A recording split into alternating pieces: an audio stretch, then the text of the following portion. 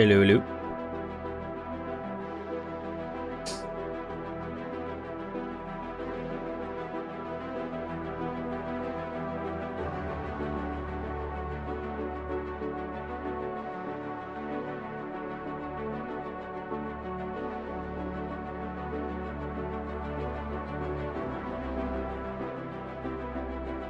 Good morning. Hello, hello.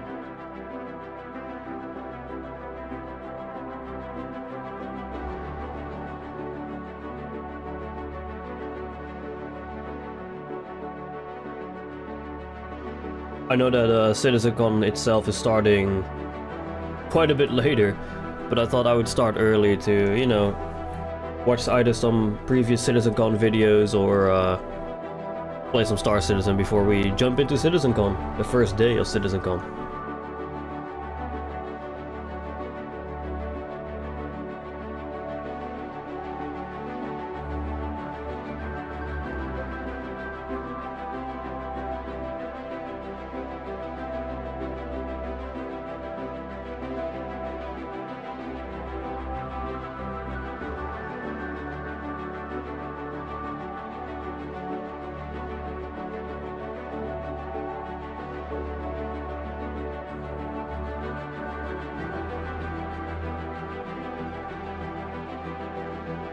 See if we can watch some panels from last year, huh? Before we start.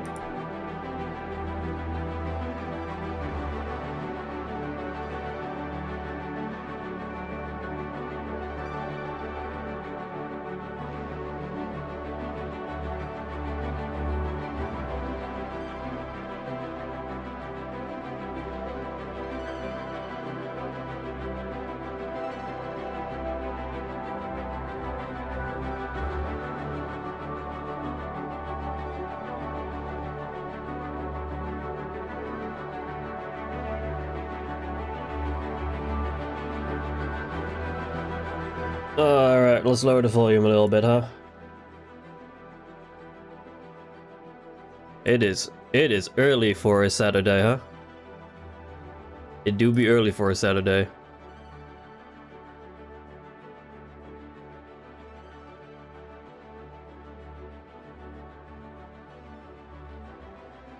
Let's see. I kind of want to start off with the fire stuff.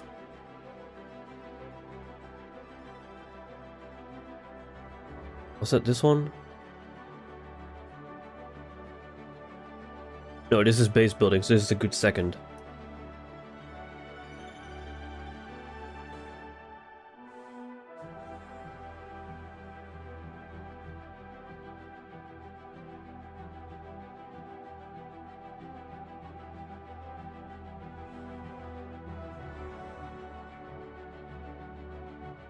Hello.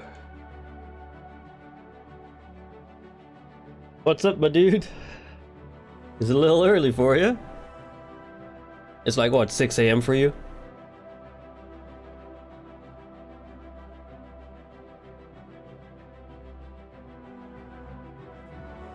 Yeah, so great at 16 shots. Man, just wait until you see the F4 shots.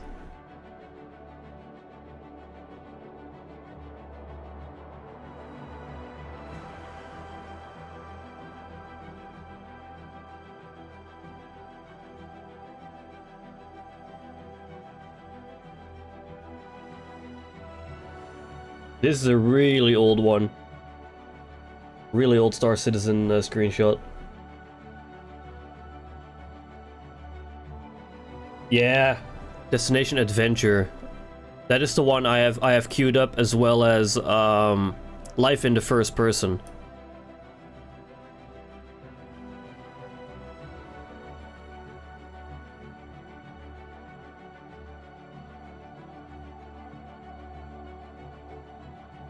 I'm just looking for the video about engineering.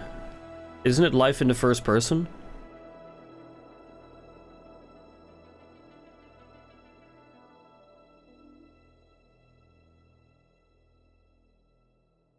I think it is, huh? Weaponry, FPS combat, combat INA, combat demo. Oh, Fix It and Flight is probably it. Engineering gameplay. Yeah, that's the one. Yeah. Dash the one.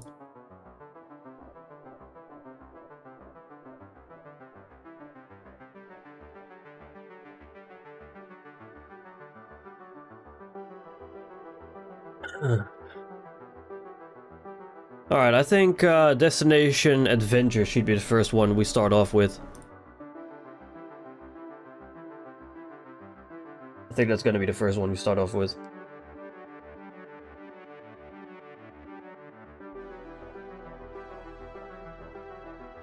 Let me quickly set it up. To be clear, it is 3:12 for you. And since when have you flown the F4? I've flown it a little bit on release date. A little bit. Not much. A little bit.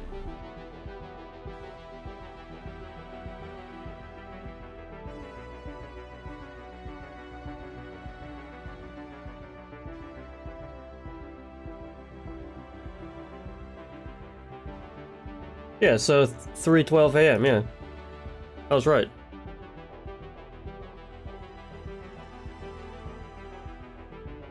Why he's awake? Because of CitizenCon. Although CitizenCon only starts a little later. The venue opens in roughly an hour, UK time. Like 45 minutes when the venue opens. And then I think CitizenCon itself starts at 11... No. Yeah, 11:30 I think. CitizenCon itself starts at 11:30 our time.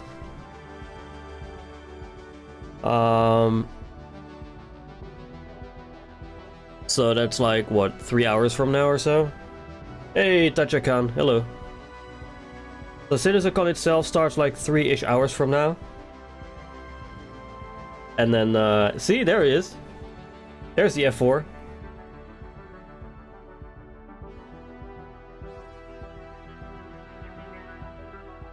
So until then, we'll be watching some previous panels and or play some Star Citizen. I'm a masochist. Ain't that the truth, man? Ain't that the truth? Otherwise you wouldn't be playing Star Citizen. Oh, this image goes hard. This one. This screenshot goes hard. With the contrails on it.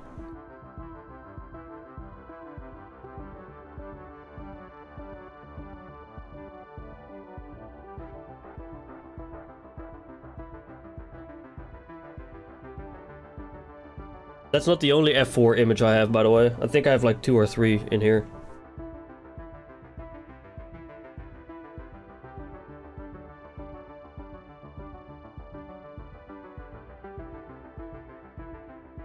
I've been trying to add some more Star Citizen screenshots because I noticed that I have way too many DCS screenshots in this slideshow.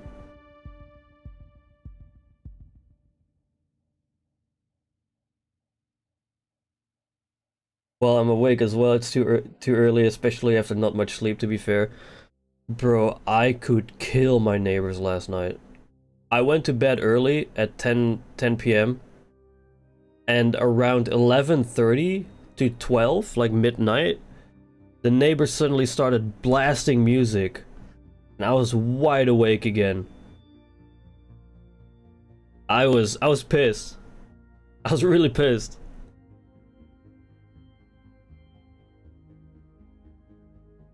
I was rightfully pissed off.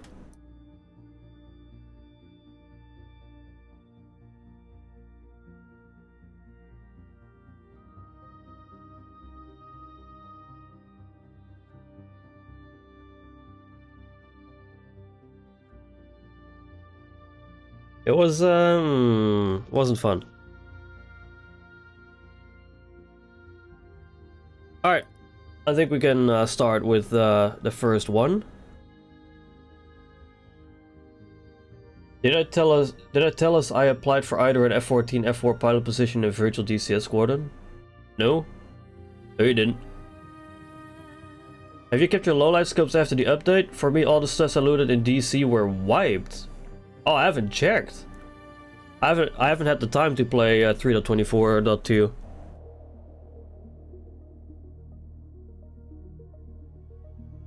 I sadly haven't. I haven't checked. I've been busy yesterday all day with preparations for today. Hence why there wasn't any streams yesterday. So I haven't really played 3.24.2.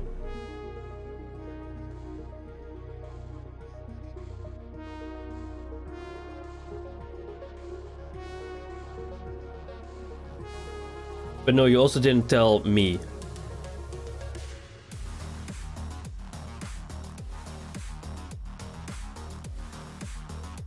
I think we can drop the music now. Let's switch out to CitizenCon, or like the panel from last year.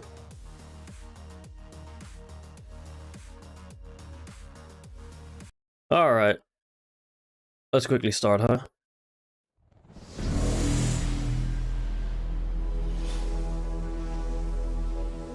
Wait, is this actual? Oh, it's auto-generated. Never mind. Hello and welcome to Destination Adventure. Woo! My name is John Griffiths. I'm the lead environment artist for EU Sandbox 2, and I'm the product owner for the distribution centers. Before we delve into distribution centers, the best addition to Star Citizen. Everything that you're going to see is currently in grey box, so just keep that in mind. It's a long time. These distribution centers, what are they? Well, first off, they're the biggest location we have on the ground outside of landing zones. The reason why they're so big is intentional. We wanted enough space to support as much world and mission-based gameplay as possible. Surrounding area built up to support location. I mean, there's only like 2 or 3 missions there. It's not that many. To accommodate as much world and mission-based gameplay as possible.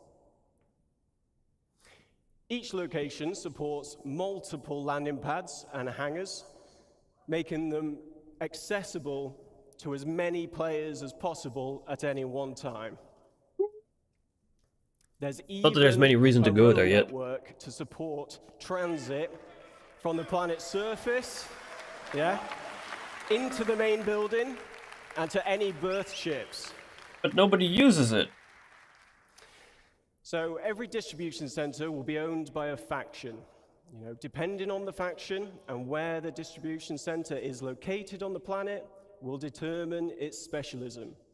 Now, each specialism will lend itself to different missions and it's reality check time. So let's talk about some. So, variety of owners, specialisms determined by location, multitude of missions and opportunities. Specialisms determined by location. This means jack shit right now. There's no specialisms. They don't produce anything. It's just a nice visual location to visit, but they don't produce anything. They don't produce anything. Everything that's there in SCU containers is also at the next location. There's nothing special about them. And multitude of missions and opportunities, well, thus far it's only like 3 missions that are there. Yeah, they look great, but some of the few missions are fun, but they're way too underutilized. But again, there's no economy yet, so they cannot produce anything yet. Factions for a moment. So, an example of a major faction would be the UEE. Now, at their distribution centers, also, let me turn this on real quick. They're likely to be more specialized towards. Oh my god, the only thing they produce are low light scopes. That's about it. Yeah, you're right. Also, now that the real CitizenCon hasn't started yet, I can actually do some edits real quick. In regards to video stuff. Camera. Let me check real quick.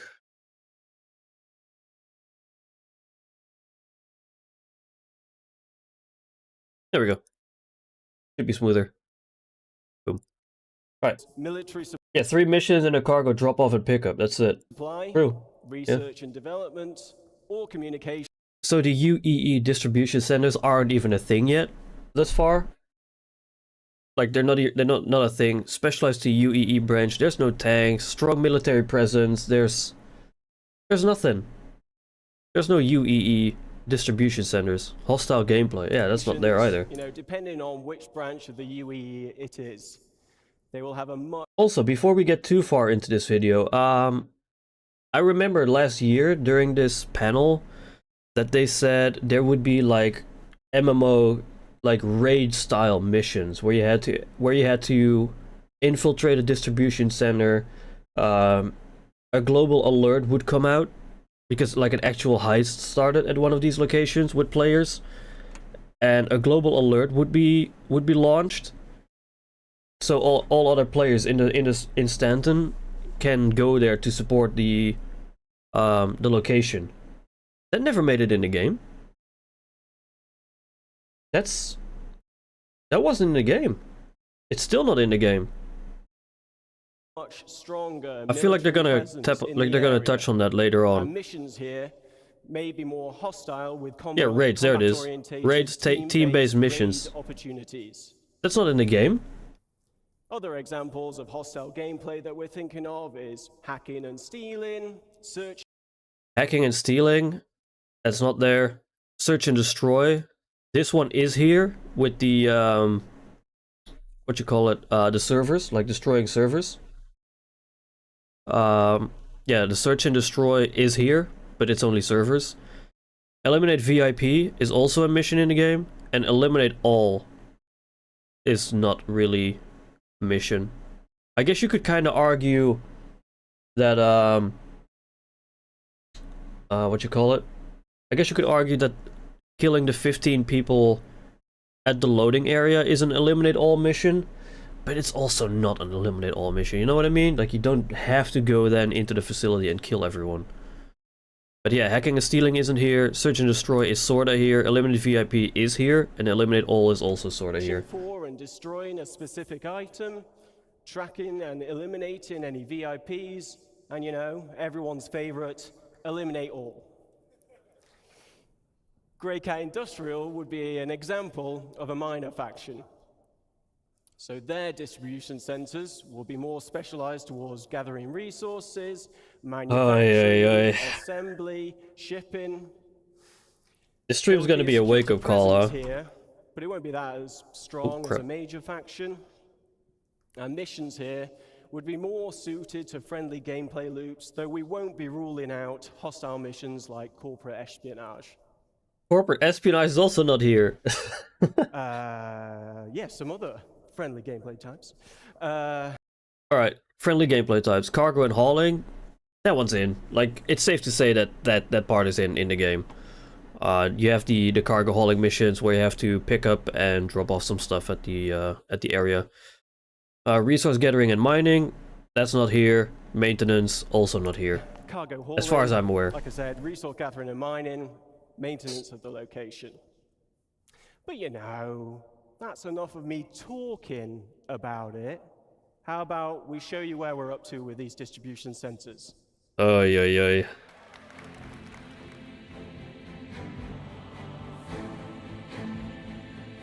Pay attention to how staged that little bit is now. Oh my god. Am I ready for this? Also, if my cam is too big, please let me know, because I can make it smaller if needed. If the cam is too big.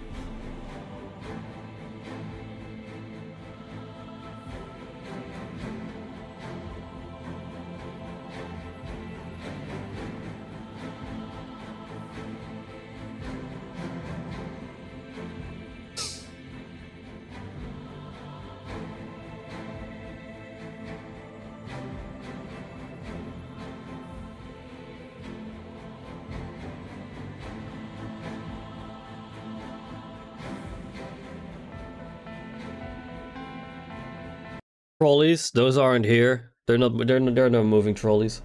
I watched Salty Mike rewatch all of these last week. Again, they're good for setting realistic hype levels before they do today. Yeah, you're right. You're right.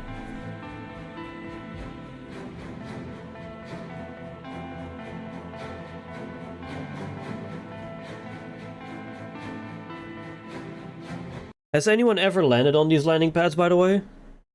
I don't think I've ever seen anyone land on these landing pads. Because if you're doing a mission, you're getting shot to pieces. if you try to land there. And if you're trying to do a cargo and hauling mission, you get a hangar and not even a landing pad. Even though there is a drop-off point on this area too.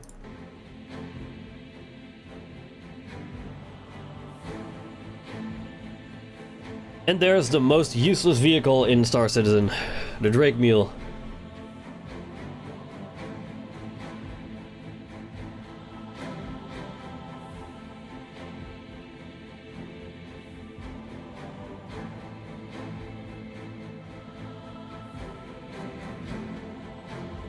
I'm more excited just to hang out with y'all and nerd out over our favorite space game all day. Yeah. Does a drop-off point even work? I think it does. I've never tried it, but I think it does. Hold on, Thank you. So to talk you through the corporate spaces at these locations, please welcome Rainer Rick to the stage.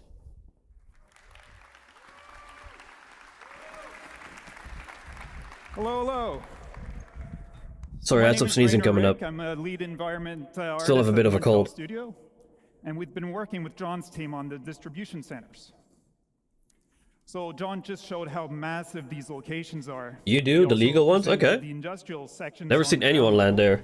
Never. I'm here to present the administrative area of these facilities that the Montreal team has been working on.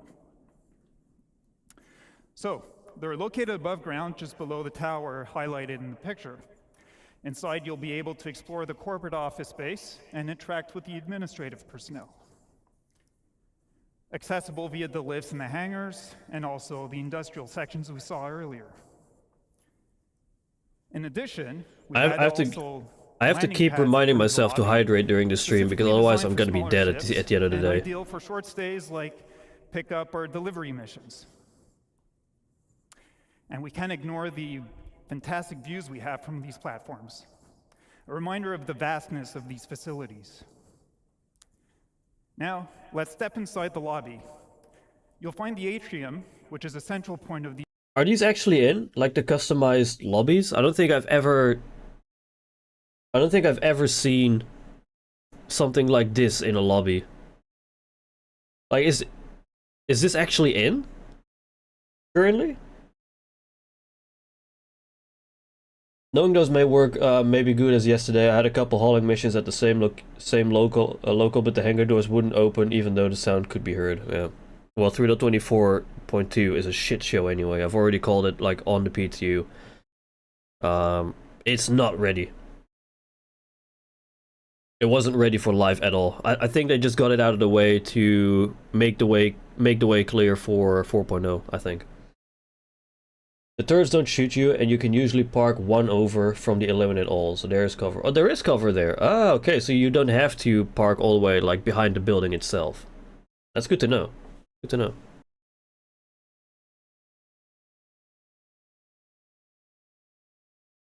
Access to various locations of the corporate space. They are... Okay, so they are actually in. You'll find the reception Ah, okay. desk.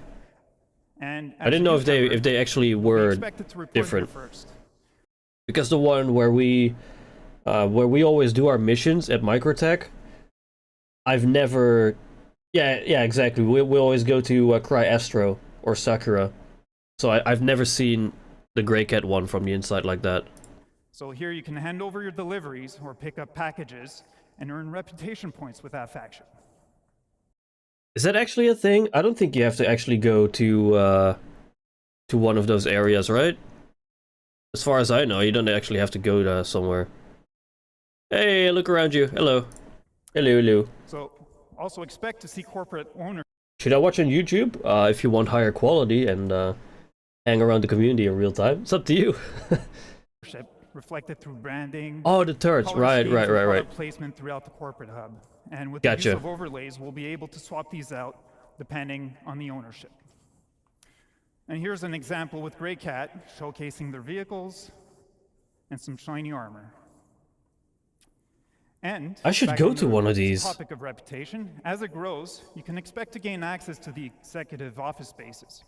From here, you'll meet with unique quest givers, and depending on your reputation level, you'll receive various mission types, either from... How much of this is in? I think literally 0. Meet with the VIP of the occupying corporation. I don't think this is in. Hand over documents.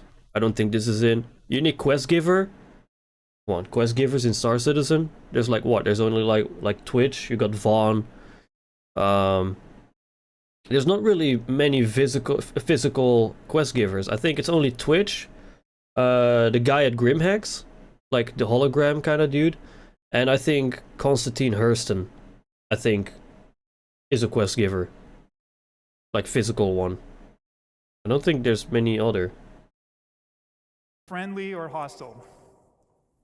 Might be mainly And cargo, finally, yeah. the distribution centers were designed as an evolving location. We've built this with Right, I should probably lower my cam a little bit, right?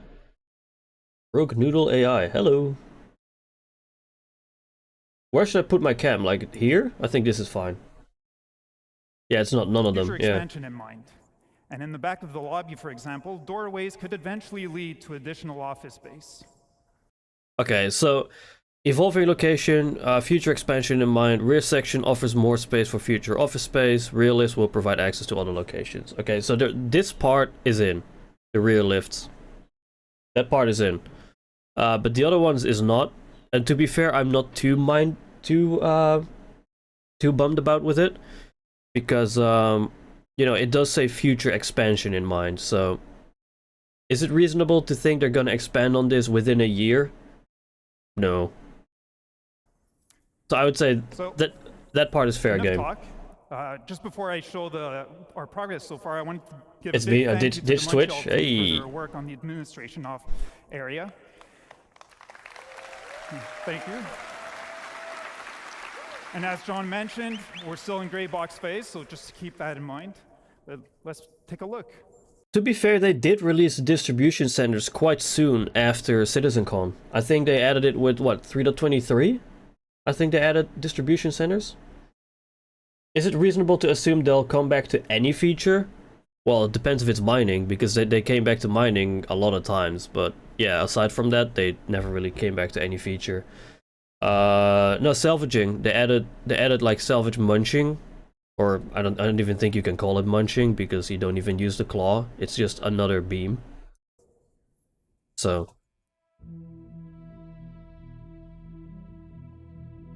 Oh man, this is gonna be a reality check right before CitizenCon, huh? Watching these old panels. Опачки. Hello, hello. Thank you for the follow.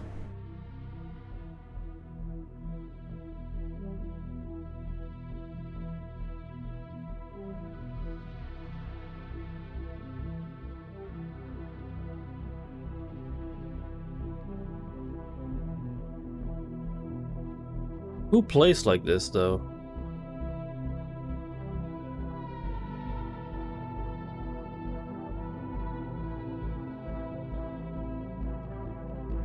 Who plays like this? Outposts have been in a while too, and they've been getting a lot of gameplay too, right? Yeah. This much. 0.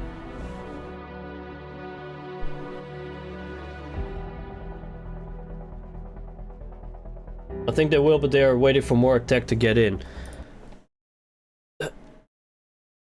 Like what? They can't keep hiding behind we're waiting for tech.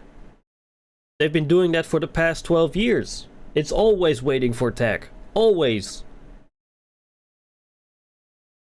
You don't RP walk everywhere? I sometimes do, but not like that. And definitely not like clothed like a normal civilian. Yeah, machinima.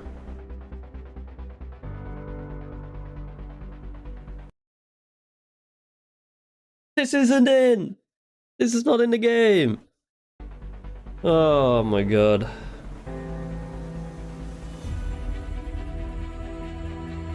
Fashion citizen. Honestly, I wish dressing like a proper civilian was actually like facilitated. Like there's no reason to dress as a civilian because everything you can just do in heavy armor. So I wish there was a reason for this. Like, you know, having people on a ship like the Polaris, for example, just having people walk around in like easy to wear clothing, you know, like maybe a cap and like a jacket or something like that, but not like a full suit, unless combat is happening, and then, you know, you kind of raise the alarm, like, you know, set condition 1 through the ship, all hands to battle stations or something like that. And then everyone quickly goes to armor, you know, prepare to disable life support so you can put more power to guns or shields. So you kind of give everyone a heads up, like, yo, we're in battle mode right now. Everyone get suited up. We have like 1 minute until we disable life support, so we can distribute power to more shields or weapons depending on what's needed.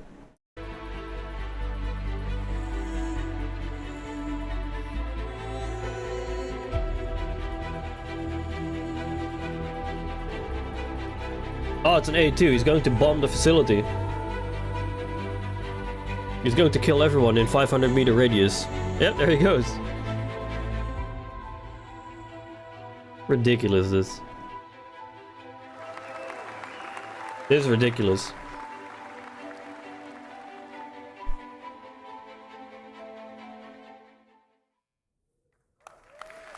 Thank you very much. And now let me welcome back we're getting John to on stage. we're He's getting gonna to this continue the part now. presentation. Thanks a lot, guys. This part about raids is going to be the real reality check, huh? Pretty mountains? I know. Microtech is a very pretty planet.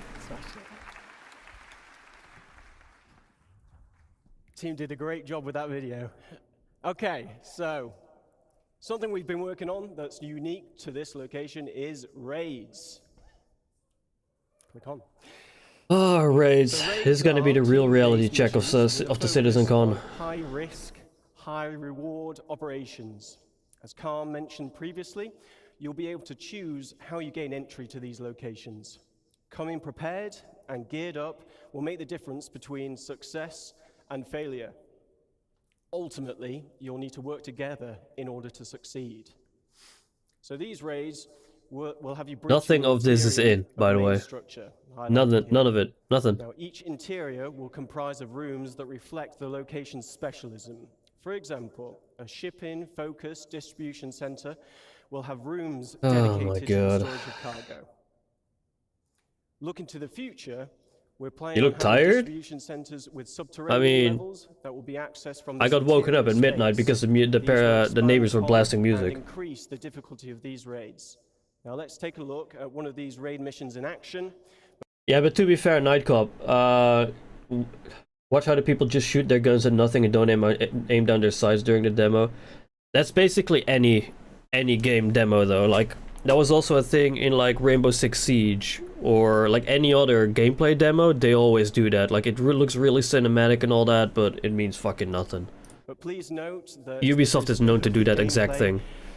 Prototype of a raid. Early prototype, still not in.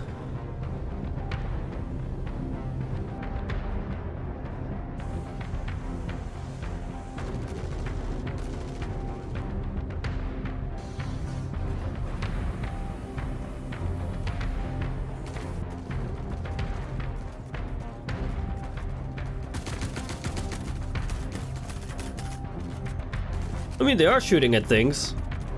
But here, yeah, they don't shoot at anything. If anything, they act like me and they just shoot every civilian they find. So if anything, this is accurate. They're shooting at people here. This guy's there, this guy's there. This guy's apparently tractor beaming a 2 SCU container for cover. Okay.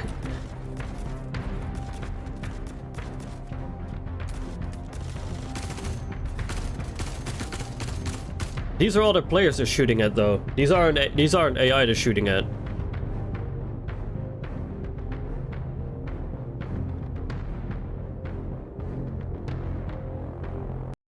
This is still not in the game. This isn't still here. Now they're shooting at nothing. What's he even shooting at?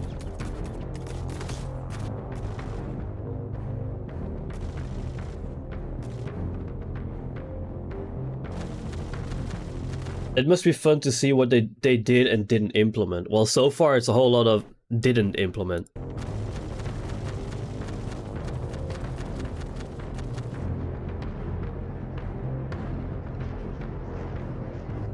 So what did they steal exactly? Like 2 SCU of iron? That's like what, 4k AUEC? It's a good rate. It's a good rate right there. Yeah, you're right, it is CIG.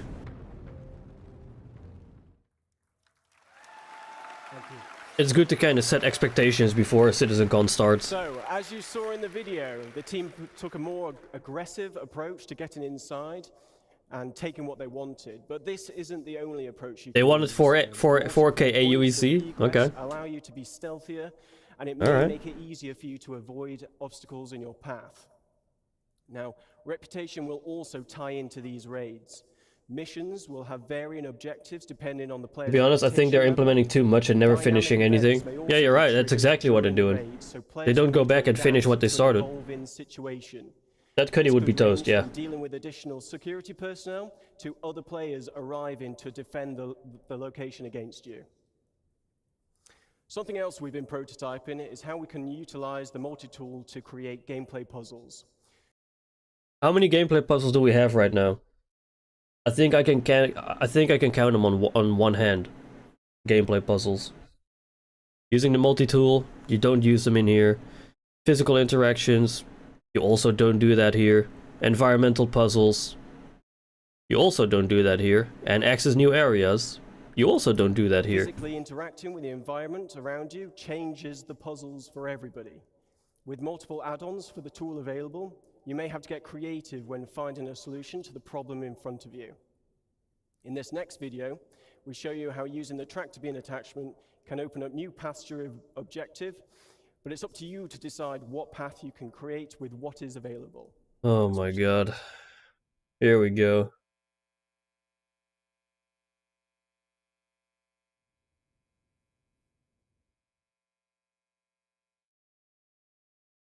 Okay.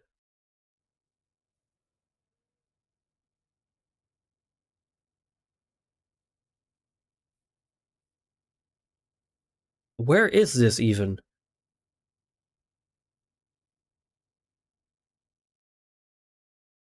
It's not me, by the way. There's actually no audio in this clip. This doesn't get you anywhere, and it's not in the game either.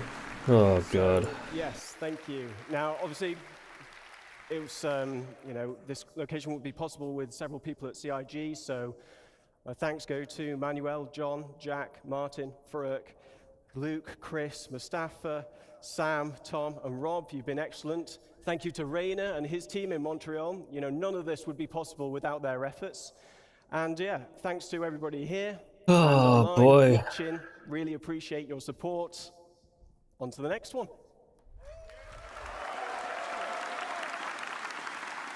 Which is cargo and freight. Okay. Hello. Hello. I love how the people in love how the people in the crowd also just say hello. To you about different aspects of cargo and freight on behalf of Art and Design. My name is Nick Etheridge, and I'm an assistant environment art director. So obviously, cargo. Art. That's the most important part in this game. Boxes. Art. It's a big part of the game. Almost every aspect of the game has some. Oi, oi, oi, oi, oi, oi, oi, oi, oi. What is cargo? Inventory, locations, interactions, commodities, containers, missions, vehicles, AI, economy. There is no economy. There's none. What do you mean, what is cargo? It's not an economy, it means jack shit, the cargo. Cargo means nothing in the game right now. Almost every aspect of the game has some kind of involvement with cargo. No, it doesn't. I'm going to briefly go through some of them now. It doesn't. So let's start with missions. How will hauling contracts work in-game? We'll be introducing the Interstellar Transport Guild. That's not in the game either, because you do everything for Kovalex. Think of your blood pressure. Oh, it's gonna get even worse, I think. Yeah, so this is not even in the game, Interstellar Transport Guild. Everything is done through Covalex. As well as formalizing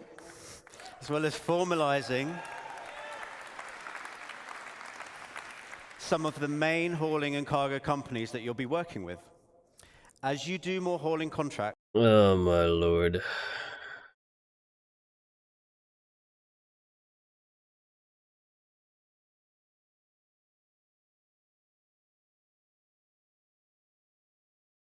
you will build up your reputation and relationship with the guild. This will lead you to gaining more lucrative contracts for specialized cargo and destinations. That's my first ban on YouTube ever. Cargo, perishable cargo, riskier routes, and more. So what do I mean by hazardous and perishable?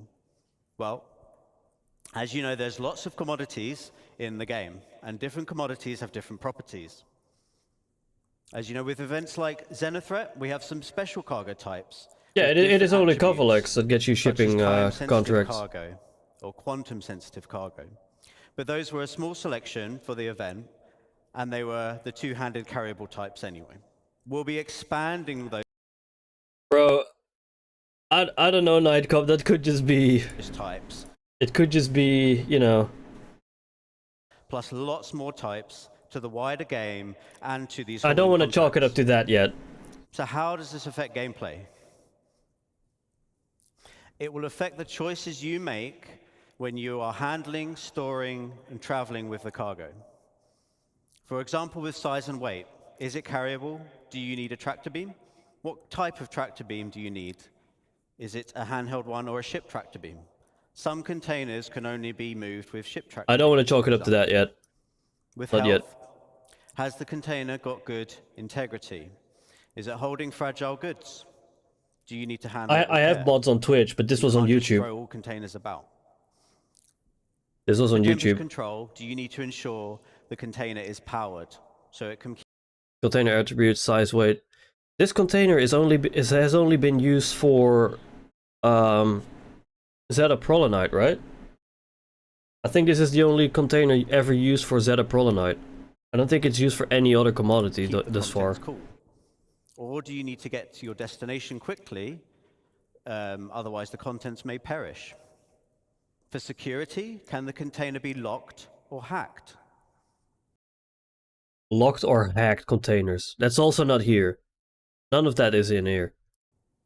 Can the contents be scanned, or is the container tracked? Will there be pirates or law after you when you're holding this container? No. Hazard containment? Is it radioactive? You might need the right protection against it, as you may have seen in Jens's presentation earlier. Oh my god. Can it explode? You might not want to put these containers on a more exposed section of your ship.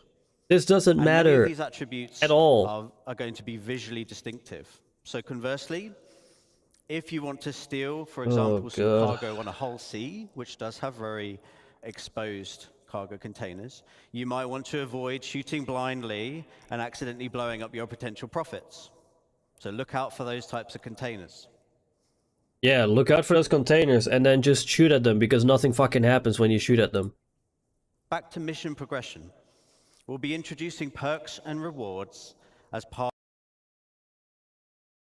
Holy!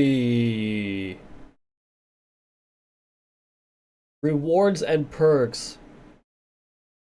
Branded ship and tool skins. Branded clothing. Flare items and collectibles.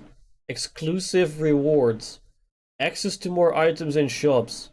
Discounts on specific items.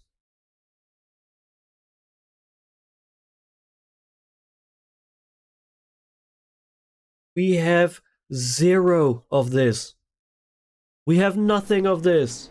Literally nothing. The only thing you could say that is an exclusive reward was the F7A. That's it. But that wasn't reputation locked. That was from an event. Oh man. 5 minutes ago, Sunday said, think of your blood pressure. This shit gets me annoyed. This fucking shit. Part of fulfilling contracts and raising reputation with these companies. We have For nothing. rewards, we'll have branded ship and tool skins. No, we branded don't. Clothing. No, we don't. There will be collectibles to decorate your hab, hangar, No, there or won't. ship, or you can Nope. put them anywhere you want. And there'll be more exclusive rewards that we'll be revealing later. How much later will they be revealing this? Exclusive rewards. We will be revealing later. How much later? Like 10 years later? Thank you. Oh my god, man. For perks, you'll get access to more items in shops and No, we don't. discounts on specific items. We also And don't. all of these rewards and perks you need to earn in the game. You cannot just buy them.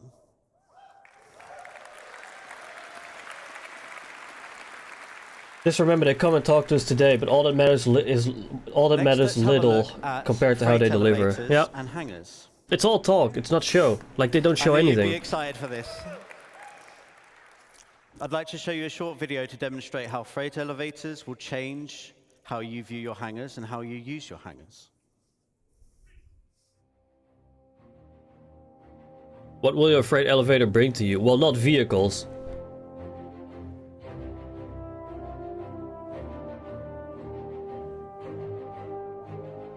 Is it just me, by the way, or is this freight elevator way bigger than anything we have in the game? Because I have a very large hangar, and even my freight elevator isn't this wide. So this is in the game. They did deliver on this part.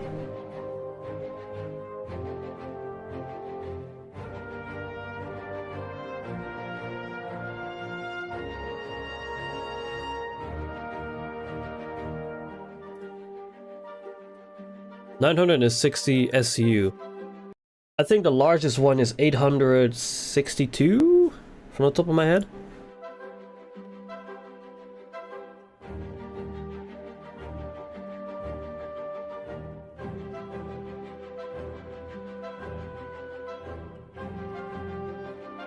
$1120, really?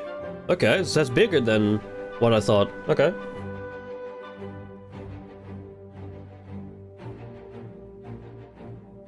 Still not in the game, this. That's still not in the game.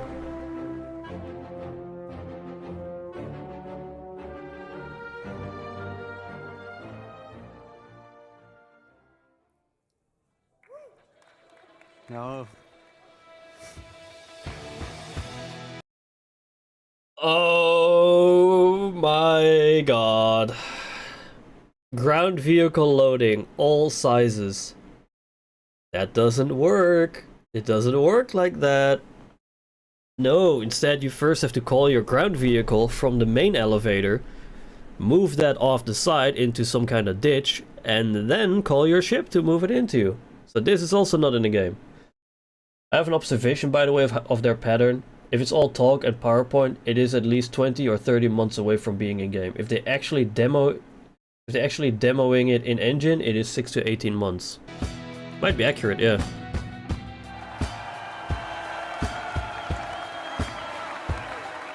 This is not in the game. Ridiculous.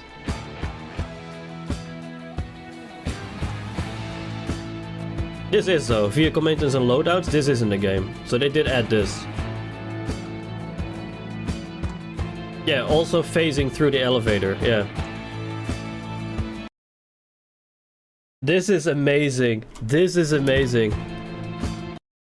Yo, Nightcop, remember how we couldn't switch out the missiles on the ballista because it didn't have physical components yet? It has physical components in this demo. Actually, no, it doesn't. It just disappears. Hold on. Yeah, it just disappears. It just disappears. It doesn't actually physically go in there. It just disappears.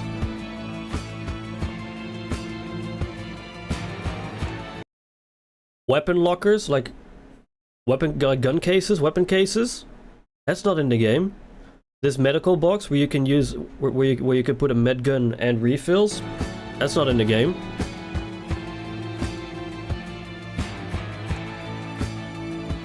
Bro.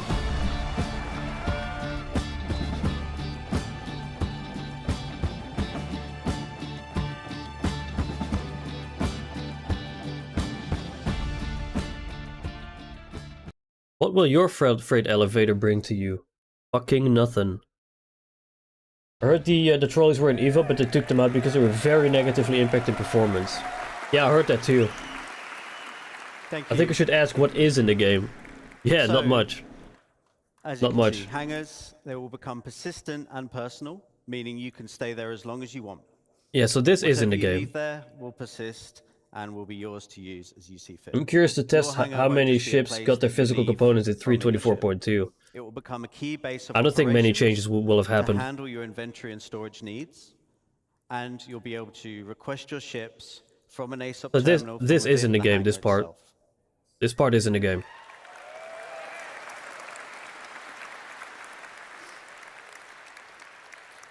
Location inventories won't be magic and instant anymore. This means that the freight elevators will be one of the main ways you interact with your local inventory.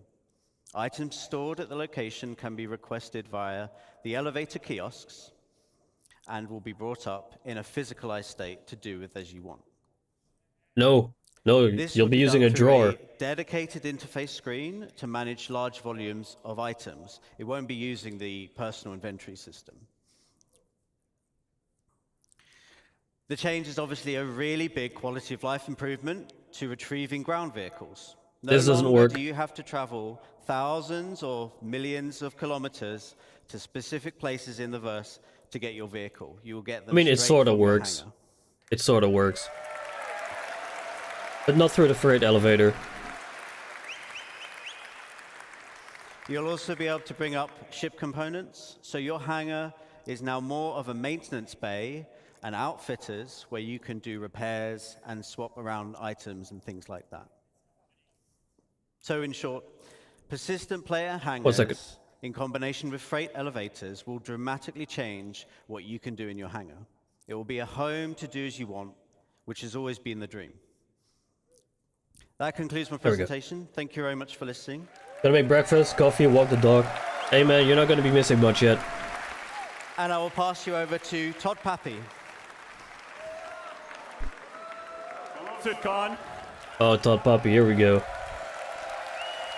Come on, I can't hear you. All right, there we go. So, we'll be talking today about something special.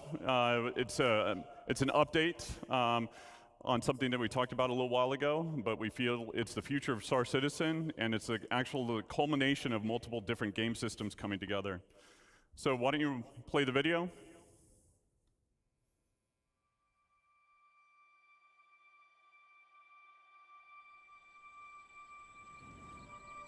Is this the base building stuff? Yeah, this is the base building stuff. Okay. I gotta say though, like they have, I think they have a whole section about base building today or tomorrow. So I'm gonna go easy on this part of the presentation.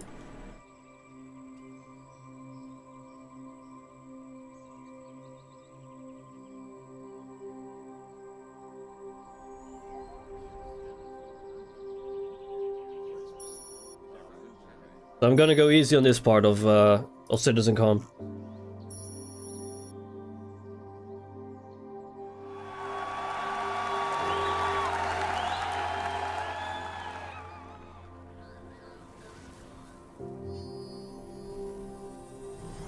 Because obviously this is just a demo, like an in-engine demo.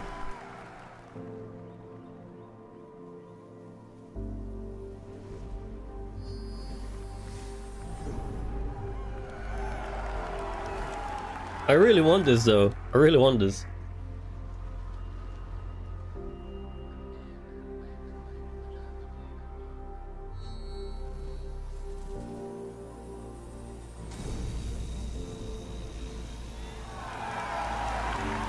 Mining? Hey. You'll be leaving in half an hour? Okay.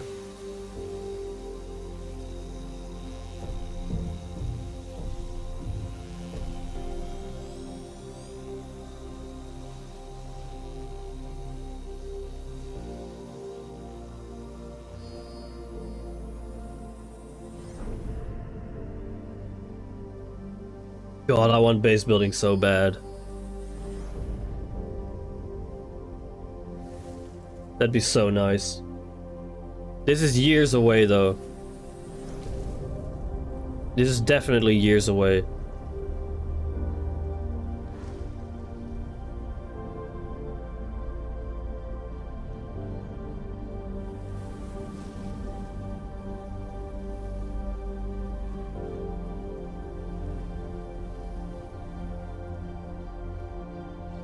Oh, hydroponics. Base building panel is tomorrow. Yeah. Kinda excited for that one. Base building panel.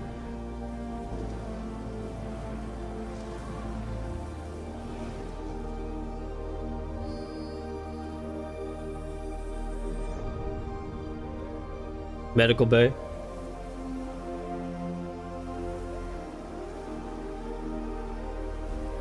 Oh, wait. Is that a turret?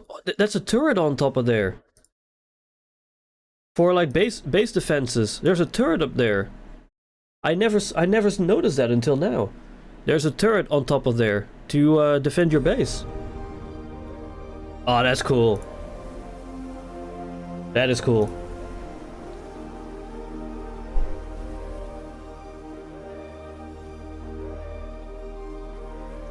And I think you have another spot for a turret over there by the looks of it, because this kind of looks like an area where you can build a turret on top of.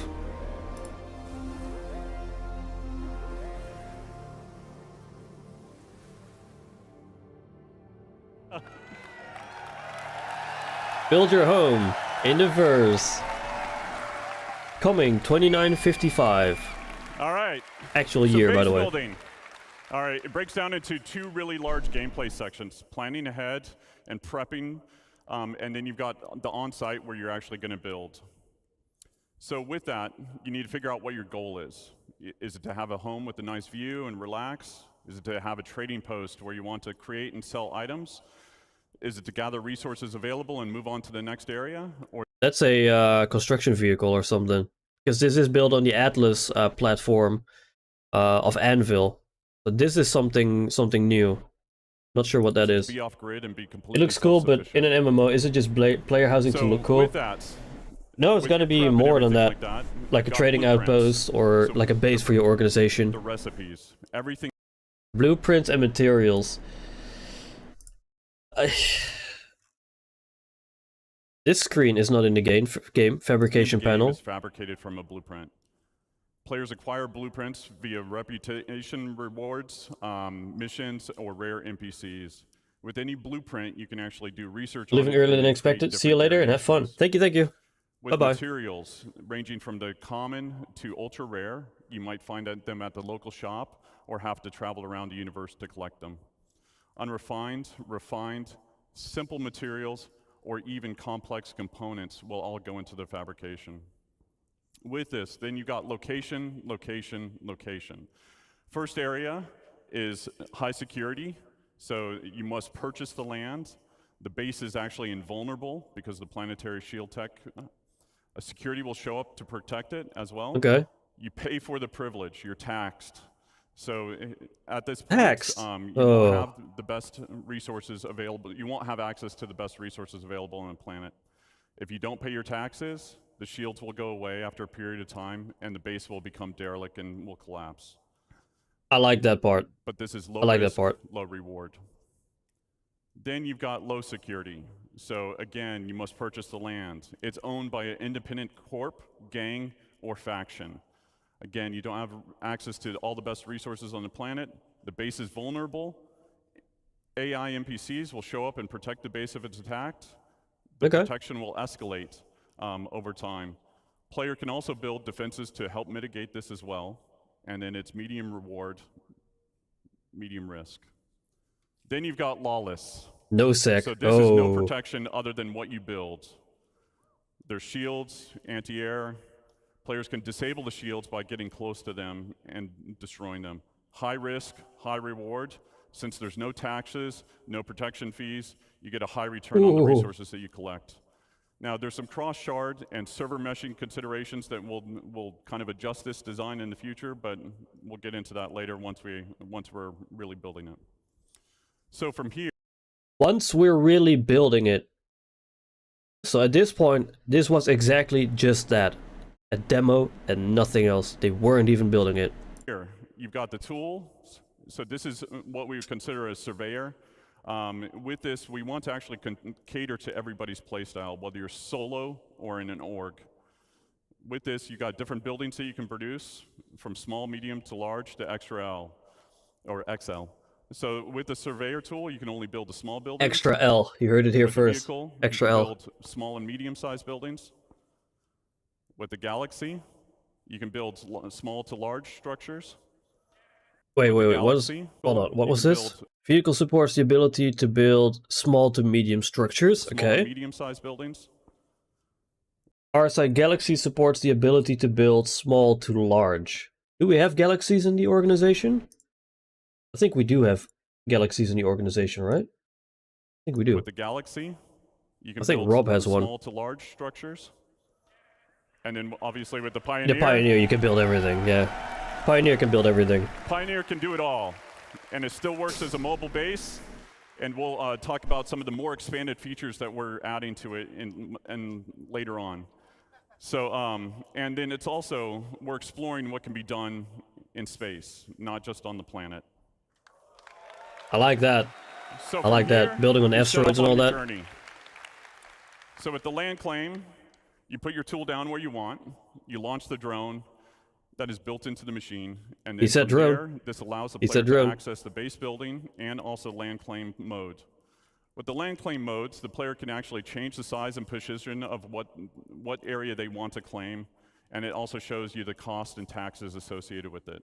If it's in a taxable zone and you don't own the land, this interface will default to it. So if you own land or it's in a lawless area, it'll automatically go to base building mode. So with the overhead view of the land, you can actually place down buildings exactly where you want. There's a lot of You can see copium the on this. resources beneath the surface, and then you can also place multiple buildings before you Paris, actually Rob, build. and Rotti So you can see 68 how it will all for a total of come 4. together. Okay, so You'll we have see the galaxies. resources that Gotcha. are needed for it. And then you can also switch back and forth between different modes, which are showing off the resource network and how you link basically power generators to consumers. And then the player can move or deconstruct existing buildings right now with no charge. That's nice. Fabrication. So when you basically build these buildings, they don't come with any furnishings. And if you didn't bring any with you, then you want to build a fabricator. So depending on what you want to build, there's different sizes of them that support buildings from decorations, armor, weapons, components, and even ships. Ships. Building ships, huh? Okay. So like base building mode, you need blueprints, resources to craft what you want. Everything fabricated is produced from it produces a physicalized entity.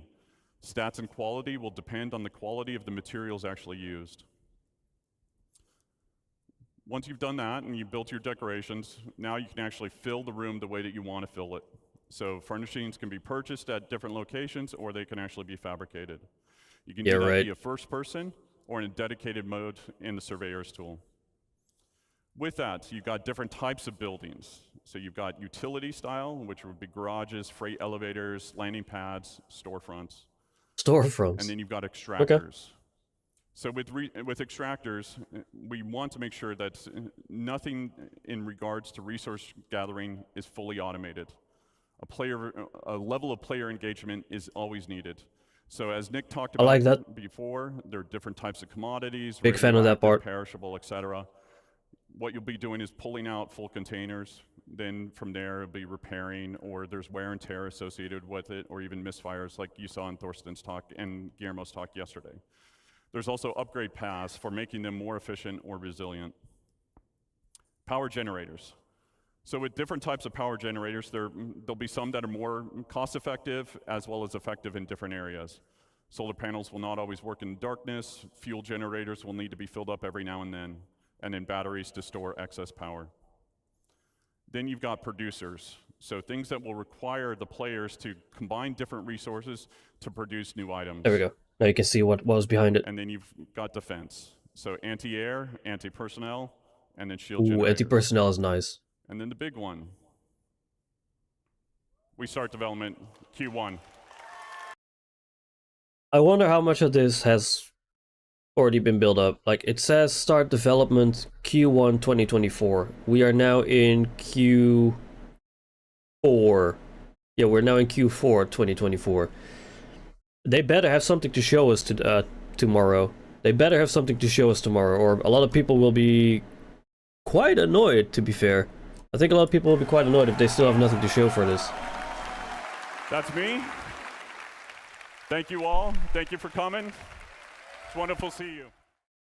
Alright, so next panel will be live in the first person. Actually, no, let's do this one first. Fix it and fly it.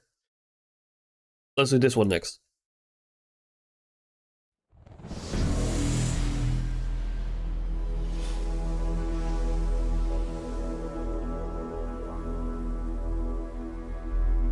Because this is the one he was referencing. From Thorsten and Guillermo. Hello, Hello.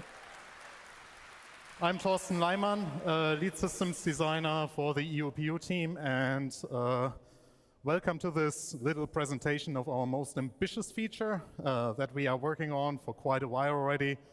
We already talked about it several times, but this time it will be a little bit different. So before we start jumping into the presentation, here's a little disclaimer. Everything that you are about to see in this presentation was done by the EUPU team, so, well, mostly.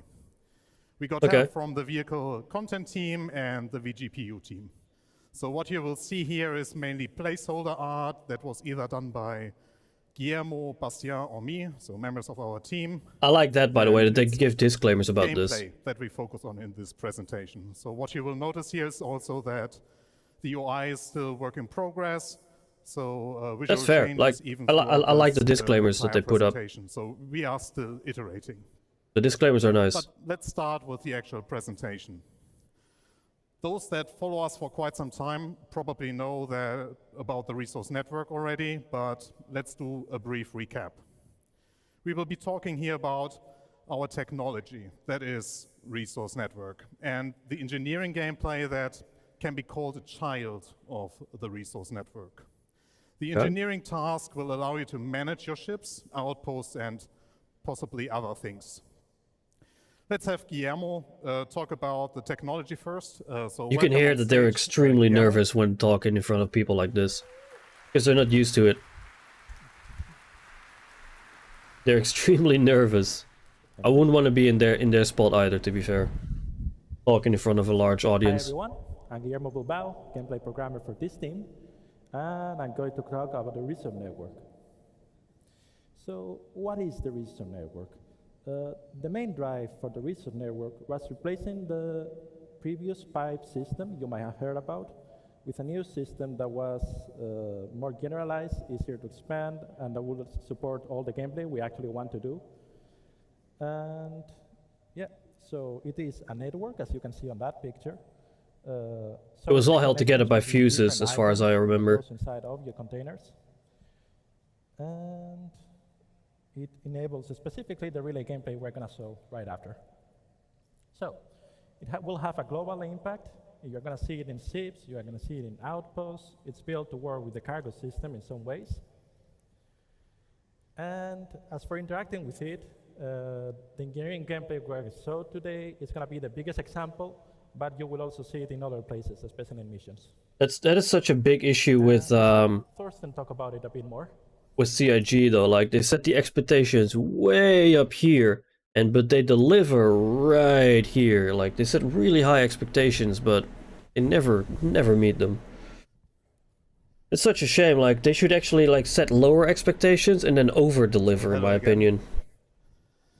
So as a crew member of a ship or as a person managing an outpost, you have several responsibilities, where the engineering topic can be split in 3 activities, and you can decide to share those responsibilities or take them all by yourself. It's really up to you. Tune, maintain, and Every manage. task requires their own Also, let me do skills this real quick and so you their can own read it. toolsets. There is tuning. Here you are responsible for preparing your ship. Your journey did not start yet, so you adjust your ship items based on your goals for the travels. Exchange sub-items, adjust the default settings of your power plant, basically operations that require And the you promise to turn over-deliver off is what the you should items go or for, even yeah. remove And they them do the from exact their opposite. sockets. They do the exact opposite from that. And this is all about damage control and keeping the items in pristine or pristine enough state. You are the Fair. mechanic that makes sure that everything is and stays operable.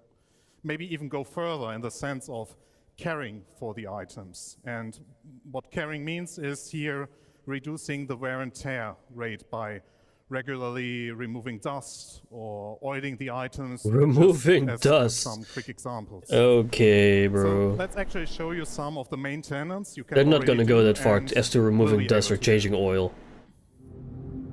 So here we start with 2 gameplay mechanics that are already in the game. So technically nothing new, but the entire engineering loop ties them nicely together. Here you saw me collecting IMC, or still collecting, and now I will take the shield generator of the recently destroyed Gladius to use them as a spare part for myself. Oh my lord. I think you can So do all of this is, of course, already, to be optional. fair. So you can purchase those items already and in the future even assemble them for yourself. So crafting. While the Fury approaches, you might get the glimpse of a debug UI. So there's the Fury now coming. I activated the debug UI to show you the health state of each item. And what you should have seen is that the shield generator is fully destroyed and the power plant that I'm about to take out now is in low health. Low health means you can still repair it. So which will be happening now with Guillermo and Pete repairing the power plant after I removed it from the Fury. So it's making it fully functional again. There's the debug UI right there.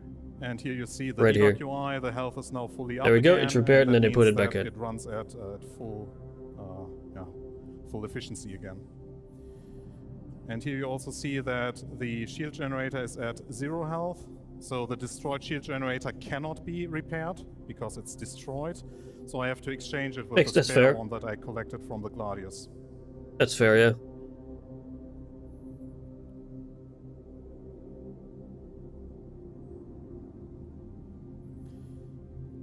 So with all those repairs being done, the Fury is operatable again and it can go its way.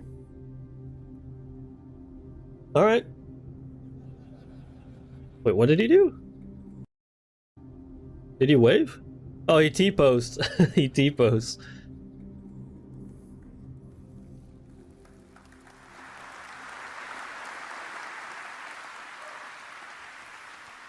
So getting back to the responsibilities. A big one is managing your ship, which includes resources, but also more general aspects. You have to manage the power distribution and come up with informed decisions. Informed Like decisions. reacting to that's gonna be hazards, like that's gonna be a malfunctions, fire, difficult one low for a lot of energy, people. But also calling out items that need repair and maintenance. You will delegate the rest of your crew to keep your ships intact, like giving clear priorities of what needs to be done first. Let's take a look at another video here. So this is the first glimpse of the engineering UI in action. It is still being worked on, so it's heavy work in progress. Let's start with looking at the item. Had to check something real quick.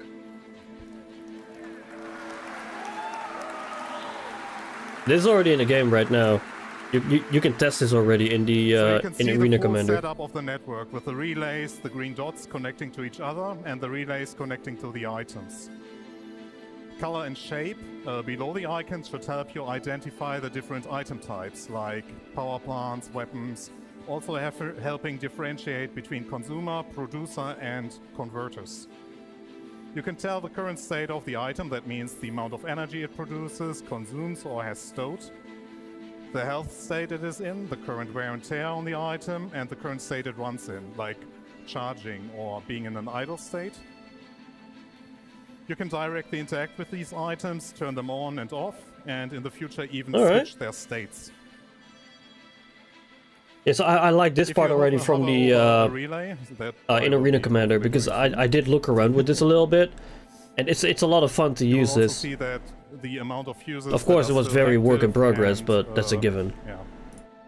Because a relay consists of several fuses, basically they're their own set of lives. And here you see all the details.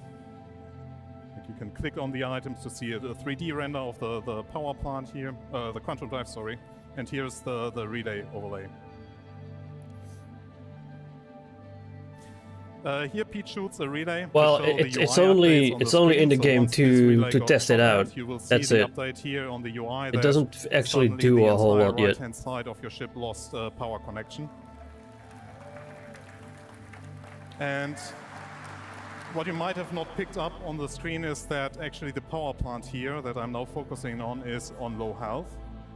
So I'm commanding Simon to repair the power plant to get it fully operational again. I know this is work in progress, and I really hope they address this. But as the person who is repairing it right now, you cannot see the health of the component. So I don't know. I kind of hope that at some point you're getting a visual like feedback of what the health is as you are repairing.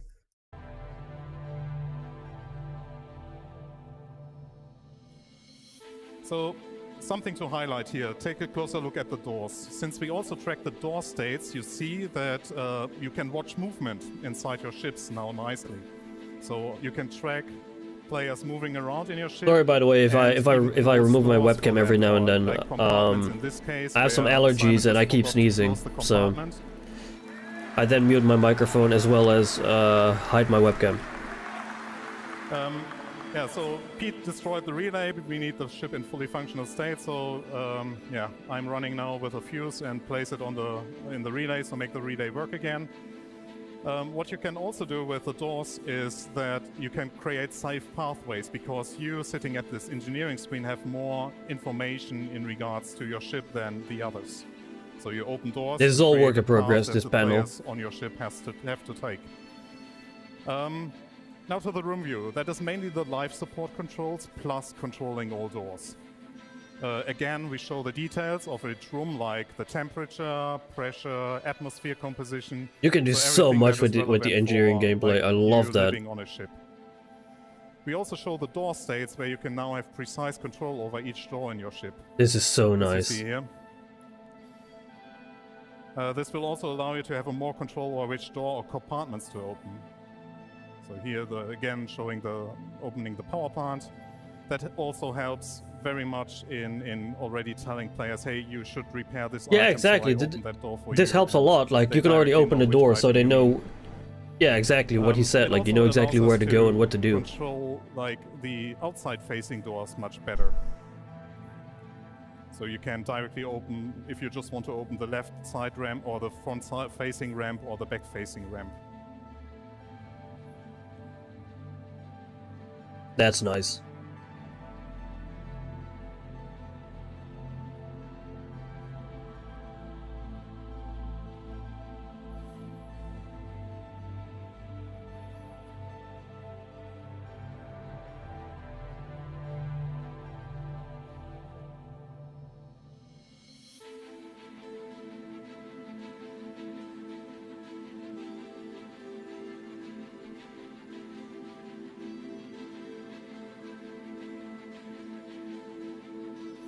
So we did it last year already, but let's make our crew suffocate again. So the moment that you basically pull off Man, the the sneezing helmets, is so annoying. and Holy now shit. me pressing the cycle button, you see that the entire atmosphere in this room is vented. And Zero well, atmosphere. The And now he's dying. consequence is death. That's nice. I want that. 4.0 really can't come soon enough for me. I want it so bad. So, as you can tell, engineering gameplay will bring a lot of changes. Some of those changes are adding batteries to ships that will allow you to get a little bit of extra power for a short amount of time. I don't think the batteries are in the game yet either. Where it's not only their on-off state, I think but that's being also their added resource when 4.0 consumption. comes out. And where the biggest change that will come in this update to the resource is basically to the resource consumption and generation. So let's talk about energy balance. Currently, ships are balanced such that they consume less energy than they produce. Yeah, this is basically what we have now in 3.24.2. All items Hold on, let me remove the webcam real quick so you can see. requires less There you energy go. than the power plant will provide. And this has to change. The energy rebalance that I will explain to you now will affect mainly bigger ships. Single-seaters will still behave like they do now. For big ships, we will focus on item groups. God, I like Those this so require much. energy, but I your ships will really not like this so much. provide enough energy to have all components run at 100% all the time. Instead, you have to decide what you want to have permanently powered by your power plant. So managing decisions will Like have your an life support, impact for now. example. You could decide, And your coolers. as in this example, to shut down your thrusters to turn on the weapons. Isn't the best choice, since you will not be able to maneuver, so might not help when you are attacked. You would be able to shoot though.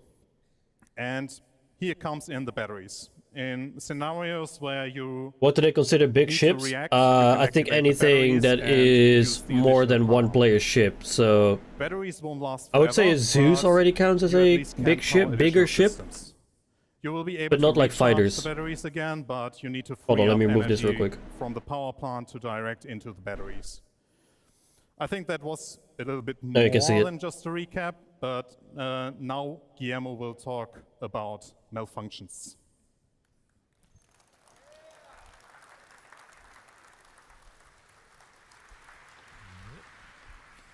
Let me So I check will real talk quick about if malfunctions Star real Citizen is quick already before we live. get to the next video, since I don't think we're they on are, time but schedule.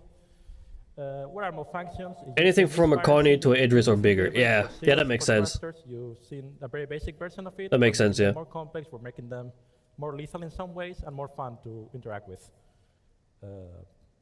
Also, some of the new malfunctions will include fire, spreading misfires that represent electrical surges going through the ship, or Sorry. signature burst, which increases your signature and makes you show up on enemy sensors more easily. There we For go. how you will counter them, you've seen suffocating people with life support. More than which one, is but also that here would to include the suffocate the Scorpius. fire with life support, which is probably Yeah. more useful. You will be repairing them, Yeah, not but necessarily only with a repair beam, but also repair I think what Emergent said is accurate. Like anything from a Connie and if all up. else fails, just turn it off and on. And Like a here's video of the fire in freelancer, action. Constellation, Zeus. You've seen in other videos the fire. This is a small fire. You can just put it out with a fire extinguisher. Pretty simple. It just works. Here's a bit of a bigger fire. It might be that you cannot only put it out on your own.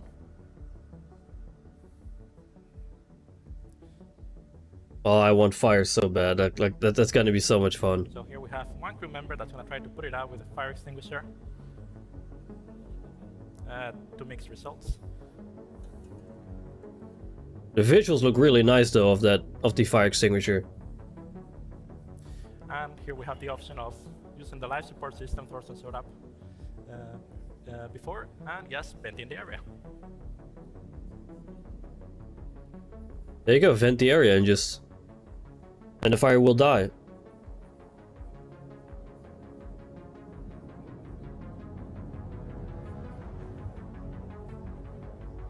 You're gonna be so reliant on other people in this gameplay because you're gonna be like, you're gonna be like, yo, we have fire in the engineering deck here and here, and then the guy at the engineering needs to, you know, vent it.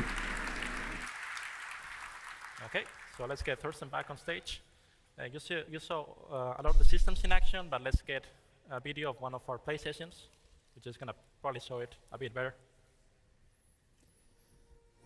So, yeah. I have to excuse myself already because I was leading this group of players being attacked by the Gladius, and I did a poor job, but more to that in that video. Yeah, Guillermo, I wanted to talk about... Oh, the output is now only 50% over here, and the batteries have 0% charge. Represent impact penetration on a very basic level. So you are going to see that the quantum drive is going to be hit by the Gladius attacking the ship. So, yeah, being attacked by a Gladius for an A2 isn't like a big challenge, but in this setup we were not like fully staffed. That means we had our engineers running around and yeah, no one being seated in the turrets. So yeah, it's all for showing this. Of course, the A2 will completely blow up the Gladius any day of the week. The quantum drive, It's just for showing it. I thought, hey, it's a good idea to tell Pete and Simon to repair the quantum drive as a priority. As you can see, I somehow missed that the habitation room is on fire. I tried to, yeah, well, prevent further damage to it, but yeah, I failed. Yeah, so that was causing a bit to the panic, so I even got distracted in this moment. So we managed to have the quantum drive survive, but here 43%, okay. Oh, it's actually going down again. The power plant also starts to take damage, and at this moment I'm also telling Pete again, and this Simon UI to changed a switch their lot attention over to the last power year, plant, because if we use as they've shown in power the plant, more it's recent also, like, Inside Star almost Citizen about impossible to engineering. flee. This So UI here changed I a lot realized, already. oh my god, we are going down Of course, this was all fast, work in and progress, I think at but this it point did now- change a lot yeah, since then. I opened the compartment to make it access faster, but that was already too late, so the power plant died. And yeah, so the backup is to activate the batteries, which I did here. So Simon and Pete still tried their very best to fix it, but yeah, didn't manage to. Yeah, the attack moved to the forward side, targeting the batteries, because the player who was attacking us. Are you actually currently knew the watching ship old vids? layout. Yeah, And, until CitizenCon itself starts. Yeah, here I noticed that the second power When plant CitizenCon also itself got starts, we'll be attacked, switching over to so I have CitizenCon, redirect which our should be in power like an mechanics hour to or it, so, I think. and, at this point, we wanted to flee, and then I realized why doesn't the quantum drive work? Because it's dead. As you saw, that there is a relay that also got destroyed. So Oh, the relay's here you dead. see it very Oh, clearly right. Yeah, the relay's that- dead. Yeah, with a relay being destroyed at the quantum drive position, that means that the quantum drive cannot be accessed from the pilot seat. That means that yeah, I also had to get that repaired.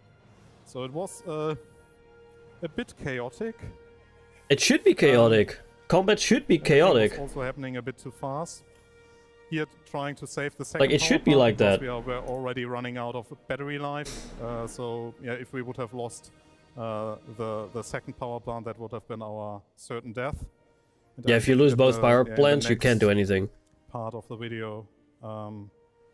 First panel starts at 11, so that's 12 our basically time, asked so an someone hour and a to half fix from now. the Yeah, relay at the back, so their that own we stream slowly starts need at to jump away. 11:30, so an hour or so from now. Yeah, so we at least managed to save one of the power plants. The other one is destroyed, but they still have one power plant, so they're currently operating at 50% output. Which means that if you lose a power plant, you're gonna have to really think about like where you're gonna be distributing your power to.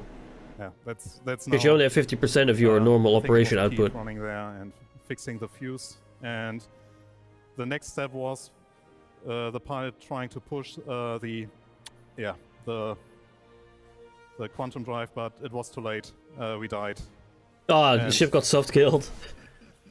The end of Ship the got show. soft killed. Yep. They soft killed. Thanks.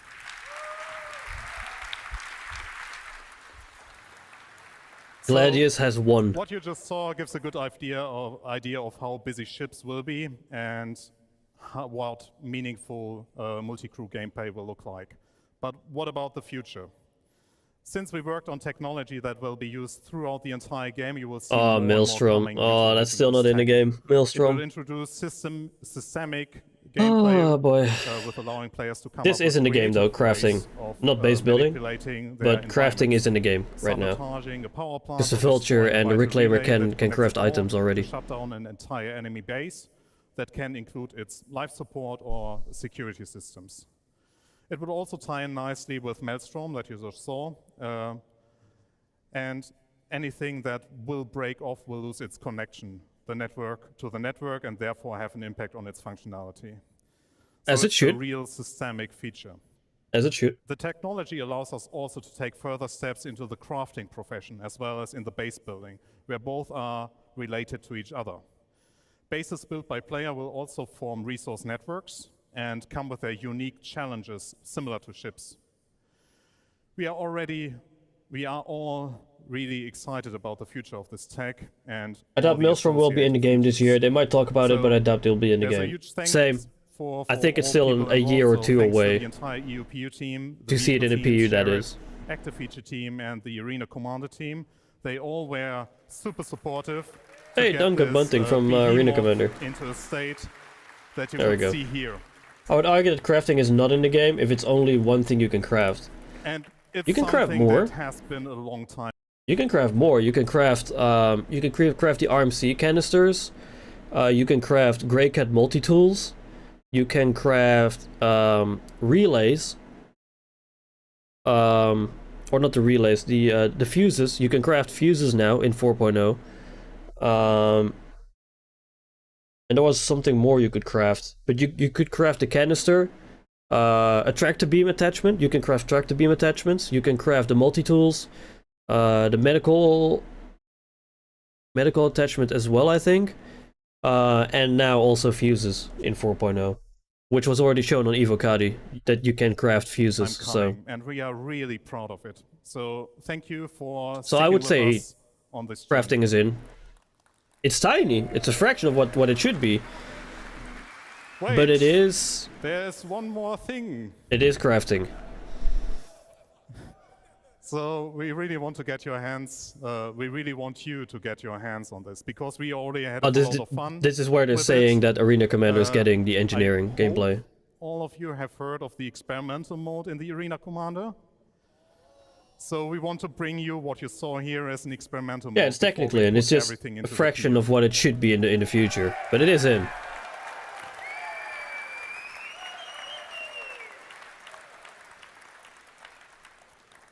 And this will be soon. So, thank you. To be fair, they were quite quick with this one. This was added to the PU or the Arena Commander relatively quickly. Alright, so then we have life in the first person.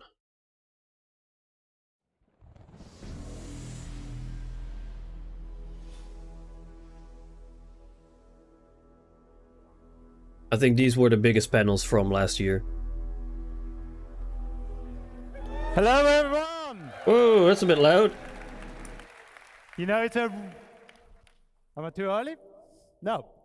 It's a real pleasure to be here at CitizenCon in person. I've had so much fun. Thank you all. There we go. But my name is Jens, I'm here from Manchester. I'm going to talk to you about some improvements to play traversal. So we're going to start in 0G, where we've been rebuilding the EVA experience from ground up. This is also in the game, the new EVA. Like, So this the new first thing EVA you stuff see is also in the that game we now. made the exit from gravity less disorientating. Yeah, this is the new EVA. Oh, we're gonna face plant. We made it. Yep, no All right, face planting so we made anymore. the re-entry much more forgiving. So this EVA has a new prone lateral pose, and this is really important to us because it allows us to get close to surfaces, and it allows us to walk across them. So we can see that in this video here. I haven't tried this though, like, I don't think this is in though, right? In the PU. Like the crawling Okay, on surfaces? To the end, we're gonna jump off. Okay, here we go. Into that, and this smaller profile lets us get into spaces we couldn't get into before, or not easily with the old EVA. We're gonna traverse through here, thread the needle, and also the collision is much more forgiving. We're gonna slide off at slower speeds, so we're not gonna be spinning away. Okay, big reveal. Yeah, I don't think the Love crawling this is thing. in yet It's amazing. in 0G. The flying is And in, we're just not also the adding crawling, I grips, think. So in interiors, you might be able to hold on to grips to do interactions and walk between the grips to get better control. Yeah, I don't think we have this in the now- game yet. Thank you very much. So now prone has long been a problem motion set for us, right? But taking these EVA posing solutions we saw, we can now rotate around the camera without any lateral translation. Yeah, I think this is in the game. I think this prone aiming is added to the game. We're also not moving the body, so we don't need to worry about the external collisions anymore. Right? We're not going to get pushed around. That gun suck is in their face. Of course, prone isn't all about looking around. We want to traverse as well. So we're going to head down this vent. And here we put in a new collision style. So this is all about letting you have control in narrow, small spaces, smaller than this. We're going to be able to push around the corners. We're going to go run tight bends. And we're going to be able to reliably go up and down slopes. And this is where prone led the way. So we then I think this is in the game as well. So if I turn off gravity here, which I'm not going to do, but if I did, the EVA would have been able to traverse the exact same place. And by having these motion sets so similar, we can exchange success between them. And that could then be done to other horizontal sets, like prone light sets, for example, like the water wheel showed it yesterday. We might be able to take you swimming there one day. So. Yeah, there's still no swimming, by the way. Okay, we're gonna move he said one day though, but there's no swimming yet. With ladders, we put in some new subtle and significant improvements. So we got midpoint markups that lets you enter the ladder at anywhere. We're gonna let you look around so you can do 360s. This also I don't think is in the game. No, this isn't in the game yet. So that you can avoid obstacles or peek around corners. As far as I know, this isn't in the game either. Full new animation set. It looks amazing, especially with all this beautiful star cloth. You know, you got both the hood and the cape there. It looks amazing. Star cloth. Oh my god. Okay, so with combat, we wanted to add more speed to the encounters. So what we've done is we've removed the weapon penalty, so you can move at the same speed with and without the weapon out. We've reduced the inertia, so you're going to be able to push up to your desired speed faster. And this is already in 320 and 321, and we got more things like this to come. They did change the moving from side to side. Improvements. I've hinted at swimming, but I'm going to show you a different feature, right? So sliding. So with the power slide, you inject a burst of speed. I don't like the power sliding. I do not like the power sliding at all. Like, it feels too much like Call of Duty. Take you from A to B faster. You're gonna have a reduced profile. You become a smaller target. Especially if you can fire through. That's gonna cost you stamina. If you can fire through the sprinting. That's gonna add some stamina cost. Or like dolphin diving. Do it back to back like this, I don't want that in the game. Pumping, right? So you got to be a bit careful. You can't just slide your whole way from the hubs to the spaceport. I really don't want that. Another thing that is really important to us is that with the slide, it's a short duration, but we want interactivity as soon as possible. And that's true for all our motion sets. We're going to go through all of them and give you interactivity. So with the slide, we want you to be able to aim around as soon as possible. The moment you hit the ground, you're going to be able to aim around, all right? And the direction is locked. So if I was to slide from one end of the stage to the other, I would be sliding this way, but I'd be looking this way, right? And look at you guys, hey. But while I'm sliding, I can hip fire. And as I come out in the exit, I can ADS, I can lean. I could go back to sprint right away. So I could do back-to-back slides, like we saw in the last video. That's not for me. Okay. I don't like that gameplay. On, traversal, just to finish this section, I want to talk about new hazard. Now you saw this. Hey, radiation, that's also not in the game yet. I lost my phone. Bone? Can you press the button? Oh no, this is the bone part. Okay, radiation, right. I know he said it.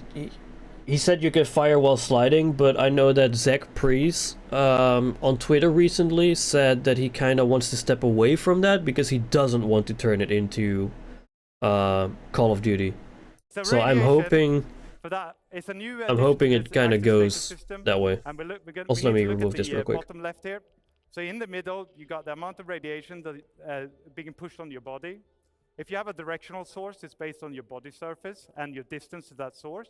So by going behind the cover here, I can completely cut off all the radiation. I'm here! Hey, hello. And then on the left, we have an icon that has a shield. We're still watching panels from last year before CitizenCon starts.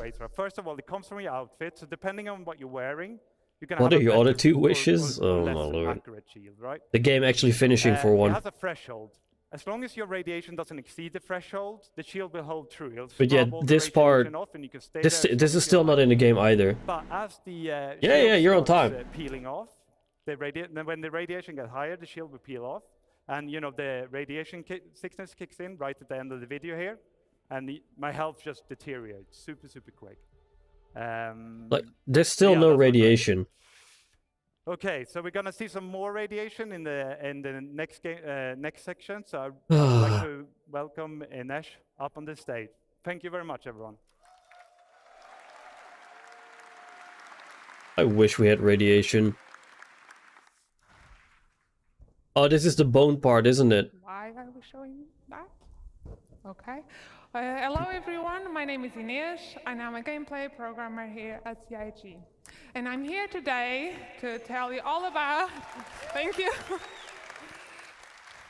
And I'm here today to tell you all about the features we've been working on to improve the player interaction experience with the physical objects in the world.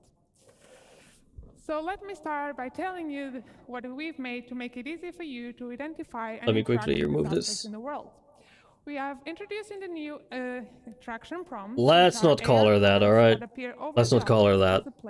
Let's stay respectful, but no, she's not. Combining with scanning will help the player to easily identify the interactable objects in the scene. That would be the vehicle team. That our interaction Ship vehicle system team. uses to determine the current item in focus. So you'll have a smarter detection and selection as you move around and look around the scene. So the prompts will show you the active interaction. Let's not do name calling, and alright? the keybind that you can use Let's to stay quickly respectful. trigger it, like you see on the pictures. So we are trying to minimize the friction of the player to interacting with these objects. You no longer have to go into interaction. I think this is the mode bone to bring part up of the cursor CitizenCon. and drag it over and to select using the inner thoughts. So we're removing that.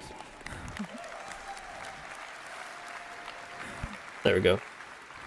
So what happens if an object has more than one interaction? Well, for that, you can just simply hold F, and this will bring you the new interaction wheel.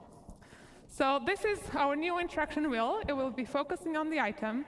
And you can see that up to 2 of the interactions have a star icon. So this is related to another system that you are bringing to you that we call in the default. Is it just me? Like, I don't actually like the interaction wheel. Have a primary interaction, that's the one that shows on the prompt, and a secondary interaction. So these are default actions that you I can personally easily don't like the trigger interaction wheel.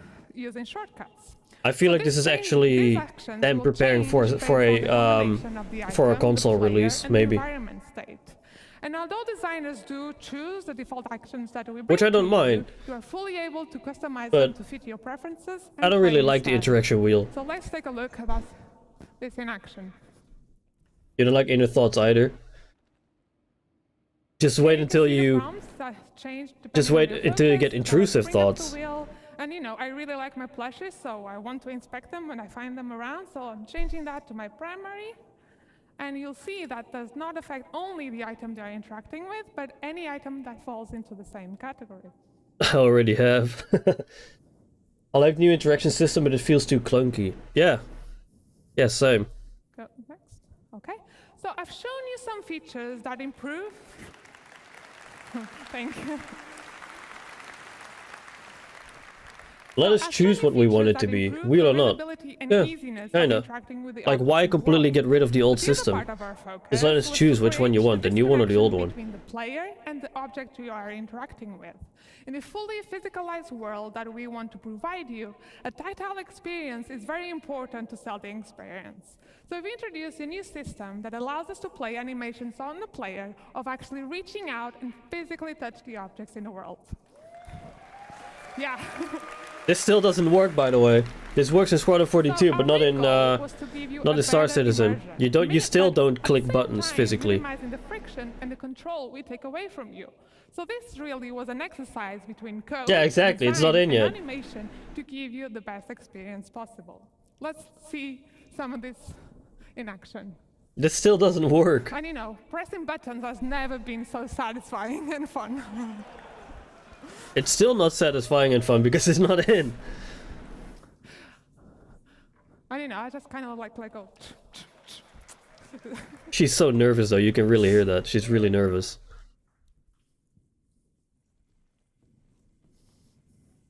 I don't know what they did to it, or if it's lag these, but the delays plus general pixelation 1080p makes it bad. I wouldn't know. I play in 1440p, so I wouldn't know. Yeah, we are still a Jedi. Okay, so let's continue. I know, like I would be incredibly nervous. I couldn't do what they do, like talk in front of a huge crowd. Couldn't be me. Are objects that have existed in our game for a very long time. I already hated doing, like, giving presentations at school, let alone talking to like 3,000 people in front of you. For the AI. But up until now, Couldn't be me. what we could do for the player was very limited.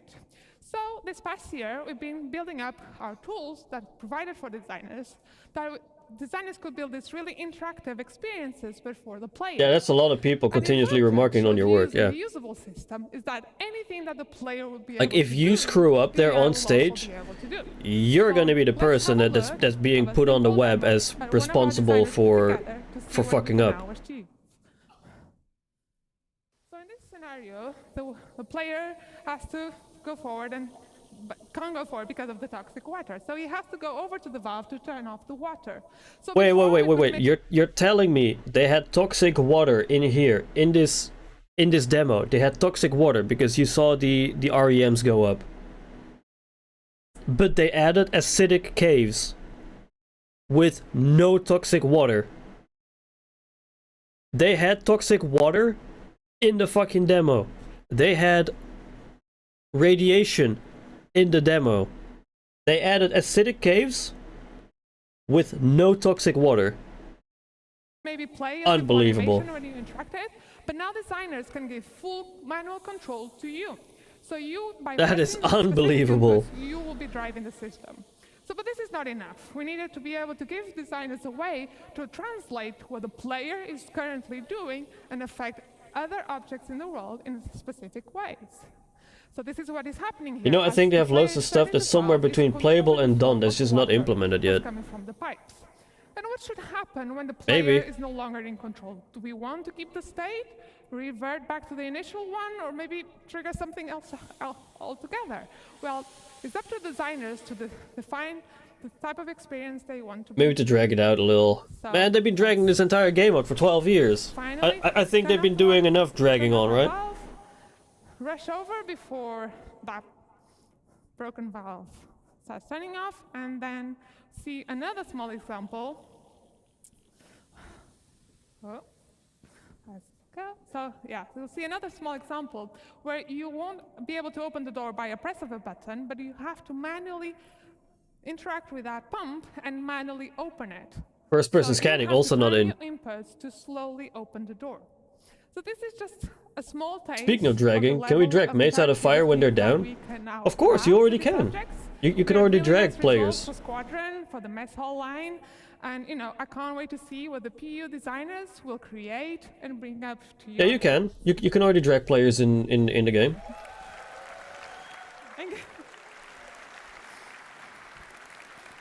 If they're like incapacitated, you can just like grab them and pull them away. You already can. Let's be honest, it's really hard to interact and get a good view of these ones. So oh shit, let me quickly remove this. We made small little changes to make it easier for you. We've created a new focus mode that will walk the player to perfectly align with the kiosks. So we can better perfectly frame the screen on the viewport. At this point, the interactive screen will steal the input focus until you actively choose this tool. Also, I think they meant smoother and easier interaction instead of smaller interactions. Yeah, I was just about to say that. Just about to say that, yeah. Yeah, so this is a very small quality of life improvement, but it will make it much easier for you to interact with these kiosks. And you know, fine. Oh, here's our favorite part, boys. Here's our favorite part, the new looting. Looting screen. It's not replacing the inventory, but it will be used when you're looting a body or any other lootable that you find in the world. It was specifically designed to improve this experience. So since looting is a common action during FPS combat, especially if you have to be fair, I like this looting system. It makes quickly grabbing stuff. Spend the minimum amount of time to grab any items you need. I think I'm one of the only people that actually like this looting screen. And a simplified version of the inventory. Looting space. I still love it. Like it really speeds up like grabbing stuff. Like how many times was I saved by going into this looting screen, quickly dragging a couple magazines off a guy's body onto my onto my slots here, so I can continue the fight. If I was pushed into that old inventory screen, I would first have to rotate the camera correctly, and then physically drag the magazine from the dead guy onto my body. Whereas right now I can just double click this and it will appear over here. I double click this, it appears here. I double click this, it appears here. I can leave the inventory screen, I can quickly run to cover. I can loot while in combat. That was literally impossible with the old inventory screen. So I for one really like this inventory screen. So we're still actively working on it, and this same with the med pens, like quickly grabbing a med pen from someone. Give you a little sneak peek how this all works. I like it. I love it. It makes quickly grabbing something a lot easier. Also, I want that P6 AR right now. So you see the player loader is on items are on the bottom, the target is on the top. You can hover, if you hover the different widgets, you'll see a tooltip that with the different quick actions you can do. You can just simple press. I never knew this actually. Yeah, it'll you be don't, so much easier. You don't have to physically grab the gun. So you can just go to their body and then do that. Or swap. You can even use your mouse wheel if you want to change the target. Is that the one in the goodie bag, the P6 or P8? It is the really quick actions. The P6 AR, the P8 AR. Also can trigger ammo Hold on. So this will... I have to check this real quick. Let me check. P6 AR. Oh, it's the P8 AR then. Yeah, it's the P8. It's the P8 AR. All available ammo, either from your target or from your inventory. Yeah, this over here is the P8 AR. In your loadout, what? and drop get rid of an. That's the P6, the P8 AR. So yeah, looking really yeah, I good. really want that, and it is the one in the digital goodies bag. Yeah. So it's looking really good, and I can't wait to see the final art. So that's all from me. So thank you so much for listening, and I hope you have a great time.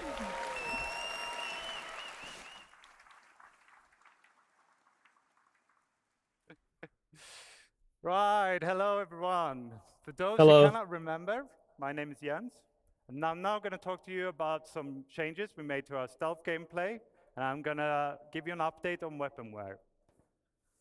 Right, so takedowns is an important part of our stealth encounters. So this is where we're going to add some player Do people actually stealth in this game? Move you through different action sets. You're going to start out by struggling. You might fail. Of course, this sort of added time and the extra noise you're making is really going to increase the. This isn't in the game like again. You're going to get faster the more you do it, and then you're going to reach maximum efficiency. Check this one out. So he's so fast you can barely see him do it, and then he guides the body to the floor, so it makes almost no noise, right? We're going to explore some more variation beyond our unarmed and our knife takedowns, like sedative injection pens. Sedative injection, that's also still not in the game yet. Here, let's see what we can do about it. There's still no sedative. This is also not in. Using the environment, we can do a more efficient takedown than maybe our skill level would have allowed. And it certainly looks a lot cooler. And we're going to be able to use this to get to enemies that might be otherwise difficult to get to with our normal takedowns, like a pilot strapped into his pilot seat, you know, sneak up on him and take him out. I can watch that all day though, like him hitting it on the rails. In that last video, we incapacitated that enemy a lot. I'm going to introduce you to a new weapon, a new item, sorry, and that's the restraints. So with the restraints, okay, let's take him down first. Bounty Hunting V2. New restraints already shown last year. Oh. Okay, so with the restraints, we're going to turn him over, we're going to cuff his hands, we're going to cuff his legs. Still not in the game. Now, if he wakes up, he can't chase us down, right? But he could call out for help. So what we're going to do as well is we're going to add places in the environment where you can. I'm going to take a shot for everything that is showed and not in. And that way You're not going to survive the day, my dude. Keep you in that stealth bubble. You're not gonna say you're not gonna survive the day. Now, this is another thing we talked about in the UI demo, which is the ping, and we saw it in Inesh's presentation. That is a speed run to alcohol poisoning. To highlight a door pump. Now, of course, I don't want this in the game. I've already said this the other stream as well. I don't want this in Star Citizen itself. And we can populate more information into our data bank without then. I don't want this in. Box outs here. Or like, it's fine to have this. It's fine to have this in the game, but don't show people. Like, don't show players. So you get the I don't like that at all. It's just legitimate wall hacks. What I don't get, why roll him over? It's better to cuff his arms behind someone's back. Yeah. I don't know. Okay, so there's a charge up time. Means you can't do it all the time. It's going to recharge slowly. You see the bar at the top slowly going down. Until that goes all the way down, I can't ping. I can't even do a short ping. And it's going to spike my emissions or my signature. Oh, here's the emissions part again. An enemy with the right equipment or tech level might discover me. Okay, so let's move on to. Yeah, CIG circumvented easy anti-G. Just give everyone cheats instead. We're going to see a simulation of a weapon getting more and more. Yeah, you're right. Time. We're going to expand this beyond weapons to other FPS items like your armor, your clothing, your helmets. There's still no wear on guns currently. In the actual game, this would be triggered by weapon usage, right? So the more you fire your gun, the more worn it's going to get. And this There's still no wear and tear on guns right now. It affects its reliability, and it's going to reduce its resale value. Each item is going to wear at its own rate and persist at its own rate. So you could have a worn rifle with a pristine scope or a pristine rifle with a worn scope. Check this one out. I don't live long enough in the game for the weapon to show wear. I don't think this is in the game yet. So because weapon malfunctions is also not in the game. So here we're going to see a pristine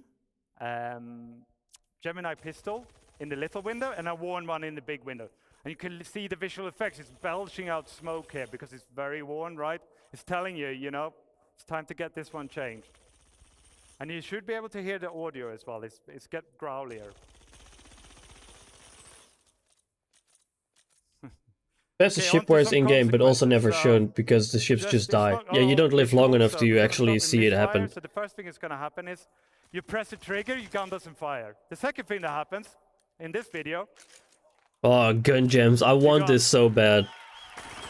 Give me those Tarkov gun gems. You guys know what's happening? So he goes, and then it goes click. There's a fail of like an ejection. Chamber, right? So we got to fix it. So it's telling us to fix it. We're hitting the button. Our enemy's firing. The shell so failed to eject. You don't have to fix it. You could holster your gun. You could pull out a new gun. You could use that new looting interface that Inesh showed. Yep, ejection failure right there. Okay. Okay, I'm going to finish this section with the features that's tangentially related to wear, and that's the dirt accumulation. So here again, we're going to see a simulation of dirt accumulating over time on the same rifles we saw before. But in the actual game, this would be based on your activities and the environment you're in. So if you're running around in a sandstorm, you're rolling in mud, still not in the game. Outside proper storage, it's going to accumulate dirt, and that's going to increase the rate at which it wears. So the dirtier your gun is, the faster it will wear out. Yep, that's not it. This is true for other biome accumulations, like frost.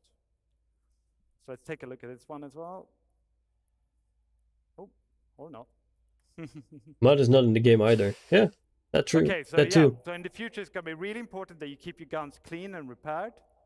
I'm now going to welcome Zach on stage, and he's going to talk to you more about. Hey, Zach Priest, I think. Thank you very much. I think that is Zach Priest.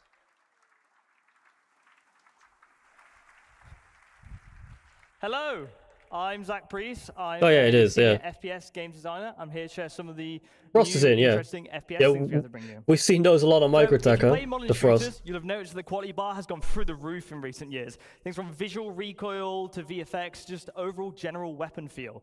As you know, we recently did a pass on our weapons to get them a bit more up to speed, but we couldn't hit that quality bar that we really wanted to, because guns are violent in nature, and we couldn't portray that as much as we wanted to. So we made a new tool, And it allows us to show the violent nature of weapons, while creating greater weapon-to-weapon variety. So, and this new tool also integrates better with other systems. For example, you just saw like wear and dirt and things like that. Let me just check real quick. A Star Citizen channel is live on Twitch. You the new weapon recoil. Oh, it is. They are live. Okay, 1 second. It kind of falls Folks, a bit flat. You're not really getting that like oomph that you want. But I'm gonna have to quickly. 1 second. Now the new P4, it has these nice little bop downs, and you feel it getting close to the camera, and the overall aggression of the weapon is a lot more there. It feels a lot more visceral when you fire. Yeah, I just checked and it went live.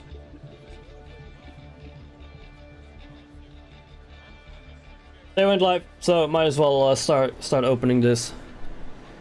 I'm gonna close Star Citizen because we're not gonna be playing Star Citizen today. Sorry for cutting it off suddenly, but we have a timer. Oh shit! There's new merch on the RSI website as well.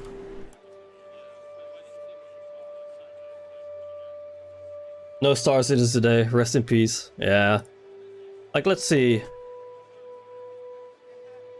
Because I saw some new stuff. Merchandise. Let's see. New stuff. Oh, the RSI Zeus bomber jacket. 140?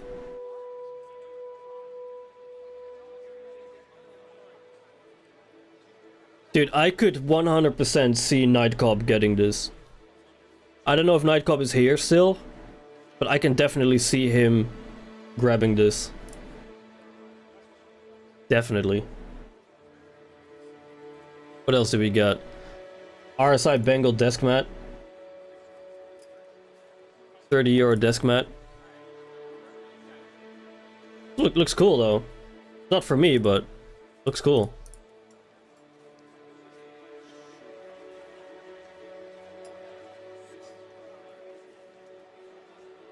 What else do we got? A blackout hoodie. This one's cheaper.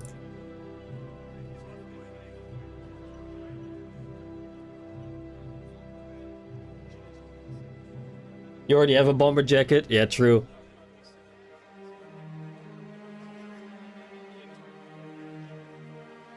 The UEE long sleeve shirt. I was about to say, like... Oh, a Pico. There's a Pico as well with the hoodie. That's pretty funny. Pico with the hoodie. I'll take a pic and show you later. Alright, gotcha. I saw this and I was like, man. This is definitely something for Nightcop. You got also like one of those like remove before flight thingies on the right. Got some patches on there. Quickly look at it like this.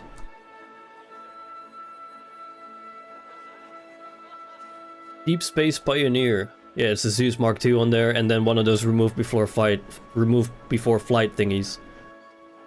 It's not bad, but it's incredibly overpriced. In my opinion, it is incredibly overpriced. 140? I think it's incredibly overpriced. I like their mugs. Oh, these ones, like the Origin Jump Works, RSI mugs. I actually got these recently.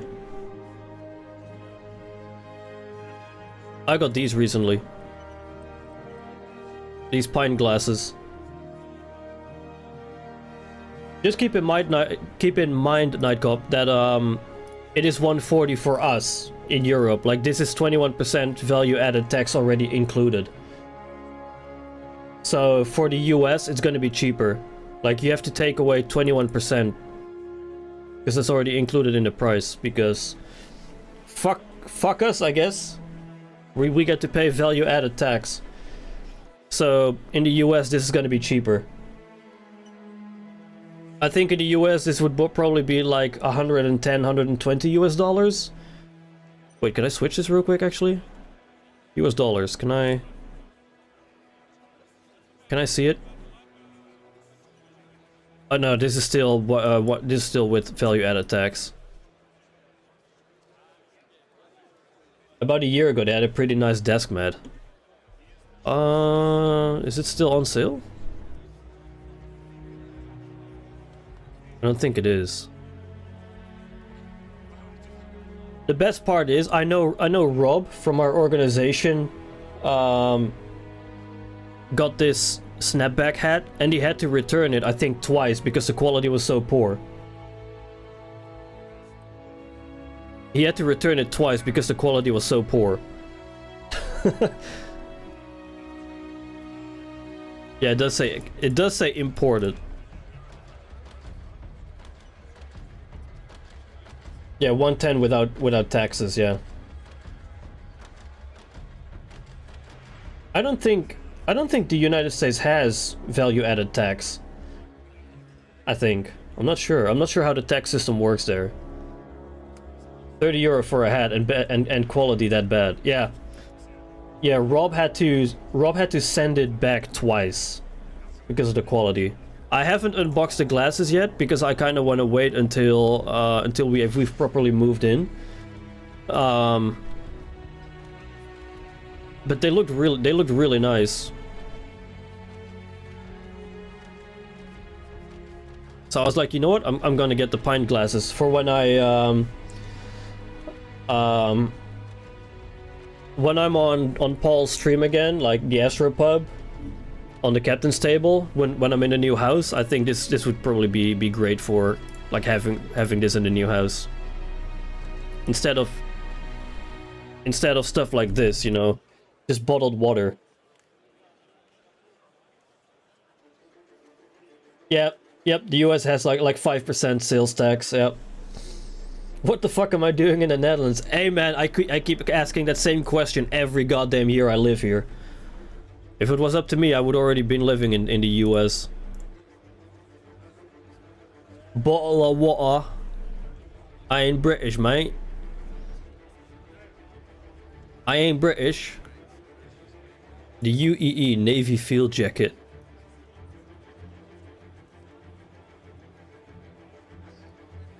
I think this is actually more up Nightcob's style.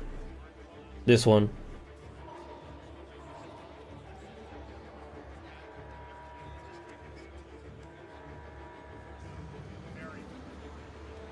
Why am I hearing caution, caution? Oh, it's supposed to be a Bengal, of course. Yeah, the field jacket is nice.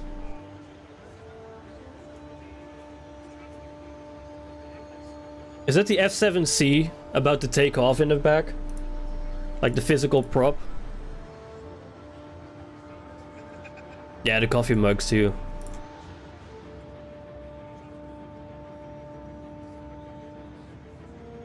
I think it's actually like the F7C taking off in the back. If it takes off, it's not a prop. Imagine that, seeing that over Manchester. Actual UFO sighting over the UK for once instead of the US. It's always the US that gets the the UFO sightings. I like how nobody thought it would be a real size prop, and it is. Bro, they showed it on the map. It was on the CitizenCon map. I don't know how people are so surprised by it. Like, let me check the map real quick. Where was it? I posted it recently. Where's the map? I swear I posted it recently somewhere. Where is it? Where is it? Where is it? Where is it? We talk too much on the Discord. We talk too much. I can't find shit anymore. Here we go. Yeah, like right here. They published this map like a month ago. How can you not see that this is a life-size S7C prop? Right? Someone from another Orgamin is there. It makes sound, has lights and stuff. Oh, that's cool. Everybody thought CIG wouldn't spend the money on the life-size prop. And they thought it would be a secret set of computers to do a demo. No. No shot. God forbid your Discord to be more active. I know, right? If you have the time, check Discord and let me know.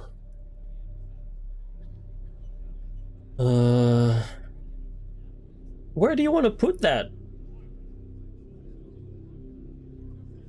It also has a life-size UEE icon.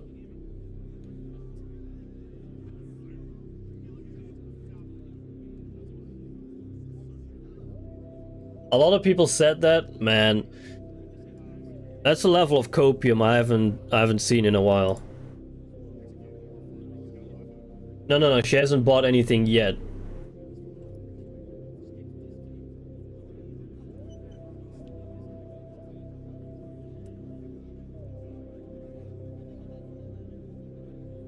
Yeah. I said that on purpose, the yet part. Is there a way I can quickly... There we go. A lot of people thought there would be a playable Squadron 42 demo. Man, I don't know what to say. I'm not going bankrupt. It's going off her own account. The Polaris is basically what makes me go bankrupt.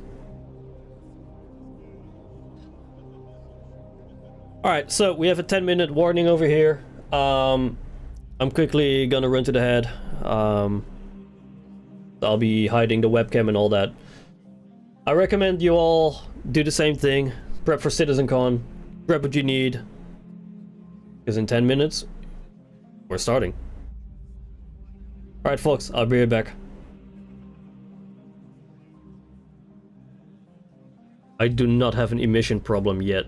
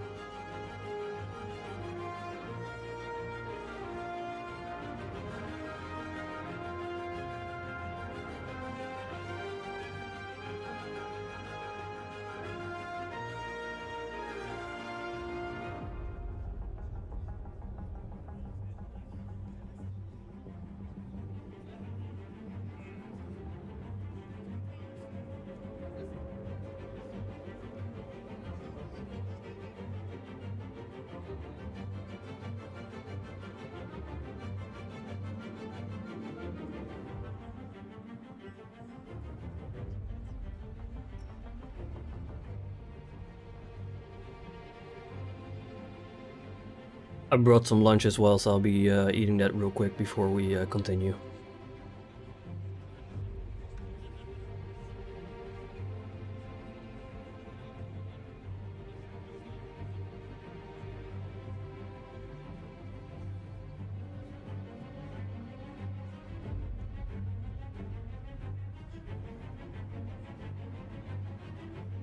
Сука ты, блядь, не упырь, блядь, гнида, блядь. Have my free prime, you nerd.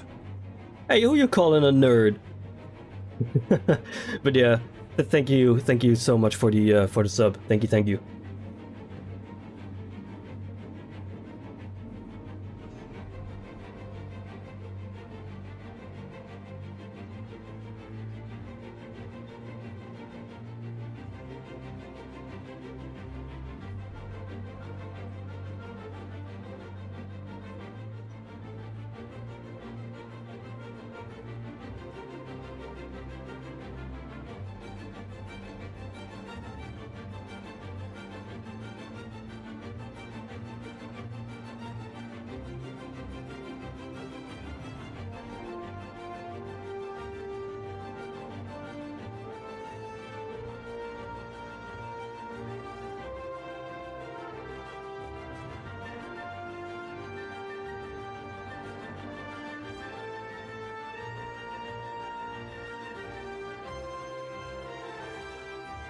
Сука ты, блядь, не упырь, блядь, гнида, блядь. There we go, Have my fixed it. free prime, you nerd. I had the layering wrong, so there you go. I just replayed it. Now it does show. Thank you. I never noticed until now. Thank you.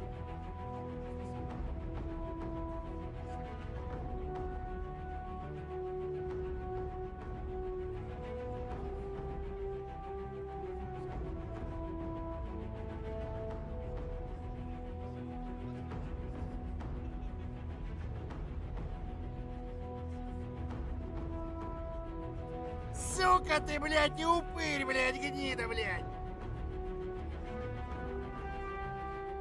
Hey, another sub. Hey, Omnom, thank you for the sub. Thank you. Professional streamer here, boys. Hey, I never claimed to be professional. Remember, I'm a YouTube partner, not a Twitch partner. This is why they show the Caterpillar finally has its elevators, right? Yeah, right, you might want to check back next year. I'm gonna quickly finish my spicy chicken wrap with honey mustard. I can't say. It do be spicy.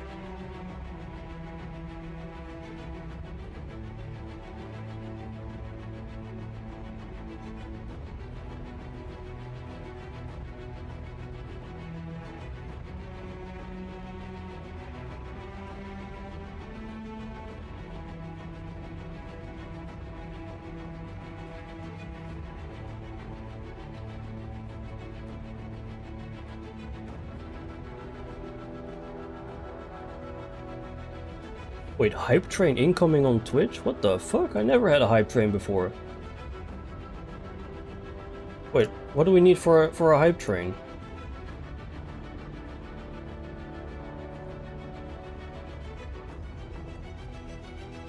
What do we need to start a hype train? One more sub. Ah, okay. Rip. Rip, we're not getting a hype train. Rip.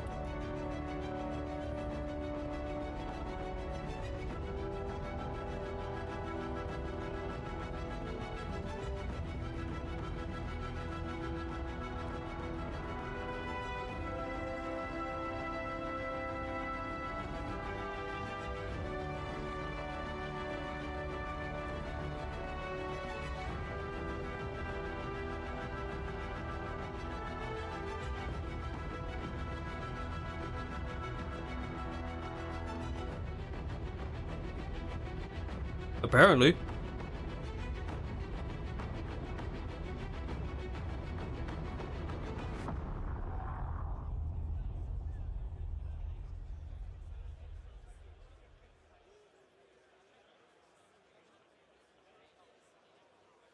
What ship is being modeled in the background? I don't know. Looks like a Bengal, maybe.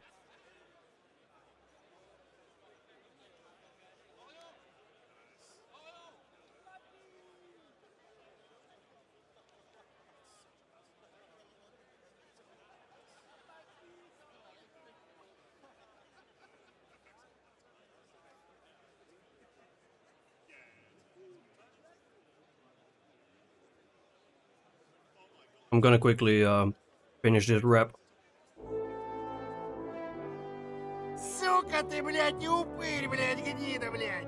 Yo, Omnom. Gifted a tier 1 sub to Gwydion_Wolf. Thank you. Wait a second. I think the timer just ran out for the hype train. I think the hype train just ran out. I think it just disappeared. Absolutely scammed. Thank you for the $5 though.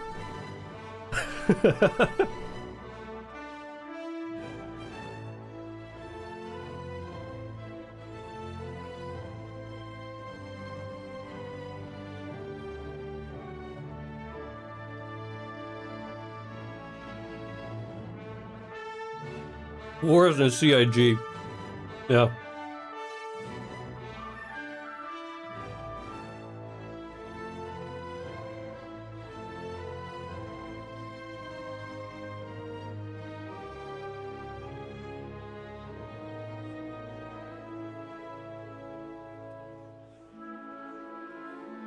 Thank you, though. I really appreciate it. Thank you, thank you.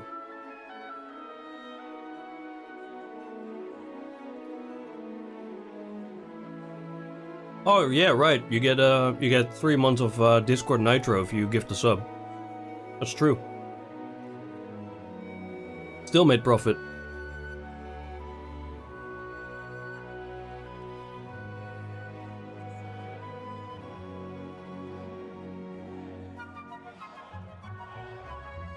Yeah, it's one of those events on Twitch. If you gift a sub, you get 3 months of Discord Nitro.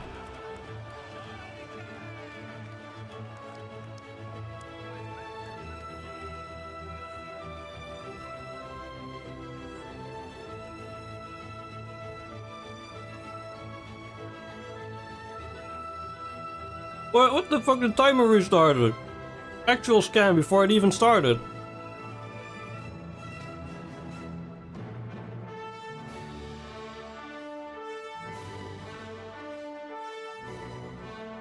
Actual scam. Already scamming people before CitizenCon even started.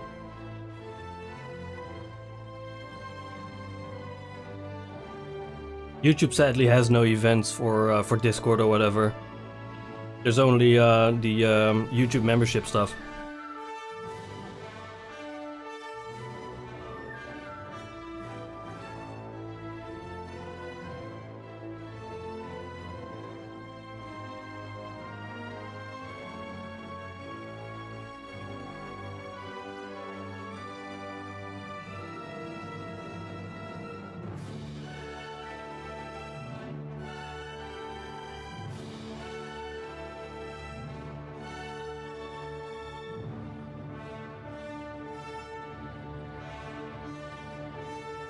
This is wild though, like... Nothing's on time with Star Citizen. Not even CitizenCon is on time. Nothing's on time. No patches. Nothing. Not even CitizenCon. CitizenCon is delayed. See you next week, folks.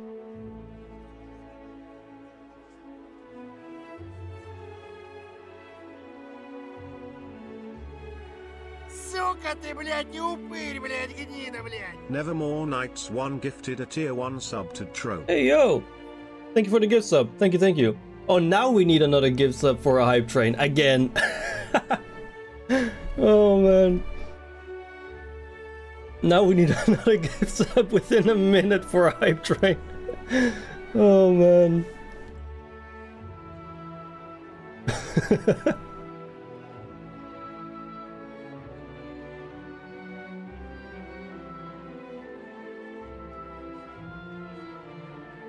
Why didn't they just set the timer correct? Man, it's CIG, come on. Yeah, it's probably taking longer to start up. Oh, hype train is already over. Man, that's quick. That is quick, holy shit. You really have to be like right there when the hype train pops, otherwise you're gonna miss it. Damn. You also boosted the Discord server. Hey, it's probably the first server boost. It is. Thank you, my man. Thank you.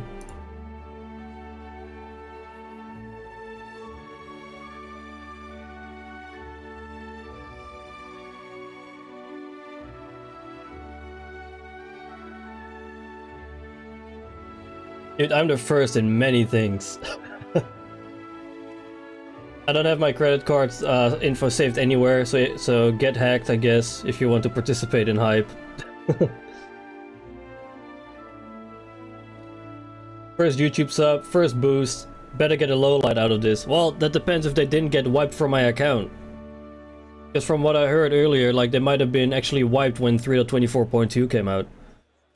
If that's the case, I'm gonna be pissed.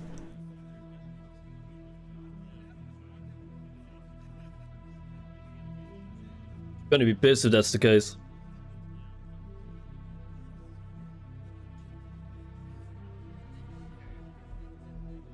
Hey man, I would have given you a low light scope. Got plenty.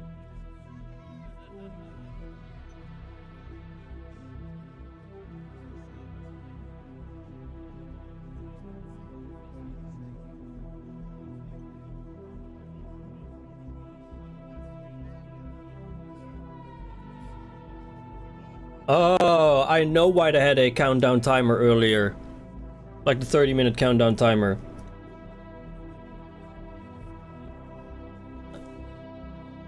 I know now why they did the countdown timer. It was a timer for the timer. Announcing the timer.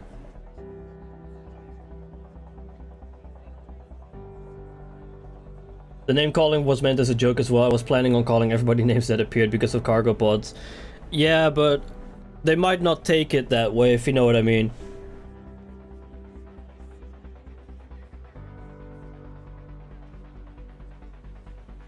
This OST always raises a special feeling. It's gonna raise a special feeling inside of me when I see the Polaris, though. I know that you meant it as a joke, but it's more like, you know, I do try to stay respectful to these developers, because it couldn't be me going up on stage there and talking to 3,000 people. That couldn't be me.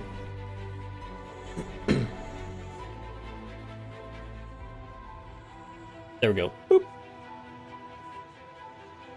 I don't need the nitro. Anyone don't have it and want it?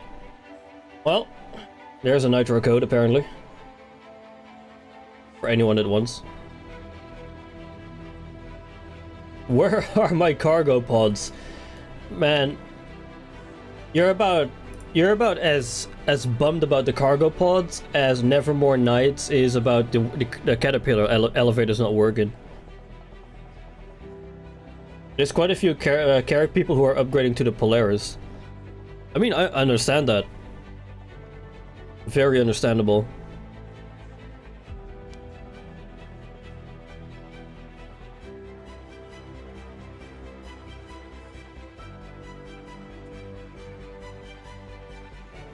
The screen might go black for a little bit because I need to post something real quick somewhere.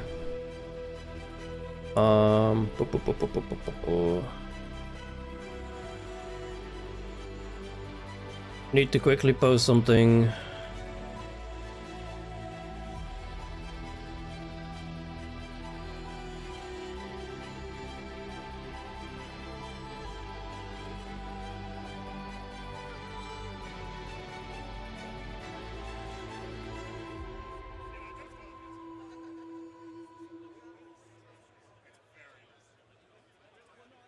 Is it Croncy I hear in the back?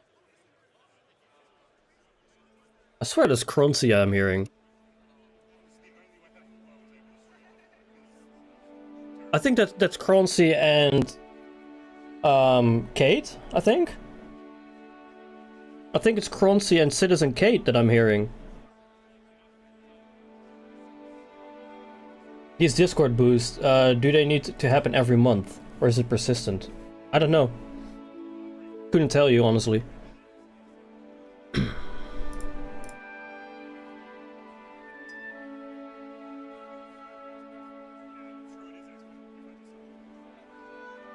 I think that is Croncy that I'm hearing. There we go. Single boost lasts a month and then it expires. Ah, gotcha.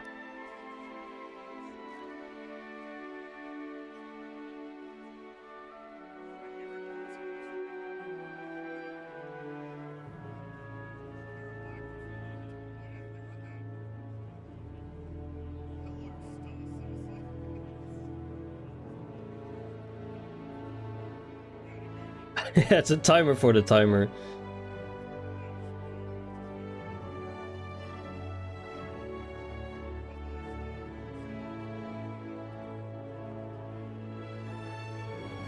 You get perks if you have X boosts. If you have Discord boosts, whatever server you apply them to is applied automatically. It's part of your sub to Nitro. Ah, okay.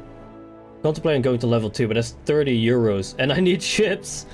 Well, there's gonna be concept sales during CitizenCon. I don't know which day though. Like, could be today, but also tomorrow.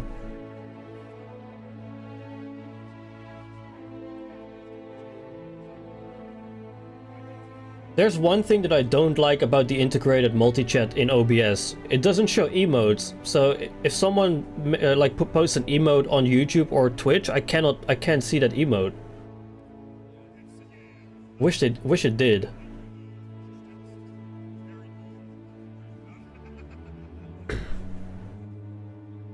Yeah, so for me on screen, on the OBS, it's completely blank. But I do have the emotes on in Twitch chat. The did I break it? Yo, Robin, is that free boost on Twitch? Did you gain anything from that? Hey, it's Jared Huckabee. Hi, everybody. Free boost on Twitch. Did you gain anything from that? Like, what do you mean? What boost on Twitch? CitizenCon 2954. I'm Jared Huckabee. If you're in a hall, CopeCon has started. CopeCon has started. Let's go. If you're in Hall B, let me hear a scream. I'm gonna take this off. Here, George. The sub. I don't think I actually get a Discord Nitro from that. I mean, I get money from it. I get money from it, so I'll take that. I'll hold my pearls, wish for the best. Yeah. Basically, we're back. It's our first since we returned last year in Los Angeles. We've got a tremendous show for you. I'm sorry about the countdown thing there. This is the biggest CitizenCon we've ever done, and as one they say that every year, though. A little longer to get things going than we expected, but we're ready to start. You get money even more? Yes, sir. Thank you, thank you. So we are not going to make our You're single-handedly paying for my Polaris right now. You can guess about 20-25 minutes. So we do got Although Twitch is a scammer. Twitch takes 50% of that cut. So if you gift a sub of $5, Twitch takes 50% of that. YouTube members, I get 70% of that. It's more than ships. Grand vehicles too? Okay, we're not talking to that guy anymore. CitizenCon is our annual showcase of all the work our developers are doing for both Bezos takes 50%. YouTube takes 30%. Star citizens to come from around the globe and gather much as And with Patreon, I get like what, 90% I think on Patreon? Let's take a look at the field. Look at that. Man, that S7C looks so good. The UEES Barbary. Here now, every CitizenCon. Can I name call him? No. No. In 2019, it was themed for Grimhex. And last year, it was themed for Pyro. This year, the UEE's in town celebrating Citizen Day, and we'll learn more about Citizen Day later in the thing. So, what's Citizen on Day the agenda for this year? Well, CitizenCon, like it was last year, is now a 2-day event. So we have a whole host of presentations today, and then a whole host of presentations tomorrow. We're going to run them down now and let you know a little bit about what you can expect. So in about 15, 20, 25 minutes, I can't be specifically at this point. Chris Roberts is going to take the stage. Oh, here we go. Proper. We're just the pre-show here where we like to have fun. After Chris Roberts takes the stage, we are starting with Brave New Worlds. Now that is our core technology and Star Engine Group's presentation. You might remember that they kicked off last year's presentation with that amazing Star Trying to make us form a parasocial relationship with a multi-million-dollar company. We don't have a 25-minute-long trailer today, but we do have a yeah, CIG doesn't know timers. Approximately presentation of their new Genesis system, which is a subsystem within Star Engine that will let us build planets at the size. It's a nice jacket, like the Zeus Mark II jacket. It looks really good. At the start of the day. After that, we've got a social universe. Now, this is the sleeper presentation of the entire thing. Now, we were a little cagey in the description on the website about what this is. You know, it's everybody getting together and playing with your friends and stuff like this. But I'll just say it's the sequel to a presentation we did approximately 10 years ago at CitizenCon. And if you want to look back at what we did back then, you can 10 years, bro. Folks that are in large groups of people will want to pay attention to this one. Are we getting orc stuff? Take a lunch break. Because this are we getting orc stuff? And you know, we all need to take a break here. That's your chance to get your snacks, get your food, say goodbye to your loved ones. Because hey, the second half of bye the day, Sundays. You're not going to want to be anywhere else but in your seat. Because when we come back, we've got that cosplay contest sponsored by Tobii Eye Tracker, and then Dressed to Kill. Now, Dressed to Kill. Bro, I think that's organization stuff. To a presentation we did in 2019. Half-Life 4 confirmed. And basically high function to high fashion. We finally have an orc chat that doesn't wipe all the time, please. Oh yeah. In our summary on the website, the return of an old friend from CitizenCon past. Yes, Virginia, it's true. What you've guessed on Reddit, it's here. And then finally, beyond what you've guessed on Reddit, like 500 things have been guessed on Reddit. Just a few short weeks ago, that there's no 4.0 content at CitizenCon. Well, guess what? There's no 4.0 content at CitizenCon. We're all beyond 4.0 this year. Nobody's cheering. All right, I'm gonna need you to do better with your cues. What have you guessed? Fucking nothing. I don't know. Yeah, we're gonna look beyond Pyro to what comes next, and then. We're going to take a short 15-minute break after that, let everybody recharge, and then there's something on the schedule that is currently redacted. I'm not allowed to tell you what that is, but I'm going to tell you guys watching at home the same thing I told everybody out front when they were waiting to get in. Do not let any force on this earth stop you from being in your seat when whatever that is happens at the end of the day. And then on day 2, we come back tomorrow with a look at crafting your home. Oh boy. Look at base building, which we first introduced at last year's CitizenCon. All right, everyone, get ready. Oh, take your copium, folks. Take your copium. Now's the time. Take it all. Now's the time. You're not going to want to miss that. Then this guy in chat is probably right. Redacted is 3 new ship sales. 2054, is that what year it is? Redacted is 3 new ship sales. Our generic ship talk segment with I believe it when I get to play it, yeah. I believe it when it's in my hands. That will make crafting and base building possible with the return, with a revisit of an old friend that hasn't made its appearance in the persistent universe yet, but it's getting a big blow up before it does. So you're going to want to check that out. And then oh boy.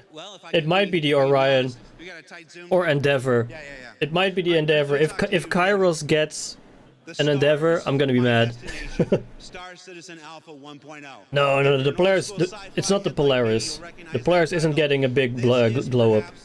You know me, I'm not the one to hype. I'm not generally prone. Bro, if Mark Hamill is there for Redacted, he emphasizes force for Redacted. I'm gonna tell you right now. The most important Nightcop, I think you're grasping there. Market, be there for it tomorrow. Now, I think you're grasping there. Throw it down to Dan, on the floor of the hangar here, and we're actually going to explore a little of what's here in the UEES Barbary. Dan, are you there? No. Thank you, Jared. Welcome back to CitizenCon 29. Hamill tweeted? My name is Dan Haubrich. I'm the community producer here at People would have seen him already. People would have seen him walk around there. CitizenCon 2949. Although There's unlike no them, shot things they look can a little secretly bit different than they did walk him before. in there. That's right, as Jared said, Right? Dawn is the grit and grime of Grimhex, and now we have the spick and span floors of a UEES Bengal class ship. That's right, we are aboard the UEES Barbary, just locked in orbit above Manchester. That's right. Oh, this yeah, right, entire right. CitizenCon is themed and brought to you by the UEE Navy. Why, Jedi you mind may trick. ask? I was Well, you never just have to be here. watching to find out. This is not the game you were looking for. Who's that handsome man I'm looking at? You probably have a different tab open. So I'll give you guys a quick second to get to Twitch or YouTube and get to the right tab. Make sure you're watching the stream and make sure you're watching. Wait, are they streaming on YouTube too? No, it's a disappointment to me too, but I'm told that They're streaming on YouTube as well. face. Oh, they are. Okay. Find out everything about me. But in case you In don't, 1440p. This is better quality. now if you're probably have a different tab open. So I'll give you guys a quick second to get to Twitch or YouTube and get to Okay, the fuck right this. This tab. is. Make sure you're watching the stream and make sure you're watching our content. I know it's This is delayed. disappointment to me too. It's delayed. We're going for this one. Ads. I'm getting ads. I'm getting ads. Ah. 1 second, folks. I'm getting ads on CitizenCon. Oh. I can't. The thing is, you cannot even subscribe to them. They have subscriptions turned off. You cannot subscribe to them to skip ads. The Voyager Bar. If You can't sub to them. are looking for some refreshments, look no further than the Voyager Bar. As you can We're see, going we have Twitch. some fresh Less delay. refreshments based on our in-game drink manufacturers. We have some awesome flags. We have some awesome pennants. I don't know how well they're going to pick up, but we also have some amazing Disney deck building game. Yeah, I know, right? stuff in the background. If you guys are looking for a drink here at That caught me by surprise too when I first saw that. Voyager Bar, I'm sure we're going to see some of our developers here around 4 p.m. Probably closer to 3 p.m. They're going to be here any second. It's been a long couple of weeks, so we'll give them some privacy and we're going to move right on. Hey man, it might be alcohol-free booze. Might be If alcohol-free. you guys are looking to experience Star Citizen in a way that you've never experienced before while you're here at CitizenCon, then the So many drink convention goers. It might be alcohol-free, like 0% stuff. These are awesome places to check out Arena Commander and Star Citizen in real D4D. Now over here, come follow me. We're just going, excuse me guys. Come follow me. Look at all those containers though. Our community booth section. We're going to be visiting the community booth section a bunch during CitizenCon, so I'm not going to get into too much detail now. But as you can see, all of our community booths are themed after in-game cargo container manufacturers. We have Yo! we have Argo. We have Mandalorians. We got Mist. All of these containers are filled with orgs and booths that signed up to be part I of know, the jacket looks really good. awesome stuff, like I said. Those guys are in the wrong franchise, by the way. Too much detail right now, but there's some awesome stuff there. Is that Rob? I know he has Mandalorian outfits. Yeah, they're in the wrong franchise, my man.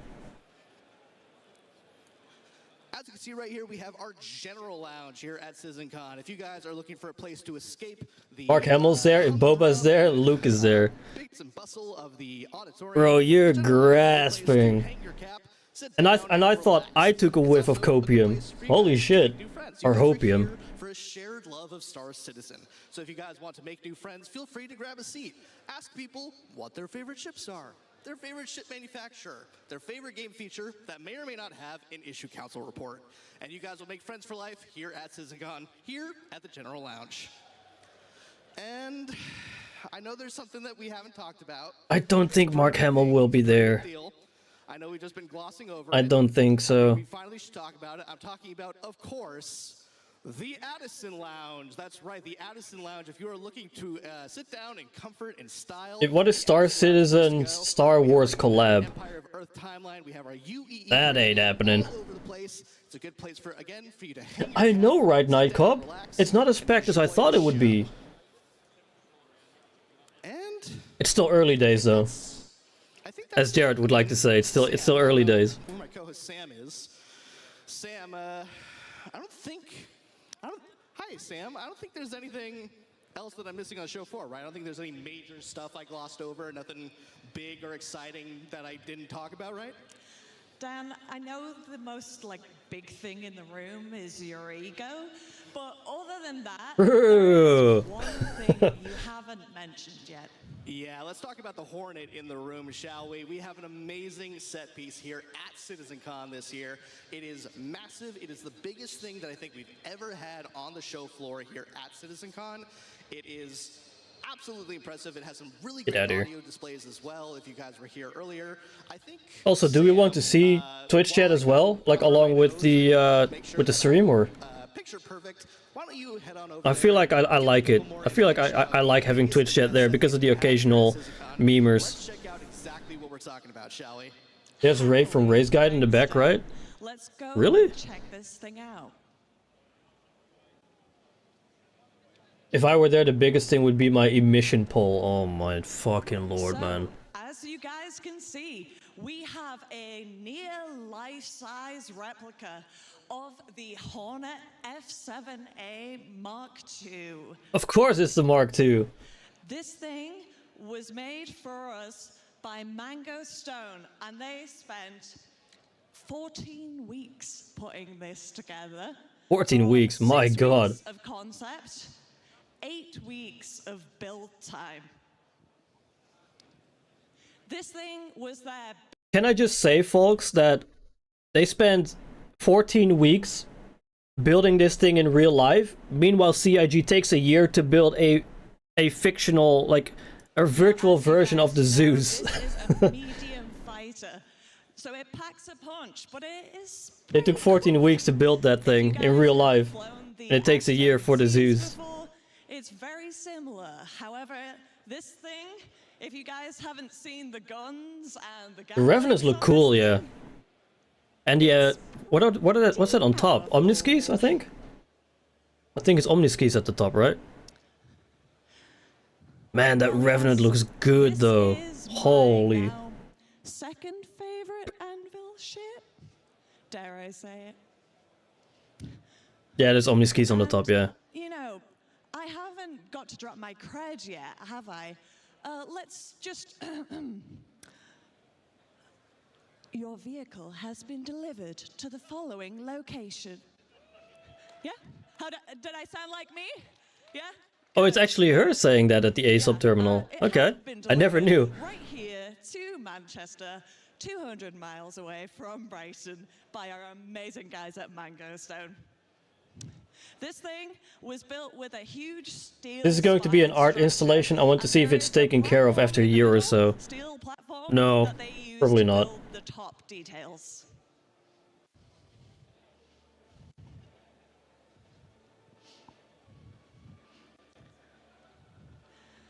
Yep. If you guys don't get the chance to see this in person, just look at everybody's social media for the next 5 years. I'm pretty sure this is going to be people's profile pictures, cover photos. Looks really freaking good though. Whatever it might be. What are the actual differences in the F7C Mark II and F7A?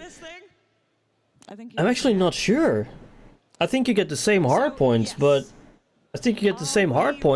you have to manually buy guns for the 7C, I think. And on the F7A they're already like built in. Sam. Look, there's Sam. Hi. And there's me. And there's Sam. There's me. Now, what Sam was far too humble to tell you is that she, as in her role in QA, has more flight hours on the Hornet than almost any person at CIG, which is why we gave her the wonderful introduction to the Hornet. So, and you might remember Sam from CitizenCon 2019. She flew the Carrack through the. I'm just curious because a C Mark II is top of my grind list now. Same, probably. I really liked it on the PTU. So now we are going to go into Hall A. Hall A. Just keep in mind that the attritions don't work on 3.24.2. Attritions are dead, they don't work. And get ready for the start of the show. So don't even buy attritions. Here in Hall B, let's all move over into Hall A. Because the sooner we all get in there, the sooner we can start the show. And the less I have to vamp like this. Everybody in Hall In A. live still? Yep. Right. Attritions are still broken in live. I'll show you how. Follow me. They never fix it on the PTU. Hey, what you got? Want to take a picture? Take a picture. All right. Oh, that way. There you go. Hi. Oh, you What have the time on fuck? it. I don't got that kind of time, man. Okay. You want to? Here, I'll take the bit. No, I'm a professional. Hold on. Okay. No, let go. Let go. Let go. Yeah. Oh, you got a battery. Yeah, Let go. yeah. Here, I'll do it. Oh, now you push the button. Yep.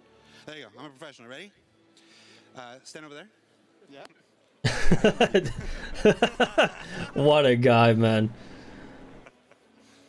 Okay, now we're good. All right. Same night cop. I don't know how much I want to play through the 24.2. Like we're in a rap album. If you can see our bellies then. Well, okay, I'll do this. Good call. Up high, like we're, teenage girls. And then one that's really awkward. Ready? Okay. Yeah, how's that look? This fucking guy, man. How's that look? All right. Thank you. No problem, guys. All right, let's get Jared is... Jared is the best guy they could have picked for this stuff. Slice of pizza? What is that, just cheese? Yeah. All right, thanks. He takes 2 slices. Give it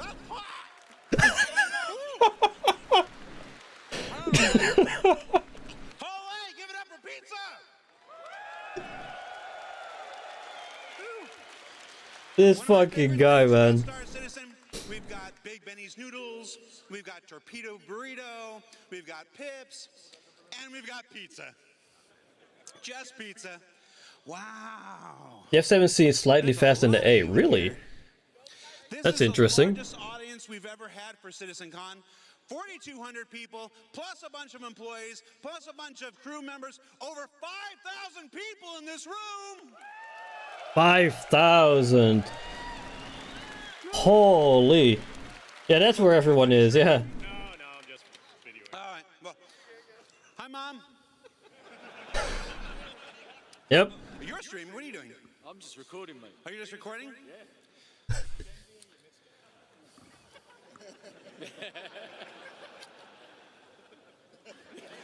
Bro, Mark Hamill.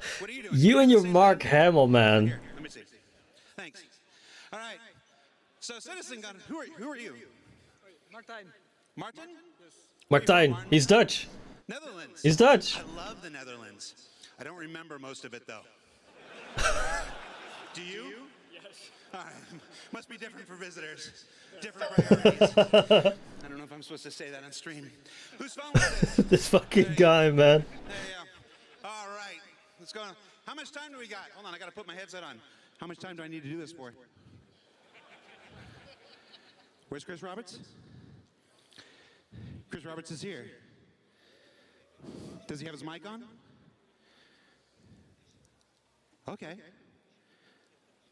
Bro, they're not gonna have Mark Hamill here, bro.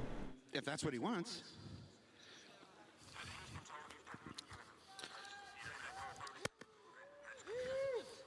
I apologize. You ready? Alright, everyone, welcome to CitizenCon 2954. Thank you, everybody, for being here. Thank you for all your money. I'm gonna buy another yacht now, and see you next year. Alright, have a good one. Bye-bye. Pull the hammy. Oh, that thing is rock hard right now. Oh, check out my shoes. Yeah. Donatello. Oh, it's the ones from, that he actually showed on Twitter earlier this year. The TMNT shoes. It's not a Kermit voice, it's a Chris Roberts voice. So stay tuned. We'll be right back. It's the Chris Roberts voice, it's not actual Kermit.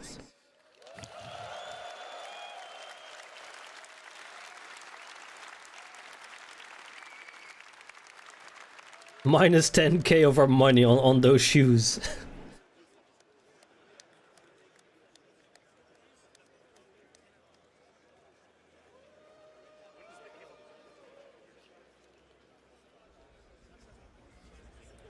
What if they're the same person, though? No shot. Oh, I love this OST. It's from the racing stuff. This OST is amazing.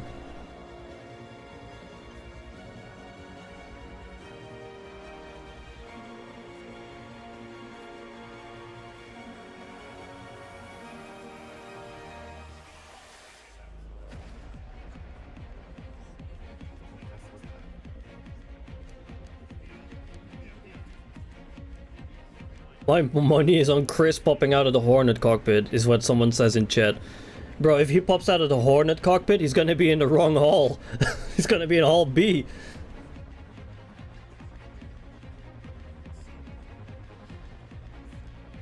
The con looks really cool though, wish I could go. I was contemplating going this year because it's still in Manchester and next year it will be in Los Angeles. But I really couldn't like justify almost 300 euros in tickets for 2 days.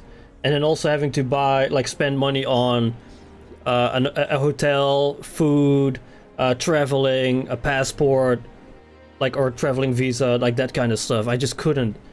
I couldn't justify that for just a weekend.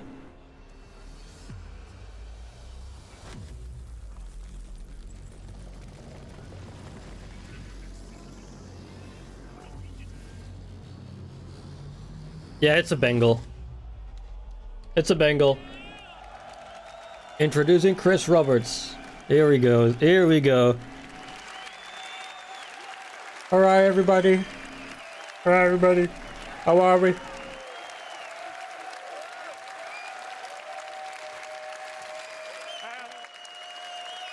Hello, CitizenCon 2954. There's a lot more of you here than there were when we were here last year, 5 years ago. If they're closer, let's go together. If they probably won't. It's probably either Manchester or US. I'm so grateful. I know a whole bunch of you around that will come from around the world to visit. To be fair, Nightcop, if it's in Austin, I've always wanted to go to Texas, and if I have a bunch of like spare money, I might actually go. It would be a good reason for me to visit the US as well. Just like go for a week, just spend a week there.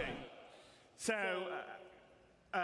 like the first title of our first presentation, Brave New Worlds, we're on the cusp of a new era for Star Citizen because server meshing is finally a reality. People are making their first jumps to Pyro in Evocati testing right now, which is pretty awesome. We're going to have it out at the end of this year. Take me with you.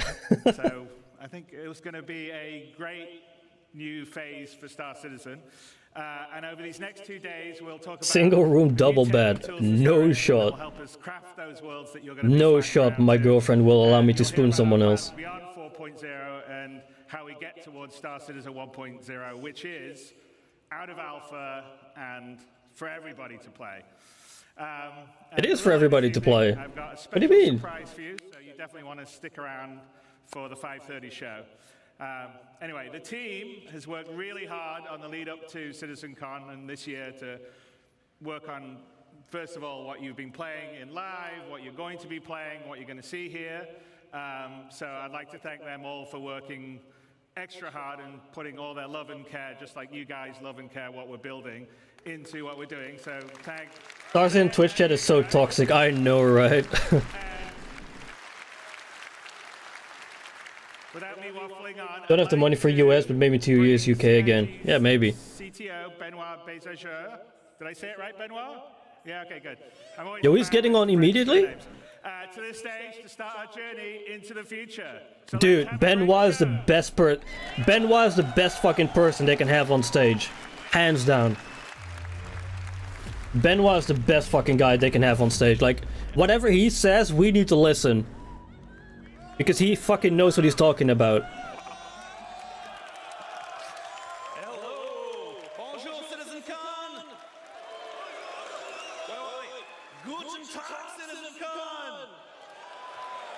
Hola, CitizenCon! Ni hao, CitizenCon! And hello, Manchester.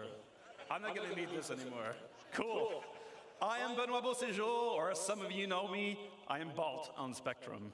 Today, yeah, true. We'll talk about Brave New Worlds. This is Pyro 2, Monox. It's a barren planet, not really habitable. Now, since the advance of our planet tech, we've always allowed players to... It will be cheaper if you go with more people, yeah.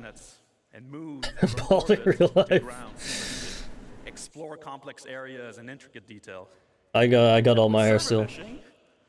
We're gonna need a lot more locations for missions and destinations for more life.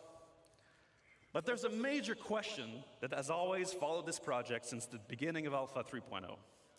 How are we gonna make a large number of planets and systems. How are we going to meet the fidelity benchmark we've established? Alright, CitizenCon's dead. In this Oh, technology never mind. It's back. upgrade, we bring life to lifelessness, even to monarchs. We take the physical representation of the terrain, the geology, the atmosphere, the climate, and the environment to create accurate biomes that spring naturally from the collision of all these environments. Coherent, denser biomes that follow the laws of nature. Oh boy. That we encode into data. Data that we then leverage to place flora and fauna, yes, but also settlements, buildings, alien and human life in a planetary context. This creates worlds that are scientifically plausible, richer in gameplay. Oh boy, here we go. We want you to find adventure just by going around the planets without a quantum point. We want you to find actions along your path. For this, we are changing how we made the game. We are scaling how we make the game in all areas. This is not just a Planet Tech update. This is a collection of systems that we call... I'm so skeptical now though, after last year's CitizenCon, I'm incredibly skeptical. Genesis. I'm so skeptical now. Let me explain all this nice work and this nice technology. Let us kick us off. And I welcome our very own Ali Brown and Will Hine for Phase 1 of Genesis. Oh boy.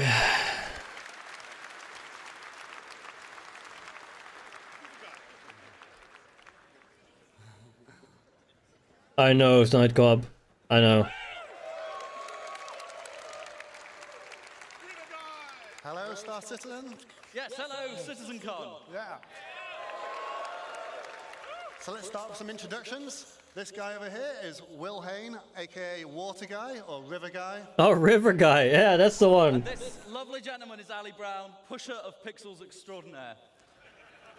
And we're here to tell you about Phase 1 of Genesis, which we're entitling The Laws of Nature. And this revolves around the fundamental approach we use to build our planet and is the literal foundation for everything else we're going to talk about in this talk today. Now, it centers on data-driven, physically based rules that we aim to realistically emulate nature and its incredible diversity. Before we dive in a bit deeper, let's just recap on some of the things we already have on our planets. So here you can see our lovely atmosphere. Weren't they talking about lava rivers 2 years ago, and it's still not in the game? On-the-fly terrain generation, which is no load. I heard Croncy yell River Guy over the whole crowd. And then we have our scattering system. Oh my god. Fucking Croncy. Many different diverse biomes. And we've been setting quality benchmarks for each of these biomes as we come across them one by one. But what we have isn't perfect. This scene on River Guy! looks great, but it's not getting the same density that you'd expect from a real pine forest. That's one of the things we want to solve. The other, if I take you to the other side of Microtech, you'd be excused if you thought we'd just turned around and looked at a different part of the forest. Why is that? Well, this is because currently our artists create slices of biomes in great numbers. There we go. And then they distribute them across the planet. Now you can read it. Humidity and temperature properties. Each slice looks great in isolation, as you've seen, as you've explored. But this is not the solution to give us varied and natural biomes across an entire planet. Like density, oh man. Humidity and temperature limits us to only 2 degrees of variation. And that's not enough for the sorts of planets and worlds that we want to create and for you to explore. So how are we going to scale up our planet generation? Well, as I said before, I don't know where to put my webcam, man. Everything. We want nothing to feel random on these planets. And we want no limitations on the number of biomes. We want infinite biomes that are continuously changing across the planets. Accurate plans are nice, but what is the direction changing pulling away from? Yeah. All the quality levels we've set with our existing biomes. I know, right? Most importantly, we want it to be scalable so that we can really scale up to the level of Top right, I could do that. Designers are expecting. And from your perspective, we want you to be able to truly explore and find unique playing opportunities everywhere on our planets. So to start this, we're going to need more data. So if hello, we see chat. Here some of our existing data sets on our planets. We have temperature, which we define locally and globally, and humidity, and that's it for now. With Genesis, we add many other data sets, such as the geology type, the soil type, and then we also go for things like the soil depth and the quality and the nutrients, and many other properties all drive this. It's a lot of we want, I know, man. That each individual asset can the whole we want is getting old real quick. Does this Put matter? something together and show you some demos today using some of the assets that you've already know and love in the PU. Although you might see some new stuff later, we'll save that. What you're going to see is a vertical slice of development. It's very He said vertical slice. He said vertical slice. We're fucked. We're screwed. He said vertical slice. The number one challenge with planets in our game is scale. In no other context do you need a planet to look great from first person good among the trees. You need it to look great when you're in a Are we going to be farming? I mean, they do want farming gameplay. and everywhere in between. There are no loading screens, you see everything. We cannot afford for it to look bad in any of those scenarios. So, let's start from Yeah, this is not how they should have started, with a vertical slice. Let's have a look.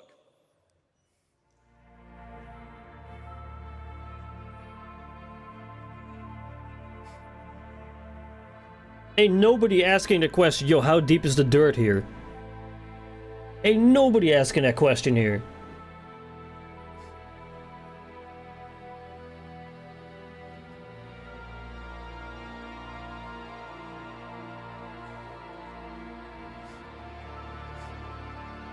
Yeah, the bingo card. I'm not even participating in the bingo card. Ah, man.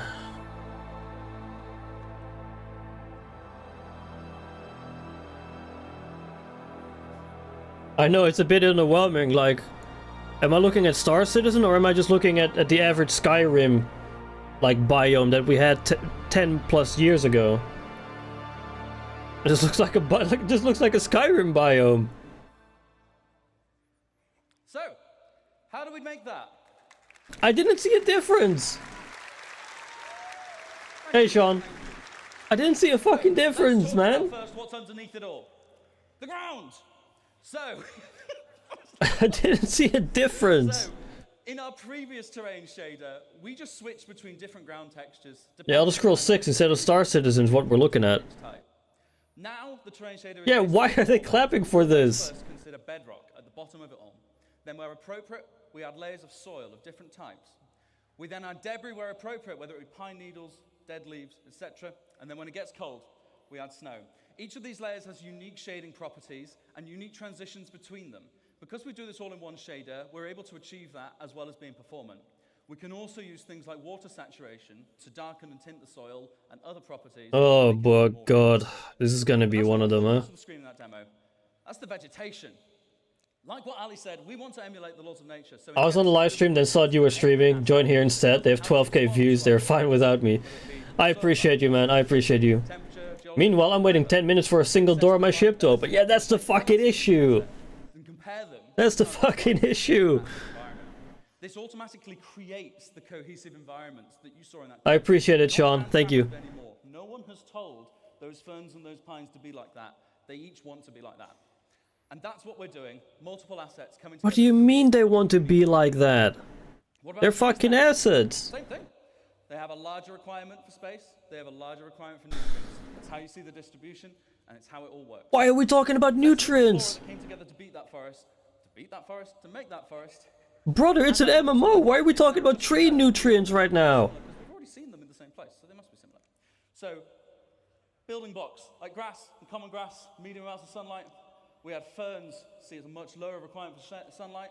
Why are we looking at this? Forming our undergrowth. And we had pines, of course, and multiple variations of pines. Diversity is driven. Oh my lord.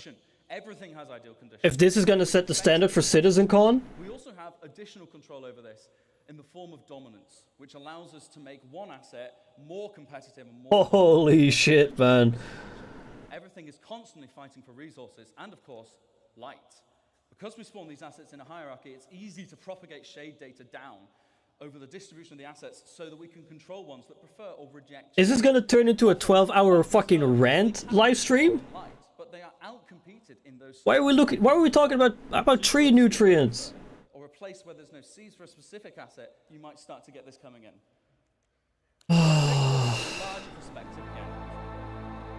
Now I need Sundays to tell me to think about my blood pressure. Yeah, farming citizen. Welcome to Farm Citizen.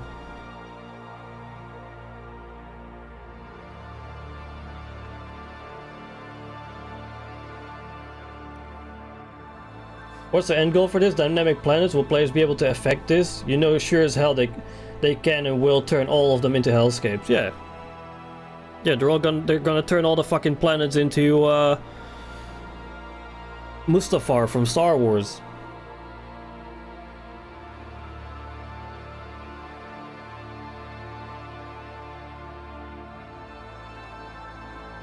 Clearly that one tree there isn't getting its nutrients. Or its nutrition, yeah. Farmville in space, yeah. Was that two fucking pine trees on top of each other? I swear I just saw two pine trees on top of each other. At the end. So, to take you through some of the things we saw in that clip. What the fuck is going on? And we're barely discussing how they're striving to create real biomes now. I don't think they understand what kind of game we're looking for. Yeah. Randomly scattered, and it can be quite an obstacle sometimes. So, in this clip, you saw that the rocks are no longer randomly scattered, and they're now placed based on physically based rule sets. And this logical grouping is achieved via holy man offline to build localized data maps, and they describe the size of the aggregate and rocks and the density and where they should naturally form. And that I feel like I'm looking at a filler episode of Inside Star Citizen. Underneath the cliffside. And on that I'm not gonna lie, I feel like we're looking at a filler episode of Inside Star Citizen. Things like the natural clumping of vegetation caused by seed dispersal. This is controlled per species. So seed dispersal, brother. Create a much more realistic environment. And we also calculate the slope aspect, which is the exposure to vegetation to solar radiation and other environmental factors.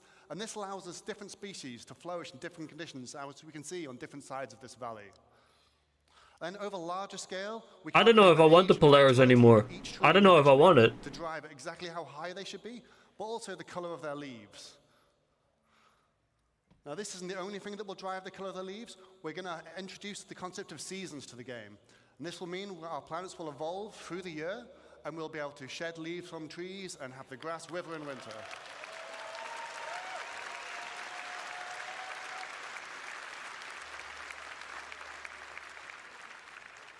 I know this is an advertisement for Star Engine. This isn't for us. This isn't for us, this is for investors. Over a much larger scale. Does it look beautiful? Yeah. Does it have any purpose in the game? Fuck no. Why are we looking at this? I don't know.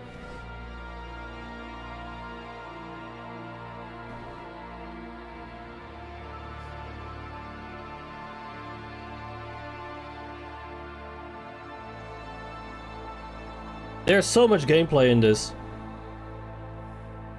It doesn't seem to be two trees on top of each other. It looked like it.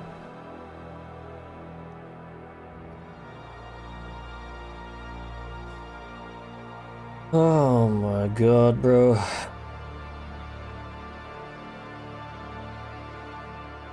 I was so excited for the CitizenCon, and then they start with this, and I'm like, my hype was here.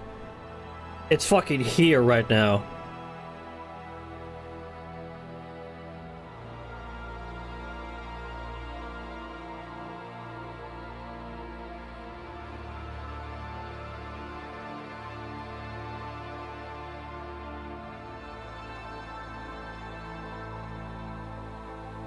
Like, this looks cool and all, but where's the gameplay? It looks cool, but where's the gameplay?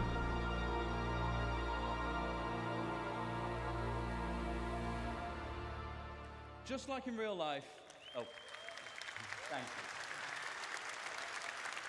Why are we clapping for this? Just like in real life, our areas should vary, even by traveling a few kilometers. If you get in a helicopter and fly over the Alps, it all looks a bit snowy, but when you look closer, it's constantly changing.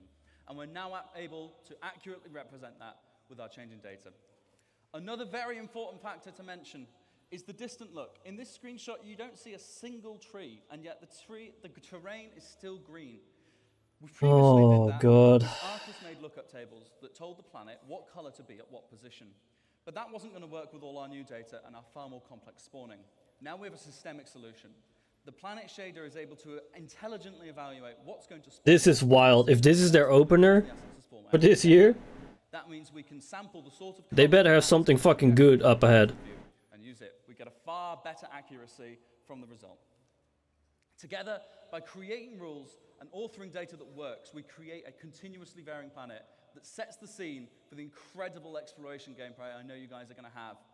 But how have we done this without compromising? Keep in mind, we're only 22 minutes into this 2-hour block. So yeah, with all this new data Holy. based spawning rules, you're probably wondering, how is this going to handle in your CPU? We don't want to melt anyone's CPU, so we've redesigned all of this tech to work much more efficiently than before, and now it can run on many cores. This allows it to be run perfectly well on both the CPU. I don't know what to think about this Nightcub. So we redesigned our framework so that we can run it at both and swap between them freely. Now, the benefit of this is we can do things like, first off, move the terrain system to the GPU. Like, as someone who has done a bit of game development and who works in IT, I understand all of this. Virtual terrain texture. But I don't care about this as a player. But it also allows us to generate the terrain in much higher resolution, which means all the popping you can see on the mountains. Mark Hamill ain't fucking appearing today, alright? Eliminated on the right-hand side of the screen. Wait, legacy virtual texture.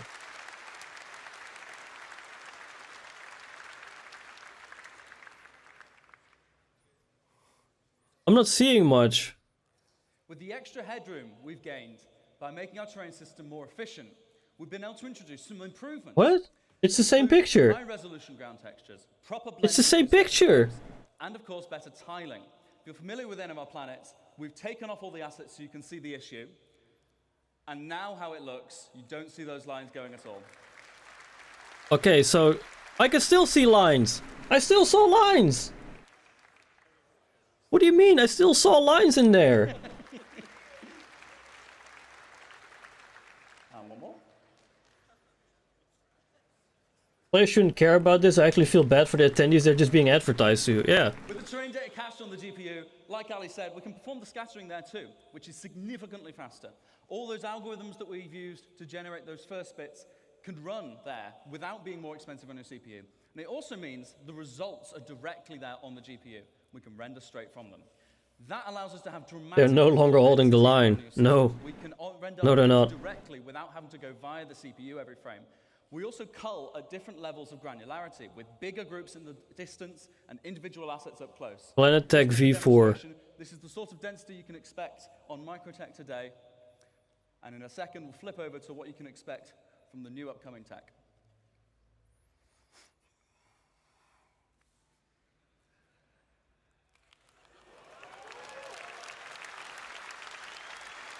Okay, cool. So, The culling groups debug, so you can see.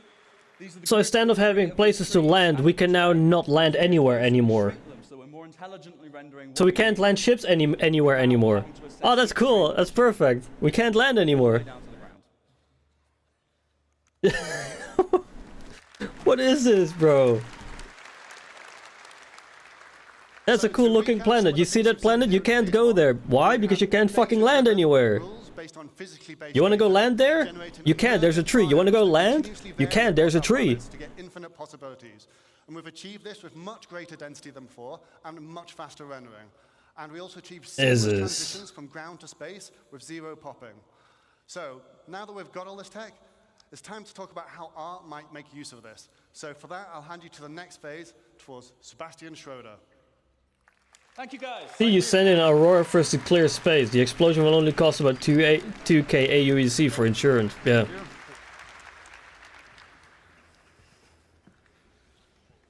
Wow. Thank God there's only 20 of you, otherwise I'd be nervous. Yeah, no man's landing. Yeah. Right. Thanks for having me. Microtech is cool, but you can't do anything anymore there now. Very excited to finally Contracts will spawn right in the fucking middle too. Yeah, you're gonna be running for 10 kilometers first. The system keeps growing, both complexity and capability.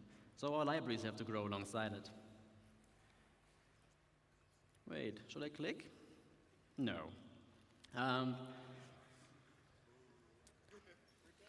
No, I should click. What does it mean? Oh, there we go. I'm a head to the head, yeah. Our goal with the content is You're not gonna miss much. Our goal is to provide the content that the system needs to populate every corner of every planet with realistic environments. I know that is to show what Genesis could do, but... This is all about emergent biomes.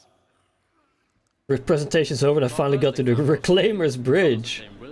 Yeah, that truly took you like, what, half an hour? Very high moisture and medium to high temperature.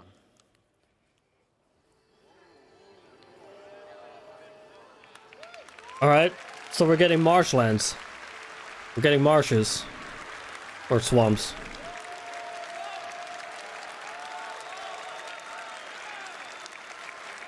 Yo, Nightcop, you seeing that? We're getting Florida.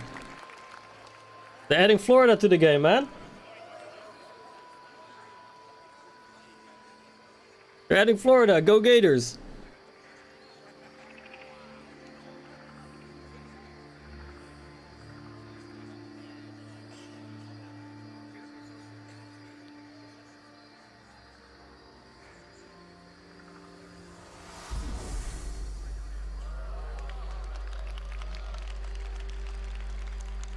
Yeah, 3.24.2 is a horrible patch currently.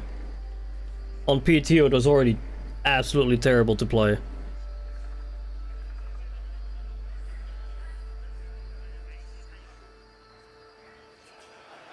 Oh yeah, okay, the Star Wars reference. There's a Scorpius in the swamp there. There's the X-Wing in the swamp. He's gonna be trading with Yoda. That was a Star Wars reference.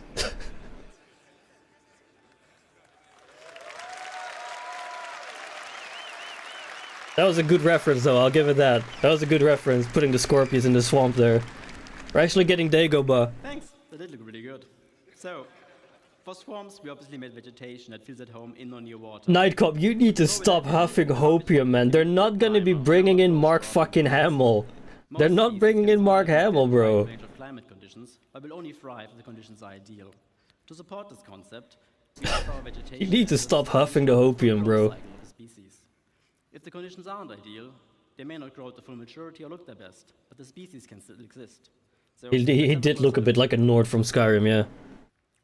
For the water's edge, we made plants like this Alternatera and the iris. We also need the aquatic ones to float on the water surface, like the water lily or the pickerel weed. This willow and the one after. I don't care if he shows up, if only to tell you I fucking told you so. The last one, it's taking Oh my lord. The last one, I'm gonna wait. The last one, you may not see used much in other biomes, but it's a very iconic one for the swamp, the bald cypress.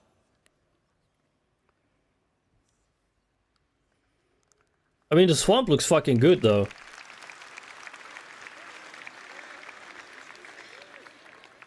So another feature we need for make a swamp experience a proper one is water injection. Over the last year or two, a lot of work has Hey yo, there's fishes! There's a fish there!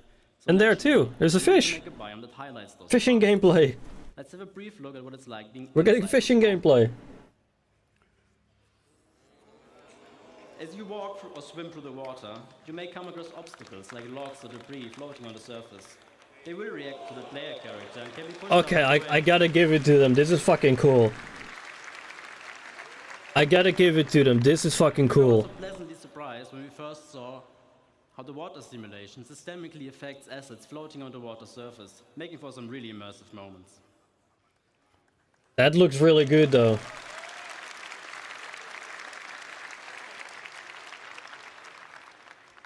Now, before I know, you're right, Nightcop, you're right. Disclaimer. Obviously, all the things you're seeing here today we're still actively working on, but this one in particular, it's a bit early in the process. So let's have Oh my god. density next.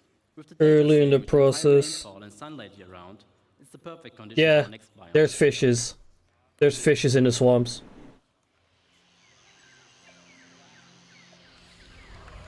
Like, this looks fucking good though. This looks really fucking good. But what's the gameplay associated with this? It looks good. I can take pretty screenshots. But but where's the gameplay?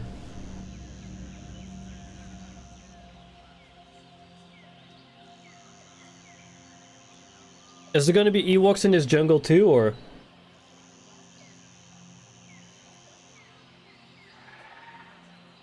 Or Wookiees? Can we get Wookiees? Wookiees or Ewoks?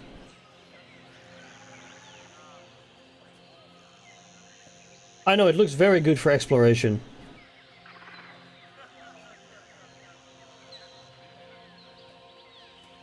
The gameplay is for the other companies to figure out when they buy the engine. Yeah, that's kind of what it feels like right now. If they bring an actual exploration, yeah. True Night Cop, that too. Why explore other than visuals if there's nothing around it?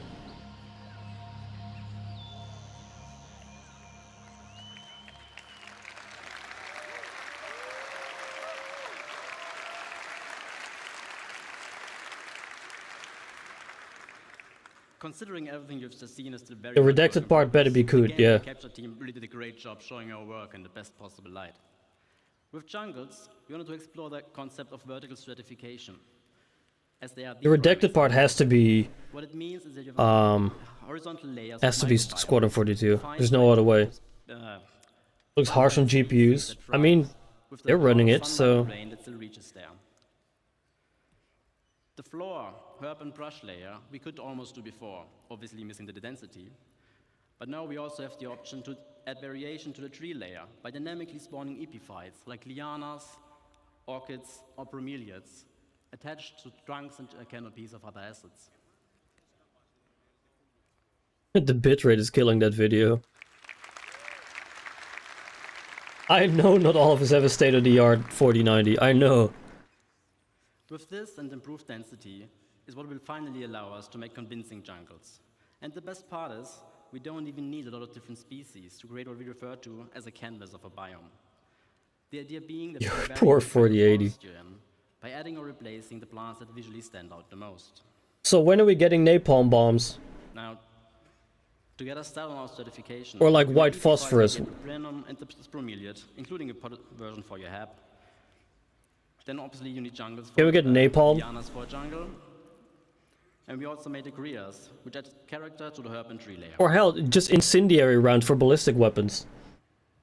For tall trees, Just light that bitch on fire. Generic rubber tree, as its different growth stages serve as a nice foundation for all height levels.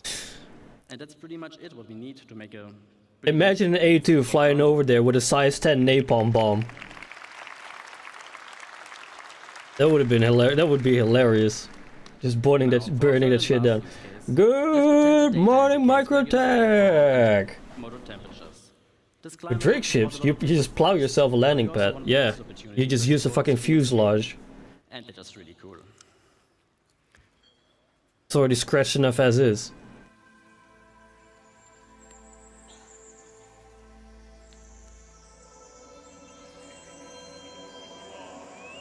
Redwoods?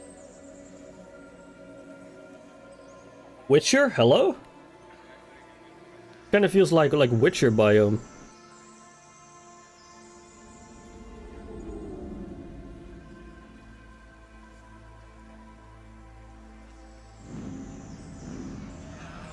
Oh yeah, Endor. Yep, Endor.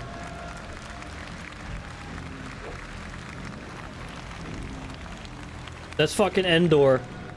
Dude, there's so many Star Wars references. Where's the shield generator bunker? Where's the shield generator bunker? Like, just give me a giant fucking dish in the middle of the forest and like a shield generator below it. Like, this is Endor. How about the Star Wars collab now, Robin? It's not happening. I know, it kind of feels like they're trying to compete with Unreal Engine. Biomes on Earth and try to analyze what the most defining species of them are. With this understanding, we then decided on the following plans to allow for a fairly universal... I know, there's a lot of Star Wars references. I'm not sold on Mark Hamill, though. I'm not sold on Mark Hamill. A fairly common family of species for the ground levels of all redwoods are ferns, in our case a sword fern.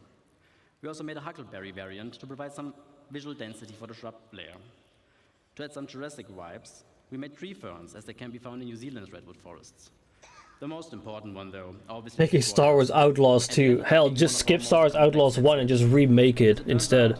They can grow to be fairly ridiculous in size. It keeps going. Bro. Holy shit, bro. Carrot for scale? Holy! Now, one thing our game's foliage is sorely missing is the ability to That's a properly big react to what's log. happening around it.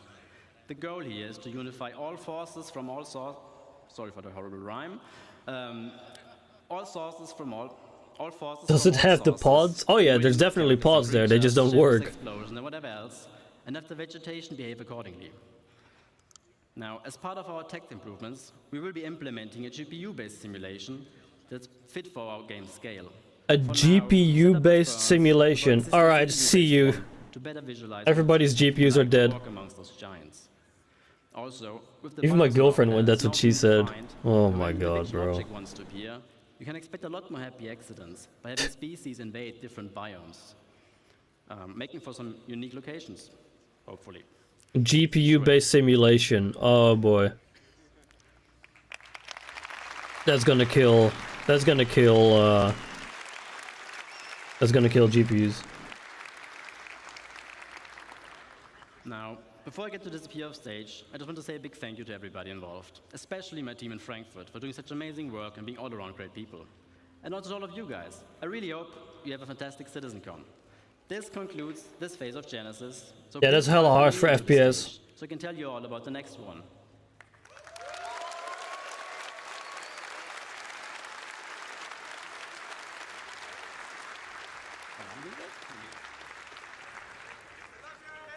Thank you.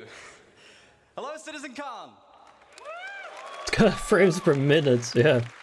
All right. Those new planets and biomes were pretty, right? But it's time from phase 3 civilization to give you some stuff to do. Stuff to do? So, let's talk about location density. Stuff to do. Emulated nature as well as we can to make sure our planets are physically based and What realistic. GPU? Our biomes are emergent. Based simulation? Oh, the grass moving and all that. If you walk through the grass, it's moving around. They build. So it makes sense that whenever you go and explore these planets, that you find their lives. Gameplay. And what's even more important is that when we make these structures, that they use and they follow the same rules as our biomes, such as the jungles and the swamps. But before we continue, let's first take stock as to where we are now. At the moment in the verse, That we looks have these nice. beautiful Tatooine, though. locations, such as Ghost Hollow. We've got our distribution Tatooine. centers, or even just some outposts. And these have all been handcrafted by our designers and artists to hit that benchmark. It's just They've been Tatooine. working directly on the planet. However, going forward, this doesn't really scale with how we want to go forward with the game. This is like the third time we're seeing the Carrack now. And we're going to have a way higher player count. So those 73 bunkers across Stanton just won't cut it. But in general, it's also pretty barren. There's not much for you to explore and find stuff out there. Desert, So desert, there's no I love exploration both. gameplay. You haven't really put Same. your character to use for the way that you should. So this means we need to go bigger, which means we need to change our workflow. Uh-oh. And with any workflow means we need to first establish a new benchmark. So, with our new benchmark, we are ensuring quality and improve on our previous work and make it even better. And any location that you'll find, Carrack is the needs old to have friend its own rework. unique personality Basically, and like, no repetition. We don't want you they to keep find the talking same about the location Carrack. twice. This also means that this is your exploration and your findings. So when you go out there and explore with your Carrack or with your Corsair, is that whatever you find, you can share with your orgs or with your friends. As for intensity, if you fly down to the planet, we want you to find something, let's say, every 100 clicks. But also improve the mission experience. So when you I'd sell for working Carrack. I'm not even asking for modules at the very least. Working cargo pods. Yeah. just keep going. Yeah, just working cargo pods. Because cargo just doesn't work on the Carrack. All our existing locations. Completely dead, doesn't work. Where you're basically making a library of buildings and layouts that we'll be using. Bigger to Carrack no is longer work Polaris. directly on the planet. Kinda. The neat thing. Well, no, all these Polaris is modules and assets Polaris can do way be more. iterated upon and tested right in the editor for all the designers and artists. To ensure These are all fun assets we've gameplay already seen and like interactive 4 years ago, sandbox though. activity, and also make sure all the mission stuff is there. Basically, we're building a toolkit. So let's look at some of the things that we need to keep in mind as we are making that toolkit. First and foremost, We've got our art style and branding. We've got things like Frontier. For Not our expecting settlement. every square inch of a master plan to be playable, I just want interesting spots and points of interest to play in. Yep. Utilitarian, like Which is kind of what he was aiming for, like finding a point of interest every 100 kilometers. sure these locations will be. I know it's all talk and no show. We've got mining for our mining outposts, farming. It's all for the talk and no farmsteads, show thus far. Places where people live. The function of the place will Hey, define farming. the way the place looks as well. You ready for your nutrients for the trees? Last but not least, the people as well, the faction and their loadouts. It's the fucking dusters we've already seen like 3 years now. Unlawful, such as Xenofred, and sometimes not even no one. And the place needs to look a bit, you know, derelict. That's just the bikers. You'll find Or different the people. dusters. Just the bikers. So, now that we've made our toolkit and we've defined all this new stuff, let's start building thousands of locations. Yes, I said thousands.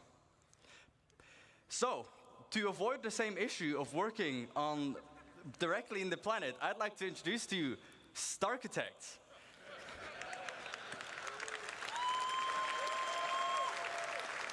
Starchitect? What Starchitect allows us to do Starchitect. is directly on a planetary I mean, scale, morphologists might be scatter all creaming these right now, libraries but and modules and assets and no longer work holy. directly on the planet. And it uses the same logical rule set as our emergent biomes. And it also gives us full control over the data that we set on these locations. So A expect Starchitect reviews, everybody. Starchitect reviews. Let's kind of look at all this new Genesis data and all these new libraries and chuck it into Starchitect and see what it gives us. Please see clip Robin rubbing his face. Why? Full-size locations, and they will look completely different based on where you'd find them. The layouts are controlled. I hope they learn from by the Bethesda roles and learn that and sheer will quantity reflect doesn't its matter. place in the verse. We've got farms. It was fucking mining mood. outposts, even our older locations, such as the bunkers that you find on Stanton. I just cringe. That's what it is. Oh, it's the same old bunkers we already seen like 10,000 times. That's new though. That facility there.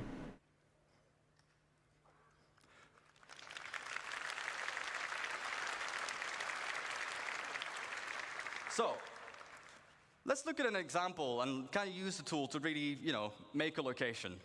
We can define the rules, as I've mentioned a couple times by now. So for our mining outpost, it wants to be near a resource. We can specify what this resource needs to be. But we can also give a suggestion. It's still all talk though. There's no show. Here and sometimes you wouldn't. Well, they're If the showing location demos, has but refineries, it might it's want not to be near showing water actual to gameplay. provide the resources. Then secondly, we can define what buildings should be there. So obviously we need mining buildings, houses for people to live as well, and even power buildings that we can leverage with the resource network. I know it can be nice for base building, but Intelligently figure out where to place these and what needs to be at the location. Next up, they've already shown this like 4 years ago in an Inside Star Citizen. temperature. Not every plant can live in every temperature, but the same with soil type. Only certain plants can be in certain grounds. And then we Like, can they already target the showed seed this like map to 4 years determine ago what in plants you would find there. What are an the Inside harvests? Star Citizen. As for the targets, again, farm buildings, obviously. But then it was fucking like the Star Engine editor. Like they would plop down a building and it would automatically build everything around it. And last but not least, derelict ships. We've got these all over the place currently. Rules, well, they'd be close to anti-air because they would be shot down. But even in harsh flight conditions, such as mountains or low visibility, you probably Yeah, most we commonly want. It's all they're talking about. crash ship parts, of course. Sometimes you'd find the full remains of a javelin, and the other time you might just find the nose of a starfare laying around. There already is the full remains of a javelin. It's on Daymar. Let's talk about You can already coherence. find it. Sure, we can scatter all these locations everywhere on the planet, and you'll find them in places they make sense, but we can do better. You don't just want to find an outpost completely on its own, right? We want to make sure it really About to get feels like myself a people beer, build even though their lives. it's 6:46 in the morning. Hey, brother, you go and Let's do talk that. about some missing bits. We want to tell tighter stories, such as the people's lives, but also logical exploration. If I find Don't one get thing, fooled, everyone. I This is expect to find just Yela. or something else. This is just nearby. Yela. We also need more data control. What defines one mining Here's some outpost space stuff. You can being see different Yela. from the other ones, aside from the harvestables? And also give the narrative developments. Make sure people build near rivers, on mountains. They build near town halls. They build near distribution centers. So to hit that bit of our benchmark, we make sure that locations are near each other and group them together.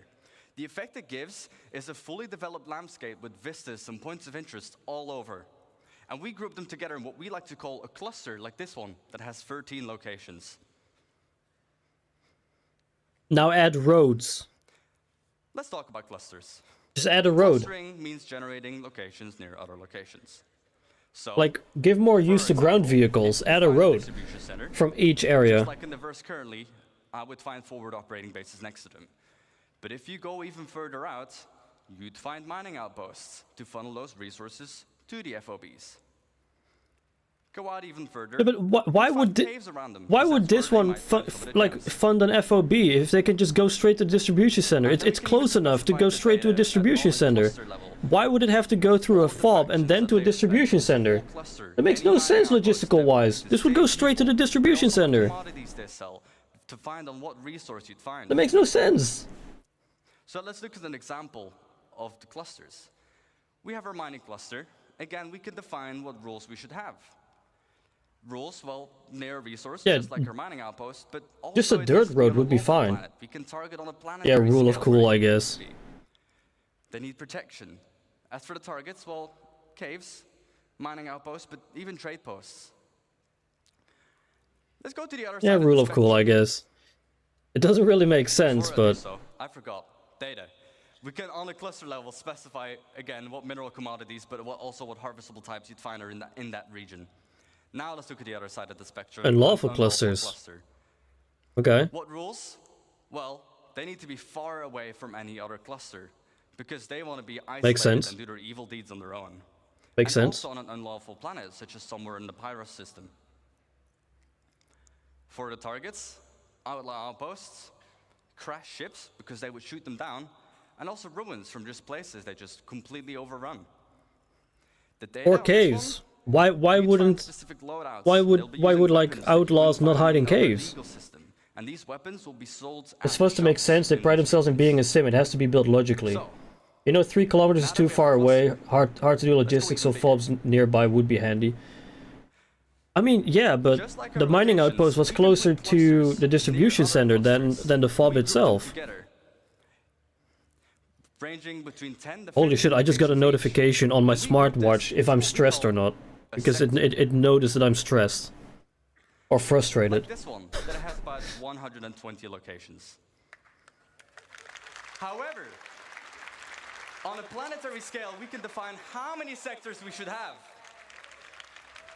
with each their own data and persona. Why are we And clapping? every single one of these locations is now ready for the mission system to hook up. Why are we and to give you clapping? This is gameplay, just... and for you to find. This means nothing until it's in the game. This is a bunch of we want, we want, we want, we want. And just on this side of the planet, Why are they clapping? can you guess the number? We've got about 3,042 locations. Yeah, they're not going to be hand building locations for players. As Starchitect, we're just able to, on a planetary scale, just define how many locations we need, what you'd find there. Yeah, but they did this years ago with Restar. They did this with Restar years ago. Thank you for listening. And I won't just see you in the verse, but I'll see you in a denser verse.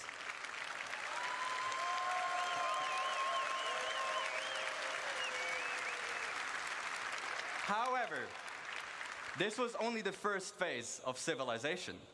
Let me introduce you to the stage, the person who will introduce life at these locations, Francesco Raccucci.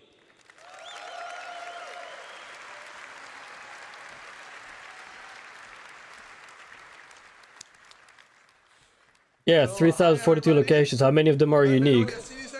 That's the question. So, I'll see you in a denser verse 3 years from now. where are we today? So, my name is Francesco Raccucci, and I'm the director Also not of wrong. CG. Welcome to the next step of Phase 3. We will Did you look just say into this was how in, or is this still what they're going to do? The latter. and how They're all the working on NPCs it. can interact pretty much with this incredibly It's not in. They're working on it. dense worlds that we just saw. So up to this point, we have seen how we are building the worlds. We start from the physical data set, and this is to make sure that what you see is not just beautiful and realistic, but also physically accurate. So the distribution of the elements that we have seen and the location and the POIs are Looking forward to cookie cutout locations. Yeah.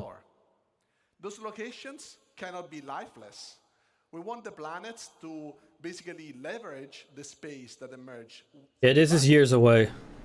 So from an AI perspective, I will categorize the elements of those Emergent environments. Where's my emergent gameplay instead? emergent environment, that is everything we have just seen being built out of the physical data set. Users-made locations. So this includes everything that our designers or you players will create in the world. So something that is mankind-made and not predefined in the environment. Interior of those locations. Now this is a mood. This guy in chat, we want Tony Z and Quanta. This is a mood right here. Space where there is much more tight interaction, and for NPCs is a lot about interaction with objects that we are usually used. Yeah, we need more points of interest. We need stuff to do. Then day and night cycle. I love how this man talks. I think he's Italian. But so far didn't have really a lot of impact. Either he sounds like Southern European. He sounds like Italian or Spanish. The rules that this environment defines. Well, we want to improve our tools and workflow, and we want to distance ourselves as much as possible from a designer-driven approach. This is because I think Italian though. Labor-intensive. It can be prone to bugs, but also because the scale of the words that we have just seen are very hard to be, designer-driven in the markup. So we want to improve this workflow, and we will see how manual markup is also. Tony Z and Quantum is next year for Lucky. Bro, I don't know. We haven't heard of Tony Z in like 2 years now. It's very hard to know in advance. Who knows what's even happening to Quantum and Quanta and all that stuff. I want to show you a couple of examples of what the team has been. It is a great accent, yeah. To make these systems supported and scale correctly to support these vastly dense dynamic worlds. So we'll look at perception in light and dark environments and dynamic cover generation. So attacking an outpost now must have a level of depth that goes beyond what we had. So layouts of the environment can change, vehicles may or may not be present, and PC can be anywhere. And if it's a bright day, well, we will be more visible, but our enemies will also be more visible. And if you choose to attack at nighttime, well, we'll attack in shadows. During darkness, it's going to be a bit harder to see our enemies, but we will also be harder to be spotted. And it will give us more opportunities to be stealthy and sneaky. How do we do that? On searchlights. You see, there is also a lot of like build searchlights around the perimeter. Or use low light scopes. That's what they're made for. Like 8x low light scopes. Scan it, like through the night.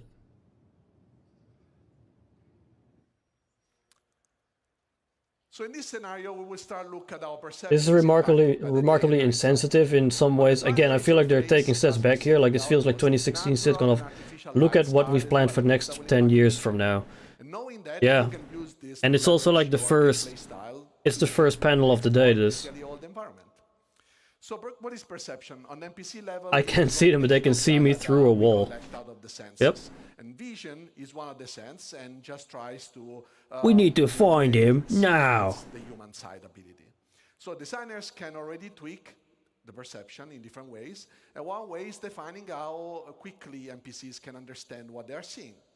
And the light condition have a direct impact how quickly an NPC will fully understand, for example, if there is an hostile in front of them. A hostile? There is condition of light that designers can control, and some others, like the day-night cycle, that they can't. So in this video, we'll see two main elements. The graph on the top left and the two colorful cones. The graph on the left basically represents the current light level the NPC is in, and the current multiplier this light level generates to speed up or slow down the NPC perception and understanding. The two codes this makes sense. Represents the primary and secondary FOV. The red color means that if you stand in that location, it will result in NPC reacting the slowest to you, and the green color instead represents the quickest response. So during the night, NPC will have a hard time to understand and foresee. He's got a copy on though. But if they have flashlights on their helmets, they can turn it on, and this will impact their primary FOV, making still the peripheral vision a bit more uncertain. And as you see here, first of all, the NPC is patrolling with his domesticated friendly copion. This is because he wants to exploit the vision, the night vision capabilities of the animal, and it's kind of our tier 0 pets. Tier 0 pets, there you have it. System, that is the next There you have it, Tier 0. So when we introduced planetary navigation mesh the first time, our goal was really to create a systems. Yeah, they're gonna call it star pets or something? I want a raccoon. Our planets are just way too big to statically export them. I mean, it makes sense. You can have it like in a Drake ship, you know, inside the trash can. Makes sense to have a raccoon. And the NPCs are there. So essentially, environment has its purpose only when life exists. Also, let's keep in mind that even if we could export dynamically and That's exactly why. those planets, so processing dynamically all a static version of the planet, I'll be good with having a first of all puppy. wasteful and on the memory side and time-consuming, and also because we have a lot of runtime modification of the terrain. This would require us to still reparse it at runtime, and pretty much that will be almost all the time. So to generate LTI Copion. leverage the navigation mesh system. And what we do is, as you see here, the blue polygons are basically I want a where raccoon, NPCs checks, can yeah. walk, and the green ones are what we call cover surfaces, that are our simple representation of the environment, what NPC uses to understand if they can hide behind something and if they can shoot from some positions. So up to now, we have an approach where designer would be a designer-driven approach. Designer can define. Also, is it just me or has Chris Roberts been on stage way less than he used to? Like last year, he was on stage way longer than he did now. He's been on stage for like what, 10 minutes before he handed it over? Not even? Not even 10 minutes? This is obviously a good approach it's also a standard approach in gaming industry. But what about all those organic and inorganic elements that get scattered with a new system?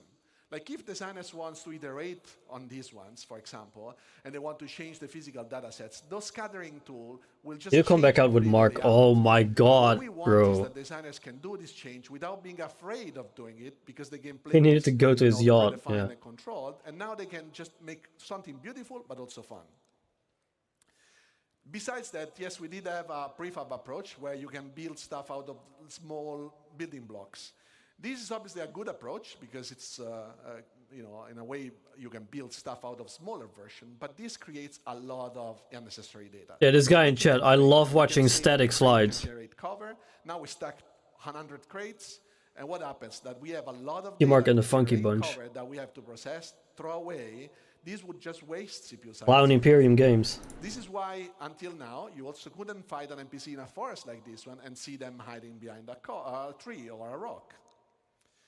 So enabling the dynamic generation of covers on the planet allows us to exploit all the elements of the environment. Goes with the static NPCs, yeah. Whenever navigation mesh generates, NPC can now have a chance to fight with you hiding behind available elements. Boulders, rock, walls, and are all useful elements right now. Are they going to be using the Ursa as cover too? Geometries, but also vehicles can be used for cover. And as you can see, this is dynamically generating while the vehicle moves. So be careful where you park your Ursa, because now it can become a source of danger for you as well.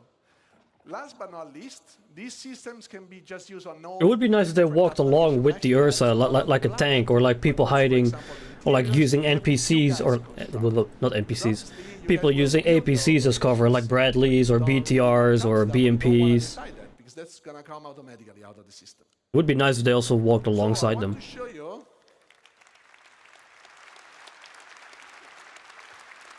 The NPCs will shoot through the cover. So what I want to show you now is just like a little bit NPC of driving ground vehicles would be cool, yeah. When we generate cover and navigation mesh. These are some of the steps that our system does. So we always start from the environment voxelization.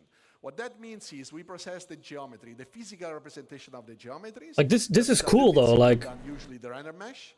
this is really impressive. Like dynamic generation of cover like that. Based on voxels, that's because obviously where a human can move is not that's really well done. Can move. So we can define different type of precisions and then speeding up the process where we have to, and be more precise where we cannot be to. And we can also create overrides based on different things. For example, if you crouch, you can enter into smaller locations than where you stand. This process is basically common between navigation mesh and cover. After that is generated, then we can evaluate the voxel in different ways. For example, defining where we can walk. So can we make the step with our foot over a specific voxel? Or is there something in front of that hole in the nav mesh so that we can actually cover behind? Making notes like an abuse NPC AI in 10 years. And after the cover surface, Now I feel like this is something that can come relatively quickly. Cover locations are a good spot for NPCs. Because they already just showed it like working in engine, like just like this. This is real time. Maelstrom last year. Obviously, we knew this would revolutionize how you guys are playing, and we did have to find a solution to handle all the destruction you get here. Holy crap! I jumped. So much stuff in this world that we had to find a solution, right? Oh my god! I actually jumped. Mesh as it is, because there is just no way for us to predict anything that you are Oh doing. fuck! We want just Maelstrom to be another trigger for world evaluation. So as you see, this is all dynamically generating. And destroying anything. That's cool though. Just makes the world. That's really cool. So as you see here, we can have also Like destroying these walls and like dynamically destroying cover. That's really cool. First they invalidate, and then when they rest, for example, we can decide when is a good moment to regenerate, so that we also don't waste too much CPU cycles. The color that you see that is based on Maelstrom. Quality. Yep. So you see the light green is That is Maelstrom integrated with the dynamic cover generation. Basically not really good cover, but if there is nothing better, well, it's better to be behind something than being, in open space. So let's just recap. What we want to do is finding a plan and having a good plan. Yeah, I actually like get the kill sound when you destroy cover. To be able to systemically evaluate all the dynamic environments that is generated. We want to improve our workflow, not only to support designers and being faster, but also support all your guys' creations. So we want the live to adapt, and this is all for making the game fun for you, so that everything comes together. So thank you all. This was phase 3. And now, let's welcome Ben Parry, that will introduce you guys to phase 4 of Genesis. How many phases of this are there? Thank you. Yeah, same. I want more of that. Hello, CitizenCon.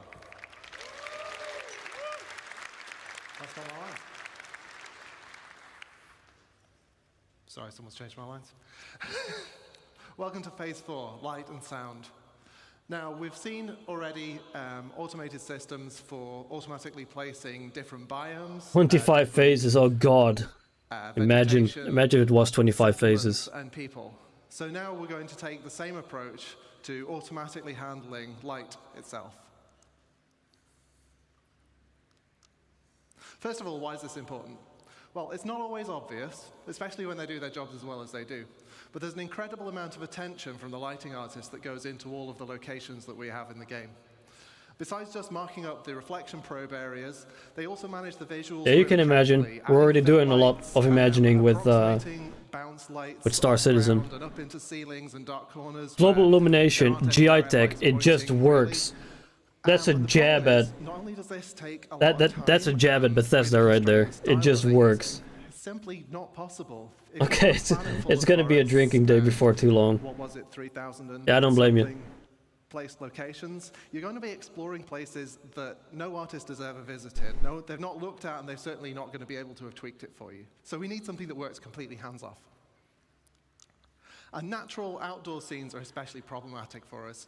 Indoors, you can put a lot of little lights around, pointing from different directions, and you can probably justify it. Outdoors, you've got the sun, and you've got the sky. And if you're behind a tree, you've got the sky. And so you need that skylight to vary. Now, haven't we seen like enough visuals for the past the past 10 years? So this is the forest as you'd see it without the GI system. As you can see, all the shadows are receiving lighting from the same environment probe, so it's basically just a flat color across. We replace that with around 40,000 mini ray trace probes. Each of them has their own view of the sky, and so that gives you way more contrast and variation as you move in and out of the canopy. Oh, that actually looks pretty good. That looked pretty nice. Now, there are a couple of other pieces of the puzzle that we've been working over the last year. Now, the first is, well, all the stuff that you can't stick 40,000 mini probes onto. Anything that doesn't have an opaque surface, we can't really know where it is on the screen and track it from frame to frame. It seems to be performant from what from the looks of it. Out like a sore thumb. We've got fog, we've got particles, we've got the other little things, I don't know what they are. And so we need something to do with those. So to address this, we've added a kind of stable grid of medium-y kind of probes that are generated around the player as you move around. So that gives us approximately matching lighting that we can apply to all of those things. Now, this is a little bit difficult to illustrate in normal scenes, so for once, I've been making my own levels. As you can see, Pico's in trouble again, but because the lighting team Pico's getting abducted. you can't see anything in most of the scene. Pico's getting abducted to an actual game. Transparency GI system, suddenly the whole scene comes alive, and this is something that we could never have done until we added this tech. Until we've added this tech.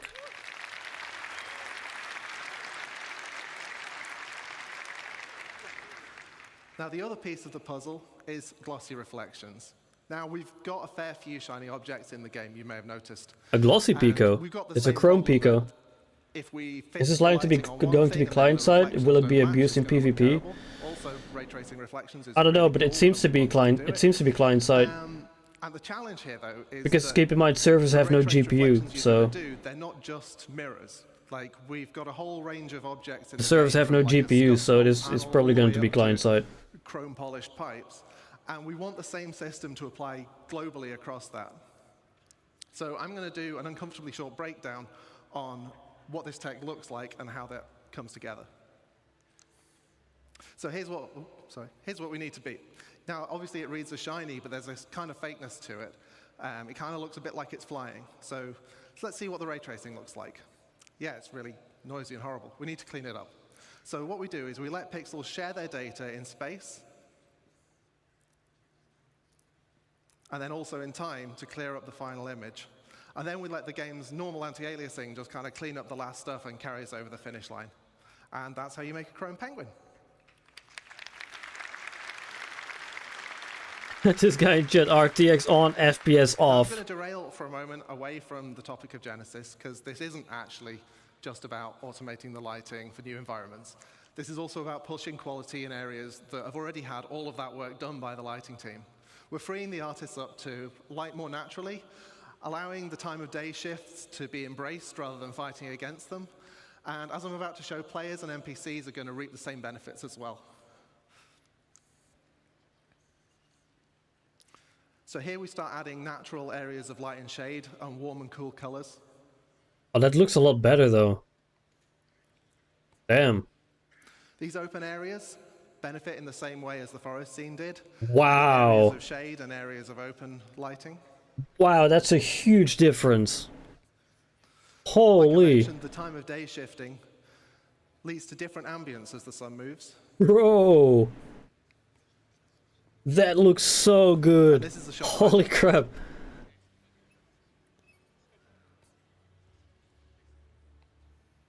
Damn. Finally, let's see how the new GI system can brighten up your character's day.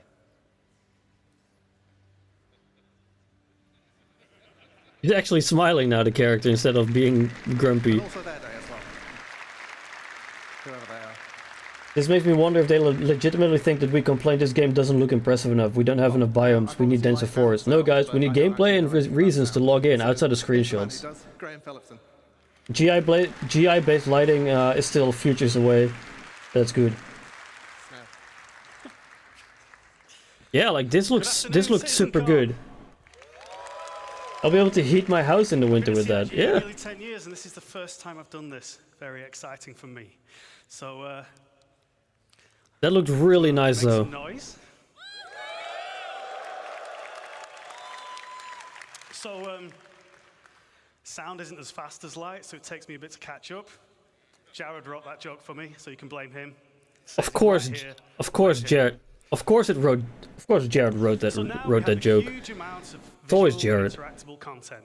Locations, biomes, populations, planets, and systems. And now they're all beautifully lit too, thanks, Ben. But everything is looking really great, yeah. Sounds? It's a challenge. It's a challenge of scale. We need to support multiple star systems, and it's a challenge of quality. We want the highest quality possible. Oh, there's the keyword there. We need to create the tools to make all this possible. So we need to. But with Star Audio, we can rapidly implement audio for entity classes, brushes, Star audio? sweeteners, Oh, which can be reused and reflected immediately across the bro. game, including Star all of those audio? emergent locations we talked about earlier. We got Star Architect and now we got Star data Audio? driving what happens in game. And we can do all this without breaking flow. So here's a fairly dry video. It gets more exciting later, I promise. Showing you our rapid workflow. So over on the It is interesting that they're showing the Nix map, yeah. Wise editor, that's where all our sounds live. In the middle, we have Star Audio Editor, and on your right, we have an entity that needs some insect sounds on it. So we can very quickly drag. Yeah, they did the whole audio thing last year, not in game. Very quickly, a bit of logic, and we can re-trigger this entity's spawn sound so that it immediately makes a sound. I assure you there is a group of insects. Thank you. Yeah, this is cool, but you're exactly like you're saying. We're a player, not a developer. But there's a little something missing. So to add some realism, sounds respond to how they move, how you move in the world, and how they move relative to you. So oh, the Doppler effect. Oh, okay. So they're going to make going for the Doppler effect. In simple terms, the pitch dropping as something whizzes by, or in even simpler terms. Yo. Yeah, the Doppler effect is really awesome. Like I still remember when DCS added the Doppler effect, and they showed it off with the A10 main gun, the GA8. The Doppler effect sounded so good on DCS, and it still does. Systemic Doppler solution, and I'm going to show you that now. The only way I know how. By putting a big CIG stole the idea from Rosatom here. Everything is named Atom something. Yeah.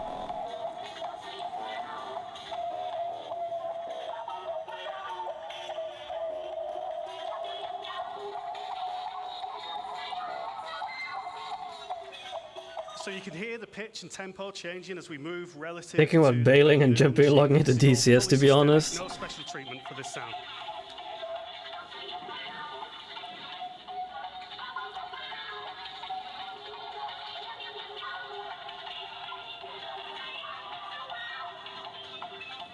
Come back for Mark Hamill, brother. And I expect the noodle bar to be very busy after that commercial. So, how does it work? Well, the listener is surrounded by variable time delay. Yo, Battlestate Games, are you watching? This is how you do audio, Battlestate. Helps the game sound good. Battlestate Games can learn from this audio. That's how you do audio. And the audio is mixed into these buffers. No, it's a Benny's vending machine. That is appropriate to the object position in the world. Changes in the position are applied to the delay buffer by interpolating the audio data. But that's not all we're doing here. Now, I know there was a bar citizen yesterday, so some of you may not be thinking as fast as you might normally, but you may have realized that by buffering the data in this way, we're not just creating a speed of sound, we are not just creating a Doppler effect, we are indeed, and I just spoiled my own line, creating a speed of sound effect. Give me cargo pods 4.0 in Squadron 42. That's a lot to ask. That's a lot to ask for. I now have a couple of minutes of video, and we go through rapid fire, looking at some fantastic examples of what this brings to the game, starting with a spaceship pass by that is supported tonally. I feel like I'm back at university. Yeah, you're basically just getting a game development class right now.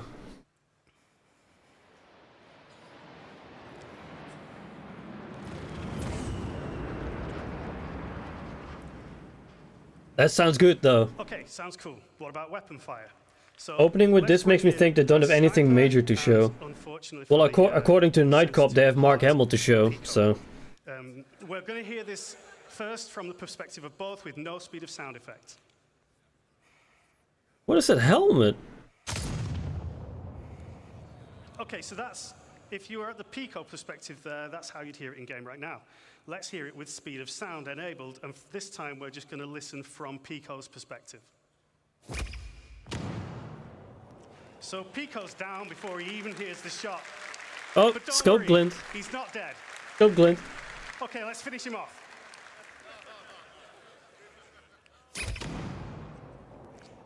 Now he's dead.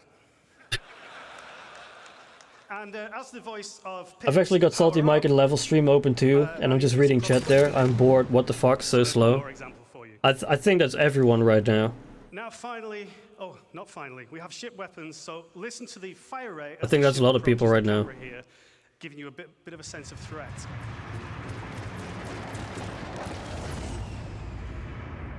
It's not too easy to tell what's going on there, but you get an increase in fire rate. Finally, the really cool stuff, explosions. So we can put a cinematic element, please use an A2 bomb. And a delayed speed of sound effects. Whoa! Oh! To do just once, so we're going to do it twice more from further distance.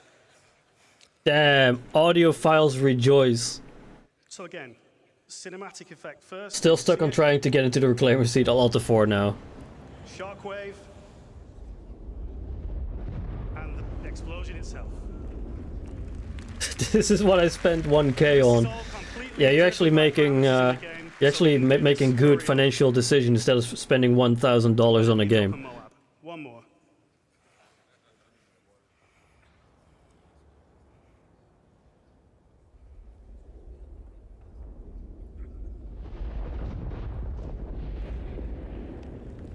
Damn.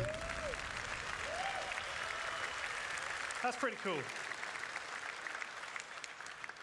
That does sound really good. So the speed of sound simulation gives you a better sense of distance, it improves the sense of speed, and it supports those amazing cinematic moments. Support cinematic moments. That's the priority for CIG. In summary, we're trying to make the game more immersive and respond to all this Genesis data. Although to be fair, adding this is gonna make respond differently to changes in getting a direction of where you're being shot from. That makes this really hard to do, which is good. We really look forward to getting this. That's really good. And getting you enjoying it at home. Now, that's all from phase 4 of phase Genesis 5. Cycle. Oh my lord. Sound. So I'm going to hand you back to the amazing Ben and Ali to bring us home with the final phase. Final phase, phase 5. We're almost done. Thank you, sir. So, as Graham says, this is going to be the final phase of Genesis, and it's called Nature's Wrath. Hi Chris, the support cinematic moment is such cringe-worthy and cheesy line. I'll save it as a meme. So, first off, let's start talking support clouds. cinematic moments. We're building a game for cinematic moments. Visual features of our game, and they're truly awesome. This is great. I've already been amazed at how it feels and sounds when an A2 drops a bomb near/on me. Yeah. Of clouds over time. Oh no, we're going to talk about clouds. Animation. We use the same physical data sets that drove the biomes we talked about earlier. Clouds again. And these are also now driving a physical simulation. Half the people turn off clouds anyway. And dissipate in realistic conditions. So this means things like the oceans, the prevailing winds, mountain ranges, and the temperature will all impact the clouds. But to complement these more dynamic clouds, we've also improved our lighting model. So it now correctly accounts The weather shit is the most meaningful in a low-meaning inside presentation, cloud. at least for me. And this is important, creates much deeper lighting. And For me, the most important contrast part was the against sun rays dynamic, is also vivid cloudscapes like we see on the left here. Something we're the all dynamic cover, dynamic cover generation. It would be awesome to bring this into context and show it on an actual location. Let's take a look at a quick scene to round this up. It's a nice day on the surface, but I like the cover because it affects gameplay. Exactly! That's the reason. But they're not just moving, they're forming naturally and changing shape. They dissipate as they glide on the atmosphere based on wind data, stratus and cumulus alike. Now we start seeing the new cloud shading model come into play. We are seeing enhanced occlusion beneath the cover. AI can't use it yet, at least not consistently. Meanwhile, you're saying honestly the weather shit is the most meaningful one. What? As this is closing in, How is this gameplay? see the changes in visibility of the area. Light precipitation is starting. Previously, we authored static cloud shapes, but no longer. Does this affect the flight model? I'd hope so. Its presence has been informed by Genesis data. Oh, and it's not just the cloud volume. Hey, it's rain. Weather front. Okay, that's fucking cool. Now we're trying to see the wind picking up. Terrain and rocks are getting wet. That's fucking cool, though. Grass in the overall Holy. They're responding to the weather. The They're system is changing yeah, you're the right. world around us. They are one step ahead of Eagle Dynamics. Puddles being formed dynamically You're in the right. dirt, properly responding to light, reflections, and rain droplets. Hey, yo, amazing paper. There's your dirt right, or your mud. There's your mud right there. I can feel the danger. I think we should let this play out in the game. Oh, hey, actually playing. Actual gameplay, look at that. That's fucking cool, though. Holy.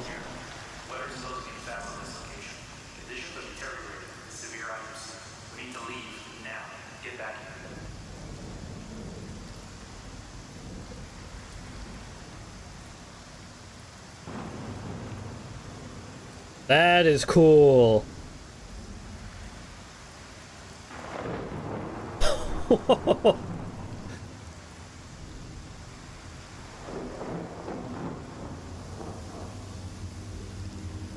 Holy shit.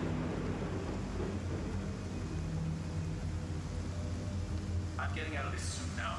Powering up, flying out. We'll need to switch to IFR. See you on the other side. We have to switch to IFR. Oh boy. I mean, it seems like it's affecting the flight performance with the wind.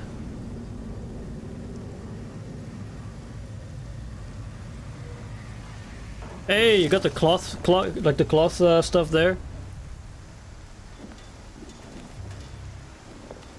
I know it kind of looks pre-rendered, yeah.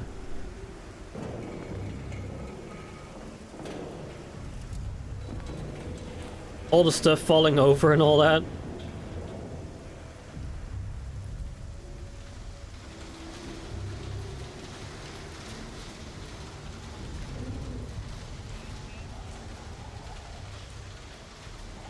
Cozy cargo mission in this, yeah. You can still hear the rain and the thunder.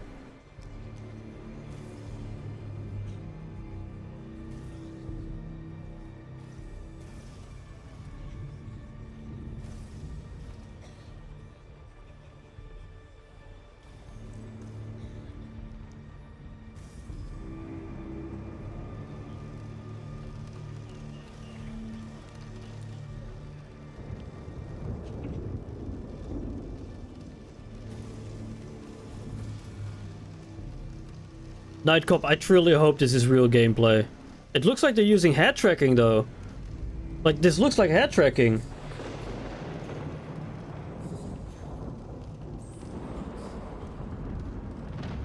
It looks like they're using a Tobii eye tracker or a Track IR.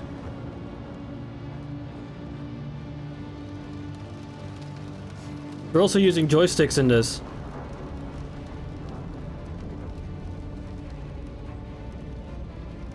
Is he gonna try and break the cloud layer? Contrails? Okay. There are droplets on the glass. There are droplets. You can see them. They're right there. You have droplets. And there's droplets there. Holy shit.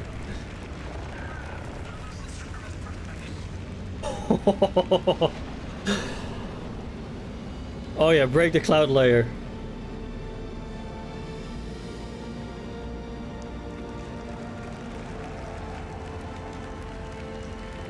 How do you figure they use joysticks? If they were using a mouse, you would be seeing like an arrow like where they were pointing to move. So they're using joysticks. Man, that's what we call the Falco maneuver to get out of there. Ali, please break this down for us. What did we just see? Yeah, so that was a combination of lots Why would you turn that off though? I really like that. To make a really great cohesive experience. So we started with the cloud simulation, which wasn't really a cloud simulation, it's a weather simulation. The rain will appear not at random, but it's based on physically plausible conditions, so you have real weather fronts evolving across your planet all the time. We have a host of visual effects, like the rain, and then the This is reinforced not to fly a small ship in a storm. Yeah, kinda. And the splashes and all of this type of visual effects. We saw the wind developing over time, and that introduced turbulence to the flight model, making flight very challenging. And then, of course, we saw the lightning, which plays havoc with your instrumentation. And you guys were like, the AI using cover was cooler. Keyword was. Yeah, it should have started with this. Storms will sometimes be short-lived and localized, others will be larger and potentially permanent on some planets. And this is going to The contrails on the Aurora, though, holy. Resort to ground vehicles or even foot. And this is all going to be dynamic, meaning that you might find yourself trapped in some really unexpected situations. So we really can't wait to use all these mechanics to open up many new gameplay opportunities for All in the Verse soon. He said soon. He said soon.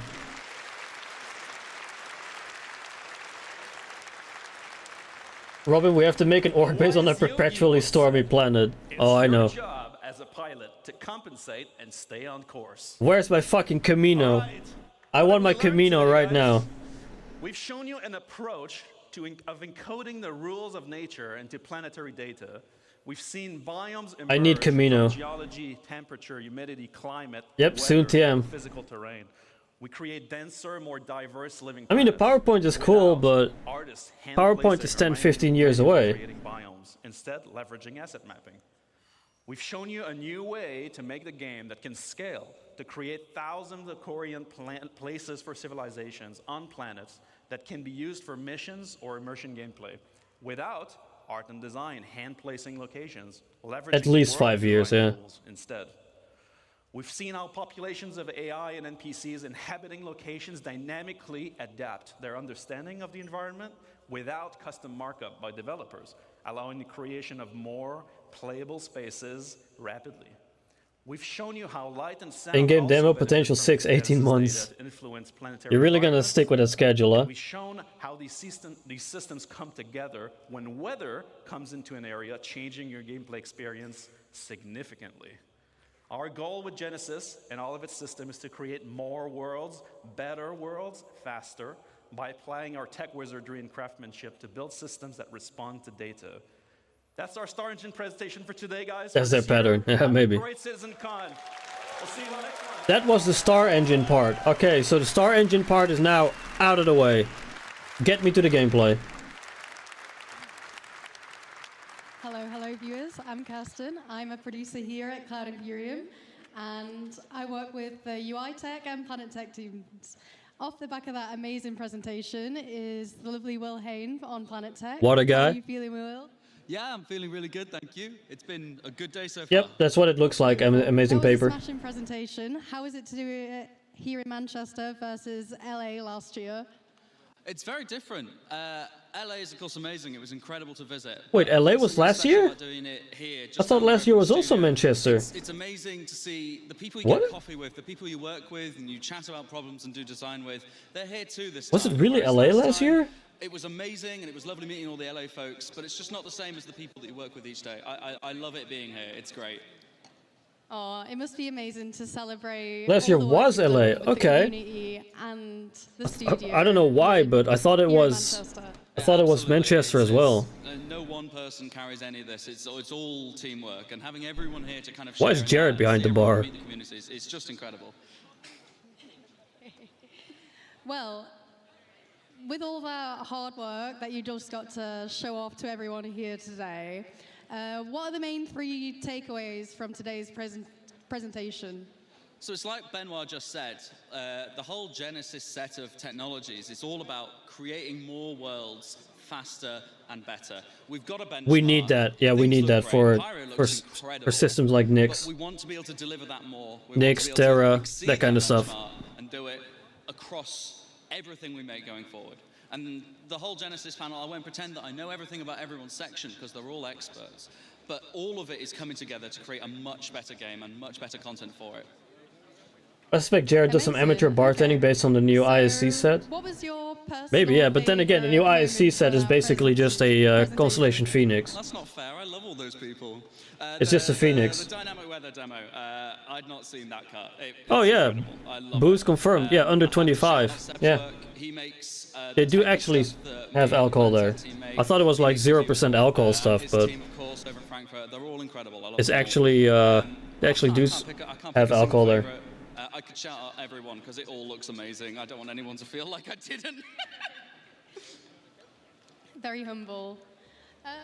So, tell us a bit more about what players. Wait, is the drinking age in the UK 25? Biggest changes coming for them.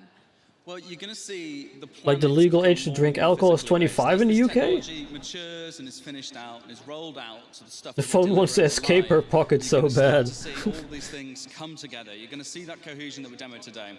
And I'm hoping that we're going to show you some more of the steps along the way as well in the future, where we won't just be showing you pines anymore. We're going to be showing all that incredible stuff that Seb's been busy authoring. Together, it's just going to look amazing. I'm so excited. The girl's phone about to hit the deck is stressing me out. Personal highlight for me was seeing the water interaction with the biomes. Is that something you're excited for players to interact with? Absolutely. The swamp demo with the water. It's 18, but again. Oh yeah, under 25. Show ID. Okay. Like the clip in the background, but Show ID under 25. Yeah. Is great. Makes sense. I love it, and I can't wait for those. Once those biomes are out and you can go and explore, so much more reason to be in the water and see it all. So much more reason to be in the water, like dying. Immersion's obviously very important to our community, but I would just want to touch on the work you and the team have done. Is there anything you want to say to anyone in the studio, or any shout-outs you want to make to the people you work with? I don't know what to say. There's the phone fans, about to except go. come up and say hello if you are one. Phone's about to In the go. studio, you guys are all amazing. It's great being the person to stand up and talk about this stuff together with Ali as well. But there are so many people that go into making technology like this, whether it be the water sim and the rendering and all the people that worked on that, or the planet tech and all the people who have worked on the giants whose shoulders we stand on, and then the people who work today. It's not just me. We have a team. We have a group of people, and everyone brings a unique contribution. It's amazing. It's great. So thank you to everyone. Yeah, just to echo that, thank you to everyone. It's gonna worked so hard fall. on all this tech, including yourself. Women's pants pockets are smaller than men's pants pockets. That's what I heard from Sundays as well. That they have tiny pockets. I like or seeing no the pockets people at all. get shot. Absolutely. Shoot that guy. He doesn't. We don't need him. Aw. Well, speaking of community, I think it might be time to throw over to Dan. He's checking out the community booths. Dan, are you ready for us? Yeah. Thank you, Kirsten. Looks and like a thank you, 1K Will. phone. Turns out I'd be water is stressing, wet, yeah. And no one better to tell us than Will. Now, guys, we are here back at CitizenCon on the show floor waiting for the next panel. We'll be back in a little bit for that, but I want to continue showing you guys some of the awesome stuff we have here on the show floor. So I'm here now at the Monster Tech Sim Pit area. Monster Tech we had an awesome promotion with earlier this year where we have these great themed chairs. Look at this. This is an RSI branded Monster Tech You chair. could have gone concierge instead of getting that phone. Yeah. Look at that RSI branding. Look at me. Look at me. I can't count how many times I had to carry my friend's phone because her pockets were too small for it. So let's take a look at this booth right now. We have an awesome area. Yep, where they players are can Monster play Tech chairs and rigs. sort of Yeah. real D 4D situation. These are haptic chairs. There's motors in the chairs. They're using our VKB brand. Haptic chairs. Thank you again to VKB All for right. helping sponsor CitizenCon. This is awesome. We are getting to play Star Citizen in a way few people ever get to experience Star Citizen. It runs smooth, it looks great, this is awesome. If you guys are here on the show floor at CitizenCon, this is an awesome place. You definitely need to check this place out. How you doing? Doing well? You winning? Are you winning something? I'm just trying to figure out how to fly again. He's trying to figure out how to fly again. You have to figure out how to walk before you can run, in a sense. We have a huge crowd of people here, so it might I was take looking a at the little Monster bit Tech chairs to / get pits in, recently. but Next this level is awesome. As you looks can see, better and more continuing reasonably the priced. branding and the theming we But a have here, small just price of excuse me, 12 guys. grand. We have You too can have that posters chair. as well. We have a Leilani Addison poster. We have our Ship Showdown posters. All the theming here is though we were on deck of the UES Barbary here in orbit above Manchester. Now, guys, we also have some awesome stuff we're about to show you. We're going to head over to the community booth in a little bit. What size are the monitors? Are those TVs? Moment to also thank one of our other sponsors. I don't know. They might be. Nah, they wouldn't be. They wouldn't be TVs. You didn't even know this, but all of you are actually entered in a competition right now to win a free themed Star Citizen scan PC. If you check into your bags, you have a challenge coin. Every single challenge coin in every single one of your bags has a unique number on it. At the end of the show, we'll be pulling a random number that matches one of those unique NPC, yeah. So make sure you have your challenge coin on you. If you don't, you're going to miss out because we have an awesome themed Kovalex box themed scan PC. I'm actually going to throw it over to Scan Sam, PC. who's going to check out that PC over in our interactions booth. Sam, why don't you show us what that looks like? Yo, that was actually Luke from Linus Tech Tip standing there.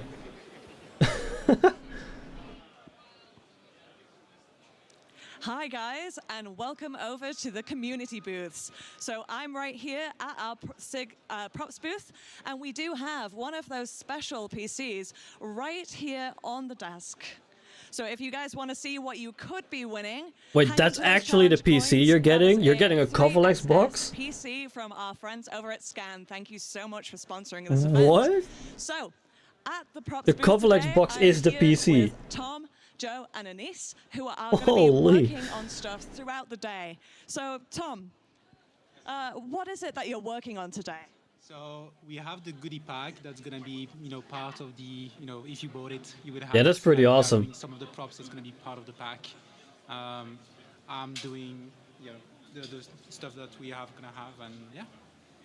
Amazing. So, how are you finding the atmosphere at CitizenCon? Is it your first time? Sorry, I was in LA last year, and it was amazing, and I love this one even more, and I hope everyone feels the same way, and yeah. Fantastic.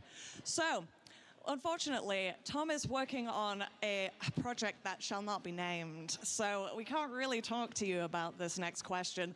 But let's move swiftly on over Soul Singer. to our Star Citizen. Has to be Soul Singer. The project that shall not be named. That has to be Soul Singer. Good, I'm doing good, thank you.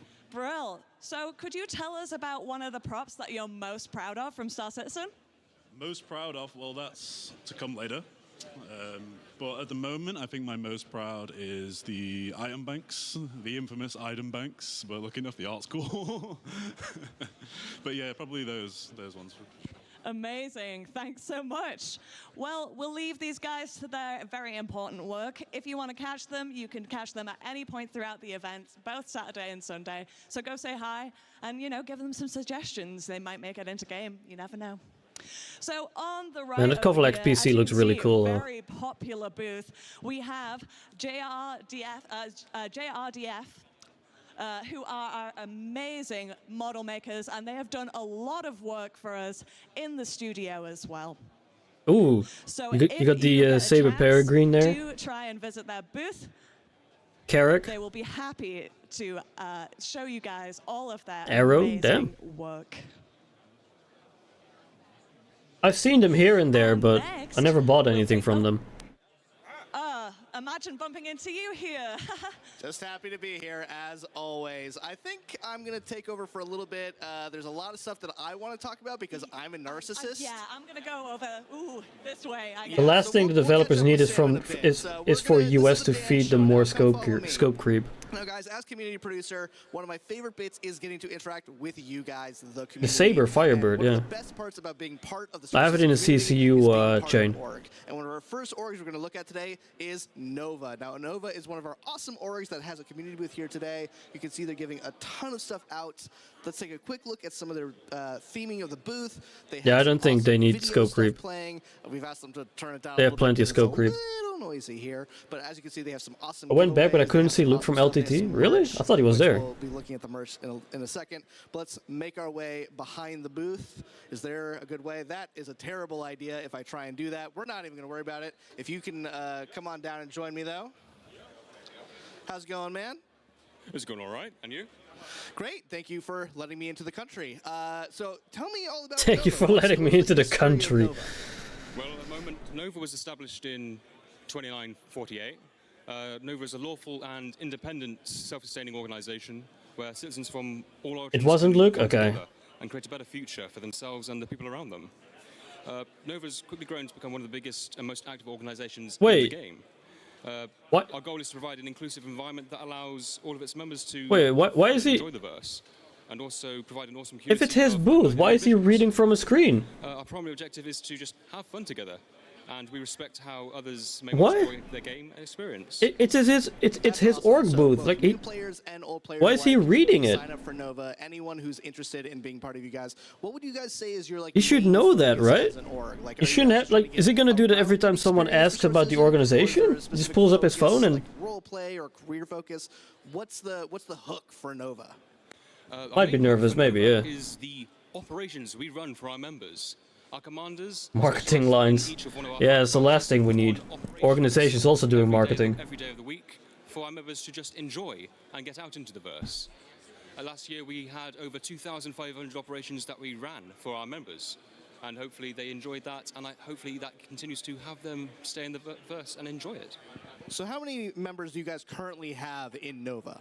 On the last count we had just over 13,500, and we hope it steady, keeps on to keep on climbing. 13,500. 500 people. That is awesome. What do you guys have here? Let's take a quick look again at their booth. There's some really cool stuff they have here. Right, on the booth, right. Here we have the postcards that were part of a screenshot competition we hosted with our members. I wouldn't say number org, but screenshots posted at CitizenCon. a huge org like that doesn't like appeal to me at all. Recruitment video. So walk me through the branches. Like, what are your 5 branches? Yeah, we're not too far away from that. Yeah, we're only missing like 13,450 people. Is our Navy, Air Force, Marines on the ground. If there's anything that Don't needs say to Navy. Nova needs to defend, that's what they do. We bring them in. Nova Core is our industrial branch. They deal with any of the mining, salvage, cargo transport, and in the future, construction, hopefully, for building. Anything to do with money, that's what they do. Nova Frontiers, our scientific and exploration branch. They're the ones that go out... I was in Nova, only had 20 people active. They also create our... My ideal guild size in an MMO is no more than 100 people. After that, you don't get really personal interaction. Yeah, I can feel that. And touring branch. They're the ones that do the races with Atmo Esports, Anzio Racing League, and the Fleet Faithful Knights with their race across the verse. They also help build the booth for our community events. And it's a great looking booth. And that was all of them, right? Yeah, that's all the branches. Yes, that's all the branches. Amazing. So, guys, if you are here at CitizenCon, check out Nova. Thank you so much again for inviting us into your lovely Nova home. So, guys, we're going to move on to the next booth. We have, pardon me. We have Palakis Workshop. We have some amazing minis here. These guys are making some awesome Star Citizen minis. Take a look at these minis. Wow, those look good. We have some painted Holy. We have Sentaki Eye. We have a Mercury. No, that's, yes. Lots of ships. Sorry, people are talking in my ear. We have. No, that's not a Mercury. It's an. So guys, I want What? It's an Ares. for coming to CitizenCon. I'm being told we need to wrap for time, so I. There's a vulture too, yeah, right there. To Sam. The vulture there. Let's make sure we go over to Sam. Oh, we're going to Jared. We're going to Jared. Never mind. Let's get ready for Jared. Lots of people talking in your ear. What people don't realize is people talking in your ear, you can't really hear what you're saying, but I think we're ready for Jared now. Jared, let's throw it over to you. Thank you guys so much for having us here at CitizenCon. Back to you, Jared. Yeah, the models look really good. It's main stage disco. That wasn't a gag earlier. I really messed up my hammy. Pro tip, don't get old. All right, so we just finished our Star Engine presentation, Brave New World. I want to do one more round of applause for all the CTG guys who got up here and showed you their work. Just when you think our planets couldn't get better, they come up to us about 3 months ago and they're like, hey, we've got this. Do you want to show this at CitizenCon? I'm like, yes. Yes, we do. We want to show this at CitizenCon. Hammy is not Hamill. I think he's talking about a hamstring, like on his leg. All right, so our next Hype presentation for cover and the weather. are a group of several dear friends of mine and Sean Tracy. You know I love you, baby. I love you. It's a presentation that I have wanted to do here at CitizenCon for years. Jared is gold. Well, the stars seemed to align, and I'm so excited that you're going to see this. This was what I called our sleeper presentation of the year. I hope you give them all the attention and all the admiration they deserve. Please welcome Benoit Bossiger and A Social Universe. Benoit again?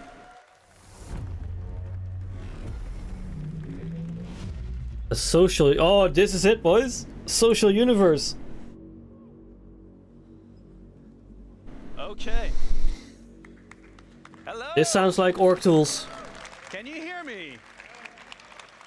1, 2. All right. Cool. Okay, so in the Star Engine presentation, that was Benoit. In this one, I am Balt, my player persona. I will now channel my inner Jared in this one, and I will be your host for this panel. Woo! Apparently someone is walking around the con wearing a medical gown. Oh, that might be the same guy as last year. First one, let's take a look at this one. Oh, that's from the server meshing test. I did this in our last technical preview demonstration. And God, I know Night Cop, exactly. All these people on the train. It just made me like very, very emotional. And so I want to take a moment to thank every one of you that have participated with Tech Preview Server Meshing Test A, B, C, D, and E so That's far. me. You guys have been thousands to come and help us test this technology. And the team and I are really humbled, and we feel energized by your energy. So on our behalf, thank you very much. Now, Star Train. Someone in chat, Star Train. Other than this guy, but it does present Make some noodles. All right. A fundamental Oh, here we go. a massively multiplayer online game is Here we go. other players to join in on adventures or to receive support when you want to get out of a tricky situation, or you want to participate in endeavors that are bigger than yourself, or simply you want to run a business. He said Endeavor. Endeavor confirmed. Where's Kairos? Wake Kairos up. He said Endeavor. You will encounter more players, and for that, we need to scale Star Citizen's social tools to MMO size. Our ambition has always been to build a grand social system, including not only the game, but the world outside, like on Spectrum. Unfortunately, the focus has been elsewhere for a long time. We have neglected this part of this side of the game in favor of others. For example, the Comlink app is by far the oldest application in Mobiglass. It's useless. It's now time to correct this and make progress on this plan. Whoa. Our goal, as a reminder, in Star Citizen is to cater to all types of players. Star Citizen in that respect is not a black or white. It's not an either-or kind of game. We are not an achievers versus I just woke up. We are not I just fucking woke up. Versus solo players game. We are not a role players versus mechanics focused game, or dare I say, we are not a PvE versus PvP game. We are all of those things. We strive to build a social environment in the game that is easy to engage with, consistent and dependable, and trustworthy, where you can judge danger, safety, or shadiness. And we want this to be deeply rooted in gameplay mechanics, like reputation and progression. So today we're going to take a look. I'm sold. This is when? Star Citizen's social tools and Soon. how they tie into the game. But first, look at this guy. A warning. Oh. What we're going to show you is very early work. And we will not Early be days. making a revolution Early or days. breaking boundaries. We just want to bring our game up to MMO standards. Early Or like days. Jared likes to say, bringing our 30th century game into the 21st century. And so, in order to do this, we've enlisted some help. First of all, throughout this presentation, all the screenshots are made from you, the community, directly pulled from our community hub. You're going to see some player 72 names on years. screen. Most of them are all of our most die-hard Evocati members. And for this, we should really take a moment and thank our Evocati members for their renewed support. They're always there for us. Round of applause for the unpaid QA testers. Round of applause for the unpaid QA testers. This is an actual shot from the last Evocati. Forget the prisoner mentioned here from the work mines. And so, I'm not going to lie. This presentation is going to be a lot of mobiGlas. It's not super flashy. But focus on what the tools will allow you to do and their impact. But for this, I need some help myself. So I'm going to make a party. And I'm going to get some developers to help. So let me first invite a live our test? senior systems designer, Gabriel Hector.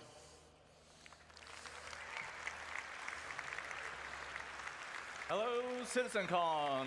Hope you're doing all Yeah, right. paying QA And then testers. you forgot to cover the Swedish before in your earlier introduction, so tjena. Ah, nice. All right, we need some more. Let's invite Assistant Design Director, JJ, to the stage.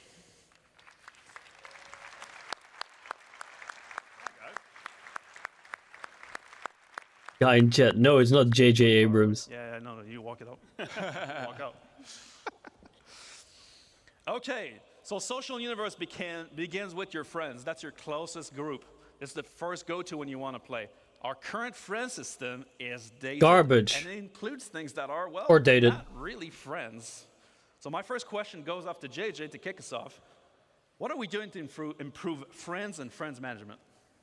So, we're taking our oldest app in the mobiGlas, the Comlink app, and we're upgrading it to a brand new social app. And this is now going to be your one-stop shop for all of your friends and group gameplay. Okay.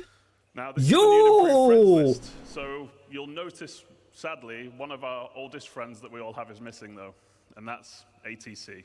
Sadly, our friendship has ended with ATC. What? Who's our new No friend? friends at all, then. So this is now just a dedicated space for your real friends. Yo, this is good. So you're now going to be able to see what those real friends are doing with richer presence information. So giving you better awareness of where your friends are. ATC was always there for me when nobody else answered. And then you'll also be able to reflect your own status. So you can let friends Oh know my you're away, God. don't want to be disturbed, Away. or you just want to hide offline for a while. Yo. Another key upgrade is synchronizing with This Spectrum is as well. cool, So you'll be able though. to see friends that are in Spectrum itself, Arena Yo, Commander, block/hostile or too. launcher. And that also means that you can accept and receive invites to and from Spectrum even while you're offline. And throughout this presentation, Yes. any functionality that is shared between the game and the web and the launcher, we're aiming to synchronize across all. And speaking of synchronizing, when we have multiple characters, your friends will be shared across all of them too. Nice. Multiple. Oh, they're talking. Okay. So some people are real They're going to be talking socialites. I about. know I've seen them. Yeah, they're going to be talking They have a about lot of multiple friends. characters. I'm talking multiple Ah, pages, multiple pages of characters. What It are looks we pretty doing cool, to yeah. Help management of huge friends list. Nice humble brag, Ben. Well, in fact, Notes. we are Chris giving you alt the account. ability to Ben's add alt account. notes to your friends list, so you can remember, hey, That this is cosplayer nice. met at CitizenCon 2954. Or maybe it's JJ's super weird username. This is JJ. Also, you can add people to a favorites list, meaning that the people that you interact with most Favorites in the list game too. are always going to be shown at the top of your friends list. Hey, yo, I expect all of my org members to put me at the top there, right? We're moving the voice chat into the social app. And, well, why? Who Yeah, you look gonna at that call? money, though. That's the question.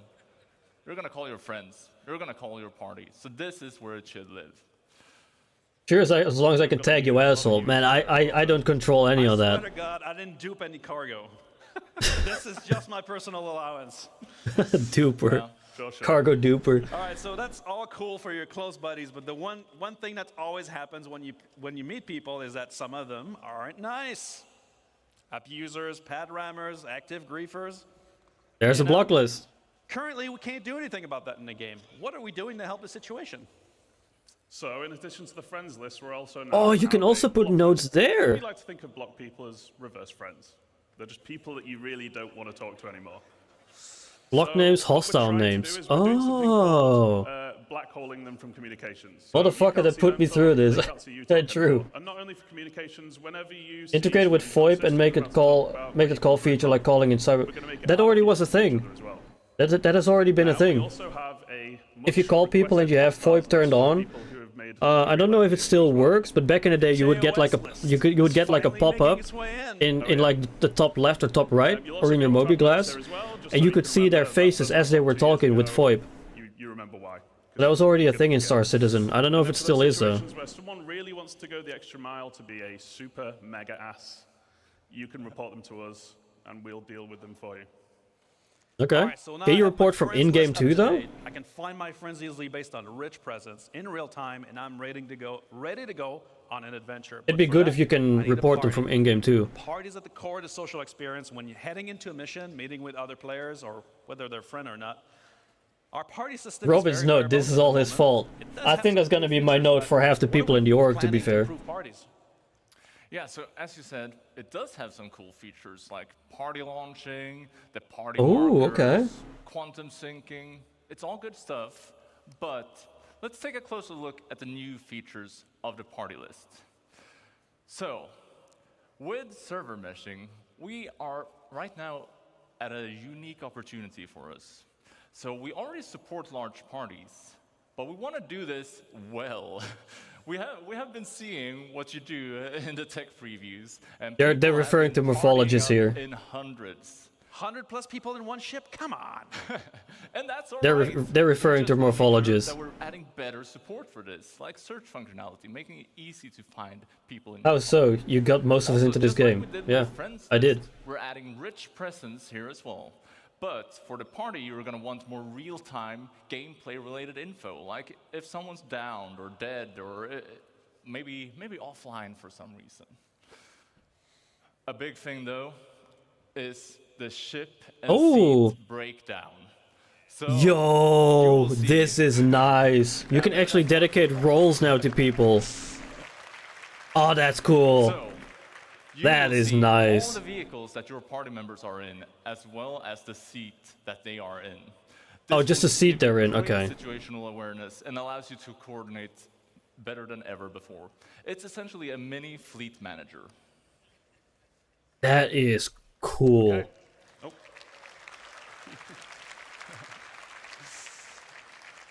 So there's going to be more improvements as well. So you're going to be able to control permission for invites. So only your leaders and assistant leaders can actually invite people. So it's no longer an absolute free-for-all. And we're adding an absolute MMO staple as well, which is Clans. Ready check. So Ready? as we Oh! challenging group gameplay, you're going to be able to coordinate a lot better. And while we're talking about group play, Is this what we wanted? and maybe Sort of, not exactly what I'm looking for. I'm mostly looking for organization permissions, organization hangers, organization banks, organization inventories, and ship permissions, so you can dedicate permissions to people. Friends and Party tab. Pretty cool. It's a party for the eyes. It's a party for the eyes. Yo, there's an org. There was an org tab. There was an org tab in the middle too. Friends and Party place is really the one-stop shop to manage all your real-time interactions with other players or access your comms channel. I know, for you it will be a godsend. It's always very difficult to find people. I saw We an have a org single tab. Channel. People are blasting, looking for groups. It's a bit awkward. You never know what you're gonna find. With bigger shards, I know I'm the bigger shards guy now, but we're gonna have a lot more players in there. There must be a better Give me the way. org tab. Well, Ben, we have given this some thought. So, the second tab in the social app, introducing the Party Finder. Wow! Holy! The Party Finder This is a dynamic huge. system that's going to make it easy for you to find interesting and engaging gameplay. It's Oh, basically this is player-powered huge. matchmaking. So, if you are This is looking for sick. more players, just go in here, advertise your party, give it an informative name like Ben has done here. Bro. Combat fun times. And you could even set things like a specific contract that you want to play, or roles that you're looking to fill. Maybe you need gunners, engineers, pilots. Meat shields. Maybe Meat that. shields, yeah. You could also limit the number of members. You might want to do some, again, specific content. So you want to do... Oh, this is limited number of members amazing. in the party, This is or great. You might want a tight-knit group. That's something that I would like very much. Maybe you just don't want to split the contract rewards, right? So once you have that information, then it's time to list your party. And then people are going to be applying to join your group, which is kind of like a reverse invite. You're applying to the party, you're joining yourself, you're getting involved. You're the reverse guy today. I'm stuck in one gear. So you can then request, the people that are requesting, you can then look at their information and you decide on whether or not you want to accept or reject I'm so happy with this. But I want this. I want this, the org Then tab. on the other side, finding a party should be easy too. So all of those super cool things that Gabriel just mentioned, so like setting your group name, roles needed, party size, and so on, you're going to be able to use those as filters to find the right group.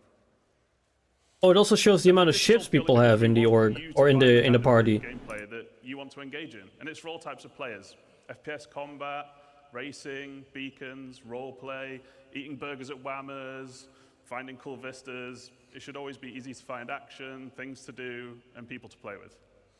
I want actual player contract. No. You cannot go. You cannot go back to rap. We're keeping the ERP one. I want actual player contracts or ERP. Yeah. We're sticking with ERP. You're not getting away from that one. Can't figure shards. Let's say that already. You're not getting away from that one, my man. Communication. It's very much of You heard it here first. Not cop wants Very ERP. bare bones. And voice comms, we never really know if they work.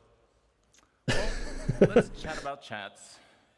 I can't. So, we're adding options for you to customize the chat window. Yeah, this ain't Discord. Once it's here, it's here. To make the chat your own. We're also adding chat tabs. We're bringing back tabs. We're bringing them back from other games. And this means that you can set up customizable views, filtered for any area of the game that you are interested in. And Ben, you had a UI team make a little mock-up of some of the other functionality we're adding, right? I sure did. I also got them to add the combat log in. Combat log. Okay. How kind of you. So, first off, Oh. as you can see here, we're making You can just type /P. actually useful. So no longer just chicken /P for dancing, party, it's /O it's for gonna be org. Able to help you send messages to party, to proximity chat. /G with for SAM, global or /GL something. Commands, as well as sending DMs to Yo. What the hell, Ben? You said you were gonna take. Hey, you wanted a real example. Sure. So, another thing we're adding. Wait. is that Will we're be at my giving you PC in the power to 5. Share information more easily. He's not on via PC. links. So first off, here He's we not on have PC, contract links, but he's responding. taking you to the contract manager for that specific contract. Does that mean like we're getting a Spectrum app? Yeah. Like a Cheesecake Spectrum app is for way better than Stenofret. for your phone? Also, we are adding star map links. Let's have a look at what that looks like. This means that you can click the link and it will take you to the exact location in the star map, making it easy for you to group up. Wow. Another thing we're adding is item This links. is and, amazing. Well, you'll see why you want to link items in our Crafting Your Home presentation tomorrow. Lastly, we're adding player links. I know it's basic MMO stuff, but Your friends with we're getting it. Right? So while we're talking about comms, Sean just messaged us about VOIP. Do you want to invite him to the party? I sure can, Gabe. We do need an expert to discuss VoIP and FOIP anyway. So you guys give us some air, remember hot mics, and let's invite Sean, Master of Faces Tracy, to join the party. A native app would be nice, yeah. Native app on your phone where you can just talk to people while you're not at your PC or whatever. Hey, Ben. Hey. How you doing? I'm good. That'd be real nice. Good to see you all here. So, I've come up to talk a little bit about VoIP and VoIP. So, it's a bit of the communication channels beyond just text chat, right? All right, so VoIP and VoIP are our systems in-game. VoIP, Voice over Internet Protocol, and VoIP, which I termed way back in 2019, Face That over crafting Internet drop in the Protocol. chat is amusing. So VoIP gives us Yeah, I know, right? audio where you Tomorrow. can hear and be heard within the universe. Whether you've got a helmet on, you've got a different filter. If you're far away, you can hear that they're far away. But we added face to that way back in 2019. So it's cool because you can place video calls, you can speak and see each other speak in the game, and you can take fun selfies like this. No, you can't. You So can't again, I actually mentioned physically move it's your out hand like back in that. 2019, so it's been in for a little while, but it hasn't really been updated Maybe so with much, since then. maybe with an So emote, the like cool slash part about emote. it, and I really got to mention, it's not a replacement for motion capture equipment. It's not a depth camera. It uses pretty much anybody's 2D-based web camera to track your face. So it can do great things, but it's got its limitations as well. What's kind of cool about it is that VOIP and VOIP are actually coupled. They're encoded and decoded together on the network super efficiently so that it's always in sync, and anybody that's worked on facial animation with audio data knows that sync is super important. So it's been used in expected ways and unexpected ways by the community. Let's have a look. This is Wallace Klim. Klim? What is it? Seems someone's on our case. I don't know what ship cockpit that is. One of our Ninetales facilities was sacked last night. Total loss. The bunker was destroyed. And 3, 2, 1, go.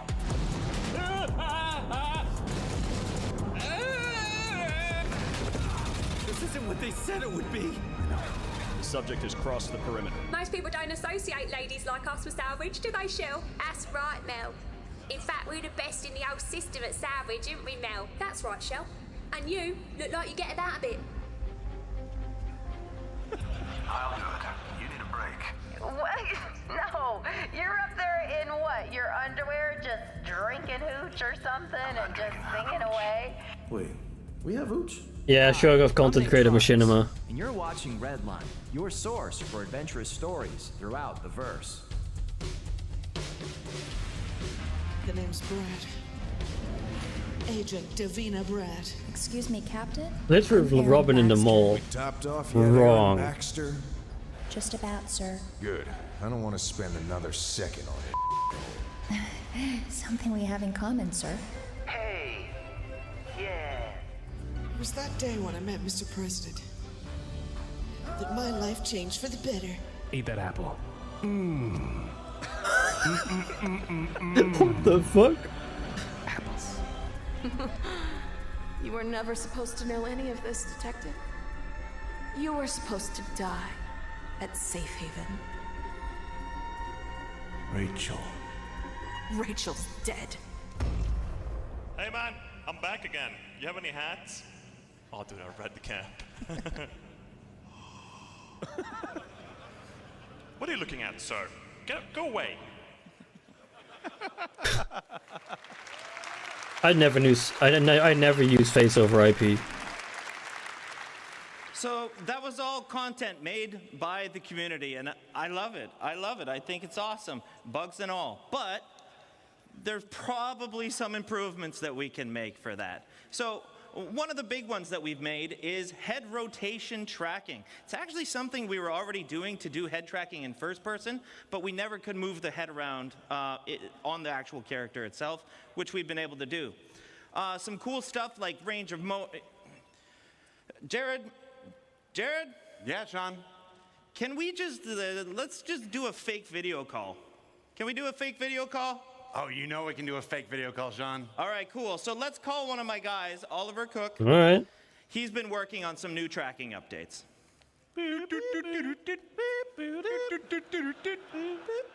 Hey Sean, and a big hello to everybody at CitizenCon. How's it going? Hey Ollie, it's great to see you. Everyone's having a great time. I see you're using VoIP. Where are you? That's correct. I'm sat here in the comfort of my own home, talking to you via the power of VoIP and my webcam. Expert Brad's about to lose his shit. She probably already knew though, because they might have had to ask permission to use the content. That sounds awesome. Can you tell everyone what you've done to improve it? She probably already We knew. started off by looking at what we originally had, and we realized that some mouth poses were really difficult to pull. So we focused on improving the range of motion of the mouth, which now looks like this.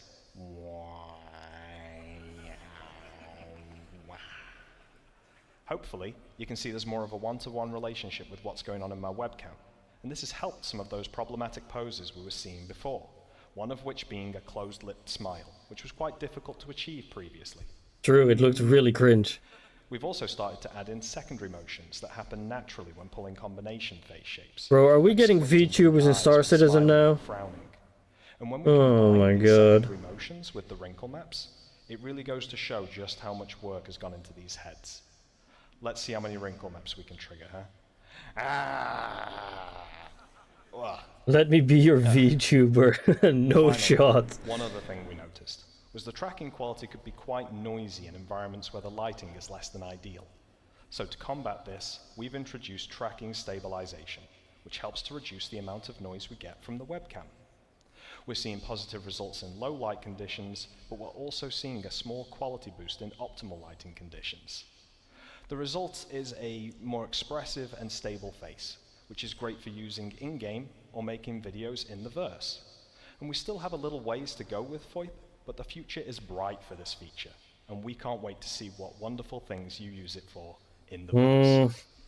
I don't know. So I see you in the character creator. It's not for me though. Yeah, let's do it. Let's change up my appearance here a little bit and see what we can make. The super cool thing about the character customizer is that it Great for continues to track ERP. your face even when editing. And this is great if you want Well, to it is what Nightcop wanted, so before you commit to your appearance. Let's start off by changing my hairstyle, shall we? We have a bunch of cool hairstyles to pick from, and I used to have pretty long hair back in the day. So let's try and find something longer than I currently have. Okay, that's wild. Not quite what I'm looking for, but what else do we have? Dreadlocks. Super cool. Not what I'm after, though. Let's see here. There we go. Much better. Mullet. The fun thing here is with the head tracking, it's much easier to rotate around and quickly see what I'm going to look like. Let's stick with that for now. That looks good to me. We can do the same for anything else in the customizer, but I'm going to go ahead and remove my beard here, because I want to show you that VoIP still works when changing the structure and characteristics of my actual face. Is he going for Obi-Wan? Heads in our customizer, and I'm just going to cycle through a few of them here to show you that whatever we choose, we're still tracking, and we're good to go. Nope, no longer Obi-Wan. We can even start to manipulate individual aspects. Stanton is for the Nords. No detriment to the mapping onto the head. VoIP won't break when you combine these heads together. So if you just want to tweak a small aspect of your character, or take on the likeness of one of the heads included, you can do so, and test out exactly how Oh my god, you can make some real abominations. You can now see I'm someone totally different, and we're having no troubles tracking. And if I don't like what I've picked, I can always just randomize here, which I think is a great way of not only showing the countless combinations of heads that we can make, but also that VoIP will continue to work with anything that we throw at it. I think I'm looking pretty good here, Sean. What do you think? Yeah, good. I think it's pretty unique to Star Citizen. Thanks a lot for showing it. Someone's gonna make Trump, yeah. And I hope everybody has a awesome sick day. 100%. Later.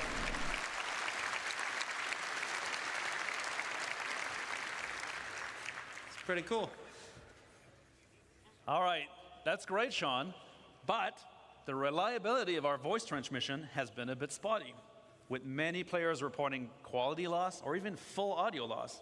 What are we doing to improve audio the loss? overall infrastructure behind VoIP and FOIP? Well, first of all, we've heard you, we know, we've tried it, and it sometimes works and sometimes doesn't work. So what we're going to be doing I think Nightcop really wants this shirt. And a total overhaul. I think Nightcop really wants that shirt there. This is actually important, and we need to do this anyways, because we have to update the voice infrastructure for the much larger shards that are coming.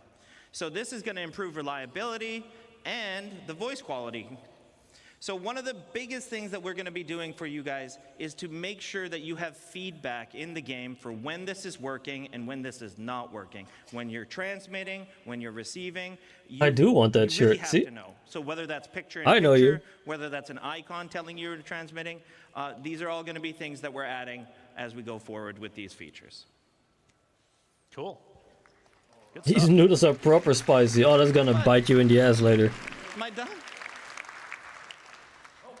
we get Gabe back on? Yeah, let's get Gabe back in here. Hey. Okay, there's room for 4. Yeah. Gabe Newell? People on stage now. Gabe Newell? No, it's not. It's not Gabe Newell. Yeah, we can. I think we should kick Sean. Bye, Sean. Certainly do it. Bye, Sean. Bye, Sean.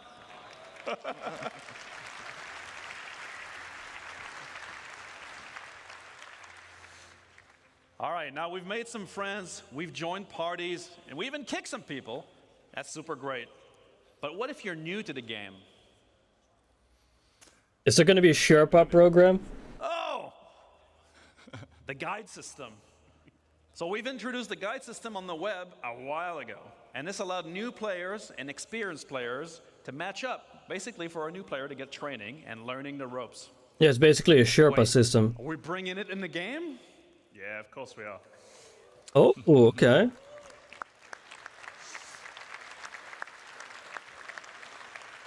That's good though. So, ultimately, we want to encourage you all to help one another. And it's very important for a game as large and as complex as Star Citizen is. And while we're improving how we teach you the game, it's irreplaceable to have another player by your side showing you the ropes. So, we want to keep the guide types from the website, because there's already a lot of good ones there. And they already cover a very wide variety of gameplay. And as we add more game systems, more guide types are going to get added too. And base building's a great example of that, which is a little teaser there. Oh, okay. Tomorrow. No, teaser. Your tease. Oh, yeah. But now, how do you become a guide? So now there's going to be a list of requirements. I remember Robin spending a few days training me how to play it. It was fun. I've been the Sherpa for many people in this community. And ultimately, once you've checked that list, you can then opt in to become a guide. And really, we've done this because we wanted becoming a guide to really mean something, both to yourself, to other players, so they can rely on your experience. But where's the org tab? But why become a guide? Out of the goodness of your own hearts? No. No, nobody does that. You want to get paid. Well, some people do. Some of you love to help, and a lot of you already are. But while I don't have time to get into specifics today, there are going to be rewards available for those of you that do put the effort in. Because we like to get paid. You do like to get paid. But ultimately, we want you to want to help. All right. So I've been doing a lot of guide stuff, and I've reached a guide level in a field that I like doing tons of content on. Or I'm a new player, and I need training in a key area. How does this all tie together? Let me answer my own question. It ties into beacons, trust, and rating systems. Or as we say internally, beacons, but actually good. Beacons, but actually good. Okay. Yeah. So beacons have been in the game for a while, but we are juicing them up. Yeah, so let's actually usable beacons? We're juicing them up. So first off, tying into the guide stuff, we're adding a new type of beacon. So guide beacons. It means that if you are a guide, you'll be able to respond to them. If you need a guide, you broadcast them. And if you need a guide, you can be certain that whoever responds to them knows their stuff. So this is obviously good for new players needing to learn the game. But even seasoned players like yourselves, you're going to have a great use for this because there's I wonder how many people are going to get baited by this. So you just post your question, you broadcast it out, the guides get alerted, they can accept it, contact you. Yep, bird Once beacons. you have the information you need, you take the beacon down, get out there, and use your newfound knowledge. So obviously there's many different types of guide beacons here, but we're also adding more categories to service beacons. Now all this beacon stuff sounds fine, but let's be honest. I have a friend, not me, but every time they use a beacon, they get ganked. How are we going to do? What are we going to do to make sure that whoever is answering my call for help is trustworthy? Are you sure that's your friend and not you? Yeah, okay. So we've got a few ways of tackling this, and one of them is actually subsidizing the beacons. So that's good. Rewards to the payouts on service beacons, and we'll get to guilds shortly. But that could be money, reputation, or potentially other rewards as well. Because we like getting paid. And ultimately, that keeps the cost down for the people that need help, but rewards the people that are helping. And this actually finally makes it viable to do beacons for whatever profession you like to do. Medics, refuelers, and repairers, just to name a few. Okay. If you misbehave and you fail the beacon, there's no payout for you. So that's one incentive. The other is that we're adding a proficiency rating. Responders can earn that rating by successfully completing service beacons. You go from bronze to gold, which indicates your level of experience and success. There's a towing beacon. The top few will be able to earn platinum status, which essentially puts you on a leaderboard and marks you as one of the best playing in your region. I must grind medic and repair. Responders offer to help, and you'll see their rating. Yeah, probably amazing paper as well. You want to help you out. Then let's say you're not very good, or you like to misbehave a lot. Failing a beacon will result in losing rating, and then repeat offenders will enter the red zone. The bald zone. And then only really desperate people are going to take you on. We're making the system much more robust to the point of automatically determining. Oh yeah, this is right up Amazing Papers so alley. A lot of focus on making the system Proper medical difficult to beacons. exploit as well, in the many different ways that it can be right now. So criminal types, like you, Benoit, will have to get much more creative. So yeah, that's all great from the beacon broadcaster's perspective, right? That's pretty cool. Pretty cool stuff. Yeah, that's what I said. They're not the only ones getting ganked. The beacon responders, they're also in a bad position. So what are we doing for the beacon responders? Well, we want to give you some idea of the risk you're putting yourself into by responding to the beacon. So we're adding trust rating.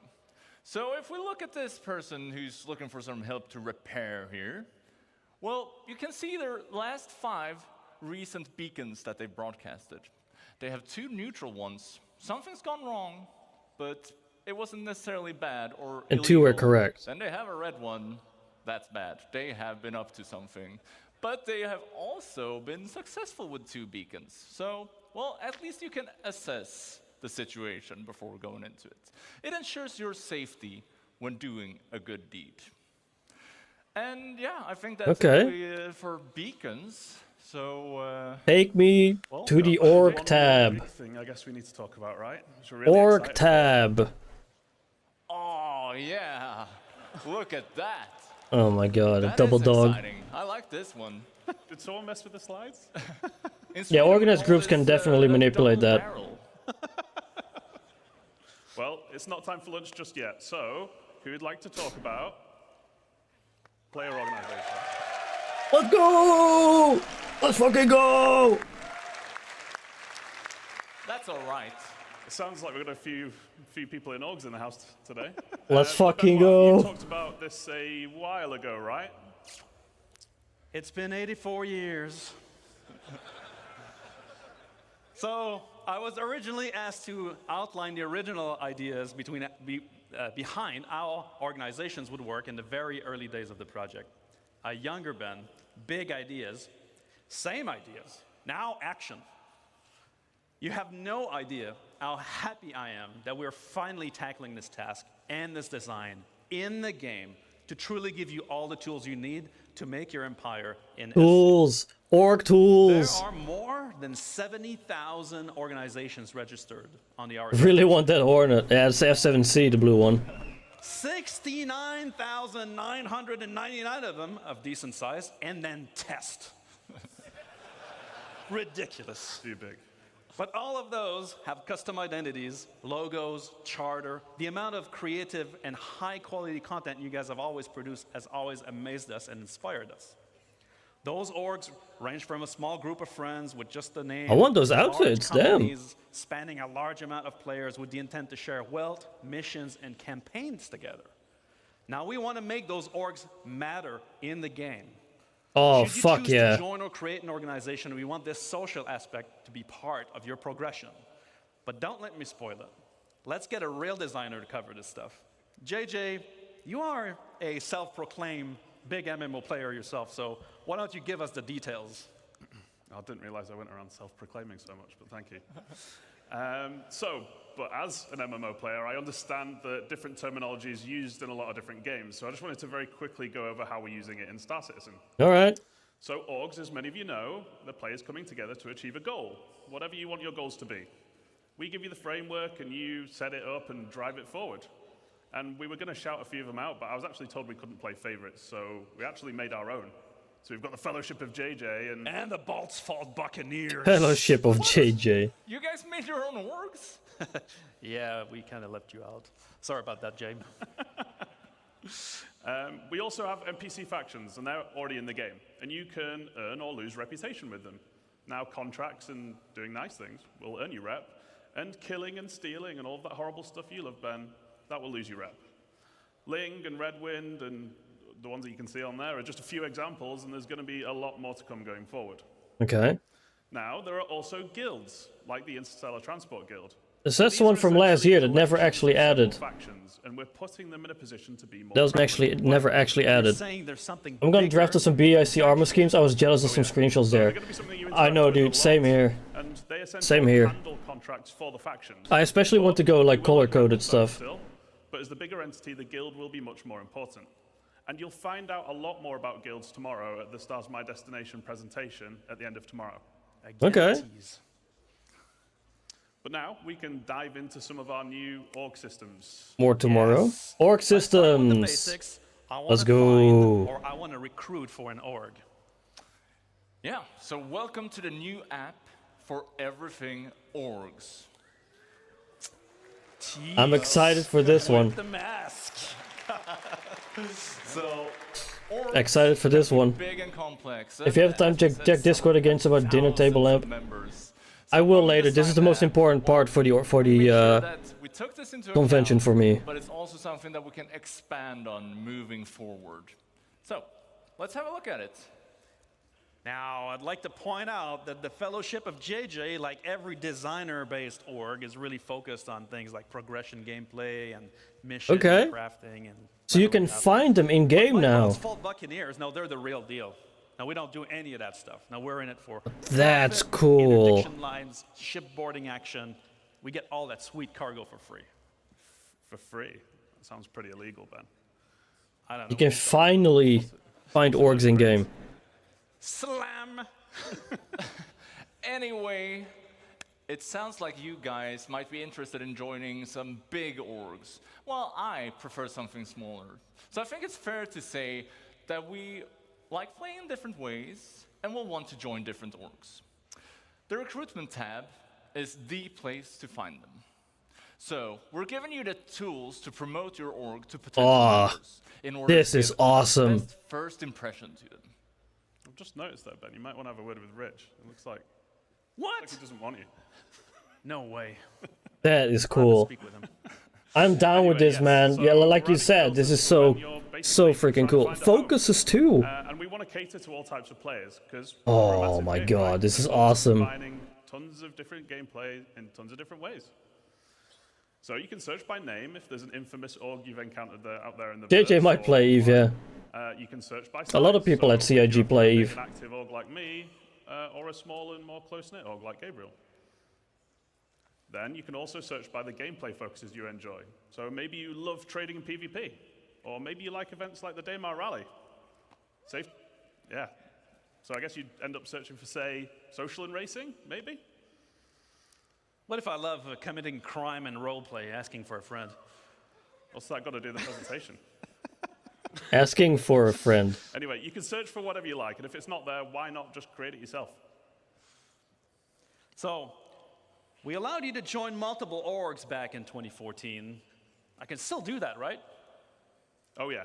So we're keeping it supported, and we're actually doing the Star Citizen thing, and we're going one bigger. One bigger. So we're giving you an additional one to join when we actually bring it into the game too.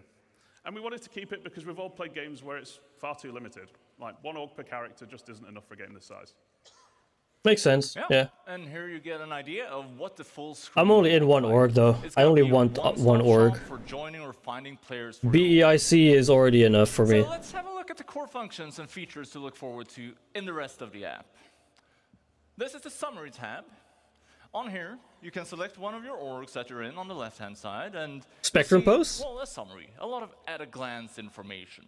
Is this Spectrum posts in there? One at a time.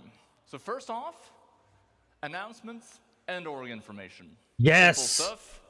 You use them how you want to. Oh my god, this is so cool. We're adding an events log. So in here, you'll get a summary of important events within the org and changes to org statuses or settings. There you go. In short, these things. There you go, Nightcop, answered. It's a big verse, and it's Alliances. easy to miss cool things that happen in your org. And these features will help you stay on top of the day-to-day life of being an org member. Okay, we're also adding an events calendar. Oh, yo, we... by default- Oh my god, this is huge. Oh, this So is... by default, it's going to be Oh, populated with our in-game events, so you never miss a thing. But more importantly, hours. you'll be able to add your own as well. So you'll never miss another meetup to get together for group content. It's tough to get everyone on at the same time, right? So use this for your Convoy Tuesdays, Casual Fridays. Oh, this is so cool. Whatever you want. Getting crushed by the Buccaneers on Monday. That's Gabriel's favorite. It is my favorite. Remember that it is our intent that all the features we're looking at here are available on Spectrum as well, allowing you to access this info even if you're not in the game. This applies to parties, comms, friends, and all other functions. Bro. So I can join multiple orgs, like the Buccaneers, the Corvette Club, or the Slam Truckers. But how will others see me in the verse if I have multiple choices? Surely I need to pick a banner. So that's covered by something new called representing. And it's actually quite similar to the affiliate system. Yeah. System on the website. So if you're into multiple orgs, you choose which one you want to represent, but you can only represent one at a time. Now, there are ongoing benefits for being in orgs, which we'll get to in a minute, but you choose benefits. And choosing who you represent asks which one you want to benefit from at any given time. But why? Well, we wanted to support players who like to play with different groups of friends. But we didn't want players who are just in one to be at a major disadvantage to those that are in the full 6. Because really, joining multiple orgs should be your choice and not feel like it's a necessity. I agree. And there's because no need for you to switch I prefer to be in my own org, and that's it. See things like this Moby I don't care for other orgs. I only want to play with my own org. Put limitations on how often you can switch. And work together with other orgs when needed. Well, exploiting the systems. And we don't want to punish anyone who's, well, playing by the rules. And a big part of representing is visualizing it in-world. We want you to be able to fly your banner for your org. So we're adding another MMO staple to the game. Tags.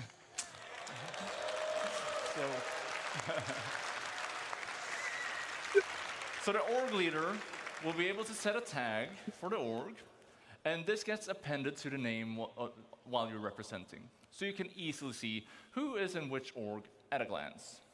So we'll have it in chat. Let's fucking go! In world. And if you're not interested in this stuff, well, you have the option to turn it off as well. How novel! We'll be able to identify people around us. Let's fucking go! JJ, I'm curious. You mentioned guilds before, and I'm guessing they fit into this somehow. Yes, so you may have spotted a few references to alignment earlier, but what is it? So, it's your opportunity to form a relationship between org and in-game guild. Now, just as you in personal rep with the guilds, you can with your org now as well. So your org leaders pick which one you want to align with, and while representing, org members doing specific action, like contracts with them, will increase the org's alignment with the guild. Oh my god, bro. So all of our guilds are going to have a specific theme and associated gameplay.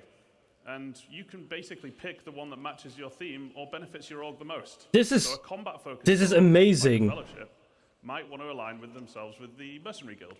Or one that enjoys making cash through trading and hauling, they'd probably want to align with the Interstellar Transport Guild. I know, this is amazing. This is the best part so far. Well, as your alignment with a guild, it raises, you both unlock new benefits from that guild, as well as improve your previously unlocked benefits. So, for example, I know, dude, this is amazing. With the Academy of Science Guild, we might get research speed improvements. As my org performs contracts for this guild, alignment raises, and that speed benefit gets better. And needless to say, hope is high with this stuff. I know. This stuff is finally, big pog. Alignment, you are not locked in forever. You can switch at any time. However, that will put your alignment back at 0. So good. It's a big choice. Good. So every member gets full benefits. Well, not necessarily. We're also introducing loyalty. So it's similar to the org's alignment with a guild, but this represents your relationship to the org you're in. Oh. Anything you do that benefits the org while you are representing it will gain you loyalty with them. So for example, you could be doing missions for the org-aligned guild, or you could be depositing money and materials into org storage. Org storage? Org storage? Another tease. Ooh. Bro! Ultimately, we wanted to encourage long-term membership because we don't think Org you should just be able to storage. join a well-established org and then just get everything instantly for no effort. So to put it simply, having low loyalty limits what you gain from the org's alignment benefits, and having high loyalty gives you full access. Yo. We also wanted org leadership to be able to view members' current loyalty and use it as a tool to reward appropriately with things like ranks and permissions. And then loyalty resets to 0 when you leave an org, so there's some incentive for sticking around. Wait, does that mean I lose this my is loyalty great. if I change my representation away? No, so not representing puts your contributions or ongoing benefits on hold. So when you start representing again, That's you fair. essentially just pick up where you left off. That's fair. What if I leave the org? Then it gets reset. Very loyal, so it resets. Yeah. Right. Well, so, you know, in my org, my Buccaneers, they're mostly scoundrels, and so they tend to join and leave, and, you know, it's not very loyal in general. Larger orgs, they tend to be a pain to manage, though. With the flow of joiners and leavers, do we have any tools to help managers like me? Well, let's have a look at the Members tab. So this is less complex than the previous tabs, but it's equally important. This is where you see the community of your org and your place. Okay. So in here, you'll be able to manage members, you can leave notes, and Ranks. see the ranks of members. Ranks. And as we did Permissions, with the friends list please. and the party list, we're adding rich presence in here as well. This is the rank panel. It gives you a clear indication where you sit within the community.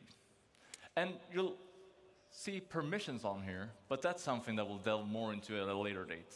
For now, I'll just say that the leader might be able to determine permissions for each rank, and well, it could be things like inviting new members or accessing org storage. Stop teasing us with org storage, God! Motherfuckers. Just give me that alright, shit. So orgs form, and friendship and animosities build up. Maybe my Buccaneers and the Fellowship of JJ don't really see eye to eye most of the time. Would be great for this to translate in-game, wouldn't it? It would, wouldn't it? Oh. Alliances and rivalry. Oh, here we go. So yeah, it's a good job we got it covered, which is with our new alliances and rivalry system. Here we fucking go. So you're going to have the ability to create alliances and go to war.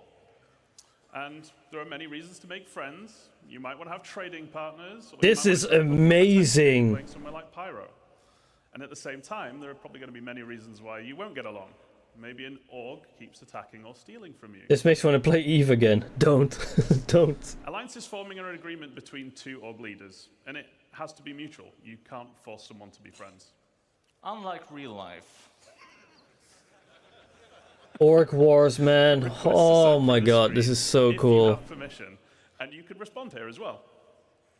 And as a bonus, allied orgs are going to have additional lines of communication, like Alliance Chat, or being able to share Alliance events on the calendar, just to name a few. Oh, bro. So, rivalry, that isn't a mutual agreement. Also, why does an enemy orc? Why is an enemy orc pending? Tough luck. You shouldn't have to ask. However, you could reach a mutual agreement to make a truce. You shouldn't have to ask to. And there's no real benefit to having rivals, so we want to Wait. make them easy to identify. Wait, this is that's who? why alliances and rivalries tie directly into hostility indicators. So just like now, The people are gonna show up red. They're gonna be white for neutral, blue for friends, or red. members show up in blue, whereas your org wingman will come in a dark green, and your allied orgs in a paler green. Oh. Your rivals will show up in red. Or people in your kill list. The kill list, people on your kill list that we mentioned before, will also show up in red or orange. If you're not, well, they're not legal to attack. That's the go straight to jail card if you kill them here. Holy so shit. We'll be adding accessibility options for this stuff as well, to make sure that everybody can benefit from these updates. This is. Woo. So, that's everything for orgs today, but it's just the tip of the social iceberg. And we didn't have time to show you everything, but there's lots more to show in the future. And we're super excited because we finally get to deliver it. Yeah. Now, what have we learned? We're upgrading Star Citizen social tools to MMO size. With a new social app in the MobiGlass, proper tools to manage parties with rich presence, ready check, and ship information. Richer chat with the niceties. So what did we learn this week? Every game, a new party finder, a system that allows you to find players to play with. Revamped beacons and guide system powered by rating and proficiency. On orgs, we're bringing orgs in the game. That's real fucking cool. Obviously, with a new orgs app, but also Yeah, red is KOS, kill on sight, orange is stay alert but don't attack. Representations, which identifies you in the verse and gives you benefits and loyalty to your orgs, and alliances and They really want to sell us the engine. They're finally adding this proper social tools. Leave Yeah. you with a short video to end on because we couldn't show everything we're working on. But what would it look like in the unlikely event where our two powerhouse orgs came together as one? And my org, right? Yeah, it's a little teaser for tomorrow's crafting your home presentation and what you can build together as an org, and teasing something Build else together coming in as the an future. org? Have a great CitizenCon, guys. See you there. See ya.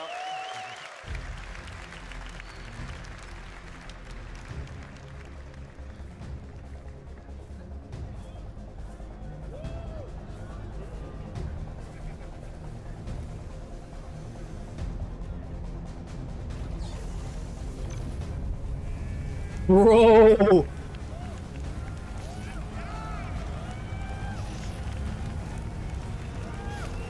Are we looking at the same game right now? Are we looking at the same fucking game?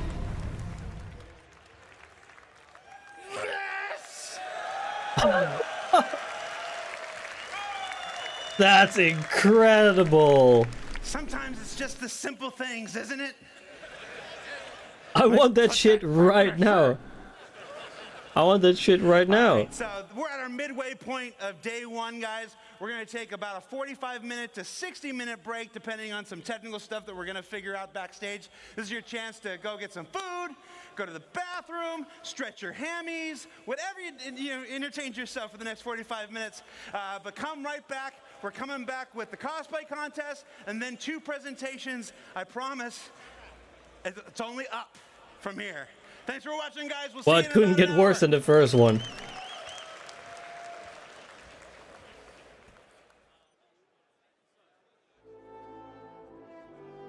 That was... Wait, 2044, which ship has been flown by more individual players than any other? Corsair.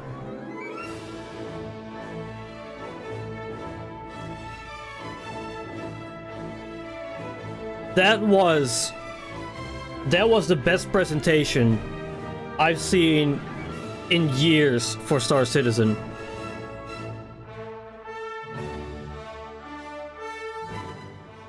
Like that was the best presentation I've seen for Star Citizen in years, literal years. First hour was a waste, yeah. True. But the org one, like the social one, has been the best. That was the best panel they've shown in years. So they did go worst topic to go better and better as we go along. I mean, I don't know. This was only the second panel, so who knows? Like, the next one might be absolute garbage again.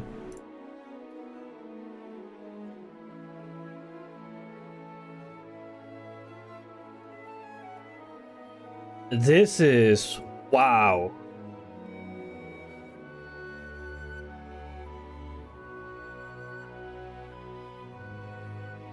This was amazing. Ah. So yeah, like Jared said, this is the perfect time to stretch your legs a little bit, get something to drink. I definitely need to get something to drink because this is empty. Yeah. It's just gonna be a break here, but what they've shown at the end with the orc stuff is amazing. After the cosplay panel, it's the dress to kill with star wear attack. Of course, it has another star in front of it.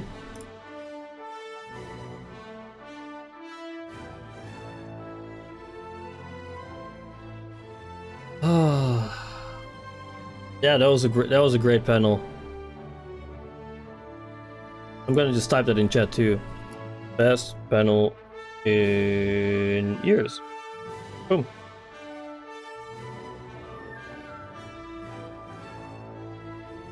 Yeah, that was a good one. That was an amazing panel.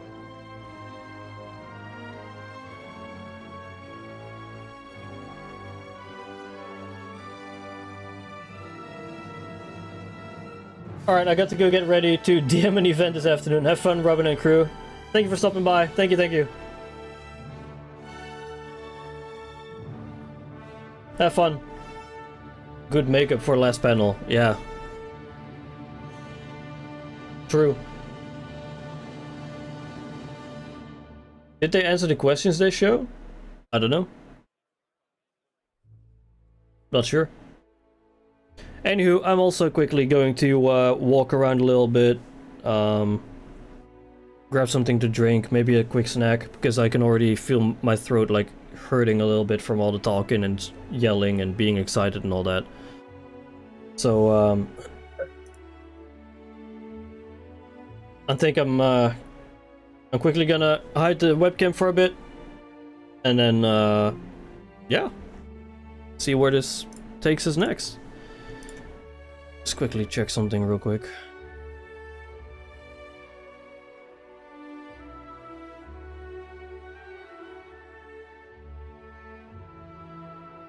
Take a nap and lurk. All right. Sundays isn't here. Sundays at the IKEA. All right, man. Have a good nap. You're gonna be here for the big event, right? The big one.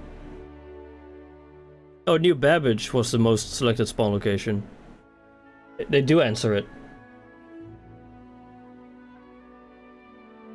Alright, well, I'm also going to get up and stretch for a little bit. I'll be back in a little bit.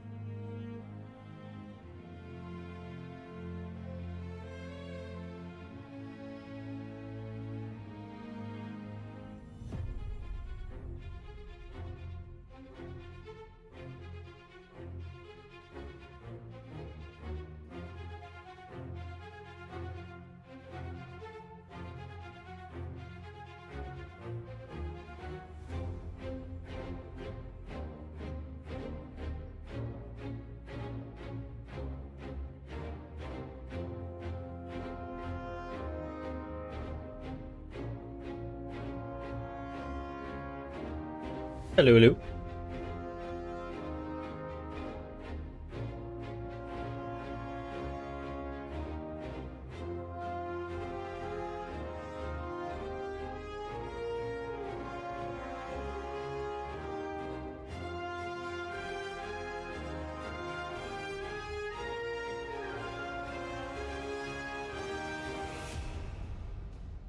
Screen might go black a little bit.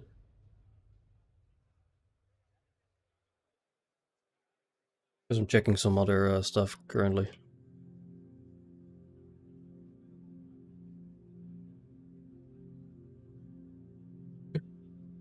What do you think was the most fun ship in the 2024 in the verse? Oh, either the Corsair or the Titan, I would say.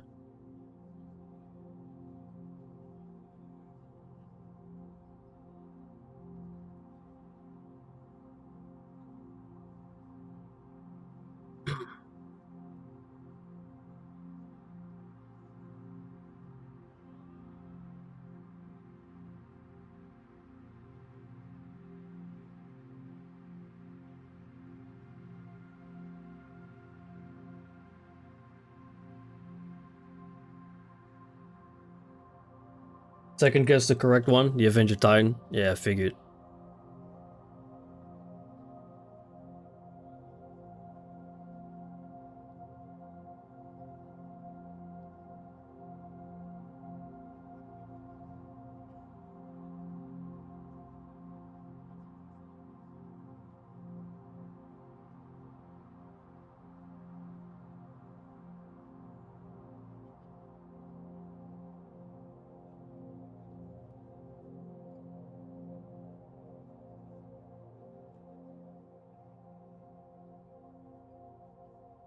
Makes sense, it's the best all-round starter ship there is. Yeah. Yeah, very true. Most fun ship across all jump towns. Across all jump towns? No fucking clue.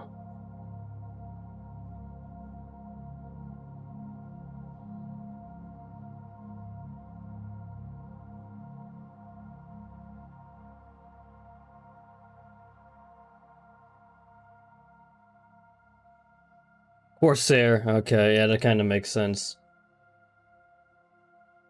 Nope, it's the Corsairs.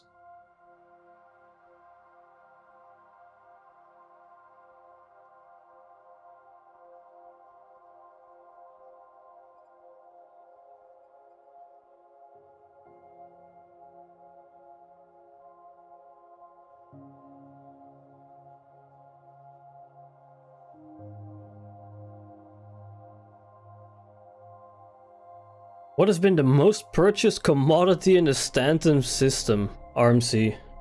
Has to be RMC.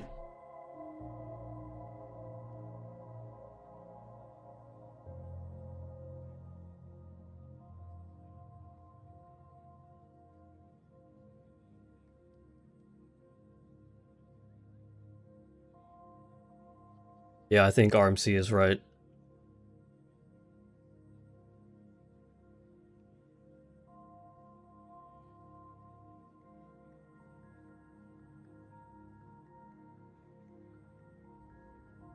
Oh man. Honestly, I think the break was pretty good. I just looked at my looked at my smartwatch and my heart rate was pretty fucking high during the social during the social panel. So it's good that we actually got a moment to calm down a little bit, rethink our life. Social panel was by far the best one thus far, or like even from the last couple of years. Plus with how much RMC has been salvaged in 2024 alone is mind-boggling. Yeah.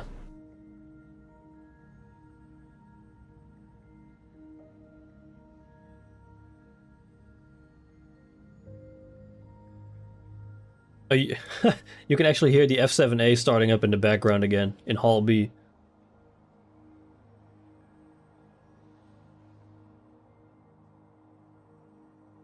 Barrel? Barrel?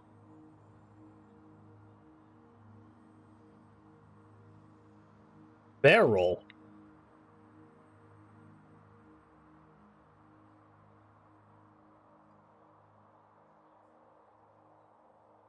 Barrel? Okay. Apparently it was barrel.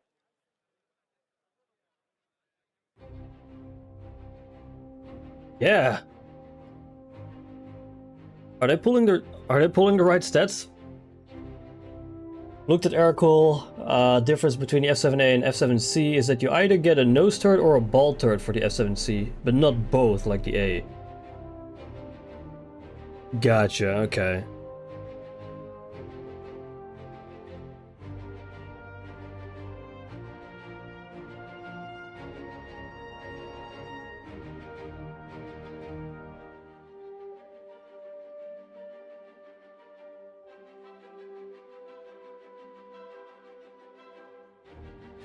Whew.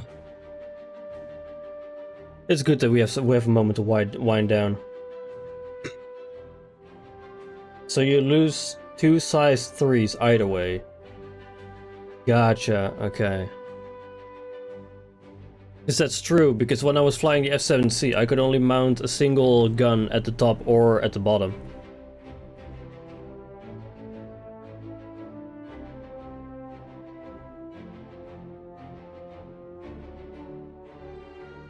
This might be Titan 2, yeah. What ship has more flight hours than any other vehicle in the verse?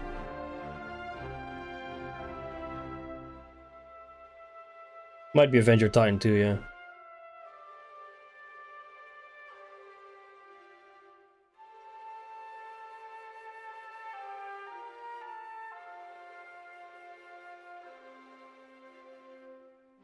Apparently there's an alpha 3.24.2 hotfix. Let's check that out real quick.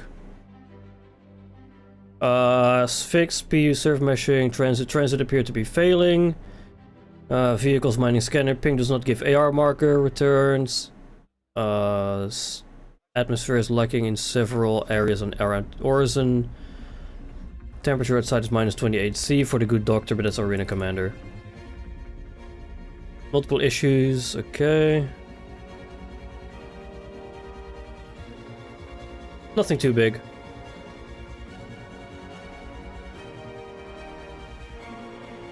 More flight hours, Drake Vulture. Okay.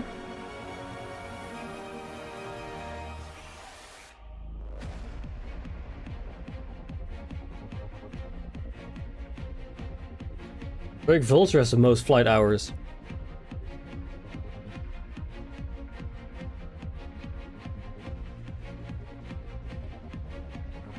(2024) What FPS weapon is responsible for the most deaths and destruction in the verse?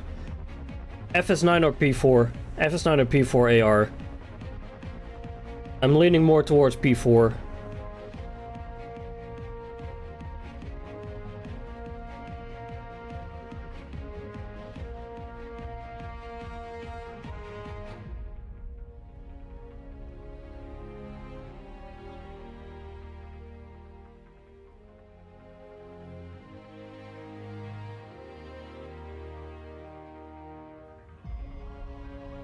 Oracle has some interesting changes to weapon damage reductions for each hull, by the way. Really? I don't visit Oracle too often unless I'm buying components. S71. S71 is a nice gun, but I think a lot of people choose an automatic weapon instead of semi-auto. So I'm still gonna say P4 or FS9.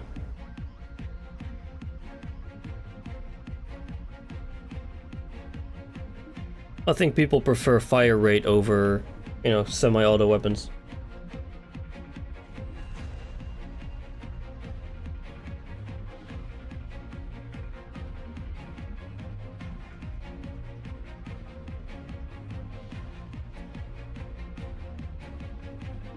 Like Evil Hornet takes plus 5% energy damage, whereas the Aegis Saber doesn't take any additional. Wait. That was already a stat that some vehicles take certain kinds of damage more than other types of vehicles? So to counter a Hornet, you want energy weapons. Interesting, I never knew. FS9. Okay, so it was the FS9.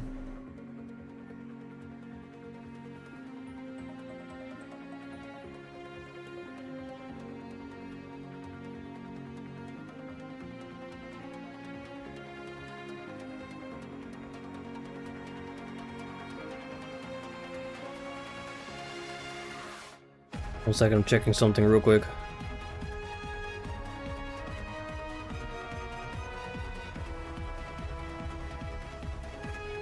It was a thing, kinda. They were all... Okay. They seem more specific all of a sudden. Okay. How many hours have been spent flying mining ships? How many hours? A lot. Almost the whole country of the Netherlands was killed this year by the FS9. That is one way to put a stat in perspective. Holy.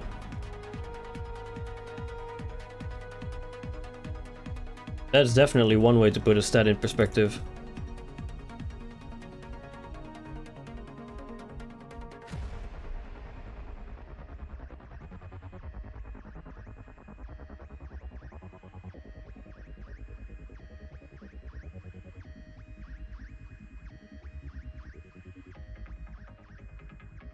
Check Discord one last time and then I will stop bothering you for 5 minutes. I'm buying this one. Why do I even check if you've already made up your mind? You asked me which one I liked. I told you which one I liked. And then you end up going with something else anyway. Why even bother asking?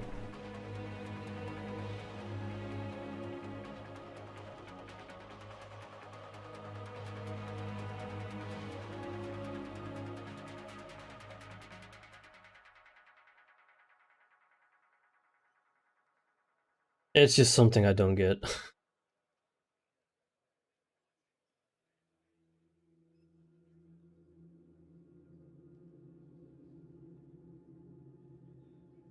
So a Valkyrie has 62% physical damage reduction. From what, energy weapons?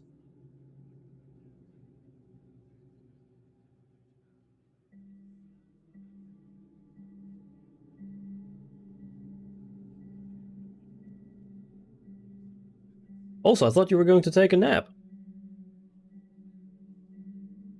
What happened to that nap?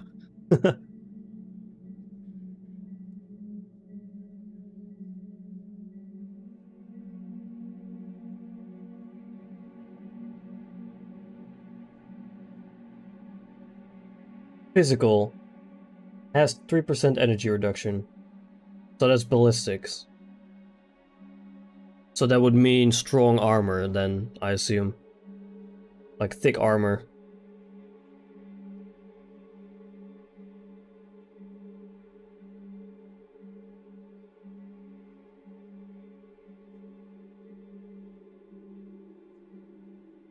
I assume that is the reasoning for it.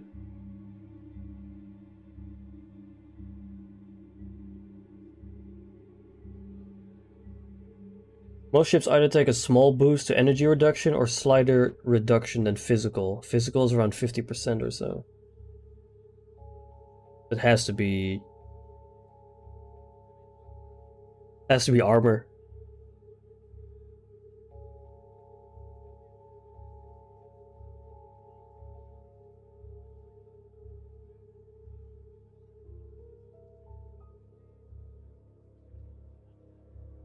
How many different pets are represented by CIG's internal pet sidekicks chat? No clue. Energy reduction seems around -10 to +10%. Physical seems to stay around 45 to 65 reduction. Alright.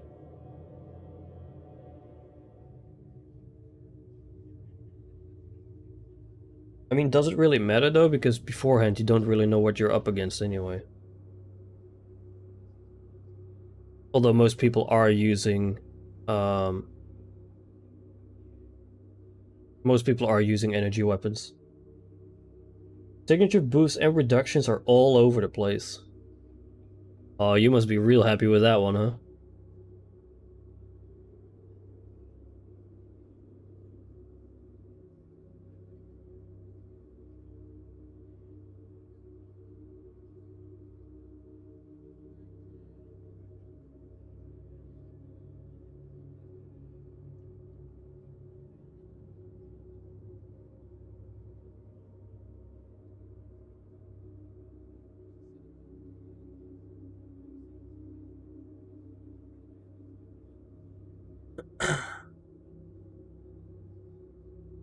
What is the next question? The Eclipse went to minus 40% across the board. Damn. In 2024, what is the vehicle represented for the most death and destruction in the verse? Corsair, probably.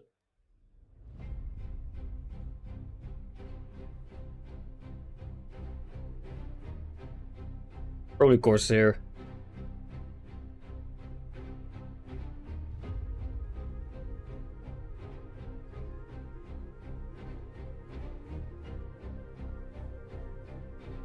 Or the F7. Not sure, it might be the F7.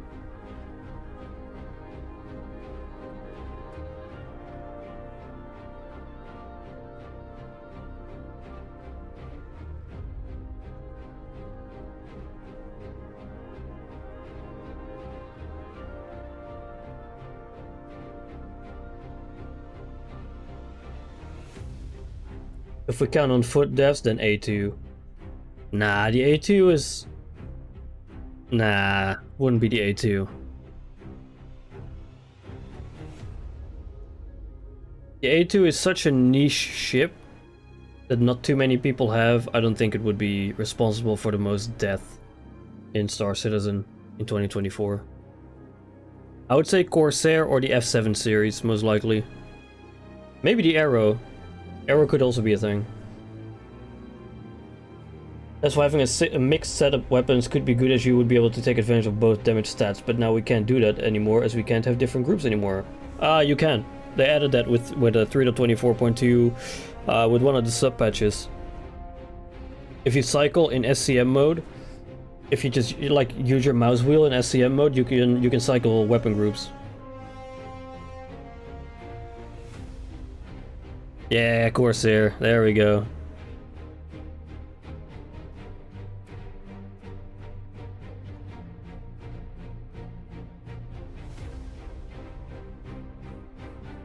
Go figure that it's the Corsair.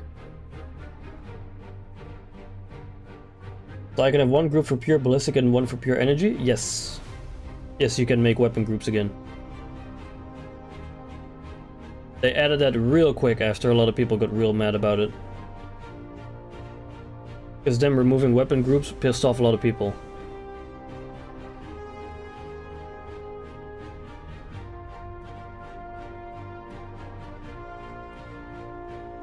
Overall, what manufacturer has more vehicles available in player hangars than any other? Drake. 100% Drake.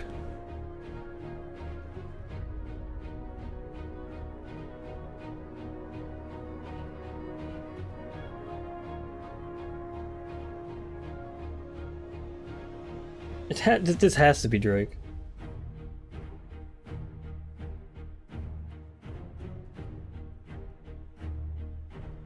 Like with the Constellation, Vulture, Corsair, Cutter.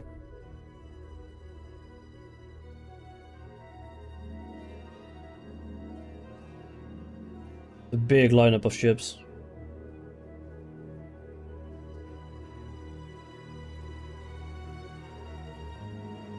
Although RSI with the Constellation could also be...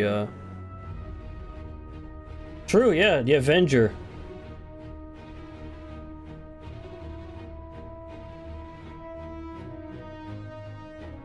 The Avenger is one of the most popular starter ships, yeah. Along with the Cutlass. Aegis, RSI, or Drake for me, probably. Still leaning to Drake though.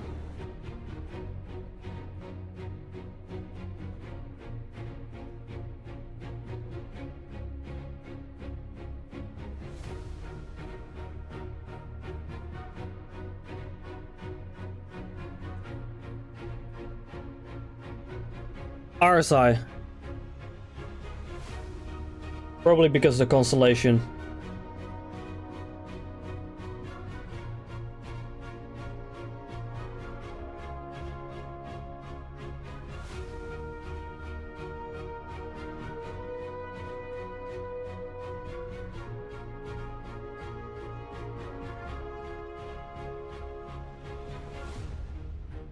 Oh, I can't wait for IAE this year. I really want my Polaris. Really want my Polaris for the organization. It's gonna be so much fun to fly that around. What is the rarest vehicle in the verse? Oh. Saber Raven? Probably Saber Raven. Instincts to say RSI. Probably the Saber Raven or the Star Kitten Dragonfly. It's probably the most rarest one.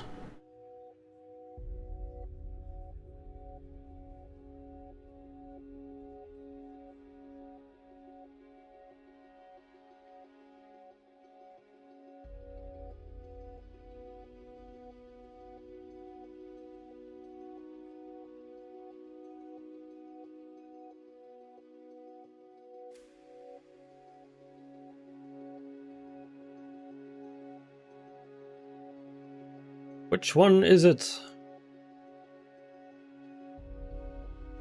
The F7A Mark I might also be a very rare ship.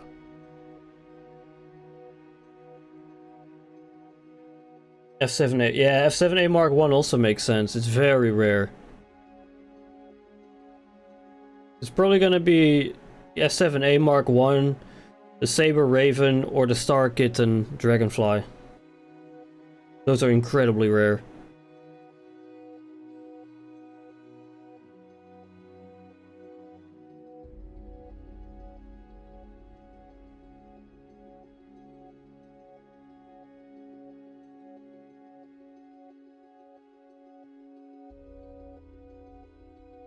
Which one is it, CIG? The Zeus Mark I. Yeah. That one never made it into the verse. Hey, I was right! Star Kitten Dragonfly.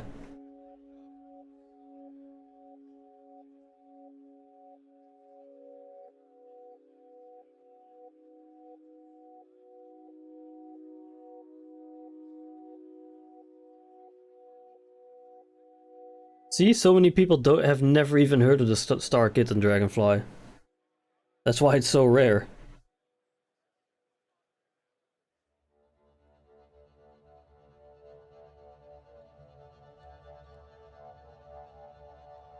Yeah, see, someone in chat is saying that as well. What the fuck is a Star Kitten Dragonfly? That's why it's rare. 2024, how many players have been revived by their fellow citizens? Too many. This is not something you can guess.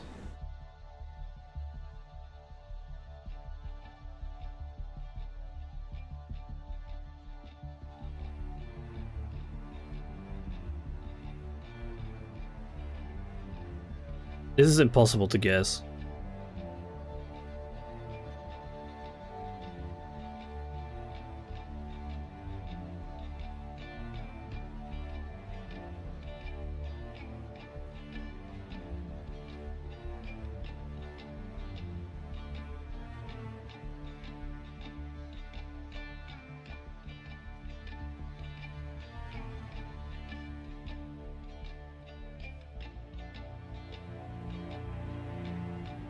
I'm not even gonna try to attempt this. 69 million, no. Might not even be 30 million.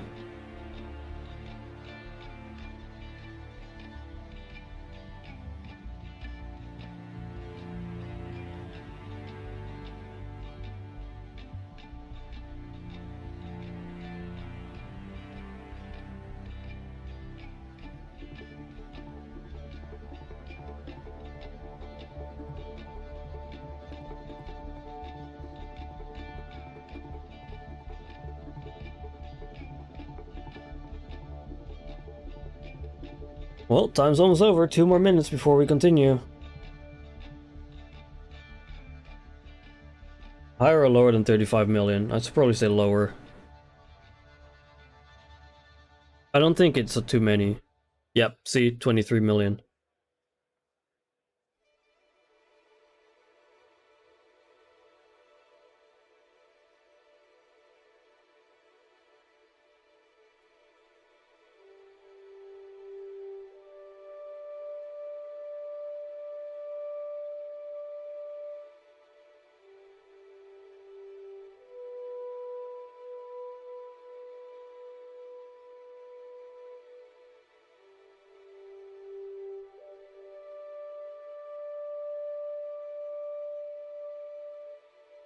32 minutes, gotta remember the timer reset. Ah, true, yeah, it's a timer for the timer. Yeah, you're right.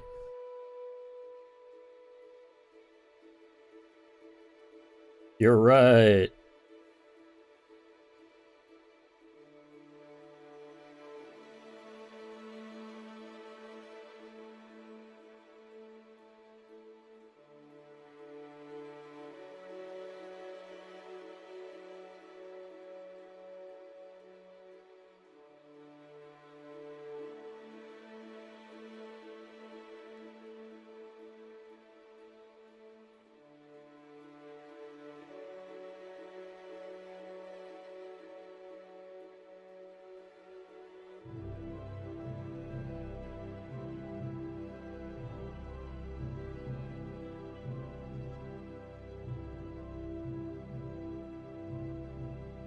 Also, to be fair, the second timer didn't go to 0. You're right.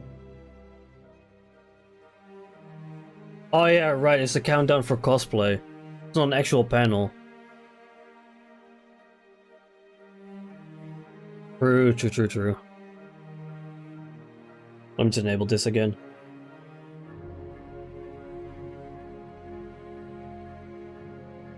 Can finally chill a little bit. Got the cosplay panel right now, so we can just chill a little bit. Boom, timer resets, 30 minutes. 15. Incredible.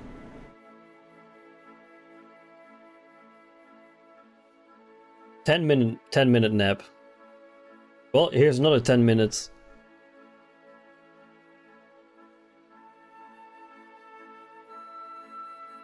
Yeah, they went back to the Bengal. 45 minutes of cosplay? Ugh.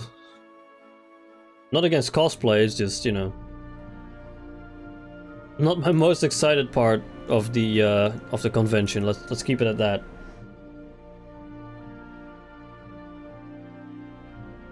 Definitely not my most exciting part.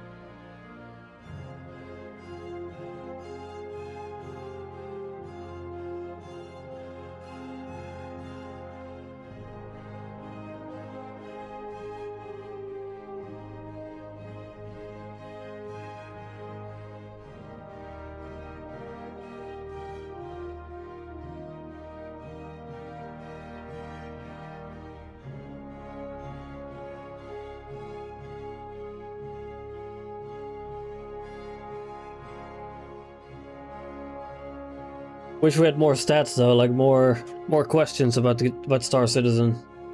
I'd prefer to look at that instead of your 15-minute countdown. Let's see how wild this one is gonna be. Can't be wilder than the one I attended a few years back. I don't know, the one from Star Citizen can be quite wild as well.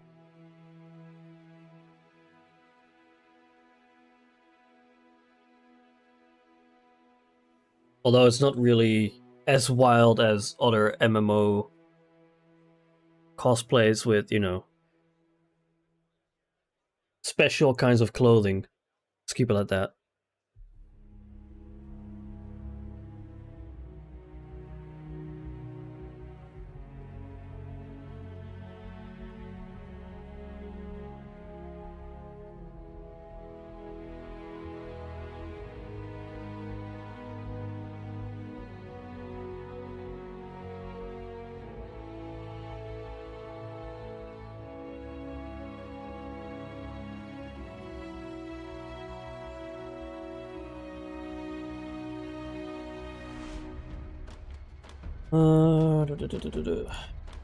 Hey, have you pulled up component listing in MFDs in 3.24.2 yet? Is the armor listed in components yet, like in ISC? That's a good question. I don't think I have. I don't think I pulled up that screen yet in the MFD. I mean, I can boot Star Citizen right now, I still have the launcher open. I'll just boot Star Citizen right now because the cosplay panel doesn't interest me that much yet.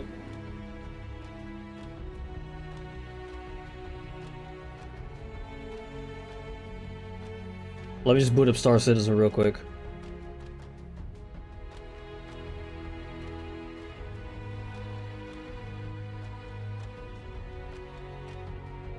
Saves me the trouble. Yeah, it's all good. Let me just quickly do this.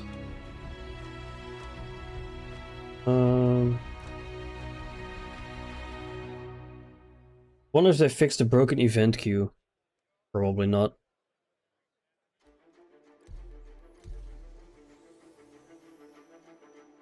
Easy bastard. I mean, he's been up really early today, so.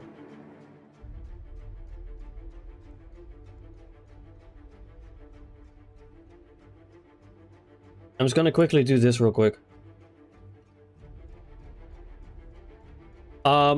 Well, we may not even get into the PU.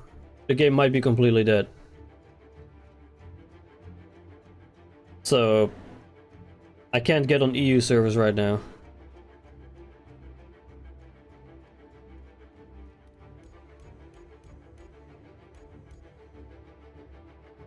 Let me Alt-F4 see if I can get on the US server.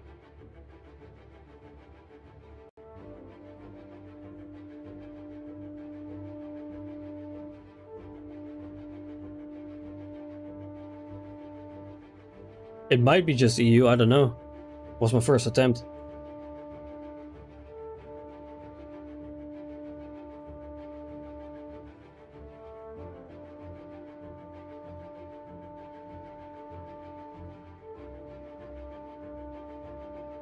What's the referral code for?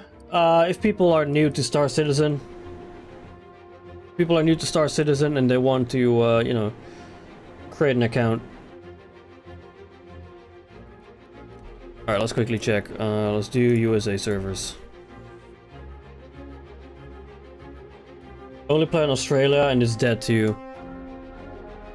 I mean, this one worked for now.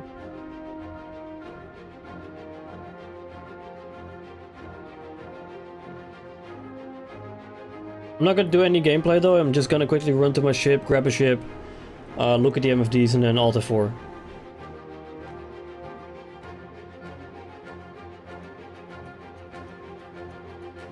If I can get in, that is.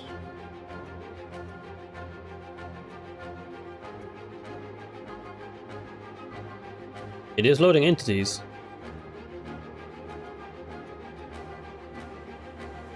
Alright.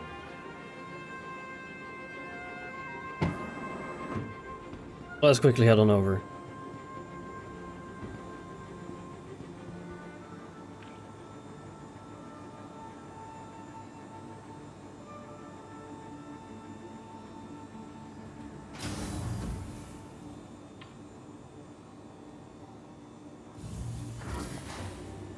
Was an EU server yesterday which hard 30k'd me into main menu, after which I couldn't get into EU servers anymore. Oh, that's amazing. That is just lovely.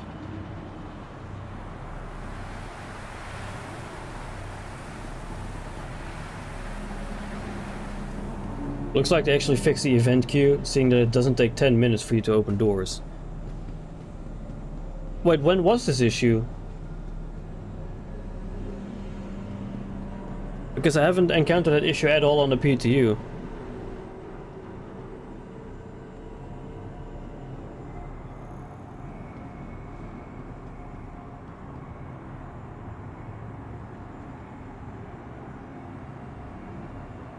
Guess I'll just wait here real quick.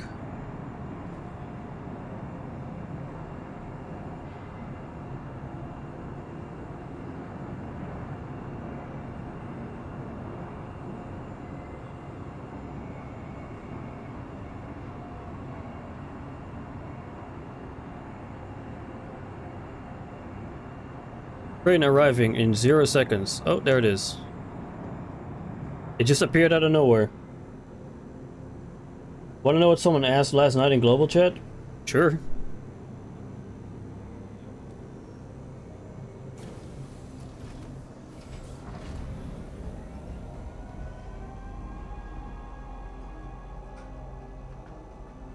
If the game was finished?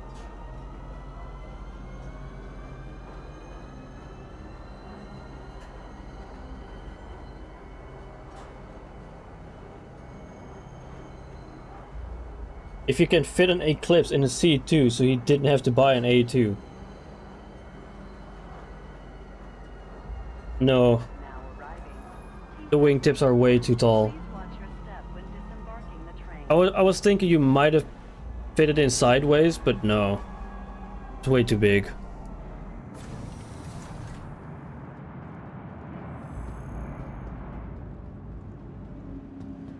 Way too big to fit inside a C2.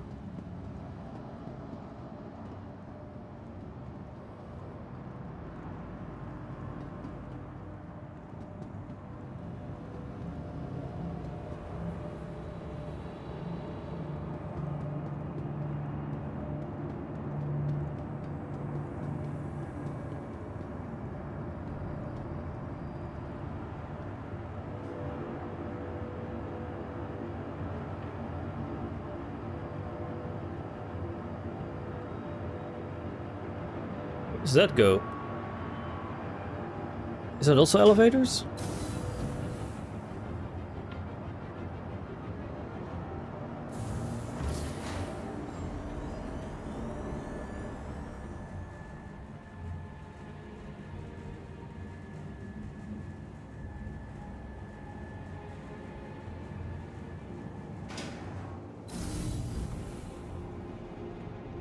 Alright, let's quickly grab a Titan. Welcome to the ASOC Vehicle Retrieval System. Your vehicle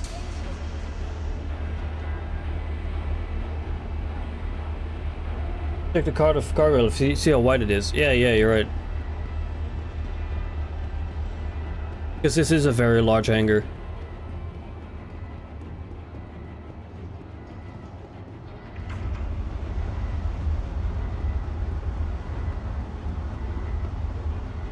Oh, it is 1120 SCU. Ah, okay. It is actually bigger than I expected then. Too bad you can't pull ground vehicles with it. Like the CitizenCon last year.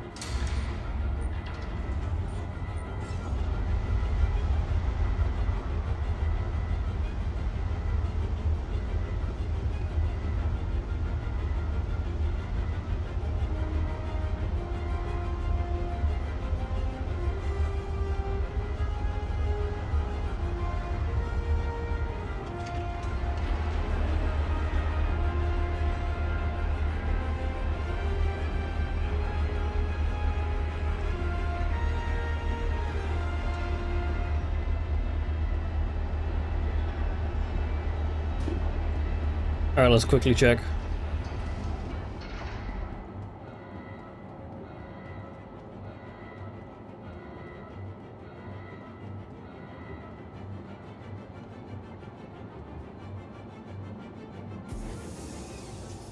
Did you always have an extra large hangar? Yeah, as long as I've had the Aegis Reclaimer.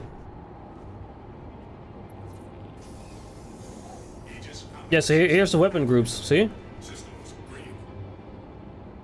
Here you can have weapon groups. If you use your mouse wheel. Alright, let's quickly check. Components.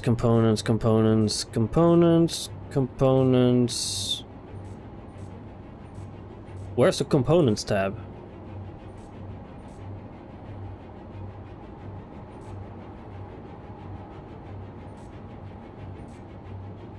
I don't think the components tab is in yet, Nightcop.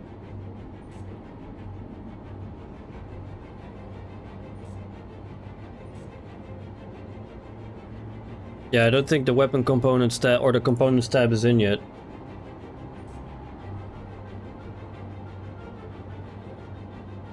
I think that's a tab that comes in with 4.0.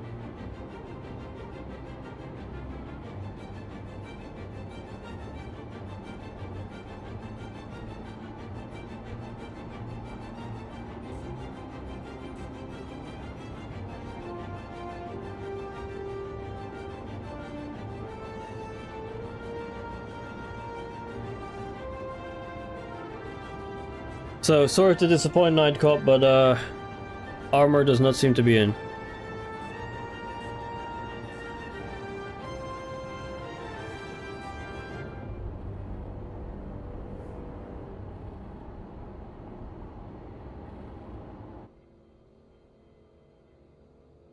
Yeah, all good.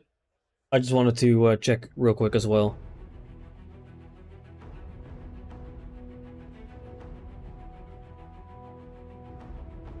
No worries.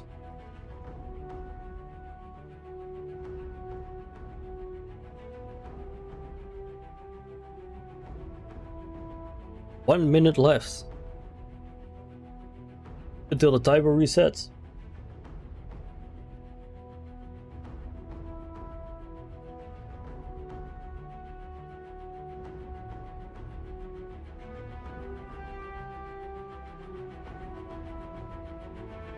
Let's quickly look. So, first we have the cosplay competition by Toby, which is 45 minutes. Then we get the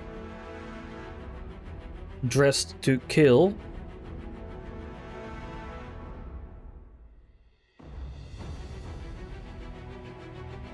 Dressed to Kill is an hour. And then we get the Beyond Pyro. And then we get, apparently, Mark Hamill.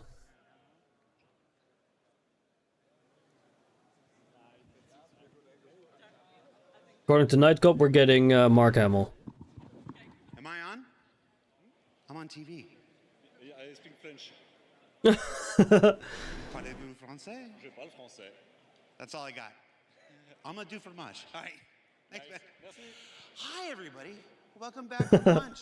Like I said, What a we guy. added an extra 15 minutes to that to get us on schedule and stuff, because that 5:30 thing has to be like right at 5:30. I'm your host, Jared Huckabee. We are back in Hall B, which is what we colloquially refer to as the UEE Barbary. This is our Bengal hangar here. Let's go ahead and take a look around. Do a spin around. People see me enough. No. Show the thing. There we go. Look at all those people. There's the F7A. Say hi, everybody. I'm hoping Mark Hamill does show up for Nightcop's sake. My understanding is that if you're on YouTube, it automatically makes you a better person. All right. So we're going to take another walk. In case you guys missed the beginning of the show, we're going to explore the hangar area of the UEES Barbary. We're going to start over here. We made you wait before, but we're going to take a look at this big guy. Excuse me, everybody. Old man hobbling. Yes, were you going to... No, I'm on... Oh, wait, what do you want? What's going on? What's going on? All right, that's cool. Let's go do this. What the fuck? We are going to this thing. Now, this is the Hornet F7A made by our partners at Mango Stone. It is fantastic. Hey, let's do another tour of the hangar, of the Hornet here, and I'll talk a little bit about it. Show the people the magic. So Mango Stone is a company down in the south of England. They've been doing all kinds of stuff for us. When we reveal the Manchester office, you know, everybody knows we moved into the new Manchester studio about two I wonder how years much ago. this has cost so far. Decorate a whole big part of it. They've done a The number F7A. of mannequins and armor sets for us and helmets, and including 3 major ship models. Nothing this size, but they helped decorate the office. And when it came time for CitizenCon, we were like, you know how CIG is. It's like, do you think we could do a Hornet? And we're like, yeah, we could probably do a Hornet. We could do a Hornet. And then we found out how big it is. Do you know the Hornet in-game, like the actual in-game 200,000 measurements are 75 feet by 75 feet as a perfect square? That thing is huge. This guy here is 50 feet by 50 feet and still the same size as an F-16. So yeah, the Hornet in game is very big. And Nate Dearsley, hold on, if you're watching, Nate, if you didn't make the Hornet so big, you wouldn't have had to make the Bengal so big. True. All right, let's keep looking. So True. This thing's pretty cool. Mango Stone is one of our trusted partners here. They've done all kinds of work for us. I asked them what we were going to do with the Hornet after CitizenCon, and we've got a lot of ideas. Nothing I can reveal today, but let's just say that CitizenCon this year will not be the last you see of this amazing 50 by 50 by, I forgot how tall it is. It's probably more than 3 or 4 feet. I like the lighting effect. Look at this gun. Let's go look at the, who knows what gun this is? I mean, obviously Revenant? it's Apocalypse Arms, but what model? It's a Revenant. Remnant? This is a Remnant? Oh, yeah. Now, one of the things Mango Stone is known for is making weapon props for major motion pictures. One of the movies that you might have seen their stuff from is The Force Awakens, where they made a lot of the Stormtrooper armor and all their weapons in kit for that movie. Oh, that's pretty cool. Let's get one last shot, one last wide establishing shot of the Hornet. See how really cool this thing looks. And then we're going to do something, you know, here's something I can do that other people can't do. I can stand in here. And touch it. Look, Mom, I'm getting in trouble. And go through here. Maybe go under this thing. I am making Tyler Wicken very nervous right now. I'm going to go under this thing. I may not be able to run, but I can still get low. Hey, where's my camera? Can you still see me? Where'd he go? Oh, he went the long way. Oh, I thought I was going to outsmart you. All right, so we're going to check out the rest of Hall B. Follow me this way. These are the Star Citizens. Hi, Star Citizens. Where are you from? From Florida? Florida? Hey, Florida represent. Tampa? Yeah. You got a season pass to Disney? No. We used to. Yeah, used to. Season pass to Disney if you're from Tampa. Just outside of London. Just outside of London. Thanks for making the drive, man. Hey! Oh my gosh, embarrassing. We wore the same thing. Where are you from? Czech Republic. Czech Republic. Oh, okay. What brought you here? Well, obviously. It wasn't a trick question. I was just setting you up. It's all right. I haven't slept in about 3 days, so I'm like, what the heck? All right. Hey. No. I haven't slept in 3 days. Is this thing really here? You're seeing this too, right? What the fuck? All right. Ratty, what's your deal? You're like a technician?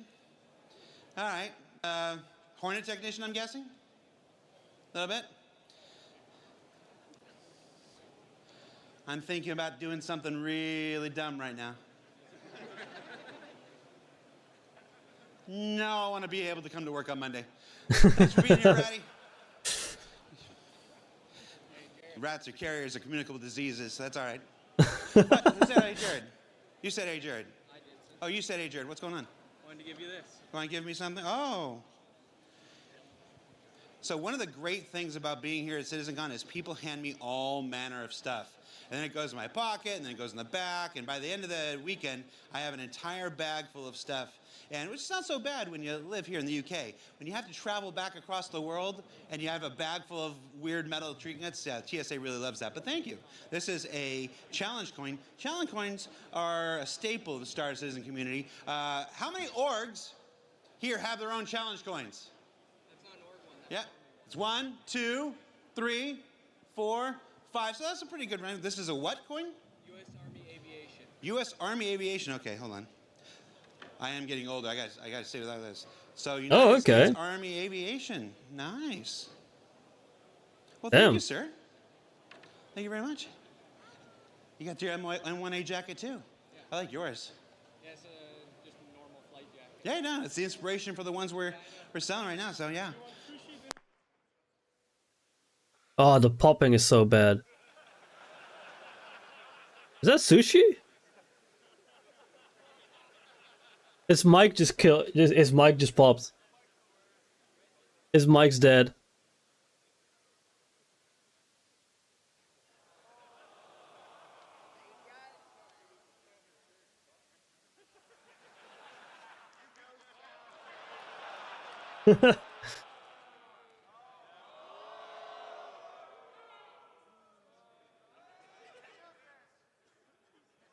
His mic's fucking dead.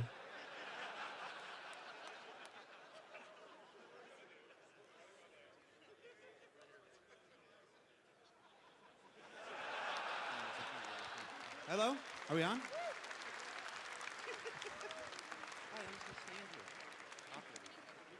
Hello? Am I back? All right. I think his receiver as well. Yeah. Hall A, cheer for me! All right, you know, we made it through last year pretty good without any major issues, and then I saw those bingo cards show up on Reddit, and like the first square was technical issues, and I was like, no, we haven't had technical issues on one of these in a long time. Then this happens. Oh. There he goes again.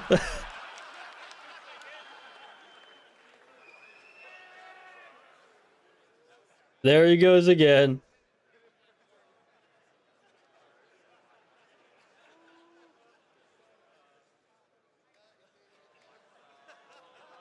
That pop though, yeah.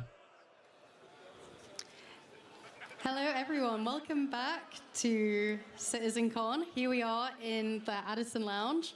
And thank you, Jared, for handing over. I think we lost you for a second there, Jared, from your voice. Thank goodness, is all I have to say. So here we are in the Addison Lounge, where we'll find all sorts of uninteresting people and devs and whatever else. I wonder if there's anyone around here we could possibly annoy. Why, hello, Benoit. How are you doing today? Oh, fancy seeing you here. Awesome. Hello. How are you doing? I'm doing good, thank you, Benoit. You've had 2 amazing presentations already this morning. How are you feeling about the next ones? Oh, I feel excited as hell for everything that's left at CitCon. I think everything is chef's kiss. Beautiful. Of course they say that. He's a developer. Highlights from this morning? Any main takeaways from either of the 2 presentations you've given already? Well, now that my stress level... You're doing a good job, man. Thank you. You're doing great, too. He's the man. He is the man. So, highlights. Well, I mean, now that my stress level is down, I think both presentations were just stellar. I'm really happy with how it went, and I'm especially very proud of the teams that have shown content today, either being in the Social Universe panel or in the Star Engine Brave New Worlds panel. I think the shown content? That's a bit of a stretch, though. They deserve a hand. Let's go, guys. Let's give it up for the teams from the first 2 panels. Showing content is a bit of a stretch, though. Were outstanding and have really given it their all, and it shows. And so for me, I can't. It's really mostly call talking highlights, content. You know, I can't play any favorites. But damn, that Zeus exit was wow. Cool. Yeah. Big respect to everyone who worked so hard on all the presentations today. So, as we mentioned, today's pretty stacked already. We've got a lot more to come. Content is content. How does this CitizenCon here in Manchester I don't know if I agree with that one. Previous? I couldn't believe we could do a bigger CitizenCon last year, and this one's one bigger. And so it's absolutely fantastic. It's also great to have the biggest office right next to the venue. Last year was really complicated logistic-wise, right? To get everybody on the same page, flying people over. Now everybody's on site. It's been fantastic. We brought the crews from these other studios in, but overall having everybody here has been great. Plus, I mean, look at this. We have a almost full-size Hornet in the place. This is absolutely incredible. I couldn't believe we were actually doing it when I actually heard about it. So when are they doing a full-size Bengal? It's just completely at the venue. I just want to sit in it. Jared, can I sit in it? Even I'm not allowed to sit in it. Damn. So, does that mean next year's CitizenCon could feature a Hull C in Quebec? Oh my God, that's the #1 question I get all the time. Wait, did he just say Quebec? CitizenCon in Montreal. I don't know, but I would love a Hull C or a Zeus, maybe. Maybe Zeus would be absolutely fantastic, you know? Because maybe that's a quick shout out I'd like to give is that the Zeus, I mean, tons of people have worked on it at CIG throughout, but this is really the first ship that is completely done from the Montreal team. And so I feel especially privileged to have, put it in the video and then released it in this patch. It's an absolute fantastic ship. So I'm super happy about it. I have a question I'd like to ask Benoit. Yeah. When are we going to be able to watch CitizenCon and ISC and everything in-game? Oh, that's a good question, actually. Is that a feature request, sir? It is a feature request. It's a feature request. Okay, all right. Well, full-size Retribution class ship. We're going to put that feature request to the test and see if CR Yeah, approves it. impossible. We'll see. I was kind of hoping they would do that. They would be doing that like a while ago. That's right. No. Beautiful. Well, thank you so much, Benoit. Wonderful to chat. We're going to throw over to Dan. Thanks very much, guys. Catch us after the break. See you guys around later. Thank you, Kirsten, and thank you, Benoit Bassaja. Awesome, guys. Welcome back to the interstitial hall. The interstitial, where we are back in the hall here at CitizenCon 2954. Little bit of housekeeping. We just have to give a quick shout out to our sponsor, Versa, who helped make CitizenCon possible this year. Thank you, Versa, for all you do to help make Star Citizen and CitizenCon possible. We also misnamed Scan Computers a Scan PC. Sometimes when you're running around with people talking in your ear and things you have to do, you mix up names. So thank you guys for being awesome sponsors and helping make CitizenCon possible. Now, I was told specifically to avoid talking about that because Jared just did that, so we're going to gloss over the Hornets. So come, follow me.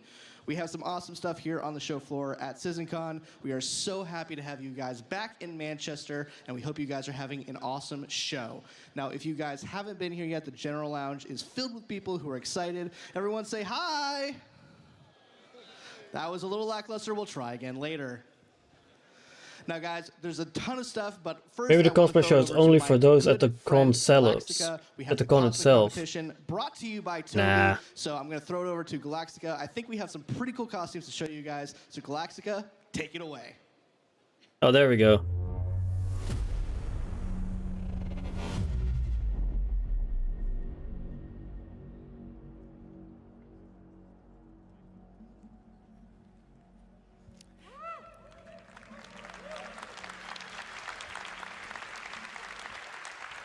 Greetings, citizens. I hope you all had a wonderful lunch break. How many of you guys had some torpedo burritos?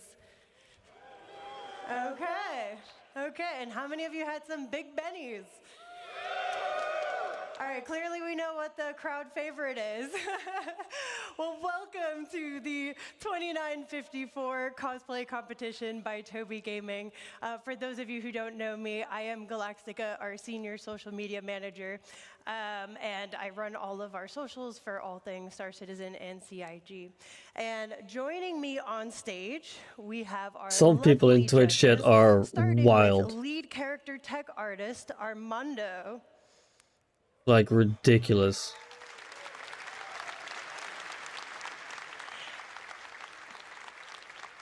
And up next, we have principal tech artist Forrest. Yeah, it's Twitch, you're right. Some people are fucking dumb. And last, we have our creative director, Katz.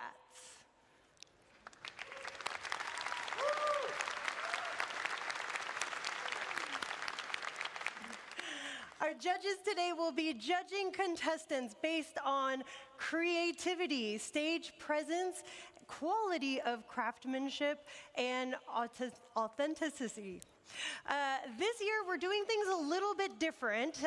Previously, we did a first, second, and third place.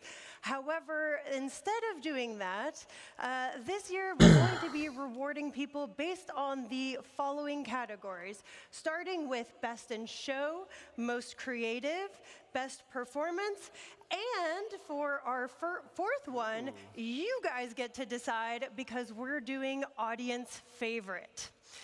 All right. So, this year, for our prizes, let's talk about that for a minute. Who here has ever heard of a Toby eye tracker? I would say a lot of people. Quite a bit of you, okay. And how many of you guys have actually used one before? Also quite a bit. Awesome. So if you're not familiar with the Toby eye tracker, it is the only device that is capable of tracking both head and eye movements, allowing you to take your Star Citizen immersion to the next level through effortlessly following your targets, locking on with just a glance, bringing your character's facial animations to life, and more. So, now for the prizes. Our Best in Show winner will receive a Toby Eye Tracker 5, complete with an accessory bundle, which includes a mounting kit, carrying case, and a tripod bracket. All of our other winners will also receive a Toby Eye Tracker 5, and they don't know this yet, and I'm announcing this on stage, but all of our contestants will also receive every webcam does face over IP. MK2 ES with LTI and a game package. Every webcam does face over IP. All right. Are you guys ready to see our contestants today? Awesome. Contestants, let's get the show rolling. No, Toby is not a webcam, no. Contestant is Shiley. But it tracks eye movement, so you can show. It can show you on stream. It can show you on stream like where the streamer is looking, for example. Right here. And it also does like head tracking, like a Track IR would do. So it does that one as well. Hydrosa, who is cosplaying as an advocacy agent.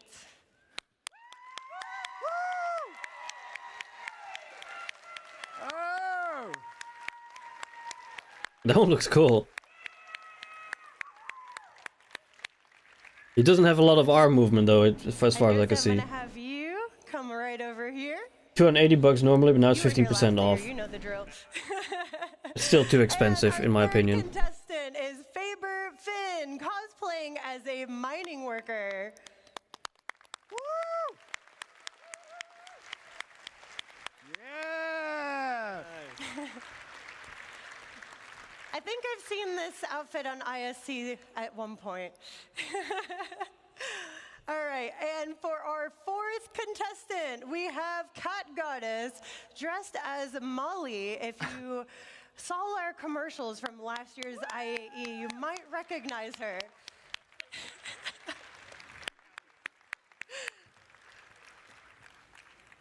Oh, what do we have here?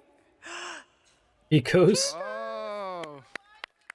Who wants a Pico? Oh! The judges are over here.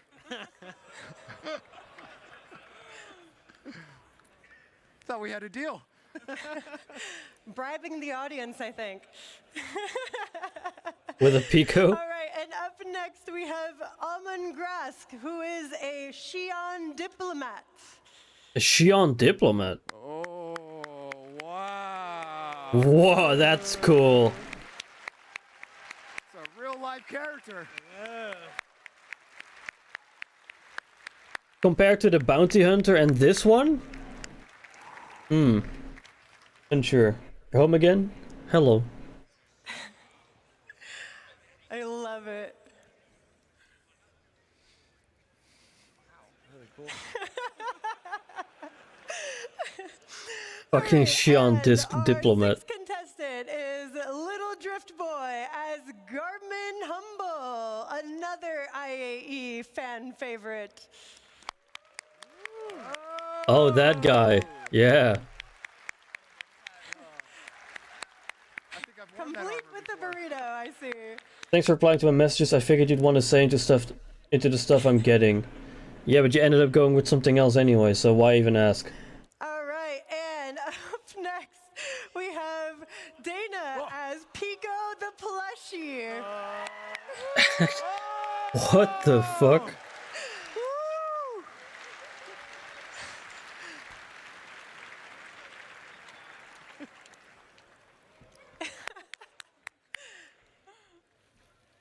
What the hell? Just making sure you can see with that thing, okay? And we have another Pico up next, Carlito. Lamp was alright. Another Pico? What? What in the fuck? Oh, he's got a snowboard. What?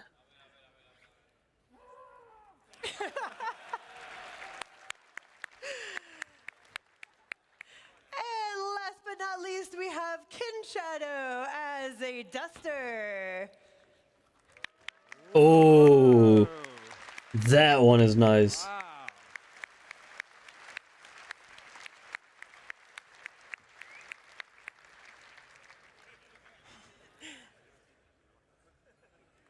That one is cool. All right, now that we have all of our contestants on stage, judges, feel free to come take a closer look, ask questions, and let me know when you're ready to make your final call. All right. I mean, it's either probably going to be the bounty hunter or the. I really like the bounty hunter. And the duster. Nice. Good detail. You can fight the crime first, or did you eat the burrito first? Nice. Right. Yeah, inflation is rough. That is asking Garmin No, you cannot. if he fought crime today. All right. Oh, good. That's the best thing. Oh, good to see you. How you been? Exactly. Oh, good. Yeah, doing great. Doing great. That one is cool though. Still one of my favorites. Wow. Oh, yeah. This is great. The mining outfit. Is it true you guys eat pellets? That's right. So how'd you do that? Couple LEDs? Oh, that The is so the duster looks really cool though. patch. Let's see, can you turn around for us? Yeah. Got the retro reflective shader on you? Yeah. All right. Very cool. Can you do the garment? How many followers do you have? How's Orson? Good than you? Love it. Nice. Mm-hmm. Mm-hmm. Very nice. Look at How's the con going? The first one was awful until the end. Do not Like speak panel. Fion. And the second panel was amazing. Which is all about organizations and like social stuff. We can, yeah. Oh, this is impressive. Oh. All right. Does the helmet Wow. have any Yes. interior? That's what I'm talking about. That's what I wear when I'm playing. It's all right. Nice. Oof. Bounty Hunter also looks really, really cool. Always ready. Hey. All right. Of course. He's got med pens too. Very nice. Okay, look. Week 46? Okay. Where to even begin?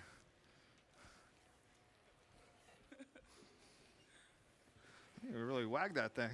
Yeah. All right, extra points for you. All right. Well. Still very comfy, I would hope so. Oh, here we go. Down the snowy slopes. Microtech. All right. Awesome. Yes. 3D scan you, put you in the game. All right, awesome. Fantastic. All right. Probably the duster that has it. Gonna give that out. Cool. How great were all they? Okay. Yeah, it's a cosplay content, cosplay contest currently.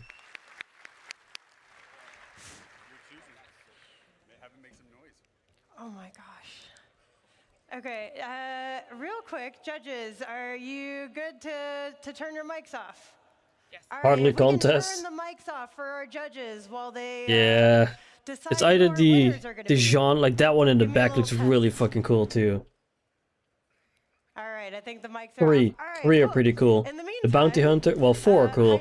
The Bounty Hunter, has given the me Jean, a tiger claw um, to give out to the audience. the other character, and the Duster. And oh, are you giving me one too? Okay, let's do this. So I don't want to chuck this thing because it's quite heavy. But if you have not gone to the community booth section yet, there might be a device that you can put this into that will maybe redeem a prize in game. Really? With the Tiger Claw? Let's see. All right, I want you guys to make the loudest noise. All right, let me see. I want to see who's the most hyped. The most hyped. Dude, getting an IRL Tiger Claw would be awesome.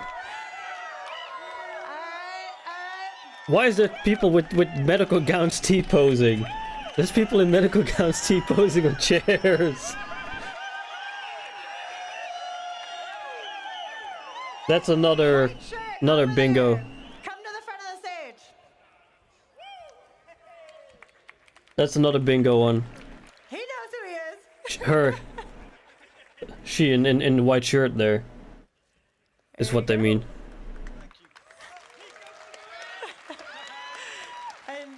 And then we have a med pen. I think we have to give this to the ones with the med gowns, clearly. Yeah, her. Oh, we got They two. mean. Let's go. Med gowns, come up here.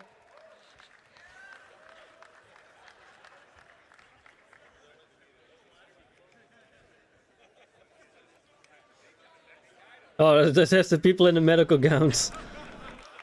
Wait, they're actually giving away medical gowns. I do not regret this decision. Thank y'all.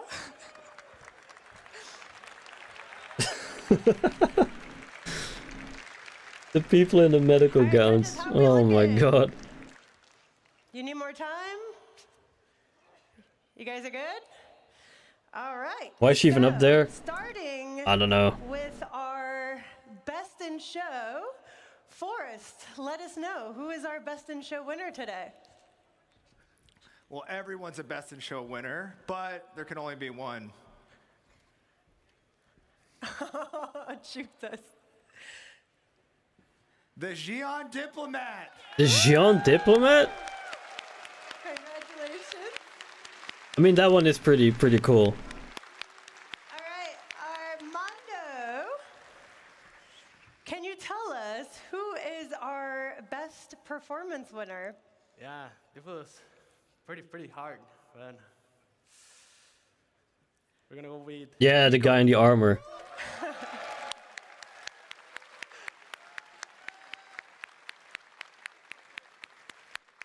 Congratulations. And Kat, what do you got for us for most creative? Anyone that stops crime and eats burritos in armor that good a quality is the most creative. So it's Garmin Humble, guys. Awesome. Well deserved. That one is really cool. You guys are all right next to each other. Okay, if we can have you guys step Yeah, the blow up forward. Pico suit, yeah. Now we're going to do you as well. Oh, you might need help. That's okay. We got you. We got you. Garmin Humble's here if you need extra help too. Yeah, not the Duster guy or the bounty hunter. Come on. Our audience favorite. So let's do this. We're gonna come over here with our judges, and we're gonna go one by one to see how much hype you guys can give our contestants to find out who is going to win our audience favorite. It has to be the guy in the shiny armor, right? All right, so Yeah, Pico's there because Pico's a mascot. for Duster. Yeah. That's a lot of hype.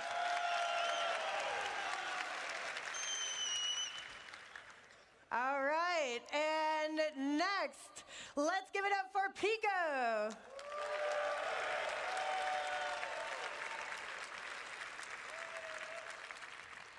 All right, and then we Deshaun. have Molly. Oh.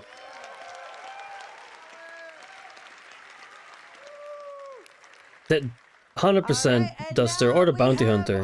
Minor.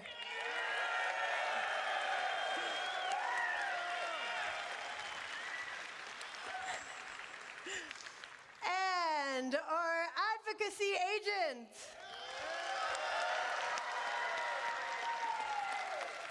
He can't bend his arm completely because of that armor. And last, our pyro bounty hunter. That was really cool too. All right, judges. Let me come back over here. This is a very long stage. I think she's supposed to be Molly, like a character from last year or What are we something. thinking? Come on, Duster or bounty hunter? right, the judges have I think I heard Duster already. and our audience favorite is Duster. Well deserved.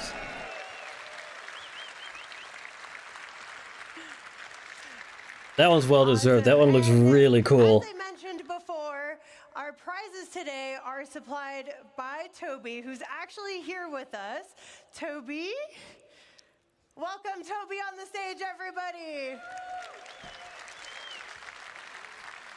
What, was he sporting a Dutch flag on his arm?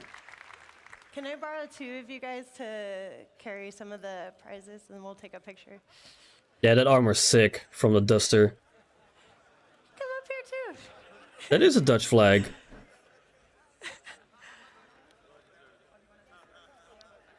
Here, I'll. Can you hold that? Can you hold that? If you can't hold it, I can hold it for you. Here, I'm gonna turn it this way. Here you go. There you go. Okay. All right. All right, and then we got one more. Here we go. All right, let's give it up to our winners. The diplomat with the neck seam. Yeah, because of the mask. The Jean diplomat. All right, thank you, Toby, so much for supplying the prizes. As I mentioned before, all of our contestants will be getting an RSI Zeus. And all of our contestants, if you don't mind coming together so we can all get a picture together. Yeah, it's a nice prize, yeah. All right. The Toby's really nice, yeah. For joining us for the 29. At least the diplomat one is way better than the Pico. Absolutely.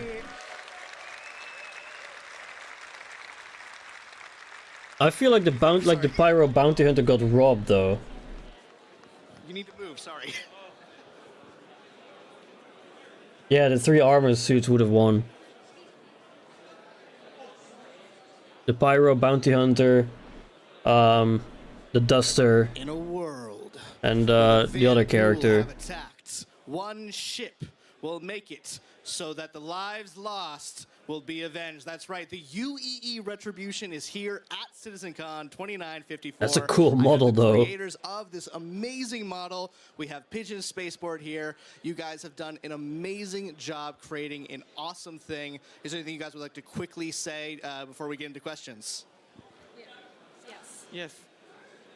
What would you like to say? Thank you guys so much. I quickly ran down here, so I forgot to grab my note cards. Let me do this off my phone. Yes. Quick question. How many total pieces is the UE Retribution?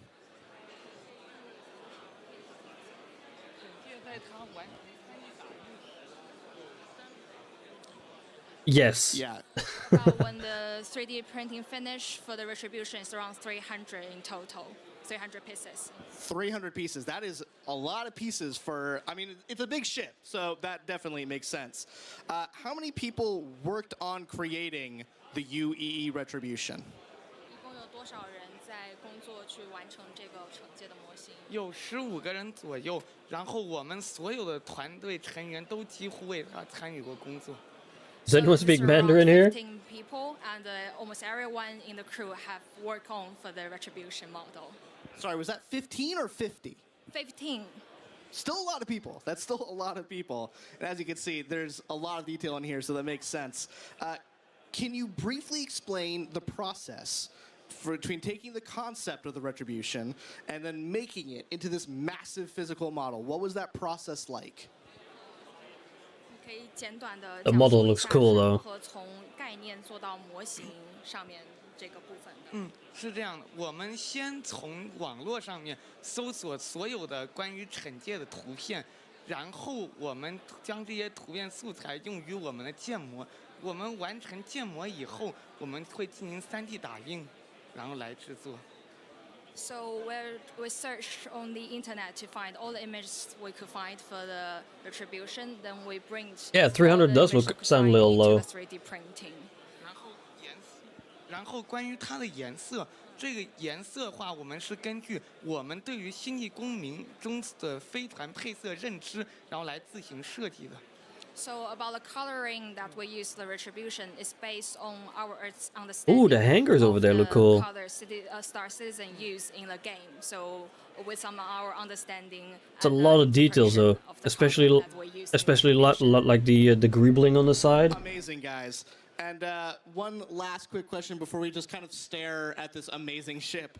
What's your favorite detail of the ship? Can't remember all the stuff I bought. 最 Oh 喜 boy. 欢的惩戒的细节是什么？是尾部的喷口，因为尾部的喷口在汉房间中亮起来的时候，那种照亮整个墙震撼感是无可比拟的。So his favorite part of the retribution is the main thrust lightening of the ship, because when you like light it up, you will lighten up the whole room, the whole wall, and it's very amazing and beautiful. Well, thank you, guys. Let's take a look at that lighting. We'll get you guys into position for the next bit right now. So let's take a quick look at the Retribution. This thing is amazing. It is massive. It's probably over, I would say, 10 feet long. This thing is huge. It's been at previous bar You Citizens cook your that we had ladles. in Asia. It's awesome to have it here at CitizenCon. We're really, really happy that this thing made it to Manchester. It is so much detail in such a small amount of space, but it's True, not she that does. small. It's massive. So yeah, we're really, really happy to have it here. Now we're gonna follow me. We're gonna go to the next thing they brought. I don't know if anyone's really seen this before. I'm gonna throw it over to Sam. Sam, why don't you throw us to this awesome bit right over here? Absolutely. Oh, Dan. Port Olisar. So we have an amazing model of everyone's favorite Port Olisar right here, near and dear to my heart. Many a year have I spent easily and quickly getting to the ASOPs and buying things rest in peace, Port and getting Olisar. rammed off of my pads by unruly and griefers. So I have a couple more questions for you guys about this build, if that's okay. What's this model made out of? 30 euros for a sandwich. 奥丽莎它主要的结构是由3D 打印所制作。 The rings don't spin, sadly, but the lighting is still really cool. 用于增强。 Man, I miss Port Olisar. Mainly the Port Olisar is made by 3D printing, basically the resin, and we also add the main metal structure to make it more solid. Wow, that's really cool. So, do you know roughly Salmon and how fries for much lunch. does it Those was like weigh? $9. 你知道它大概 I had a wrap. 重吗？ 大概在700公斤。 Oh yeah, Port Olisar was the goat. Roughly around 700 kilograms. Wow, that must have been a 700. challenge to get over here to this country. 700 So, kilograms. when you were building this, Holy. what would you say was the most difficult part of putting this build together? 在制作的过程中，哪个部分是 Have you 最 been drinking enough? 是停机区域，停机 This is my 坪 second 区域 bottle. 中的上 Second 部 bottle of 就 water. 是停机坪表面难度在于，在我们的比例下，它的厚度将只有4毫米厚。我们要确保它在如此薄的情况下还不产生变形。 So it's a landing pad area. So on the surface of the landing pad, by the scale we are using to make for the Olisar, we have to make it not bending with like just a few. I remember my first free fly. I don't remember if there was anything besides PO at that point, but the view was neat. 这个 The view is unbeatable from Port Olisar. Like 因为下部有非常多的 nothing, 结构 and I think the new stations honestly ruined that experience for a lot of people. Walking out on the pad for the first time and seeing Crusader in the back Because the so many before you even enter your own ship, they're so and just compact, feeling so it was really hard to incredibly pass the tiny in the universe is unmatched. Hangars nowadays cannot give you that feeling. Station. That's what And made I'm Port sure Olisar everybody so was special. Just as sad as I was to see it go. Do you hope to see Port Olisar return to the verse someday? 所以你会期待奥丽莎的回归吗？真的吗？比如说奥丽莎有可能回归的，那当然啊，肯定的，那太好啊！ So yes, really. So if the Olisar actually will come back, it will be so good and exciting to us. Yeah, absolutely.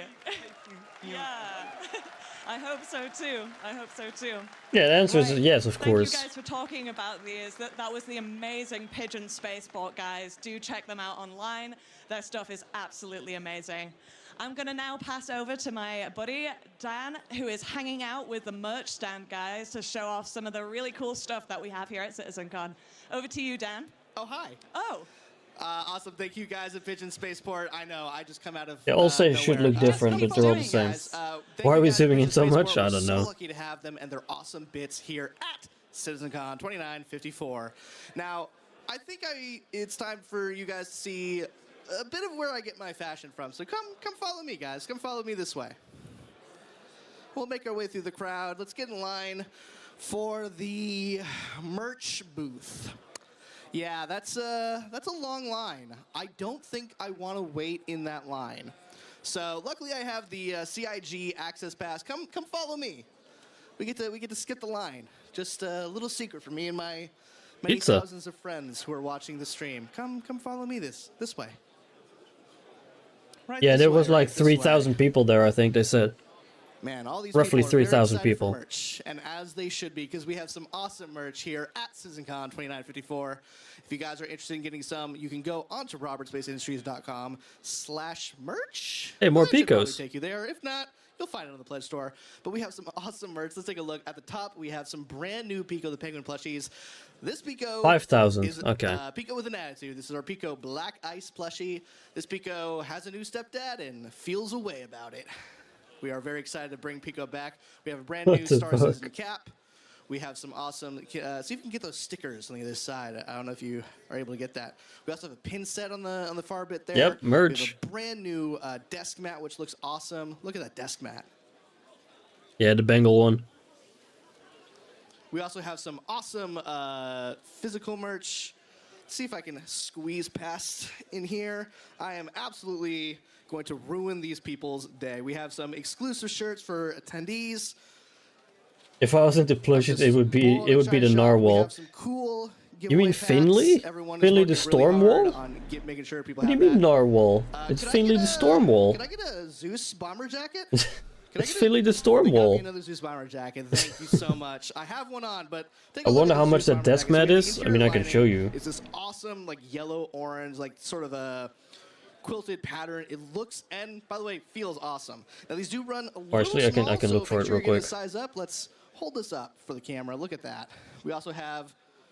Oh, that's gone forever. The Finley, cameraman that's just it. took Yeah, that. it's Finley. We'll never get it back. Oh, 34? Okay. We also have some cool details. Dark and We Swordy's obviously got have, it. Like this RSI. Hello there. We have some RSI like branding right here. We have some patches over here. I said if. I don't commemorating know the why you Zeus expect me to Mark know the I. name. And we also have out of the wrapper a Pico the Penguin Black Ice edition. This Pico, Found your birthday gift? I mean, I have a but I can desk fix mat. I swear I can fix him. We also have a bunch of awesome stuff. We have this UEE flag. Let's make sure that we're holding that up properly.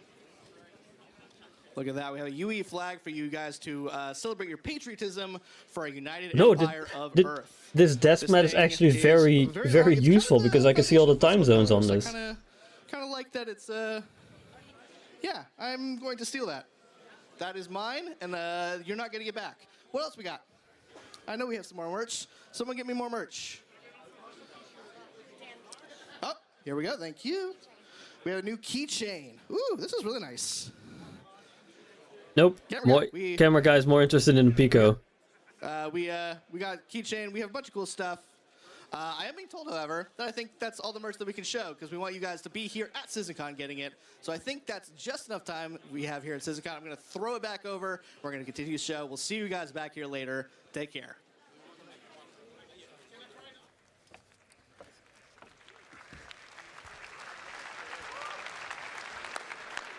All right.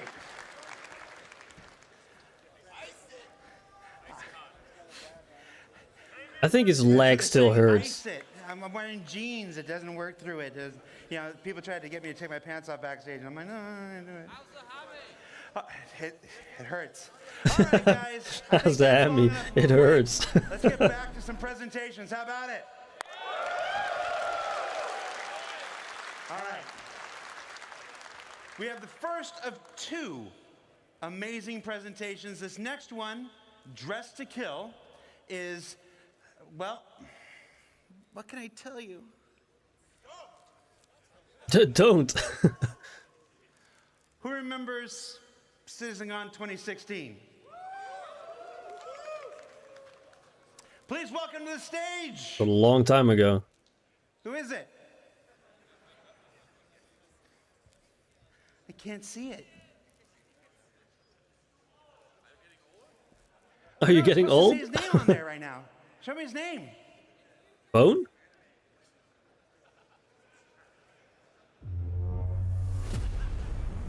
That is not a name. Oh, there we go.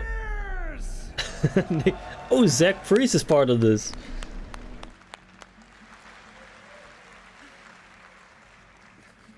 Thank you. How's it going? Hello, hello. Zach Freeze is part of this one too. Oh, that's gonna be great then. Joe mentioned, it's my second CitizenCon, but it's my first time. Digital goodie bag from this year's CitizenCon or a new webcam. New webcam? Why? Thank you so much for coming to this. I hardly use this webcam anyway. Thank you. No need for a new webcam. With that said, I'm here to talk to you about an initiative that was first introduced right here at CitizenCon in 2019, and that's adding I hardly use it. purpose and specializations to armor and clothing in our game. So let's get started. So, Star Citizen is a game about almost everything where you can do almost anything. With so many different options of gameplay, whether that be mining, piloting, FPS combat, or even a captain of industry. I need a Unlike Toby eye most traditional tracker. MMOs, we don't impose rules I'm or just kidding. classes onto the player. In real life, people are not just one thing. I'm sure you can all relate. I've had many different jobs. I've not always been a game designer. In fact, it was only a week ago that I found out that Jared used to do tech support for prosthetic legs. It's true. You can ask him. That said, if you're like me, Yeah, I know, I'm kidding. Whatever you're doing. So that brings us on to the concept of specializations. This is about bringing more purpose, more considerations, and more decisions to armor and clothing you wear beyond just looking cool. So, what are they? Specializations are the focus of your current daily adventure. That could be a daring racing, a cargo Yeah, hauler, but or a again, first like, responder. Specializations are a series of attributes why would we assigned to each piece of why would clothing we and wear armor in the this verse instead to of make informed decisions on both armor? how you want to look and how you want to perform. What are they not? Oh, it's these Specializations Star are Kitten not helmet, assigned Star classes. Kitten thing. There's no magic toggle where suddenly you're forced into a role like a cleric or a wizard or even a pizza delivery person. They also do not limit you. You can still do almost everything in any armor and clothing you want. You just won't do it as well as you could have if you had specialized. Why are these What? necessary? Well, specializations enhance gameplay depth. They add a level of roleplay and immersion. Specializations can provide a sense of ownership of your playstyle. At its core, SC is driven by choice, with specializations offering a deeper layer of player options. And that's the option to excel, to fool around, to min-max, or give yourself a unique challenge. Specialization allows us as developers to make gameplay No, the game experiences that are doesn't. deeper and more complex. So whether you're a salvage, It's light armor, medium armor, or heavy armor. or a medic, there will be specialized Or suits this, that'll the help fucking outperform Michelin your Man peers. armor. So at this point, you may be asking yourself, okay, well, how do I specialize? It starts by determining your playstyle. What do you want to do today? Are you going to be a trader, a smuggler, an assassin? Is there a void in your organization that needs filling? This is a decision you get to make and remake every single time you log in. Or, if you're like me, perhaps several times in a single play session.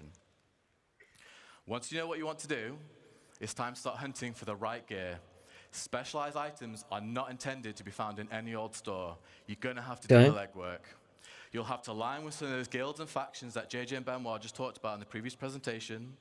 You'll have to explore the galaxy, find hidden stashes, and Nightcop, I think this is the reality check specialized items are meant for those from who are last willing to year. put in the work to exceed at your role. I think this is a reality check from last year with the rewards for working your wrap up with corporations. Clothing. Yes, I said it. Mixing clothing and armor is built into the very fabric of this new system. Can I get a hell yeah? All right. All right. I know you guys have wanted this for a long time, so yeah, great. And to tell you even more about this new system that we do call Starware, please welcome to the stage lead character. We've technical had artist 3 Armando types of Lira. star now. We've had Starkitect, Star Audio, and now Starware. Watch it, bro.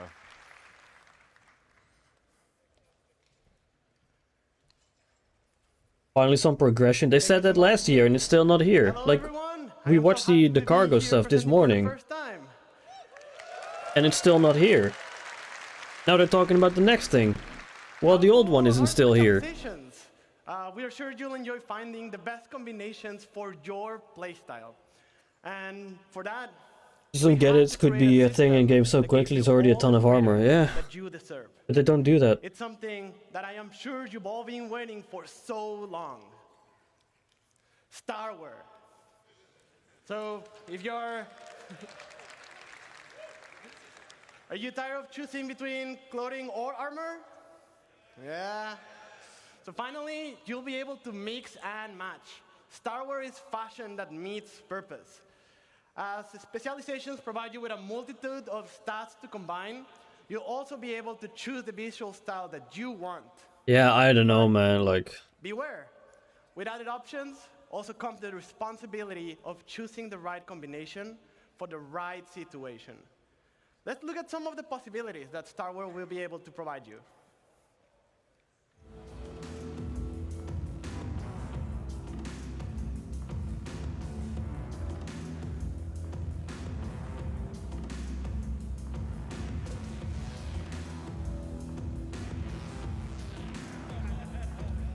But you're gonna need a helmet anyway. This doesn't change anything in the game.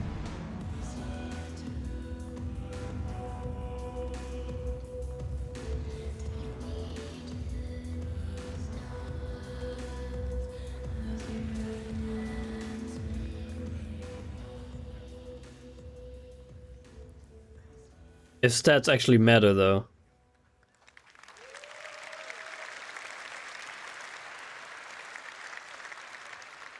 As you all saw, the possibilities are huge. Like, have you ever wanted to put on a jacket on top of an undersuit? Yes. Yeah. How about an armor on top of a sleeveless shirt? Or even without no shirt at all? Like it looks good, but everyone's gonna need a helmet anyway, so this isn't gonna change anything. Ever. But be careful, certain gameplay implications will still be true. You won't be able to go into the vacuum of space without a space-worthy undersuit and helmet. And in certain planets, you'll need a breathable mask or helmet to survive. I hope you guys are excited about this as much as we are, and we've heard what you all I feel want. indifferent We're about making a this system to currently. bring it all to you. I feel indifferent about this. But that is enough about Star Wars for now. Let's go back with Nick and learn more about how Star Wars and specializations will improve your gameplay. Yeah, I don't think this is gonna be used at all. People are still gonna want the most damage reduction, which means heavy armor. Nice dancing as well, by the way. Because why would you go out in a t-shirt? Why would you go out in a t-shirt if you get 2 taps by a gun? We're always going to make sure that you look your best, but now Instead of wearing heavy armor. So to recap, we're going to go through adding intent and purpose to all our clothing and armor sets. As designers, we really want the visuals to match the stats that our great character art team have made. Yeah, well, I'll just run around in an unsuit and helmet anyway. This doesn't fix anything. It doesn't change anything. Modest damage mitigation to match. Many armors will be specialized for distinct use cases. Currently, we realize right now bigger is generally better when it comes to FPS armor, and we know that shouldn't always necessarily be the case. There will be some armors that won't have EVA. Exactly, Nightcop. That's exactly what I mean. EVA capability. Some armors won't even be space-worthy. Specializations means getting better at certain things at the cost of attributes and others. This is about compelling you, the player, to make tactical decisions for every situation you may find yourself in. So now let's look at some practical use cases for the Star Wars system. Whilst all Okay, so some don't get EVA capabilities or aren't space-worthy, okay? Are some of my favorites. We are going to assemble a team to tackle one of Star Citizen's most anticipated adversaries that you'll get to meet We later are on. going to assemble a Let's meet team. our first specialization. We are going to.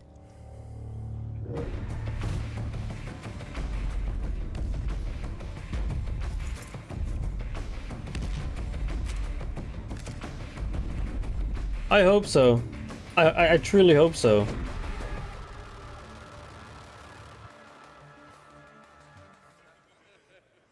But they already said this like 3 years ago, and we have nothing of it in game. So this means nothing to me.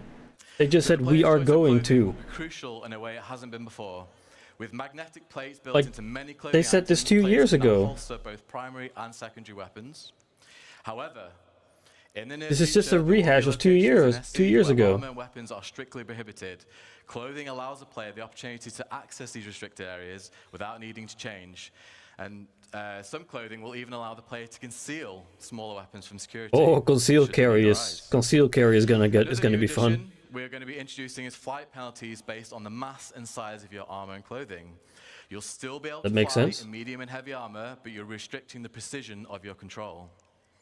If you're enclosed like our leader is here, or a flight suit or light armor, you'll be able to fly unrestricted.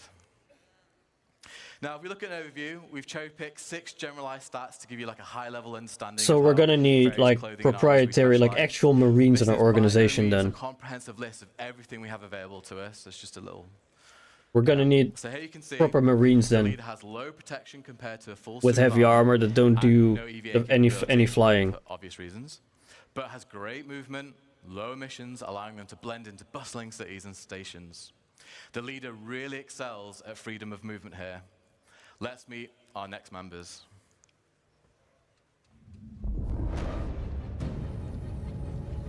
Valkyrie, okay.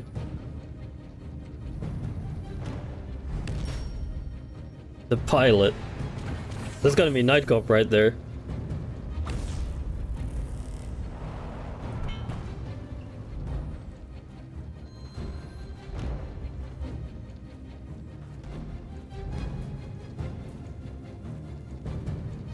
Yeah, I like the entry to armor prohibited areas, yeah. I like that area. I like that idea. Allowing you to like conceal carry a pistol into a certain area. So here I we like have our that. pilot. If you remember, back in 323, we introduced our first specialized helmet visor. What do you mean? The the combat aviators are visor. already in This game. introduced the dynamic crosshair and all the magazine information on your HUD. This is our pilot visor, which Aviators allows the already pilot to in. link with their ship and cast MFDs directly into their visor. This provides the pilot with all the essential data like ship health and shields, so no longer will the pilot need to break concentration during an intense situation to look down at their MFDs. Again, like the leader in this situation, there'll be no penalties to flight, plus with added G-force resistance, the wearer will be able to get the most from out of their ship. So if we look at the pilot stats, they have fantastic mobility. Like I mentioned, great G-force resistance for when combat takes them to the limit of human endurance. And finally, this suit comes with the best EVA capability in its class for when remaining in your ship is no longer an option. Here's another variant in our flight suit class, the racing flight suit. This is what our driver will be wearing. This suit, unlike the pilot flight suit, has features which are more streamlined, which allows it to have truly unmatched G-force resistance for the hardest corners on the most challenging of racetracks. It also offers great oxygen capacity and thermal protection for those planets with hostile environments. So as you can Okay, I see, like that this one. flight suit excels at G-force resistance, but it loses its protection and has much weaker EVA capability. Yeah, no protection, can't scan. Let's meet our next team members. Has to be a Marine somewhere, right?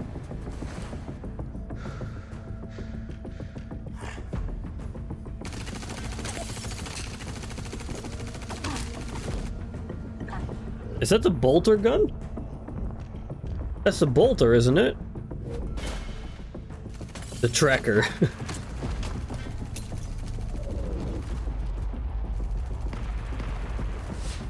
Dude, that's a fucking juggernaut from Call of Duty Modern Warfare 2.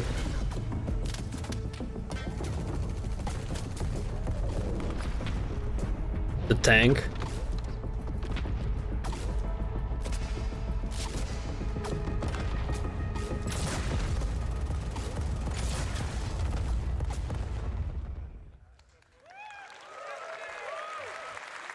Yeah, the tracker is awesome, yeah.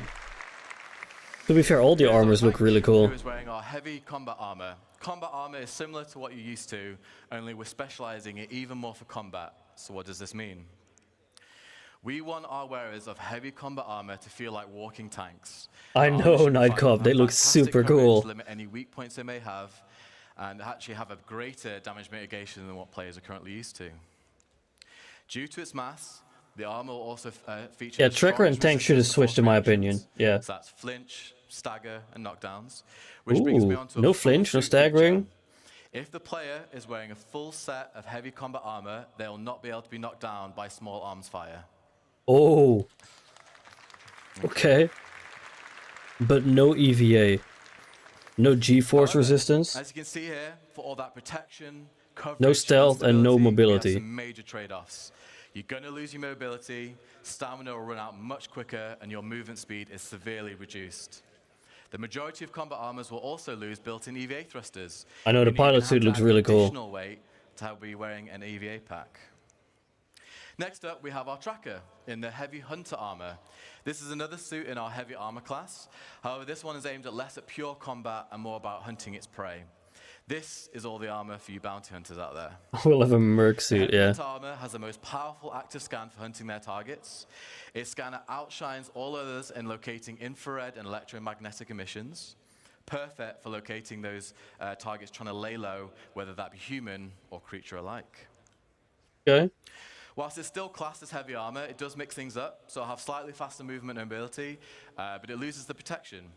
You'll also be able to store more devices like deployables Yeah. and throwables. No EVA on the heavy armor. So as we compare the stats, whilst not as tough as our combat armor, it does gain an increase in mobility, and while it's You might actually have a reason now for the Legionnaire in the game, like actually boarding a ship by attaching to it and like slicing your way through, they'll know you're coming for them. like through the hull. Let's look at our last additions to the team. The miner.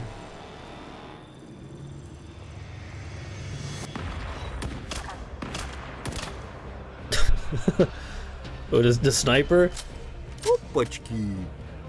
Hey, Jelly Harlow, thank you for the follow.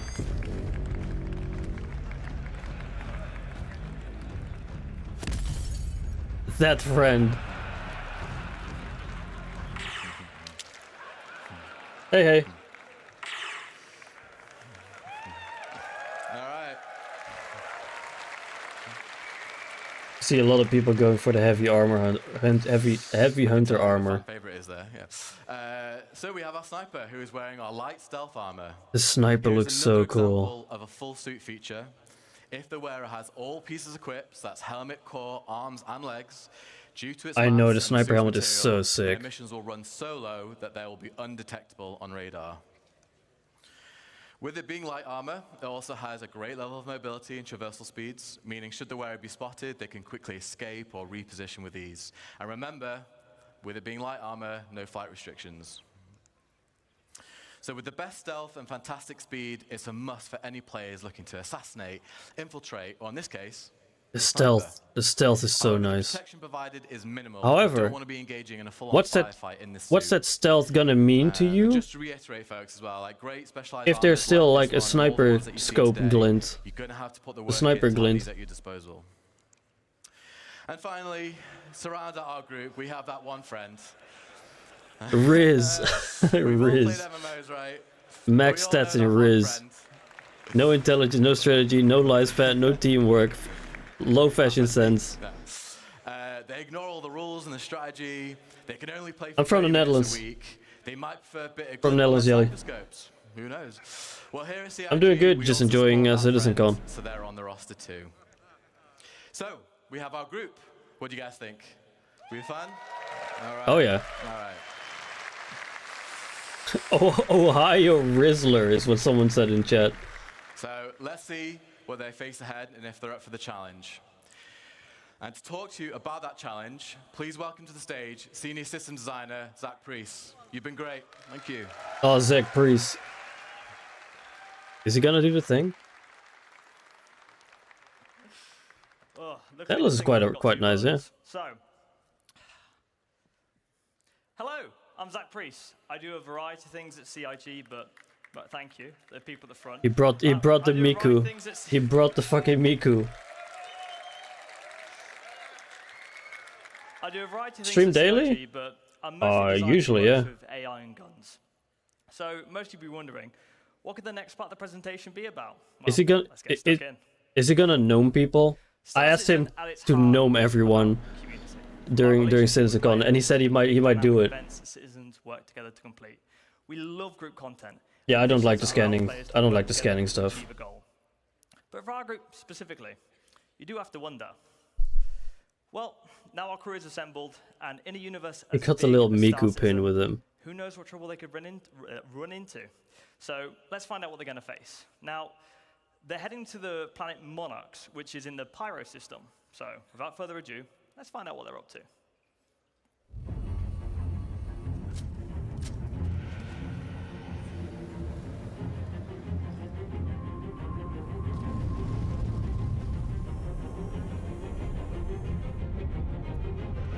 Valkyrie is finally getting some use, huh, in this.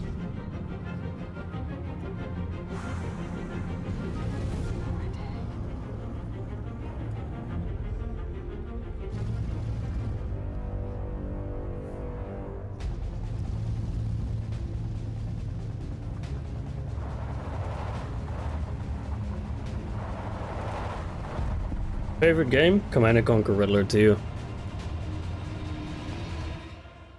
I know, the Valkyrie looks amazing.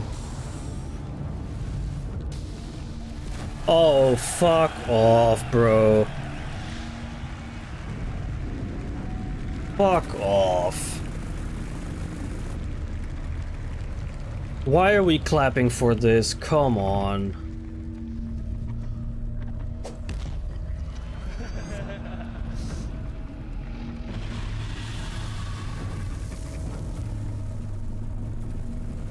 I don't think the worm was on the bingo card, was it?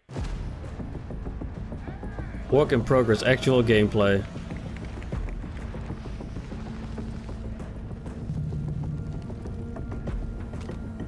I'm incredibly annoyed, Night Cop, with this, seeing the worm like this. This is an actual insult, this.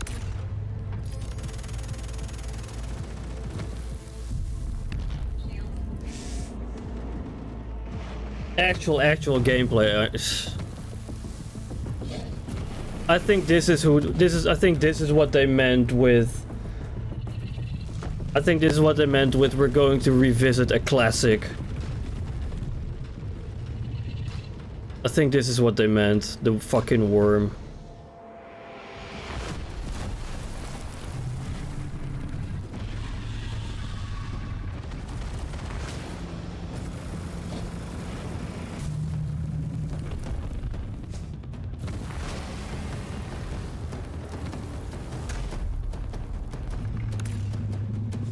Did it just bounce off the worm?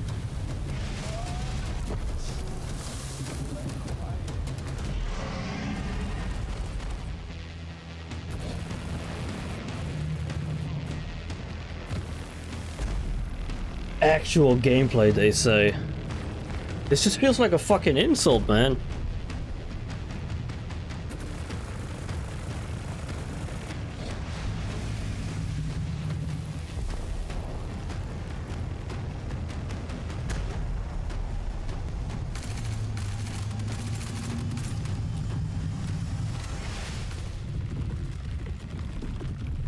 Yeah, imagine how that fight would go with 3 server FPS. This isn't real gameplay. This shit is fake as hell.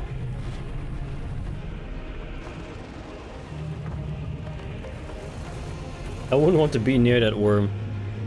Don't worry, you won't be anytime soon. Like, this is the issue that CIG brought onto themselves. With showing the worm previously. Nobody is gonna believe that this is actual real gameplay. Because of the fucking tech demo they did 6 years ago. Nobody's gonna believe this shit is real.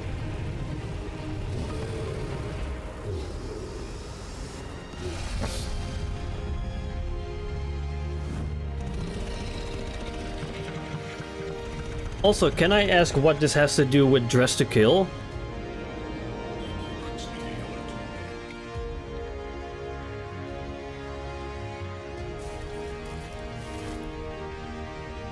Not sure what this has to do with Dress to Kill.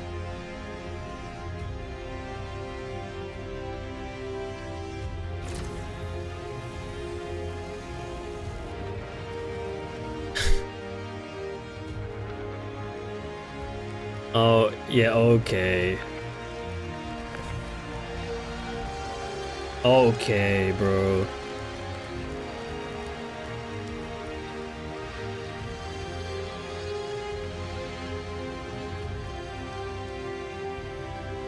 I'll believe it when I see it. Like, I'll believe it when I actually can play this.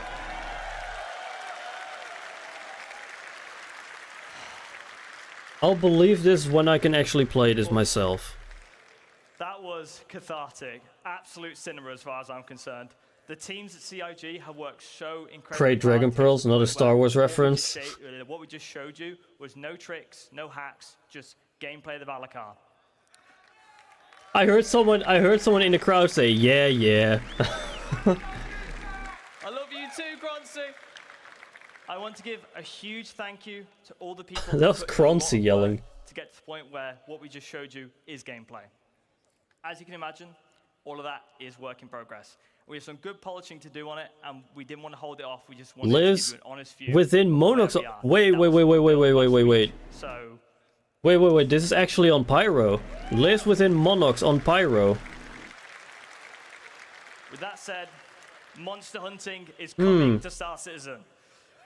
Now I'm more inclined to believe it. And the best part was starting off this epic series of fights with the infamous Valakar, who some of you may remember from 2016. Use ground vehicles to bait out the Valakar. Is 300 meters long and sees your light fighters just as puny little ants. You're going to need to assemble your quickest and most nimble pilots to dodge the Valakar's range attacks. So you're gonna need a ground vehicle to bait it. Can't we just like pound on the floor? Because obviously this is Doom. Can't we just pound on the floor instead? Is by disturbing the surface with a ground vehicle. But how does the Valakar stack up to our crew? Well, No, they weren't. The worm wasn't made for Pyro. They weren't meant for Pyro. They were meant for another. They were meant for another system. They never used to be in Pyro. Harder to kill than an Aegis Avenger Titan. But to be fair, it's most likely to kill you. So how does it do that? Well, the deadly Valakar has a variety of ways of killing possible It threats. never used to be on Pyro until now. Regurgitates rock hard sand that has been compressed inside the Valakar. Why is there a ballista down there? Target foes. There's a ballista down there. Why is there a ballista there? For comfort in the sky, it uses its ginormous body to swipe ships out the way.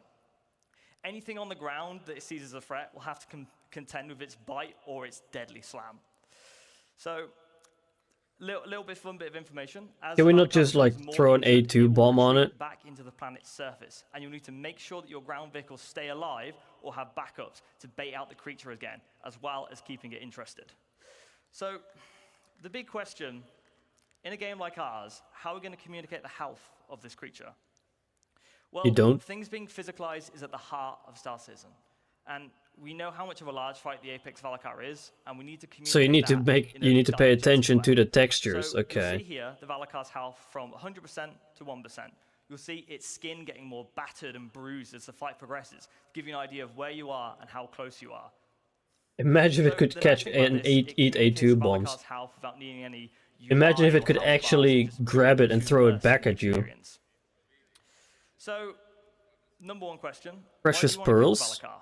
Well, because it's fun, but I know you sweaty gamers, so it's got loot, also known as harvestables.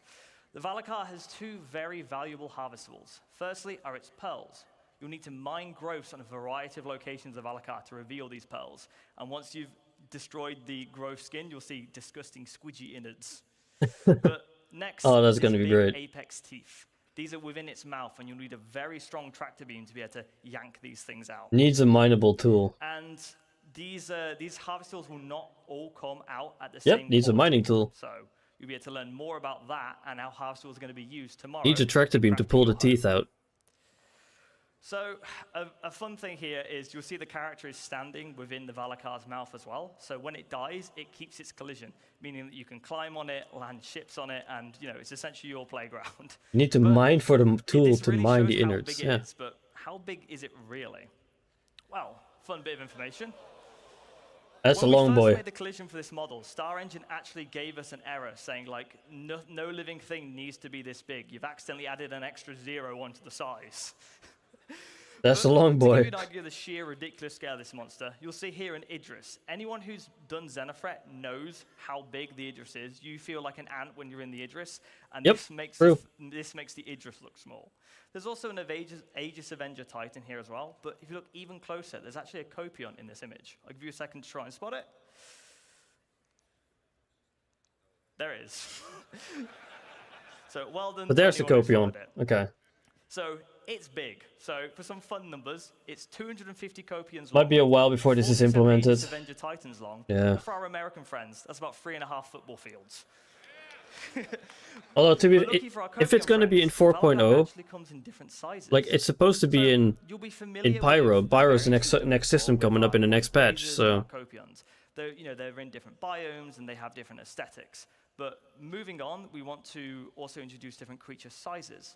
So these sizes will have unique behaviors, animation, audio, and harvestables associated to each size. So for our first size, we have the juvenile. These juveniles will respond to stimulus such as it's a noisy tiny one. footsteps and loud mining beams.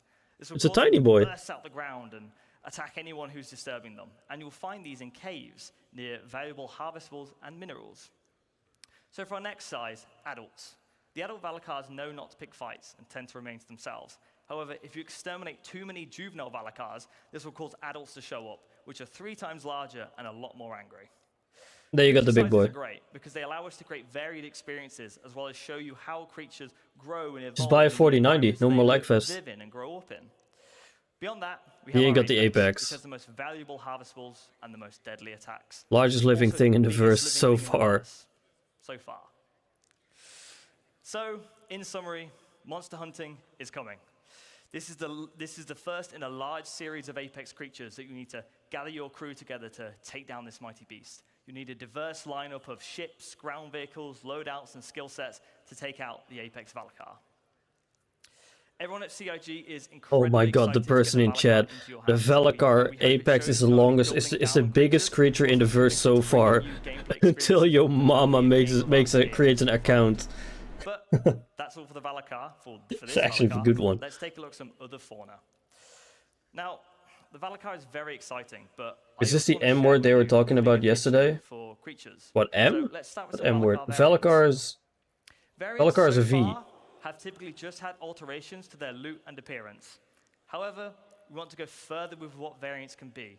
For example, what if This is a just Valakar concept evolved though. and grew in a swamp Oh, environment monster on a desert hunting. planet? Oh, If Valakar maybe, never yeah. moved to the surface and only lived in drowned caves. These are the Ugh. kind of questions that make sci-fi one of the best mediums. And I can hear the questions already. What does an adult cave Valakar look like? What does an apex quasi-grazer look like? Well, it's these questions that get everyone excited that works on creatures to give you a glimpse into the big picture.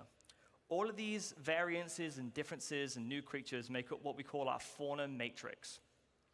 The fauna matrix is Yeah, slowly basically our turning into creature Monster Hunter. encyclopedia. So these Cave concepts Variant is show you terrifying, yeah, but it's only a concept for the next 5 years. with our creatures. We've started off with more traditional animal references like dogs and birds and cows, but now we're in a position to create the things that we love about sci-fi, which is the weird and the unknown. So, looking at where we're going, all of our creatures have been defined for the road to 1.0. We've Are ensured these we've just got the a giant diverse, squids from... distinct roster of creatures to make each of our planets special. As well, you know, as consumer Oh, no, no, wait, elements never of mind. various planets, ensuring Yeah, that they're just populated with squids. appropriate They're big creatures. squids. We've been designing creatures in mind so that planets' ecosystems influence their behaviors, designs, aesthetics, and harvestables. With that being said, I would like to give you a sneak peek at our fauna matrix. That's all from me. I'm very happy to bring the Valakar to all of our backers. It's really like nothing else you've played before. I'll leave you with this last video. Enjoy the rest of CitizenCon, everybody.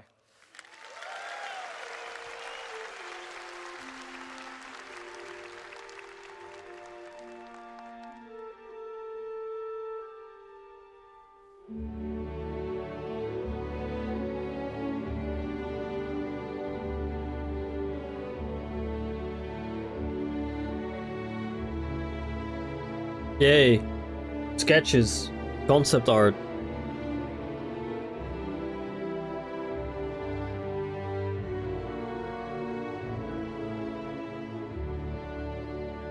I don't think I'm interested in concept art anymore. Could just be me, but I'm just not interested in concept art anymore. We have some amazing creatures, but we also have some even more amazing ships. Let's give it up really quick again for that Dress to Kill panel. That was amazing. Everyone there did an awesome job. Now we are back here at Palakis Workshop. We got No, like I don't care about the concept art anymore because as you can see, it's they are always makers of awesome 5 to 10 years Star Citizen away, and creatures. I only care about it if I... Hey, I have that helmet. Look at all the I have that helmet. We have some awesome miniatures here. I only care about it when it's actually in the game now. These are Concept is cool and all, but... haven't come over to the Palakis workshop booth yet. Come on. We've seen concept for the past 10 years, most of which we've never even seen in the game. Workshop. Let's ask them a couple questions. How's it going, guys? How's your CitizenCon so far? Good? Amazing. Amazing, awesome. So my first question is, how long have you been making models? How long have you been Palakis making workshop models look way better than the JRDF ones. Yeah. Yeah, concept art becomes cool after it's actually been added to the game. Around 3 years ago, we started to do the designs and the 3D printing. So 3 years ago, you started making models, and were you always making Star I have that Citizen same models, helmet. or if not, what made you want to make Star Citizen models first? ¿Directamente con los modelos Star Citizen o estuviste primero haciendo otras cosas?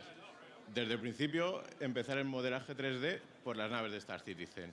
He started in this hobby because Star Citizen, he loved the design of the ships, and then start to working on designing, on blending and printing. Do not let Ben Curtis or John Crew hear you say that. They will never get over their egos. Now, these guys are so great, but how long do they take to make? I mean, how long does it take to, just these works of art that I'm looking at, how long is that process?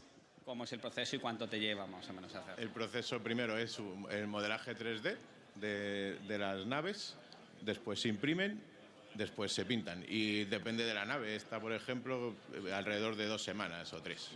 The first step is prepare the modeling for the printing. They need to do the design, but he is working to have a proper printing. Then after put on the print, assemble, and then working on the paint. Then depend of the paint that he's using is taking more or less. But for example, this one here, this Redeemer is taking around 2 weeks to have the full complete process. Sorry, okay, 2 weeks. 2 weeks from concepting to creating that fully painted is 2 weeks. That's a lot quicker than I would have expected. That's still time. But that's honestly amazing that it only took 2 weeks. Faster than CIG, says someone in chat. Question for you guys. Obviously, I do minis, I do D&D stuff, but nothing to this scale. What is your advice for people who are just looking to get into hobbies like this? What would some good advice for people who are just starting out? ¿Cuál sería tu consejo para alguien que se quiere iniciar en la impresión de modelos 3D? Actualmente las impresoras 3D son mucho más baratas que lo que eran antaño, entonces yo creo que simplemente comprarse una impresora y buscar modelos para poder imprimir y equivocarte, volverte a equivocar y volverte a equivocar hasta que te salga bien. Just to say that now is more easy than before because the price of the printers go down a lot. Then after that, just start to unload models. I start to printing and get mistake, broken models, get mistake, broken models, and now you'll be learning process till Wait, so to be able to make. What do we get after this? So try again, and eventually you too will be able to make models just as good as Palakis Workshop. Thank you guys so much. It was awesome to have you guys here. I'm going to cut it over to my good friend Sam, who was at the Xi'an Workshop. Let's get a little out of this world and see what she has right here. Sam, over to you. Hi again, everyone. I'm over here at the Xi'an booth, and I'm going to introduce you to a very famous guy in the Star Citizen scene. Been around for a while. Would we you got mind Beyond introducing Pyro yourself after this. and a little bit of your background with the game? Chase1. Yeah. Is then Chris the Hero Noah. This was Xi'an for Hi, I'm Chris Hero. And I, in my booth, I translate the names of the attendees into Xi'an and write it with a calligraphy brush on a special calligraphy paper, and for everybody free to collect, free of charge.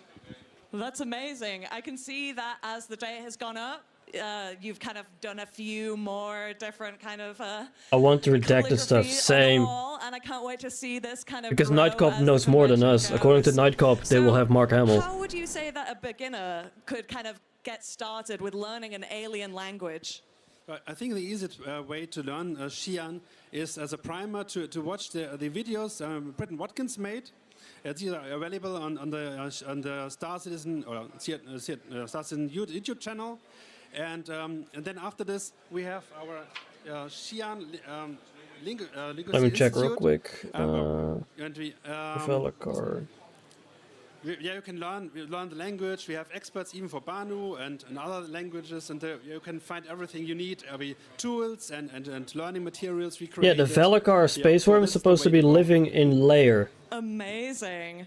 Habitat So, layer yeah, 3 you Monox. mentioned that you've got a few folks kind of coming to your booth. You're doing a little calligraphy for them. Are you just mostly doing people's names? Wait, what they kinds of moved- things are you doing with your calligraphy? Yeah, just the people's names. Sometimes Monox. mostly phonetic translations. So because the alphabets doesn't match, there's no. They F moved in Xi'an, for Monox to example. Pyro. They have a little bit translations, but It used to be in the layer it's very- system, it's but very they interesting removed and Monox to I think it's to Pyro. a very cool service for the community for me. Absolutely. Well, it's an absolute honor to have you here yet again at CitizenCon, and I hope we'll catch you at more CitizenCons going forward. I'll Okay. pass you back over to Dan, who is going to go check out one of our other community booths. Dan? Apparently you can two-shot the worm with an Idris railgun right now. So it is actually in-game.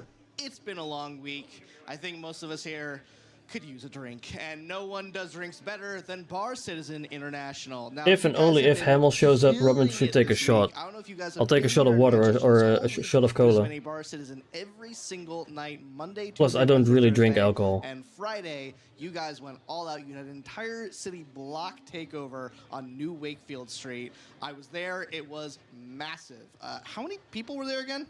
We had about 2,600 people, which is 4 times larger than what we had in LA last year. So it's big. That's what he's For those who claiming. didn't hear, 2,600 people, 4 times larger. So it might have been the M word then, monster hunting, that they were not allowed to talk about, the Evocadis. Massive. So you guys have been killing it with Bar Citizen International, but what are Bar Citizens? For people who maybe don't know, what is a Bar Citizen? Yeah, so it's a. I mean, Zach Priest is always quite sometimes on Mike's stream, so. People with pizza, and you're just talking about the game. That is a Bar Citizen. Now, because of all the great things that are coming out in the game coming up, and we get to see, we assume that these are going to grow and they're going to become massive. So Bar Citizen International was put together to help coordinators, either veteran, that need assistance, or brand new people. And it's been great because the number of people that are here that are like, I want to run one of these. Well, we've got you. Fantastic. I know you guys have, registered events. Obviously, people can maybe go rogue and do their own. But how many registered Bar Citizen events have you guys had in the entirety of Bar Citizen International? Yeah, so A we lot. have about 600 events that have established over the last 10 years. So you can see about 60 of these, and then you guys go through with your Bar Citizen World Tour. But you're right, there are many of these that just happen naturally. And so it's really great to see everyone so excited about this. And for those citizens that are here, they're like, all right, you're saying this, I'd really like to go. Well, we built some stuff. I mean, obviously we built a bar for you. But for any of these citizens here, you can quickly just join these Discords and find all those great experiences that we had last night. You can find it locally. So we're really excited to see how this grows, and we can't wait to do this again. Well, we are All always right. excited to be at a Bar Citizen. If you guys haven't been to one yet, they are fantastic. Should we go And, to a yeah, I Bar guess Citizen last in the question Netherlands is, sometime? What's next for Bar Citizen International?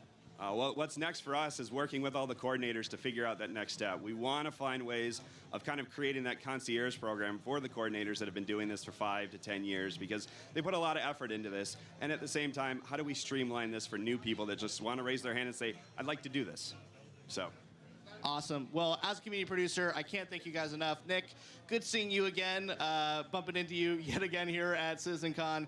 I think that, unfortunately, is it for us here at CitizenCon today. Don't worry, don't cry. I see the tears forming. Be brave. Be brave and be strong. We will be back tomorrow. But Sam, any last words from you? Yeah, it's just been such an honor to talk with all of the community this year, and I can't wait to show you guys some more tomorrow, so make sure that you tune in then. Yeah, and thank you once again to our sponsors, Versa. Thank you again to VKB. Thank you again to Scan Computers. We could not have had CitizenCon without you guys. Thank you to Toby for your cosplay competition. You guys have helped make the CitizenCon the best one yet. And I think that's it for us. So from Dan and Sam here on the show floor, we'll see you guys again tomorrow. We have one more panel before the very mysterious Redacted at the end of the show. Let's head over to that panel, shall we? Thanks again, guys. We'll see you tomorrow. All right, Beyond Pyro. It's gonna be Nyx, isn't it? Okay. It's gonna be Nyx. It's gonna be Lesky, Delamar. Mobility back. You know, when they tell you Chris Roberts isn't ready, go take a run. Don't take it literally. All right. Find also, quite frankly, if I may say so, find someone that looks at you the way that Scrap from Bar Citizen International looks at someone doing a CitizenCon interview. That was just so intense the whole time. All right. As they said, as Dan and Sam said, we have one more presentation left. It's a big one. Beyond Pyro. Okay. What's next beyond our next star system, which just went to PTU, yeah? Viva Cati, all right. I've been in this world for so long. PTU? So please welcome to the stage one of my favorite people at CIG, and I don't say that lightly. A man whose last name took me 3 years to learn to pronounce correctly, and I'm still not entirely certain I did it. Please Benoit. welcome to the stage, Star Citizen's creative director, Mr. Ian Leyland. To be fair, Nyx is the obvious answer. I kind of hope it's Terror or something. Yeah, Nyx is the obvious answer. Mostly because of Delamar and Levski, you know, we've already had that, so. I did. I still didn't get it. One day. Thanks, Jared. Hello, everyone. Wonderful to see you all. Thank you for coming out. Did you guys see that worm? Really cool. All right.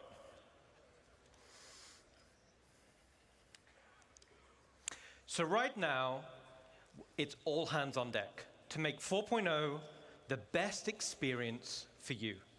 Oh, I fucking hope so, because the other ones were horrible. Deeper gameplay, better experiences. All with completely new. This is the distribution center guy. Which will create oh, hey, Pedro. Pedro Camacho. Backdrop. Rich and I have been working directly with Pedro for many months now. Pedro Camacho is amazing. Music awaits. But Amazing today, guy. I'm going to talk to you about what's beyond. I have a question. May I ask you? Sure. So let's strap in and we'll take a look. My It's name's so Ian. weird I'm they're the trying to hype creative us for the director worm, right? for Star Yeah. Citizen. And let's start by looking up into Delamar. the stars It's and Nyx. saying hello to an old friend. This is Delamar. This is Delamar. This is Nyx. This is Delamar Levski. Oh yeah, it's Delamar. We're going to see Levski again. Oh, Levski, my old friend.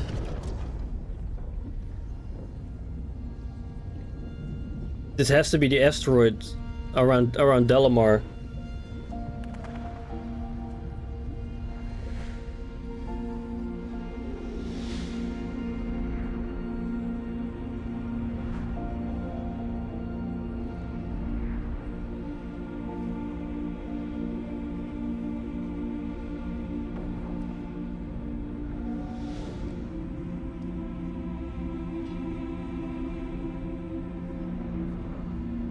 This has to be Nyx.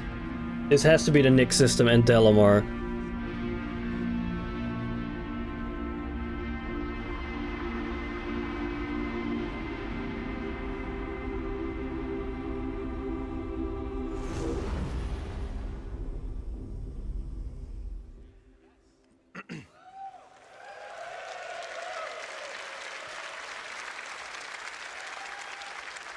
Delamar is no longer a planet. It's actually an asteroid now. So this is Nyx system. Nyx was discovered in Yes. 2582 by Carla Larry during the height of the newly formed United Empire of Earth's territorial expansion. Its most defining feature, and the source of its name, is the sprawling black dust cloud that occupies most of the system. The dust cloud severely hampers visibility and can interfere with your ship's scanners. This system does, however, Order Vandal space. with Vandal space. Oh boy. So, visitors are being advised there are Vandal raiding parties hitting locations throughout the system. But, despite this, a small community... Yeah, we knew this had to be next. And this is on an asteroid in the belt between Nyx 2 and Nyx 3. And this Yeah. asteroid is The called People's Delamar. it's the People's Alliance. It's the People's Alliance. And here it is, hidden deep in the Glacium ring. But actually, Delamar should be, It's an asteroid. and now is, an actual asteroid. Yeah. And as it's an asteroid, the space is a 0 G location, Yo. giving a unique identity We're getting for a belters. landing zone.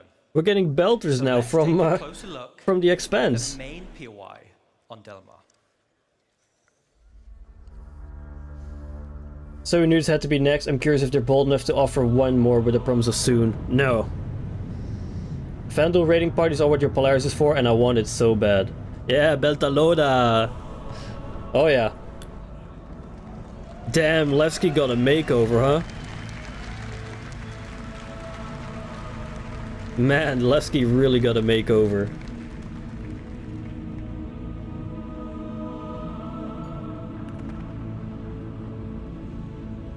Dude, I'm getting goosebumps seeing Levski again after so many years.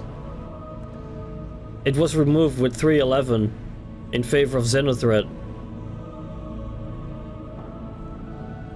I'm getting goosebumps seeing Levski again after so many years.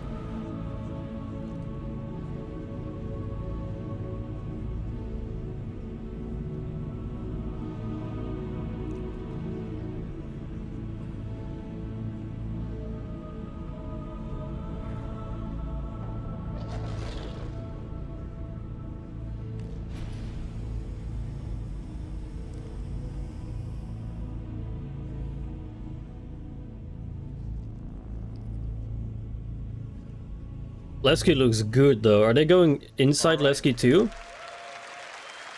Hey, morphologists. There's morphologists right there. Awesome, awesome. So, for all that remember, it's awesome to be able to say, welcome back to Levski. It's been so long. And for new players, let me tell you why it's a cool place. This used to be an old mining facility, which was mothballed and then abandoned. There is an internal network of abandoned tunnels and mine shafts, and these are now populated with refugees, fugitives, and criminals. It's just like this that make me not care about presentation one. I want more space-driven assets. Yeah, there we go. People's Alliance. And as Levski was made some time back, it needed to be updated. Some time back. That's an understatement. So that it can fit into current gameplay features and systems and mission loops. So let's take a look at the first update, and that is to the hangars and landing services.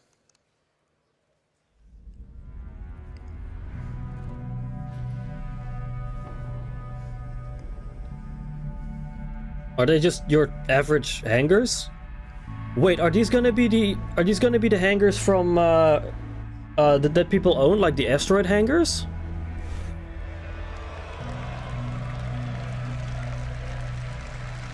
It's my boy! Absolute cinema. Absolute cinema.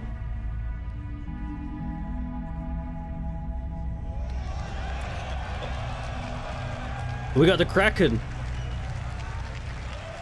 There's the Kraken. Release the Kraken! It's gonna be a low detailed Kraken though. There's a reason they didn't take an up close shot of the Kraken. Still perched over the borehole, but now has a suite of hangars that are arrayed around. Ooh, that's nice. No, Kraken is not confirmed soon. No. No, it's not.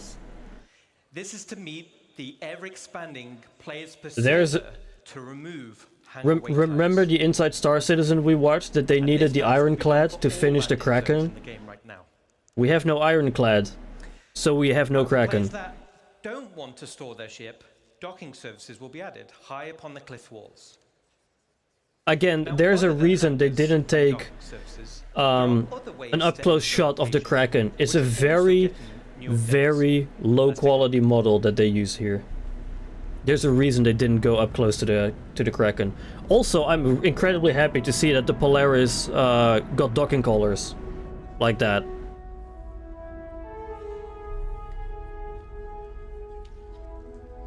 Are we gonna hear the voice from Levski again? If we're gonna hear the ATC voice from Levski again, I'm gonna be super, super excited.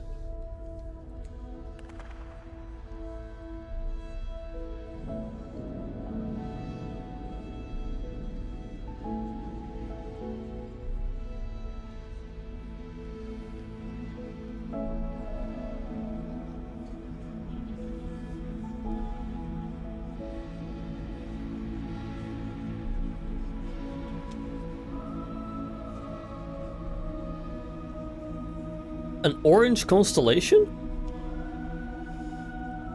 What skin is that?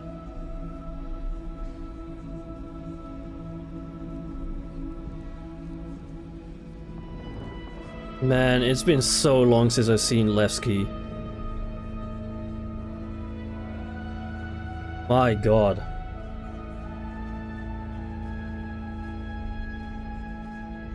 On-pad loading? On-pad loading.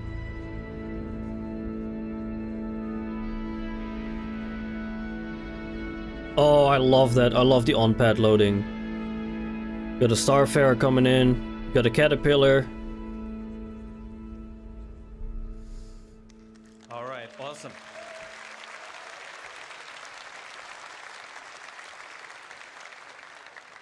So around the main entrance, there's still gravity plating for on-foot access.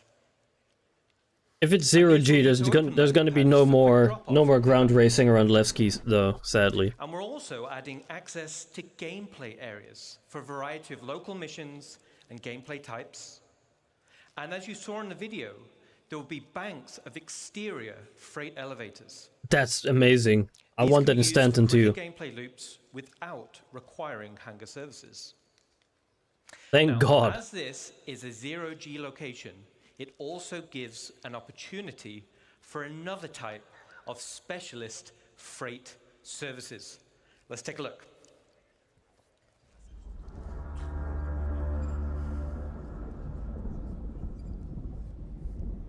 Specialist freight services. The Heron orange skin, okay. What the fuck?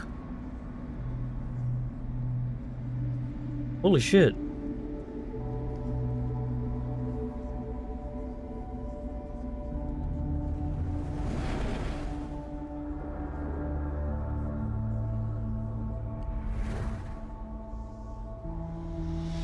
Got a Prospector, you got a C2, you got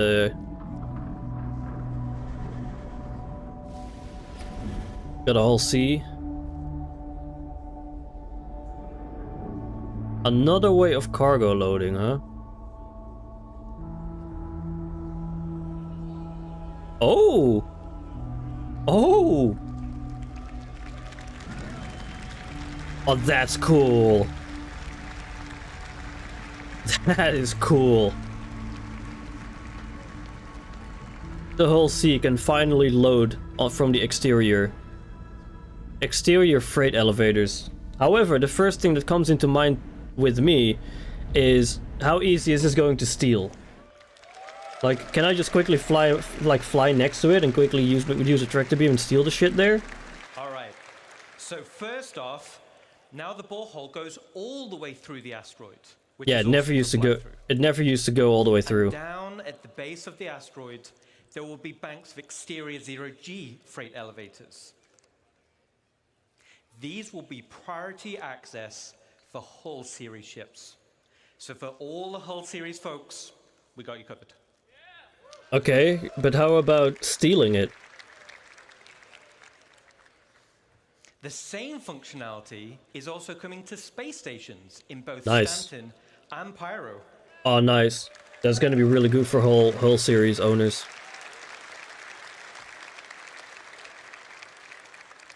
But wait, there's a little bit more. Let's take a look.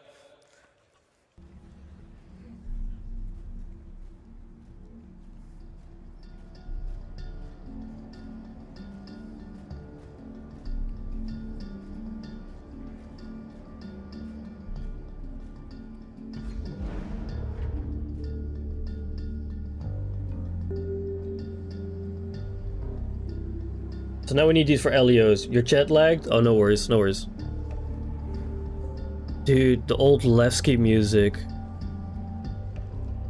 The old Levski music.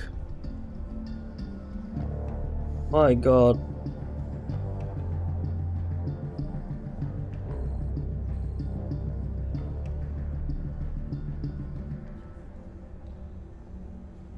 Dude. All right, cool.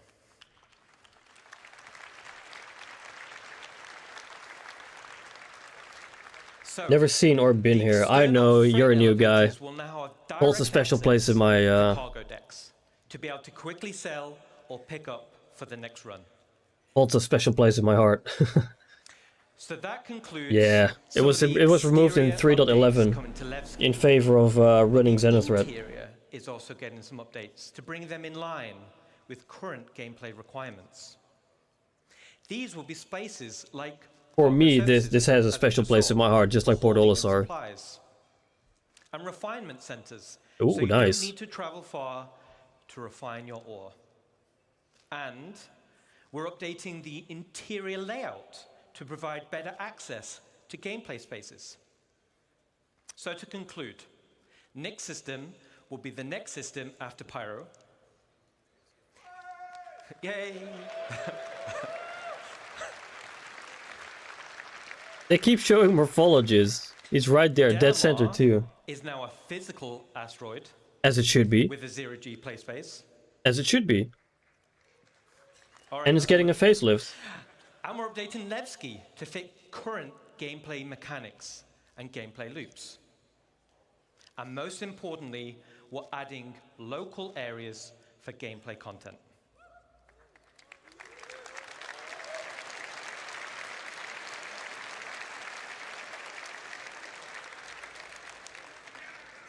Now, speaking of gameplay in landing zones, let's leave Levski for now. And let's jump to Rainy Arcorp. Arcorp. Which is missing the most gameplay spaces right now. But will it keep bearing the nickname Lagski? Building interior I hope not. initiative. We're adding additional districts to landing zones, which are gameplay focused. Good. These gameplay areas will interweave with the landing zone, but ultimately will be independent. So for Area 18, Wow. let me introduce you to the Municipal Works. And this will be split into two Wow. locations. That looks cool. The actual Municipal Works, which will be an open world sandbox area for all players, and the lower Municipal Works, known locally as the Depths, which will comprise of several. We're going into the depths of Coruscant. So, how do I get to the Municipal Works? The Municipal Works is accessible in multiple places in Area 18. Some will be available to everyone, and some you'll need to unlock with mission progression. As an example, here's a map of Area 18 Central. Is this current? Yes. And as I said, there'll be Yeah, various this is art. access points It's art. throughout the landing zone, and some will be easier to access than others. Yep, no Wiser's grey box label, it's all concept. Will lead to transit systems, taking you deep into the underbelly, eventually reaching the Municipal Works. And the Municipal Works will have 24, spaces like maintenance, 24 to 30 months, reset the and count. the sewer network. The sewer network, this is where darkness comes from. It's a very exotic place. So down here, it's an open world sandbox for you and other players, very similar to contested zones in pyro stations. It's an area to do local missions, like exploration, repair, or even... No, if anything, this is where Listy comes from with her Drake-loving... purpose is provide Drake-loving access stuff. to the depths. She always plays she always plays like a rat in Star Citizen. So, and Tarkov. what is an instance area? DCs were first shown as concept in early white box CitizenCon 2022. Didn't arrive until May 2024. Yep, And as the name 2 years. says, it's a separate space for you. This is all concept art. But why do we want to do this? This gives us the ability to create tailored missions that will provide a mixture of content like combat or exploration or puzzle gameplay, and fundamentally allows us to design challenging, meaningful content. Meaningful content, okay. Dude, you say what you want, but Morphologist is actually looking there very skeptical. Going over here. How are the depths? Like, he looks very skeptical at all of this. Now, stay with me on this. We're going to rattle through it quick. So let's say you're in level B01. I think realistically she would be there if this was in Lorville, not Area 18. Content True. I just mentioned. But down here, you'll have to do a variety of content over a Yeah, he period knows. of time Morph and knows. over multiple play sessions. At the end of the mission, you'll find an access point, which will bring you back to the landing zone. This is like a And raid. you'll do this loop multiple times with different mission content. After It's like dungeons. achieving the required amount of progression, your access level will be upgraded. So this time, you head down the access point elevator, and now it takes you all the way down to level B02, and you continue. Yeah, dungeon diving, basically. And then you do the same thing. Now this is your new area, with different mission content, new rewards, and a new access point back to the LZ. The same as B01, you'll do this loop multiple times. And you guessed it, eventually you'll get access to level B03, and we continue deeper. It's like Sword Art Online Level does. you unlock, you access new areas for new mission loops. Kind of feels like Sword Art Access Online. New, more challenging, curated content, and access. I'm glad they got better hangers working and better support this style because it legit makes sense for landing zones. This Yeah. is what will form progression-based content.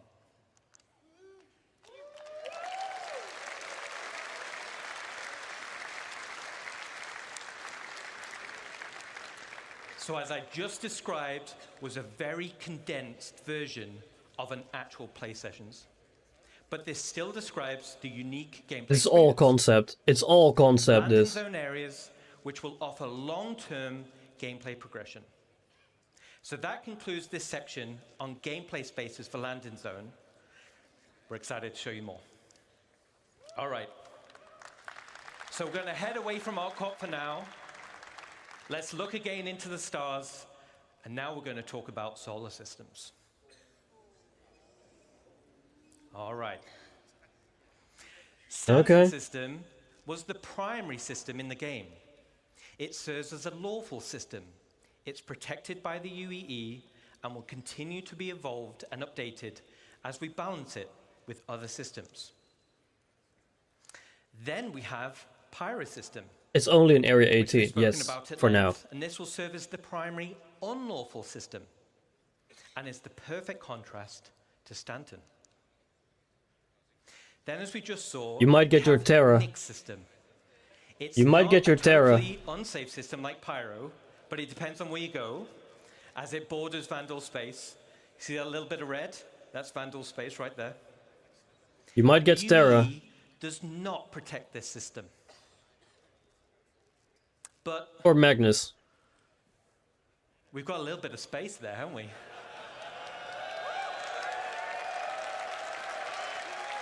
Terra or Magnus. All right. I thought he was saying click system then. I'm like, I'm not sure about that one. All right. But we've got a bit of room at the bottom. So it would be a shame not to fill it in with something, right? So if we get a big cheer, we'll reveal the system. You ready? Terra, Odin, or Magnus. Probably. I think Terra. Very cool. All right. Here it is. Oh, wait. Oh, all right. Okay. All right. All right. Okay.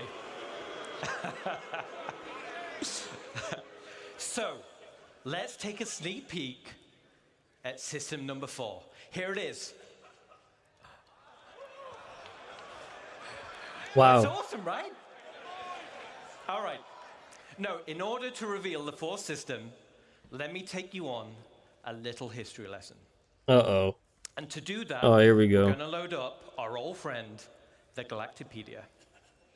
So, we're back in the height of the human-Xi'an Cold War.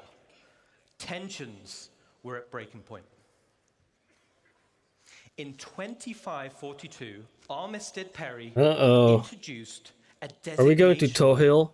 Is it Tohill from Nyx? Planetary systems that marked the borderlands between Xi'an and human-controlled space. The United Planets of Earth designated the systems as no-fly zones. No, it can be Hadur. Utilizing them as military staging grounds. But one system on the Perry line offered a key strategic position for a potential invasion into the Xi'an Empire. And that system was Castra. Okay. Nope, we're getting Castra. Not Terra. But luckily for us, war was averted, the Perry-Line Pact was signed, which was a peace treaty between the now UEE and the Xi'an Empire, so the Cold War ended. Cold War, he called it. The systems of the Perry-Line were divided up between humans and Xi'an, and fast forward back to present day, humans and the Xi'an enjoy a more prosperous relations, and everyone's cool. So, the fourth system Castra. will be Castra. Really? Ezra's been saying Castra for a while? Really? Based on what, though?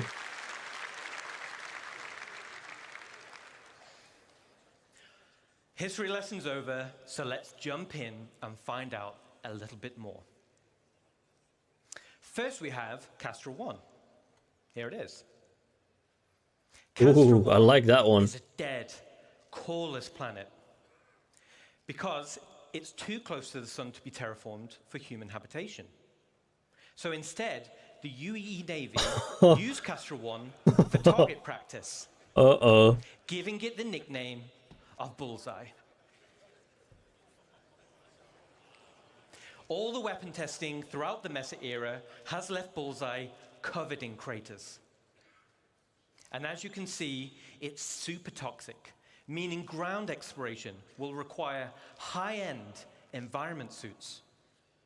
And as you saw in the weather demo, raging storms will create difficulty of access, giving risk and rewards for adventurers seeking This is concept, folks.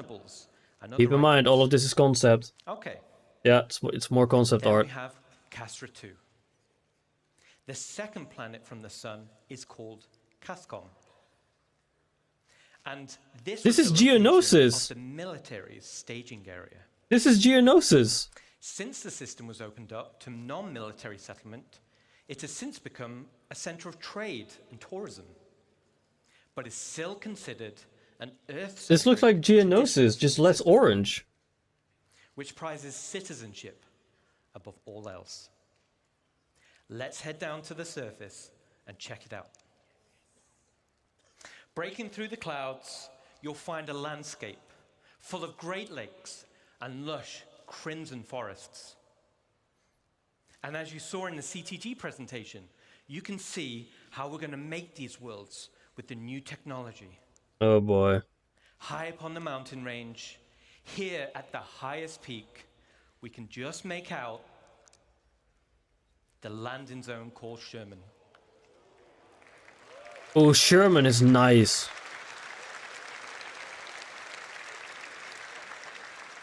Morph is just sitting there like, yeah.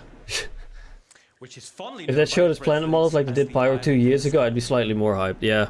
Sherman is currently in pre-production, but I wanted to take the opportunity to show at least a sneak peek. Let's take a look. Pre-production. This is pre-production, so don't think much of this.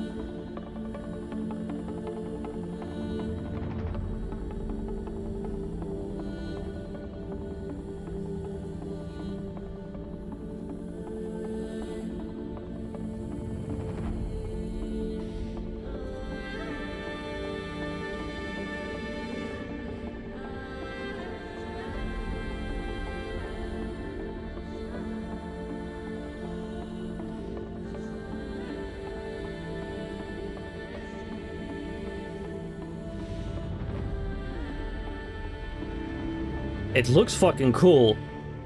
But again, pre-production.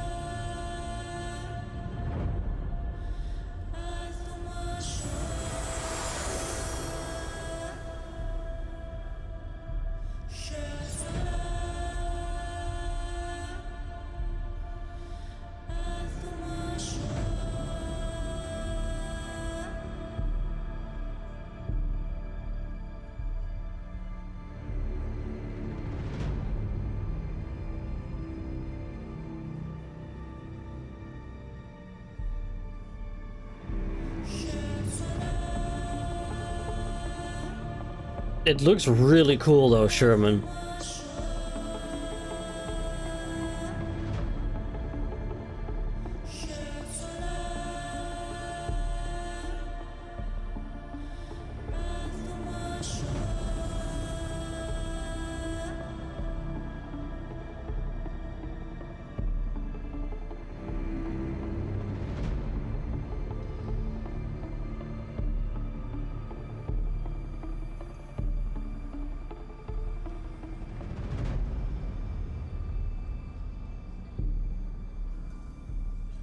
Damn, look at those guns though. Holy. Those are some guns though on that platform.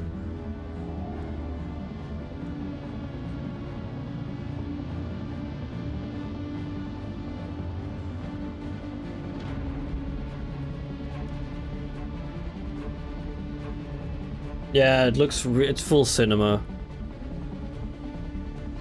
Oh, roads.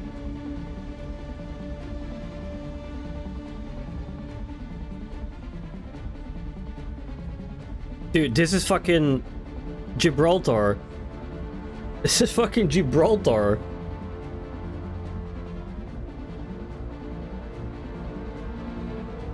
Gibraltar has an airport, a military airbase with a road going straight over the runway.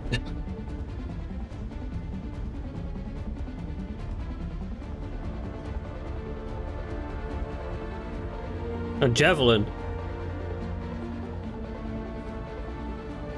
Oh, this is from inside the javelin.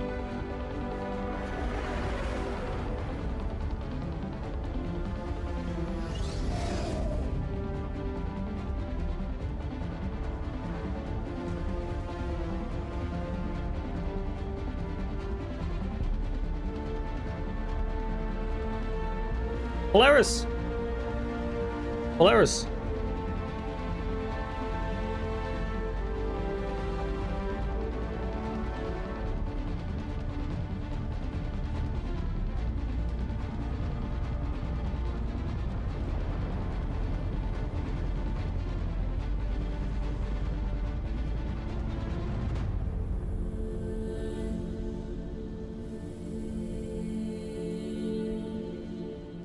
It looks cool, but when can I play it?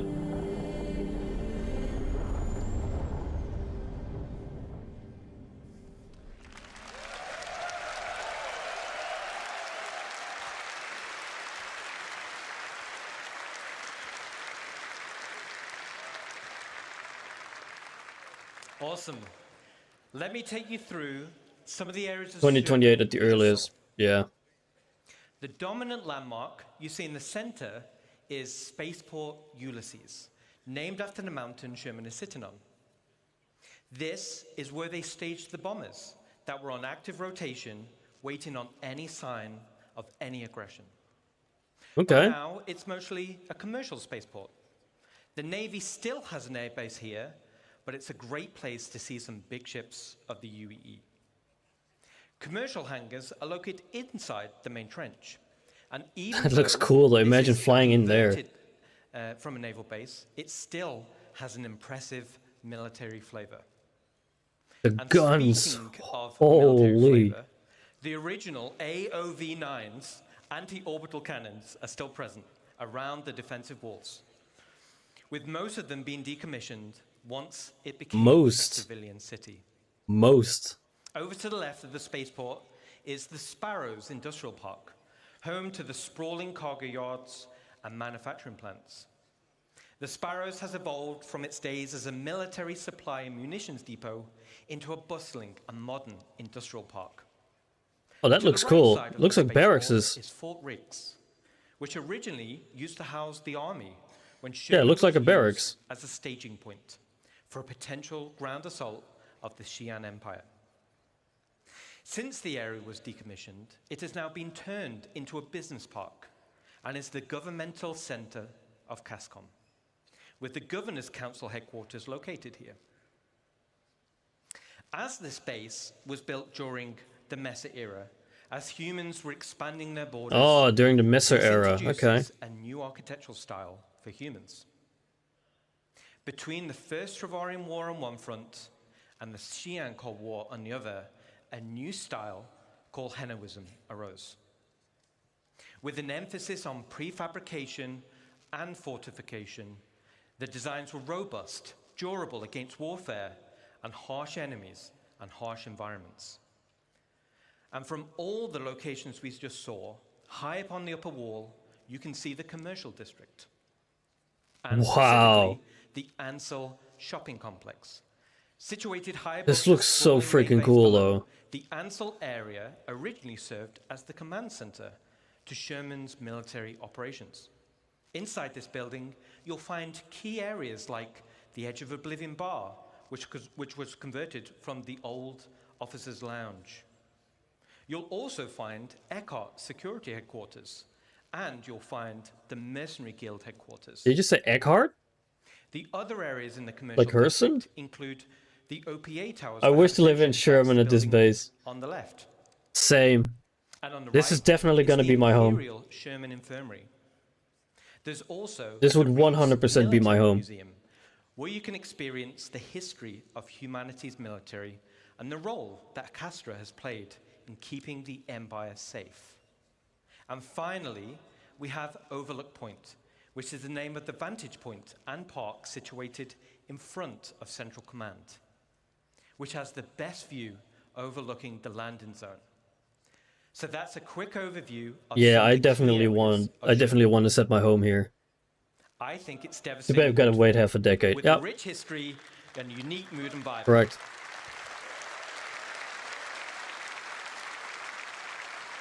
Ever since I've seen Sherman on the concept art, I was sold on it. Ever since I saw it on the concept art of some of the ships. You are all awesome. All your passion, all your dedication make our lives as devs so much easier. And thanks to the CIG staff, who's do awesome work we're seeing in front of you.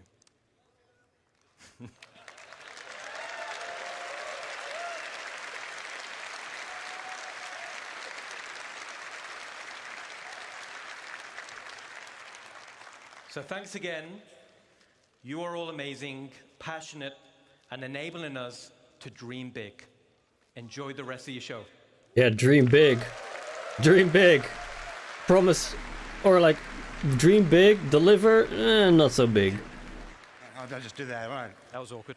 Okay. Wait, are we now getting the We're just redacted about part? at that time. Before we get there, I do have a couple announcements. Now, this time last year, I did a couple announcements and it made a couple people upset.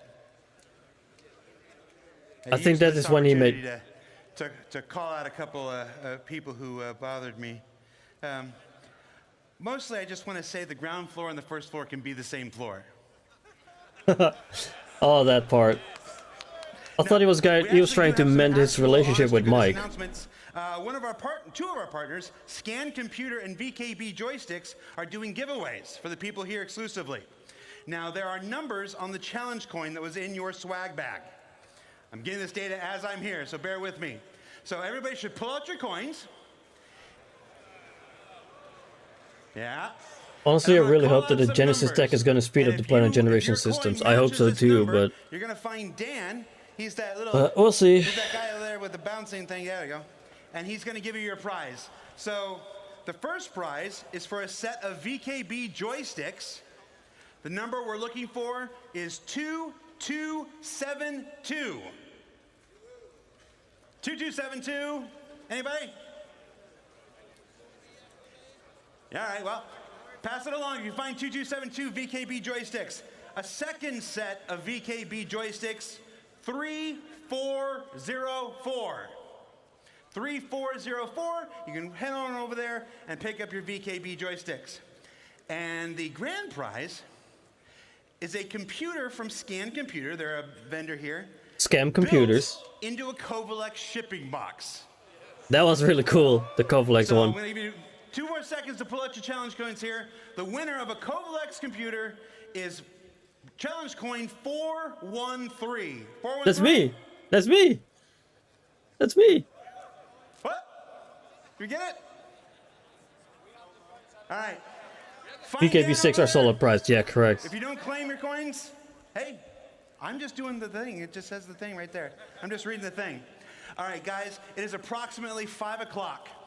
If you check your CitizenCon schedules that were handed to you inside your gift bags, at 5:30 is our special redacted portion of the show. Oh, That half gives an us hour still. Approximately 30 minutes. So 30 minutes to stretch your legs, to get something to eat, to buy your last piece of swag, to check your challenge I'm coins, definitely gonna and go eat. and collect your swag if you need to. I'm hungry. And at 5:30, I said it before, I'll say it again.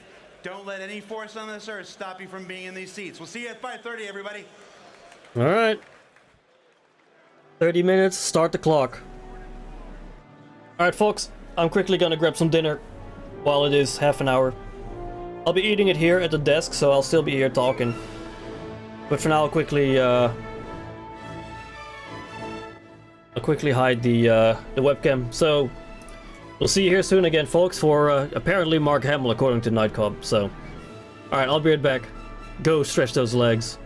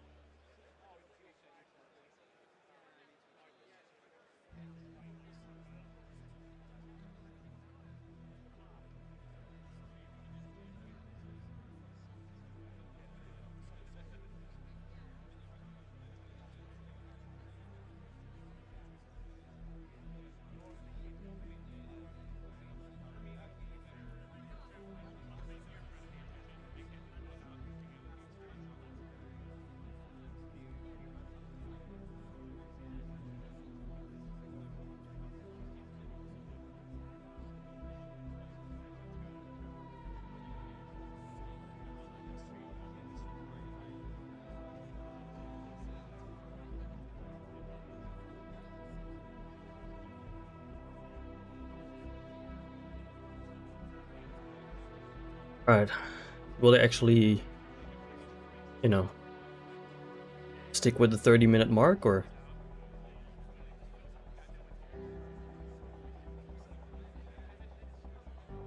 Who knows?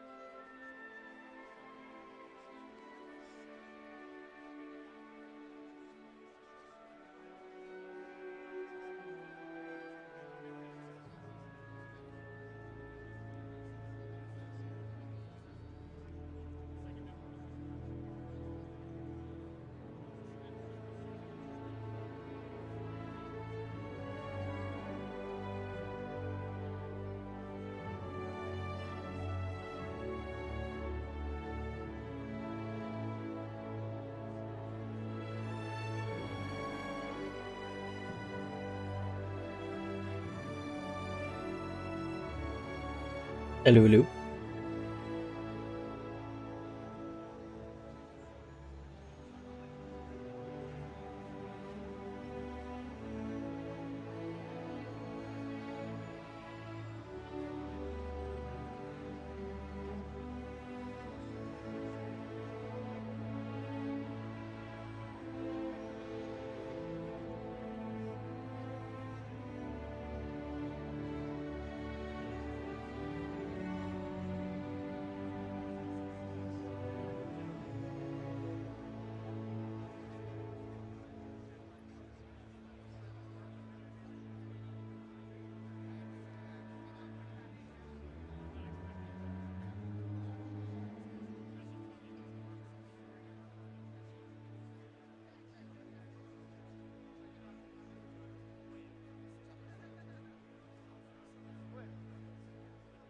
Screen might go black for a little bit.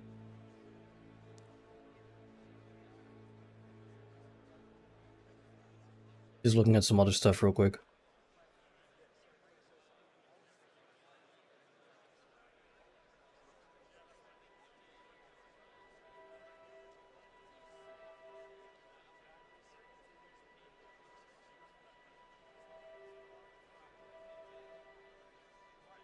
So what do we think so far about all of this?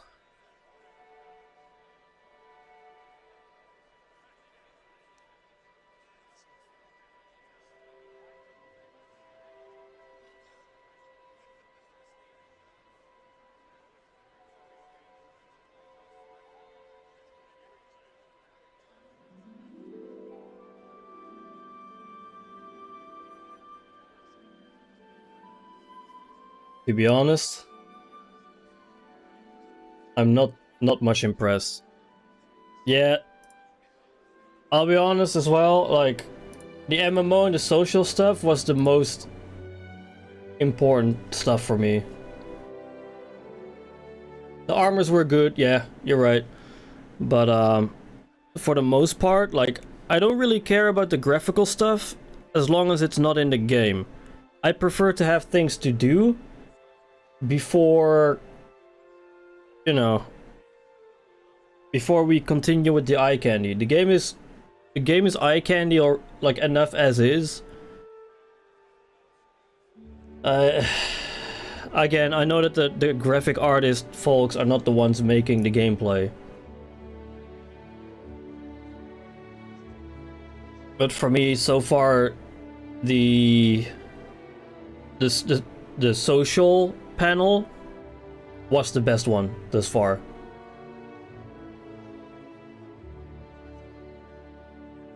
Yeah, I want more stuff, more gameplay, better stability. I just want, like, progression. I want more reasons to get on Star Citizen instead of, hey, I feel like doing some mining, but for no reason at all, except for money.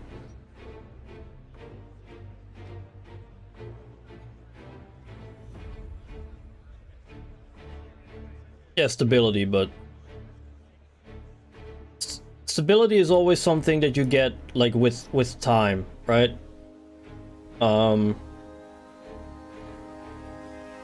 Like, stability you'll be getting when we go into beta or release, and most of the features are in. Then you can start working on polishing. You don't start polishing when you're still adding stuff, because the next thing you'll add, you'll break the old stuff again. I wonder what org storage actually entails. I guess we'll find out tomorrow. At least game right now is playable. Gotta claim my reclaimer. Oh right, yeah, because you had to Alt F4, right?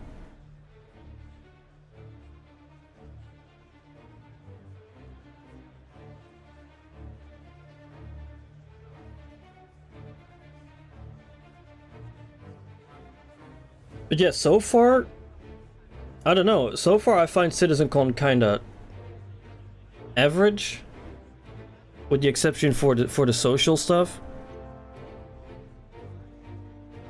Like 99% thus far was eye candy.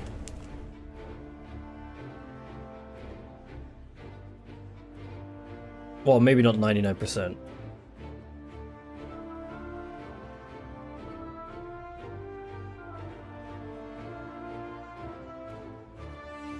Like, the worm was cool, but yeah.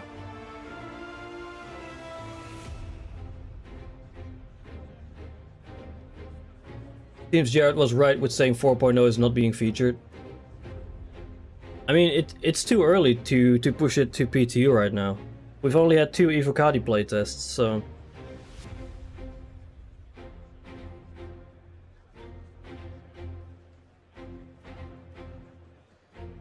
The worm was kind of unexpected, yeah.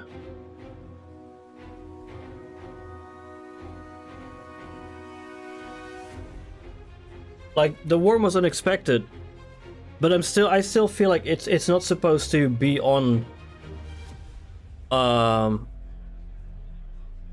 in Pyro. It's supposed to be in layer, like, on the planet layer 3.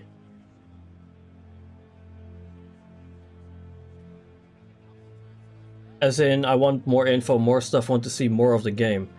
Less of the tech. Of 4.0?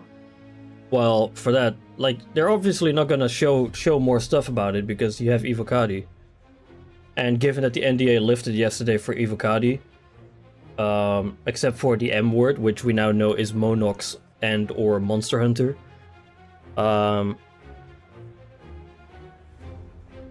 I think we're gonna be seeing more 4.0 videos appear on YouTube soon. Sadly, I don't have Evocati access. Otherwise, I would have also been streaming it and or make videos about it. But I have no Evocati access. I'm not big enough of a content creator to get Evocati access.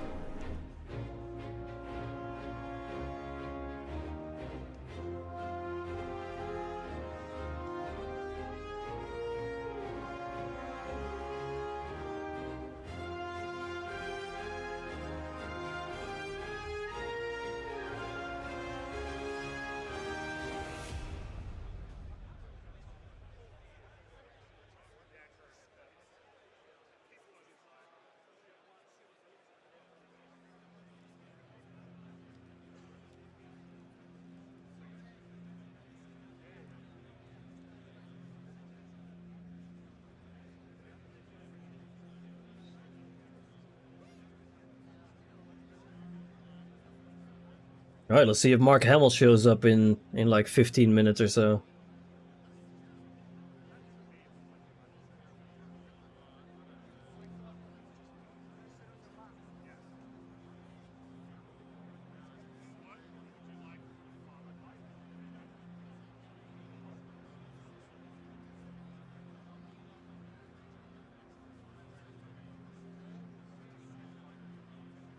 Also, when is the ship panel? Is that tomorrow?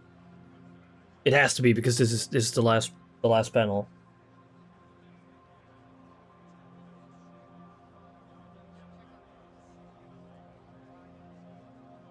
Ship panel has to be tomorrow.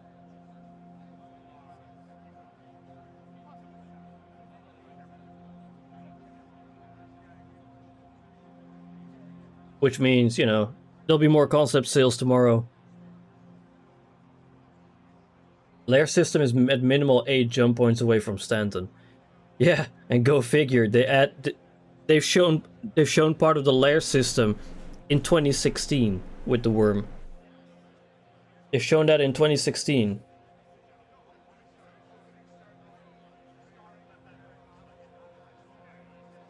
And that was on layer 3.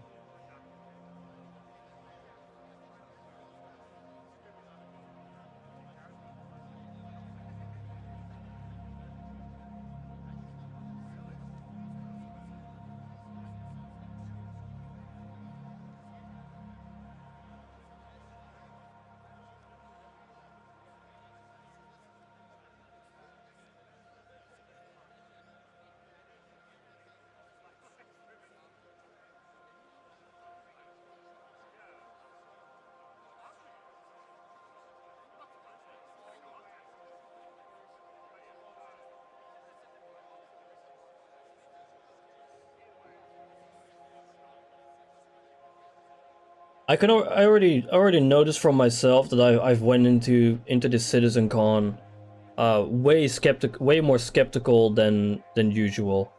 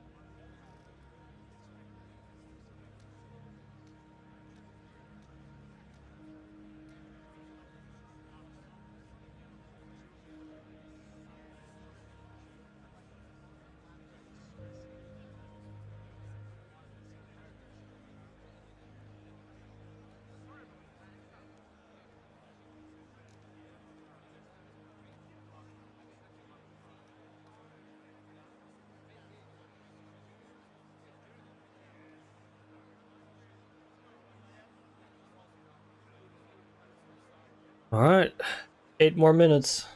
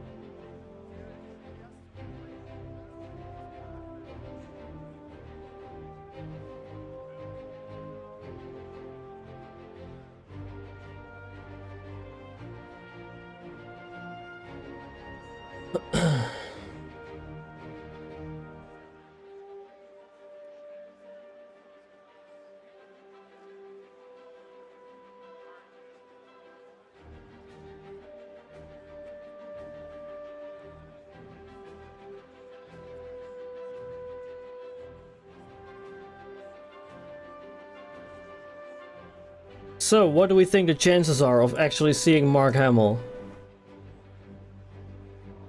I rate them at like 10, maybe 10 to 15%.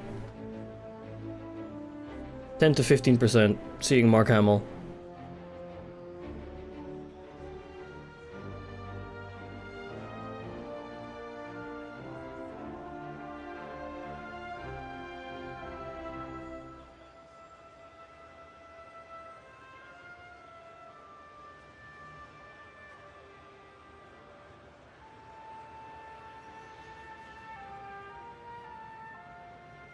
What's the rarest vehicle in the verse? Oh, I think it's probably gonna be the Star Kitten Dragonfly.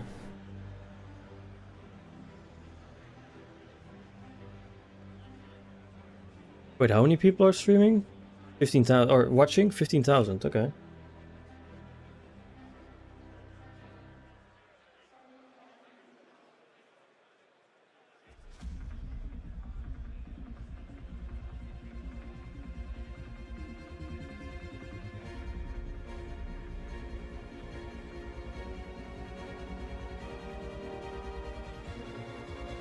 I said that Hamill will show up, but then the question is, show up as in person or via video call or something to that end. I don't know. I couldn't tell you.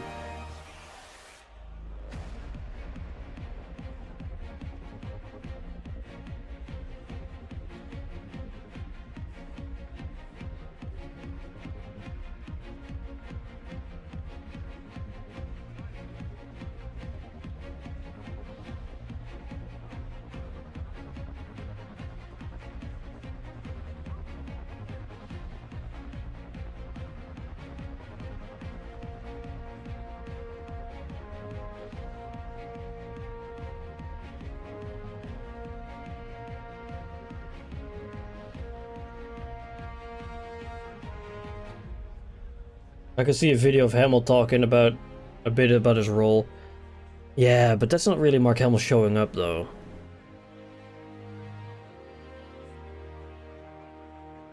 My opinion, Mark Hamill showing up means he's there on stage talking.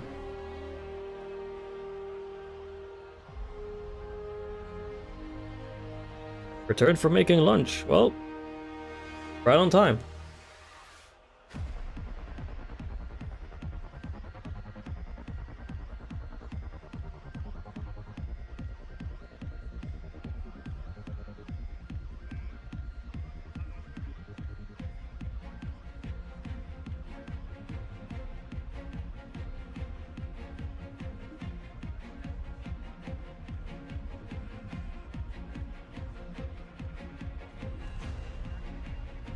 Like, Mark Hamill showing up, to me only counts if he's actually there in person on stage.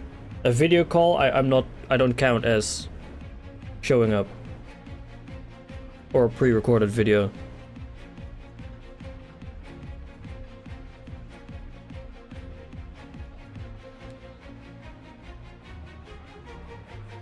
$3.6K watchers each.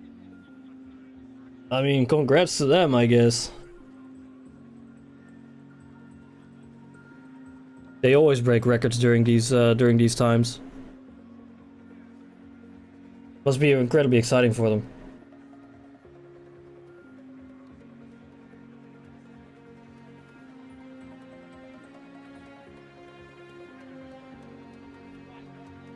No, not if he video calls in. Only if he's there on stage. Mark Hamill showing up, to me, means actually being there in person. Not through a video call in. That'd be way too easy.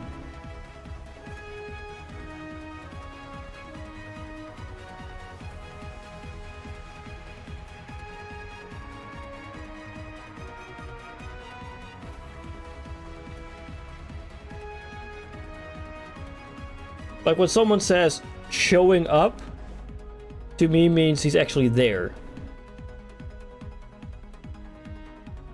If I video call someone, I'm not showing up.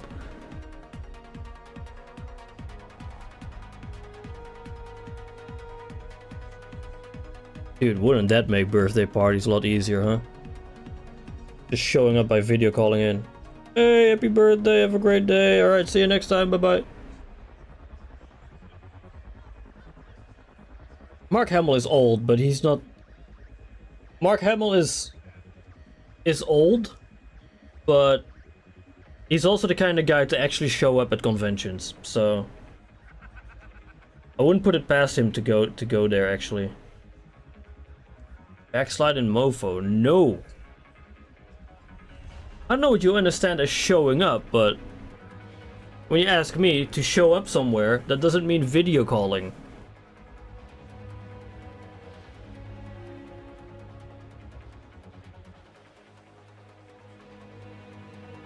Dude, I'm gonna say that to my boss on Monday morning. I'm just gonna video call in.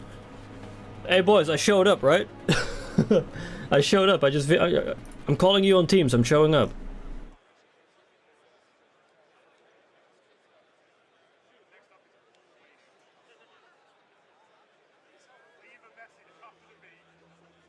Dude, I keep hearing Croncy in the back. Well, here we go.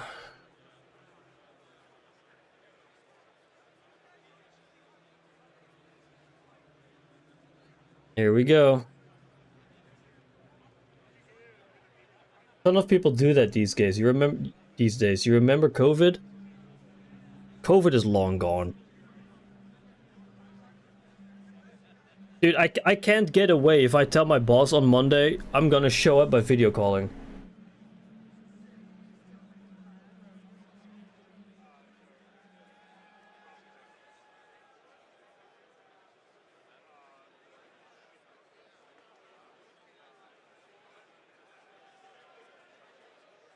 Boy, would you be surprised if boss goes like, thank you, carry on. Yep.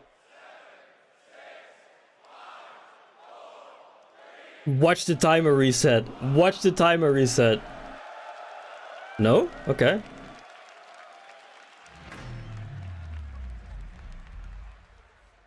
I'm blind.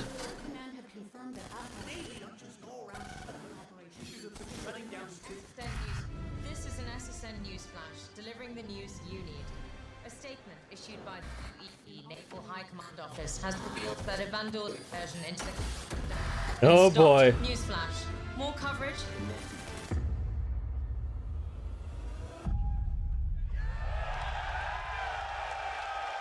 One of 42, of course, just like I said.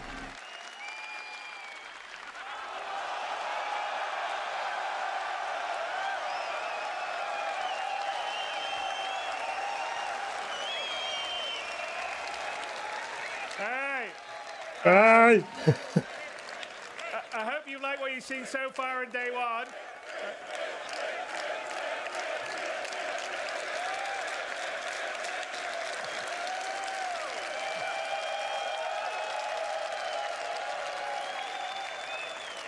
Thank you very much. Anyway, so I hope you have liked what you've seen so far at day one of CitizenCon 2954. Did he get a different tailor this year? Star Citizen is incredibly bright. We have a few more things to show and tell you about tomorrow. But let's talk about the Hornet in the room. Last year, we announced that Squadron 42 is feature complete. So what has the team been doing since? Nothing. Given the scale and ambition of Squadron, our teams have been focused on polishing and optimizing to ensure the game meets the high standards that I have, the team has, and you guys have. This level of quality does take time, and we're committed to delivering an experience worthy of the journey. So I'm not sure if we've officially talked about gameplay time, but the story on a regular playthrough is anywhere to 30 to 40 hours in length, which is not reasonable. So what does that look like? Reasonable, To show I you, guess. We thought it would be best to boot up the game and start at the beginning. Now, quite a few people want us Okay. to play a pre-recorded video where we played it safely offline, but that's not our style. They're gonna be doing live demo again. Oh boy. So Oh boy, a live demo again. to play this live. I've played it through many times, flawlessly not crashed, sorry. Flawlessly crash. Yeah. Fraudulent slip right there. But fingers crossed. But what you're That's a about to slip see right is there. the prologue of Squadron 42's and you, the player's origin story. And you can think of it sort of like the opening of Gladiator, but even more epic. And I want to remind everyone that we are still polishing and optimizing. So what you're about to see in here is still work in progress and will continue to be improved. Still early days, folks. But Still I hope early you agree days. It is shaping up to be something special. So to take us on this live journey, I would like to bring Richard Tyra, Senior Game Director, to the stage to play the game.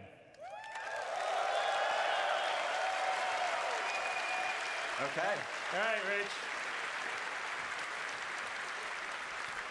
It's in your hands. Absolutely. Hello, CitizenCon.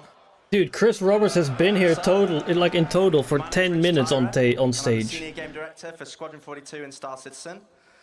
And I think we've got a little bit to play, so who wants to start? Should we go? Okay. So as Chris says, this is going to be playing it as... Okay. That's a cool menu. With, hopefully we don't run into any issues, but we'll go from there. That's a cool menu though. And this, what you're seeing here, is the Combat Pilot Training application form that we're going to submit for your application. But once we get into the game, I'll kind of be quiet and just let the game speak for itself. It is not about piloting the most cutting-edge ships or traveling to the farthest. Damn. That's Henry Cavill, right? Yeah, it's Henry Cavill.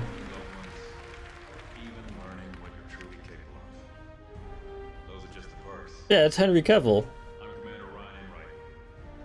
I fly Navy.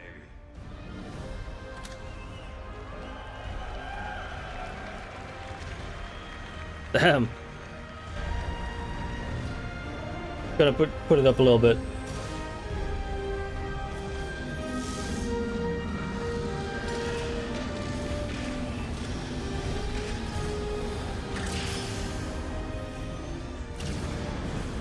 That's the F8. If I need to put it up higher, just let me know.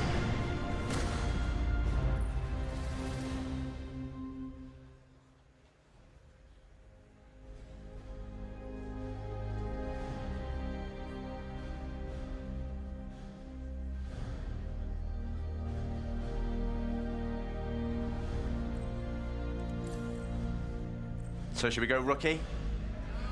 No, Legatus. Which one? Yeah, He's let's do not. it. He's going Legatus, okay. Select your home world. Home world, okay. Henry Cavill.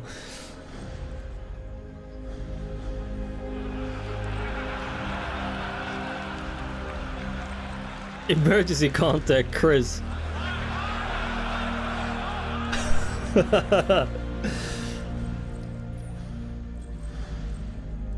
So you will be able to fully customize your character further into the game. But in the prologue, this is how you select it. I assumed you talk to all rookies that way. I assumed you talk to all the rookies that way.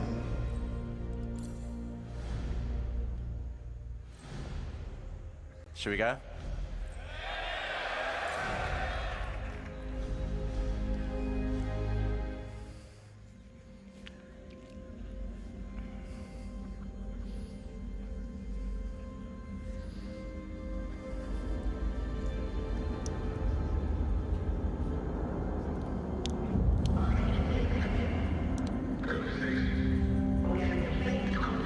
Wait, is this the intro? Yeah, it is from last year. This shit's running smooth though.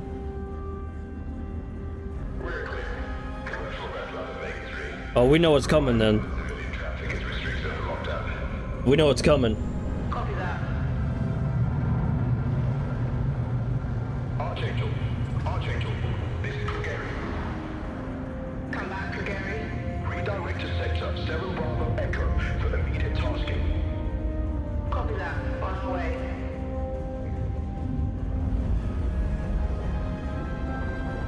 Why was there fires there? Explosions?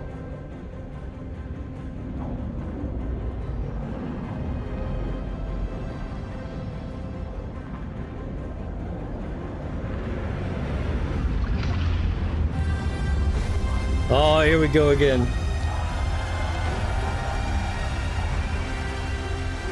Scimitar, reposition heading 038. Copy that. Adjusting heading now. Goosebumps. Reaper Squadron. Thanks for joining us. What's your sit rep? In position, holding now. Understood. Stand by for further orders. All flanks. Bishop wants to lose formation on that baffle so we don't clump up. Copy that.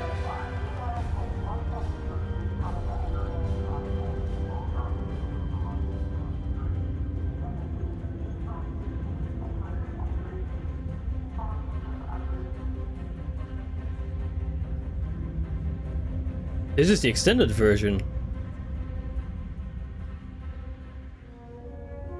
Oh no, never mind. I know I just wrote you, but a couple of hours ago, proximity sensors on the other side of the jump got twigged and went dark. The word is it might be that clan that we've been battling with. Guess that last fight didn't scare them off quite like we all hoped it would. Honestly, we've been out here so long, I don't know what to pull for anymore. I just wanted to let you know. I'll write as soon as I can. Stay safe.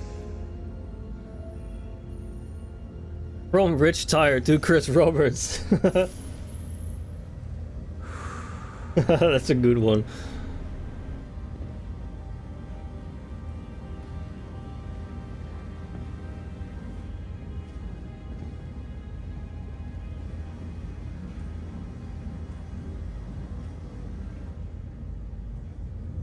Never gets old, does it?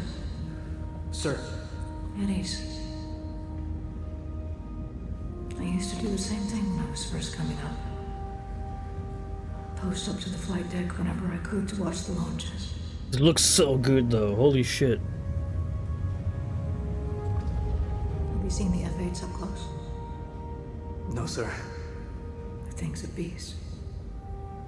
Nimble, too. 12 maneuvering thrusters and 3 mains. It sure sounds like it. Sir. Guess they have Lex grooming standards, dude needs to shave. Captain McLaren to the bridge. Ah, he's fine. I saw you apply to the Flight Academy again. Yes, sir. You should see some of the Special Forces guys with beards. Took me a couple times before. That's wild. At least here in the Netherlands. Then again, standards are different in all the nations.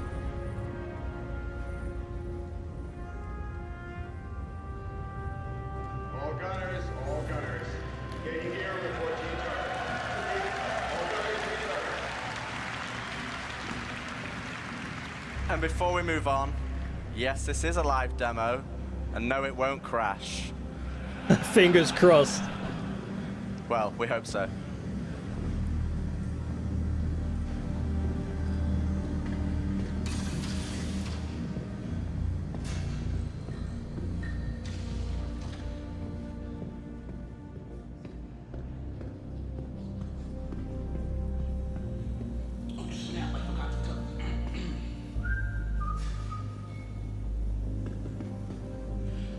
Watkins and logistics, and he said the recon team was wiped out. Really? Then why are we sitting here? Vandal aren't stupid. If they know we know, they would have hit us by now. Hey, they can take as much time as they want. The longer they wait, more of a chance for 42s to get there. Well, they can hit whenever. Hey, there you are. Hey. Where's your helmet? Can't gun without it. Come on. Rookie mistake. I gotta get to my turret. Got to go up. Oh, a little bit of stutter there. And I haven't been able to sleep since. Also, they're not using VSync because you can see screen tearing. They're not using VSync in this. I heard we're not getting any reinforcements. Right? We've been getting tuned up for weeks. It's this Polo Initiative horse shit. High Command's been freaking out about having to make cuts, so everybody's taking hits. Might do gunnery, yeah. Winslow on the Banshee told me they got denied on extra ammo for their main gun. Almost like the suits on that one attack. Damn, should have lied, should have. Let a couple of bombers slip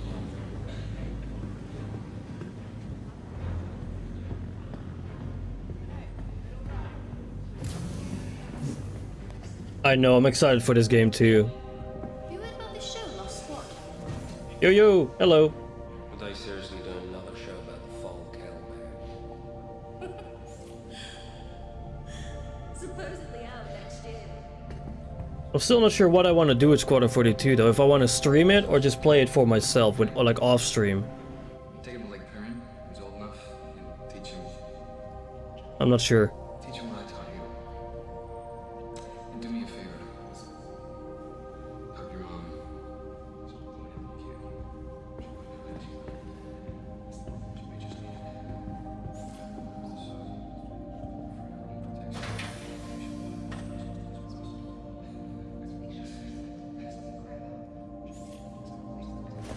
Is inherently dark, yeah, because of the because you're always hot bunking, right? There's always people asleep. No matter what time of the day, there's always people asleep, right? So it always has to be darkish.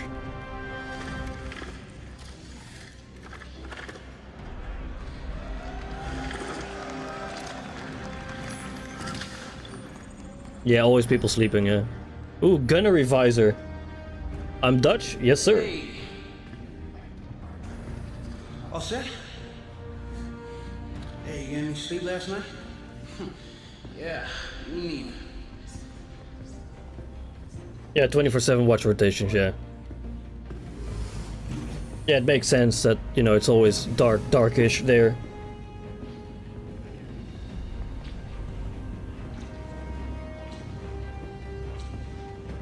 Follow Marcus, optional by the way. You also wouldn't be talking, yeah, correct. Like recording messages for your loved ones and all that. Because again, people are sleeping. Oh, bad news. I heard Goofy was assigned to your rig for his last shift, so brace yourself. Your controls are gonna be screwed.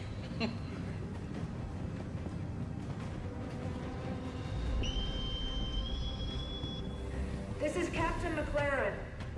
CitizenCon upgraded to orange. All reserve personnel get to your stations. Oh. Looks like this could be it. Dude, the whistle thing from military vessels. Oh. Hey, good luck. See you up there. You got it. Thank you, Naheem. Thank you. I appreciate the support. Yeah, General Quarters whistle, yeah. That's the one. I couldn't think of the name.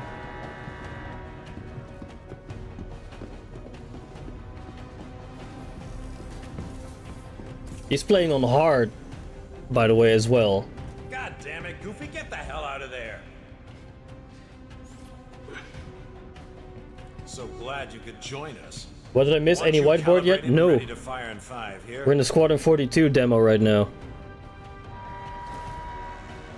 You miss a lot though. Like 9 hours.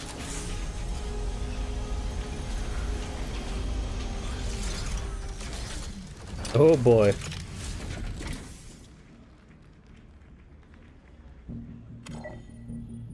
My username is nah, I'm dead for real.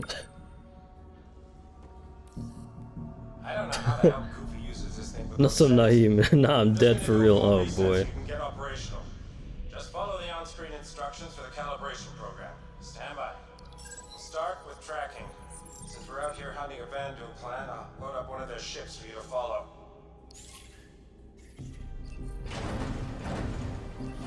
Virtual sites? Okay.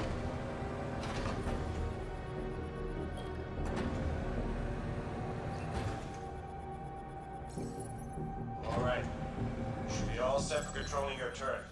Next up, they'll test your firing mechanics. The system projects simulated rounds, so don't worry about friendly fire.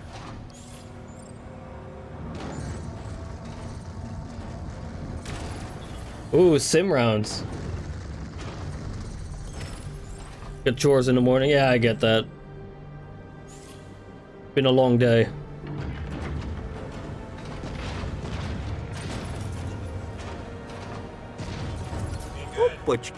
Hey, thank you for the follow. Thank you. I appreciate it. Larger Vandal ship for you to practice targeting specific parts of the enemy. Targeting subcomponents? Yeah, targeting subcomponents. Ooh, I was about to say, like, did we just hit our first bug there? Okay, your targeting is tracking solid, so that should do it. Checking the other gunners, and they seem to be up as well. Everyone up? Marcus, test your tilt. System says it's sticky. Moving now, sir. Seems fine to me. Good. All right, people. Eyes open, mouths shut. Any idea what's happening, sir? You covering your sector and staying off comms. At least that's what should be happening. Bro, you said we shut up and he just stalks immediately. Oh, there's a bug. Sorry, sir. Not a bug. Oh, general quarters. About time. Shut.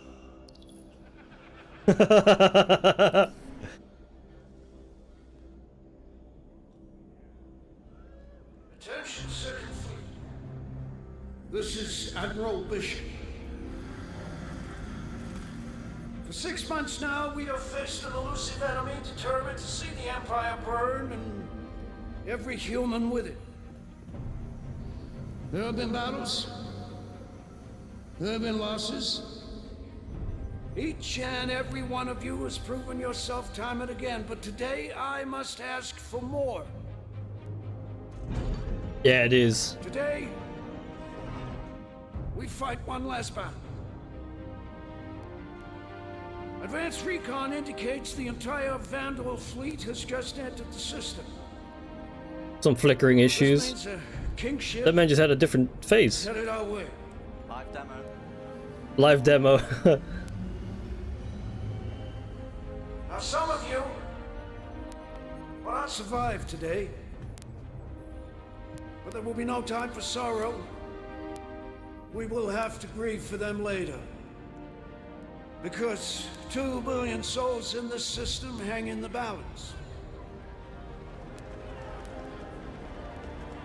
There should be no illusions about what we were up against. In the history of the UEE, a kingship has Audio entered pops human too, yeah. space a handful of times. Battle of Orion, Siege of Tiber, the fall of Caliban. But we are the Second Fleet. History will remember us differently. This isn't me, by the way. This is CIG. We will not have to worry about it being kind, because today They're in the Vega we system. will define ourselves through our actions. We will not lose the system. We will not fall back. We will win because we have to. We fight today. So in 40 years from now, I'm on the Twitch stream, my dude. everything and everyone you hold dear, and Stream is messed up on YouTube only. No, I'm on Twitch. Battle of Vega, I'm watching Twitch.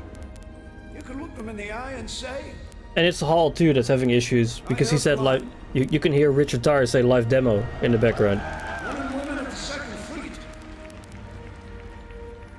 I am proud to stand with you today. Good luck. Bishop out. This must be so frustrating for them too, though. Nice speech. Any word from the recon team? Wait, YouTube stream is fine, is what they say? Let's get into position.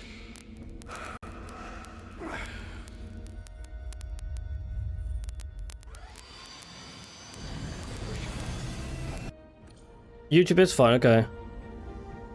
We're gonna be Nice rewatching speech. a little bit then. Any word from the recon team? It is just the Twitch stream that's failing. Let's get into position. Fixed, solved it.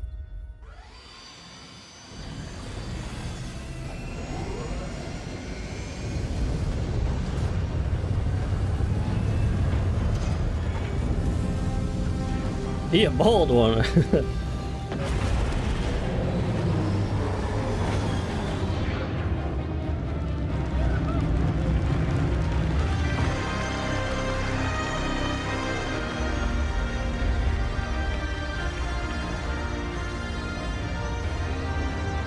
My God.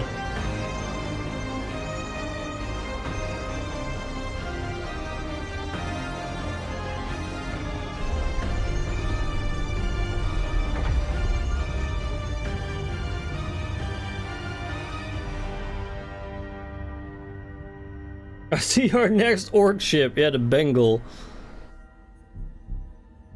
How do you cat launch a ship? Yeah. Rule of cool.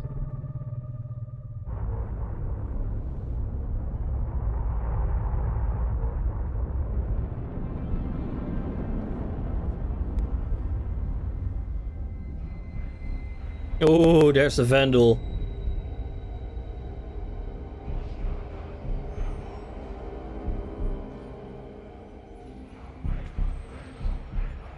Fleet, hold fire until my mark.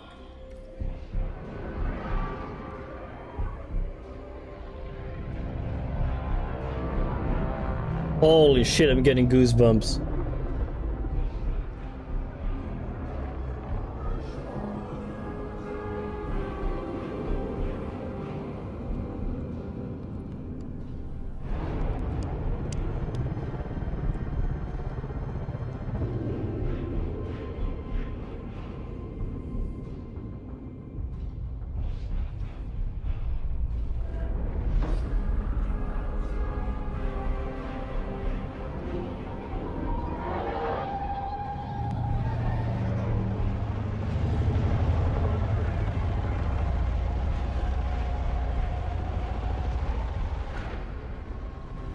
Oh, those batteries.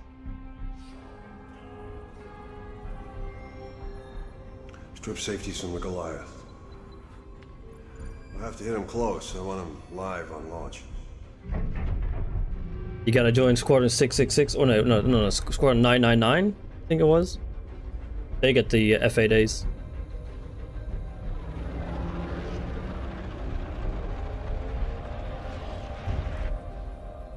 What are they waiting for?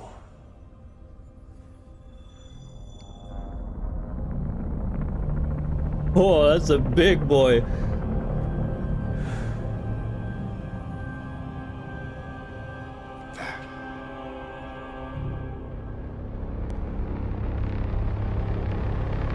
Warning, proximity alert overhead.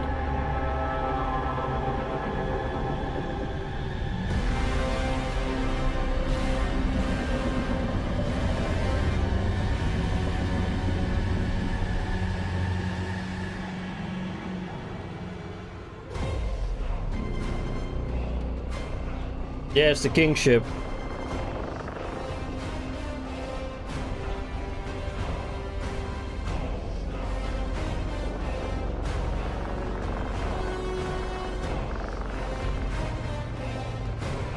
Holy shit.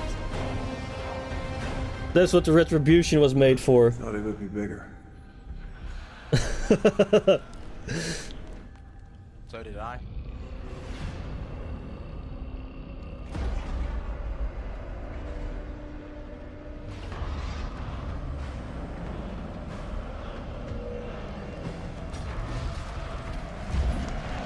Oh man.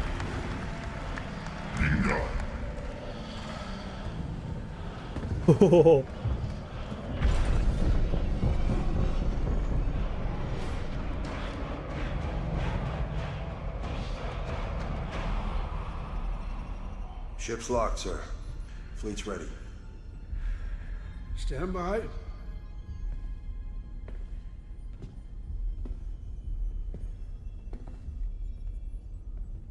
Can't we just talk this out?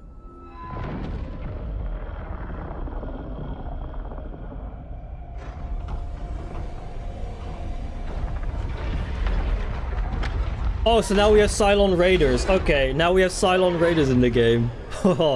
That's awesome.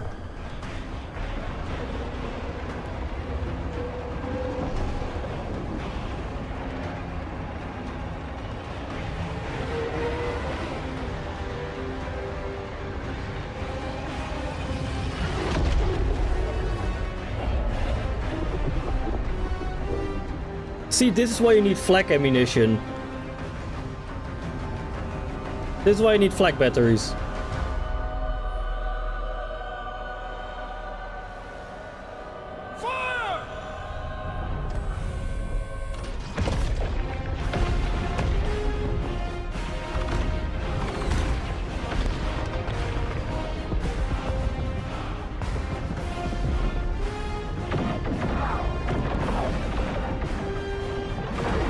Goosebumps.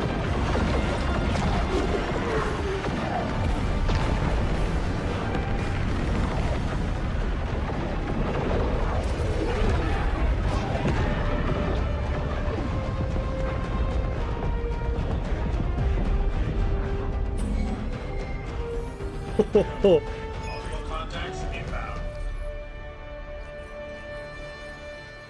Got one! I got one! Good kill. Come on, people, keep up the pressure. Other way. Yeah, I see it!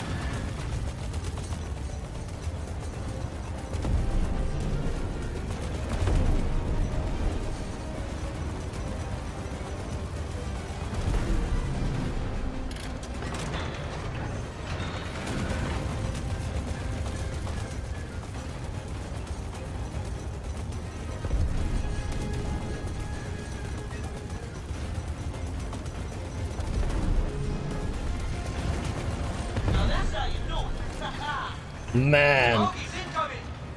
Yeah, yeah.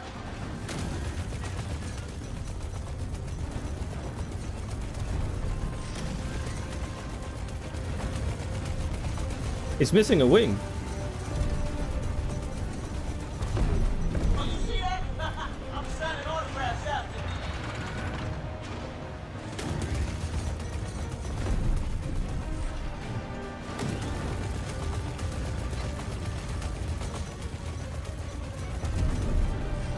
Good job, all.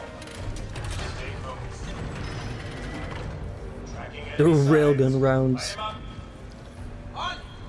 Woo! Target down.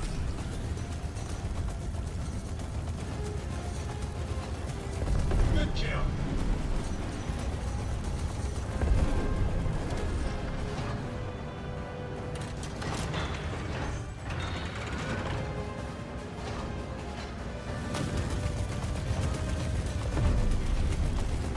Good job, people. Slow speed. Gauntlet, I've got bogies I can't shake. I need a brush off. You got your pilot. All right, gunners. Protect our fighters. Tracking's on!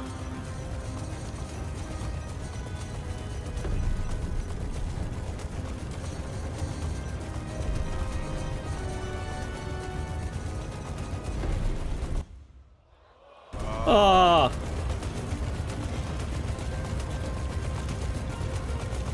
Oh No game crash, by the way. no. Oh no. Yep. There we go. There we go.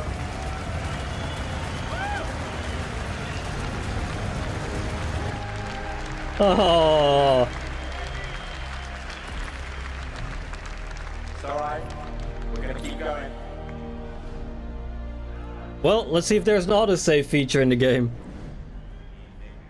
It's not about piloting the most cutting-edge ships, or traveling to the farthest reaches of the universe, forging connections that will last your entire life. The guy in the crowd, there's Henry Cavill! Even learning what you're truly capable of. Those are just the first. Hey. I'm Commander. So let's go to... Oh, he's using the Back in the debug. game. He's using the debug tool.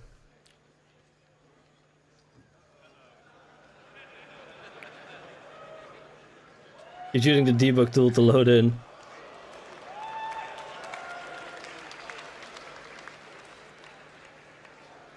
Yeah, this is the one battle in Vega, yeah. Which is also shown like during last one.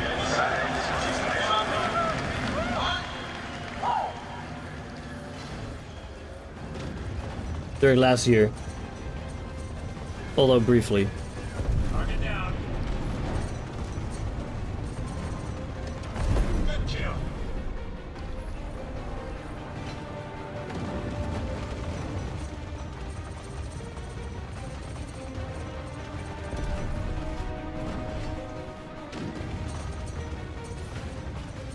Is this like the master mode's version of the Scythe? Because that thing is fucking slow.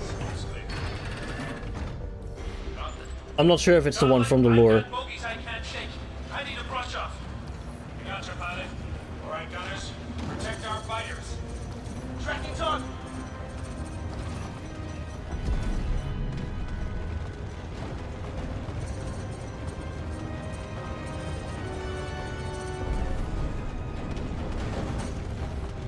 Can't hold out much longer. Damn it, gunners, take out those duel.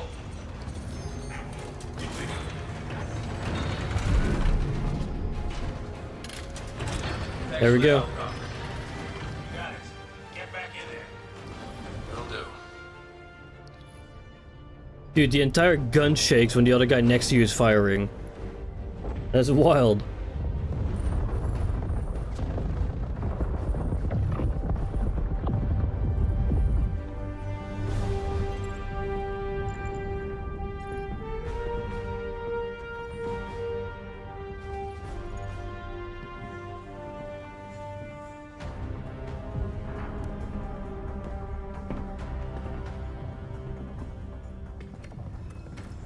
August, shift your position back and drift 8 degrees off X-axis.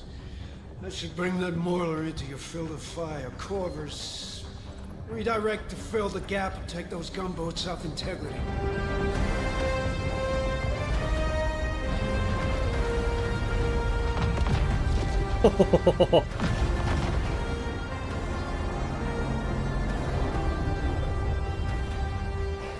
Scimitar, your turn to play bait.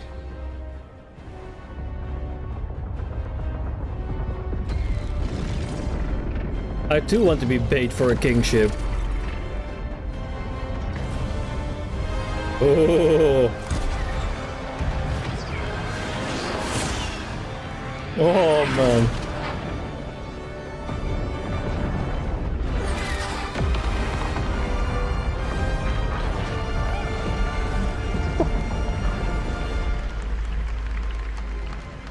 Banshee, push forward. Let's see how strong that line is.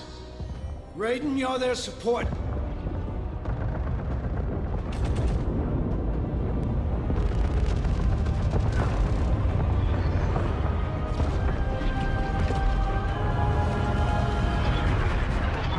Ooh, a weak spot, huh? Oh yeah.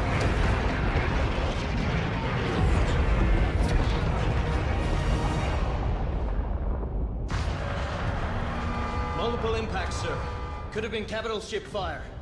No, it's too focused. It's more like heavy fighters. Do we have a line on them? Turrets have been taken out, sir. Gauntlet, come in. That's We need not you to heavy sweep up fighters. some fighters on us. Dude, the Javelin PDCs, bro. On it, sir. Get us in close. Aye, sir. You're up, turret gunners. We're guarding Bishop here. Make me proud. Does this mean I also get general quarters on my Polaris?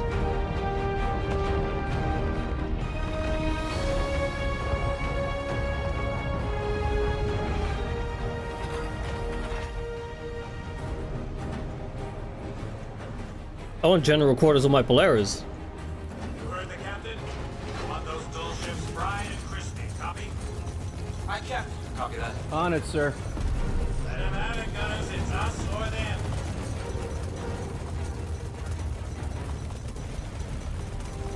Good kill.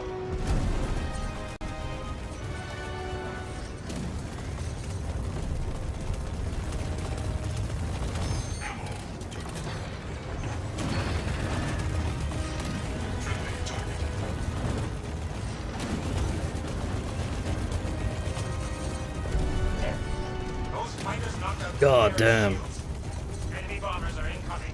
Take them out. Tracking target. Ooh.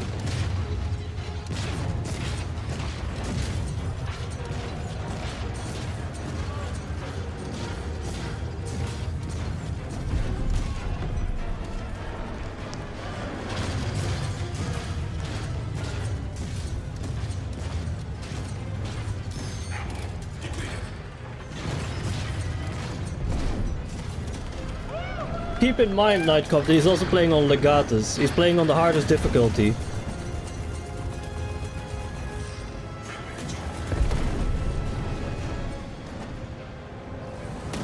This damage modeling is sick. Let's focus up and keep them out. This is so fucking cool, man.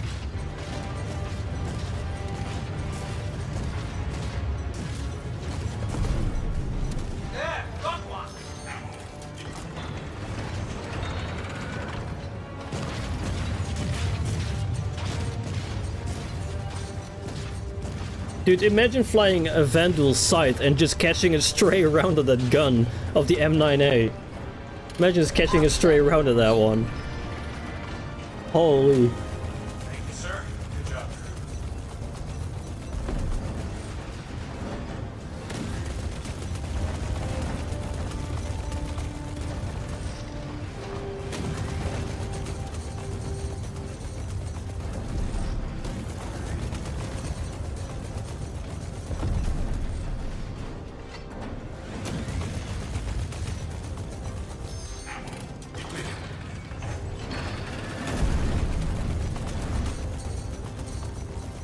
Ready up. 4 incoming. I'm picking up Glaives. Take him out. Oh, Glaives, okay.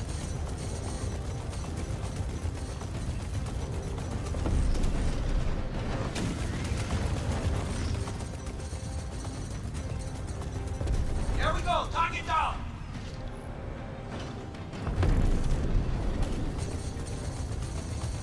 What's interesting is he just puts the mouse on target the gun speed appropriately. Yeah, because he's in the precision targeting mode. He keeps going in. He keeps going into the precision targeting mode. The same thing happens in the PU as well. Oh, oh, oh. Oh. You see that? Oh God. That is why the gimbals have been removed as they were. Because if you now go into precision targeting mode, you can do this exact same thing, like target subcomponents of enemy ships, and the guns will gimbal accordingly to hit whatever you're looking at. Dude, the broadside of that thing.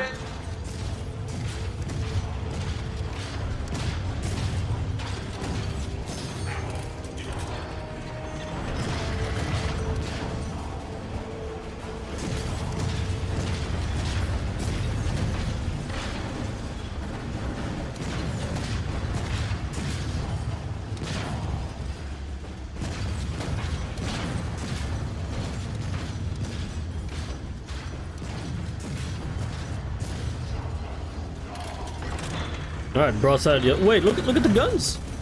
Look at the damage of the gun. Focus, people. We got It looks bare.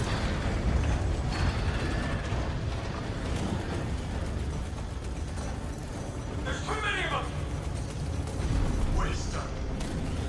That's not a Star Wars line. There's too many of them. That's from the Battle of Endor.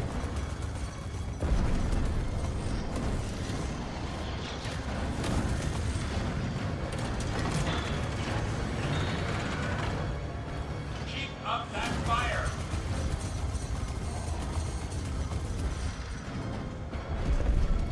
Get ready. Corvette's coming around. All gunners, get ready to target the main turret.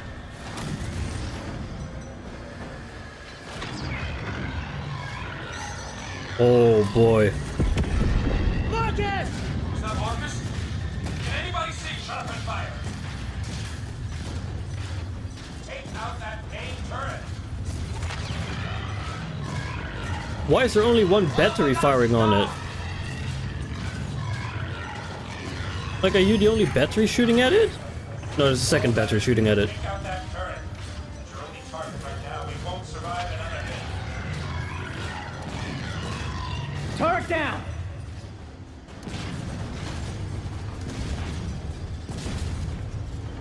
Oh, two at the same time. Multiple inbound boarding spikes. Target and eliminate. We should get the hell out of here. What, they're boarding pods? Did you say boarding pods? I need help! I need help!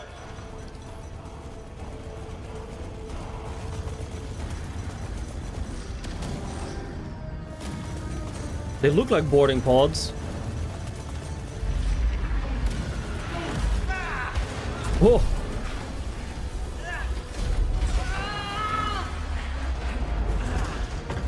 That's gonna hurt in the morning.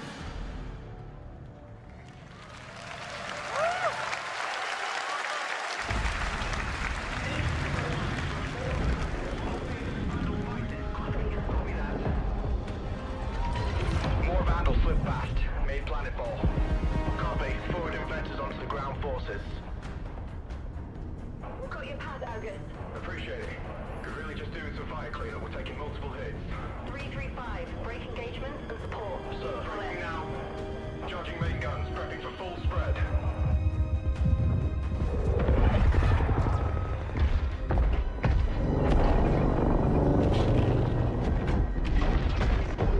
Any effect on target? Countdown! Hostile captured, bearing down on us. Copy that. Radius inbound. Is this a Death Star laser or? Firing again!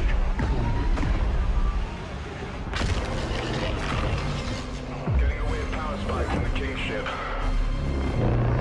It's the Death Star laser, isn't it?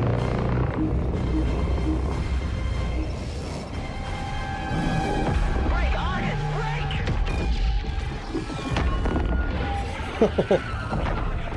Argus is down. Repeat. Argus is down. Flight ops. Scramble any available support ships to pick up survivors. This thing is chewing us up, sir. Break engagement with this destroyer. Aligned for a run on the King ship. Weapons. I'm gonna need you to cook up a firing solution on that King ship. Hit him with everything we got. So, all of our weapons even focused? Have to do something. Right, Mr. Krause? The Van Duel aren't gonna blow themselves up. Yes, sir. Wait, next time we take a hit, drop our shields an extra 30%. Hear that, Shields? Sir. Navigation. Sir. Adjust heading. 10 degrees port. Aye, sir. Let's get their attention.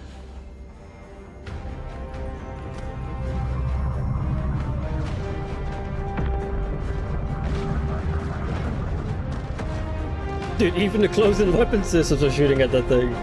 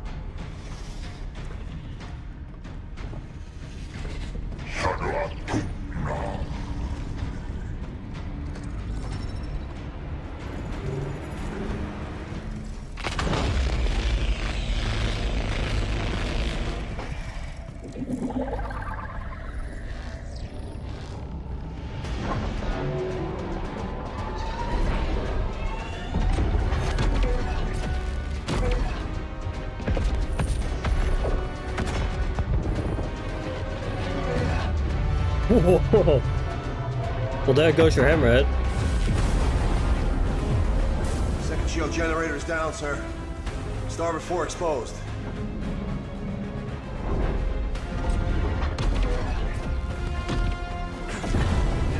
Sir. Hit them again. Waiting on you, Mr. Krause. They're gonna kill us. You had your order, right?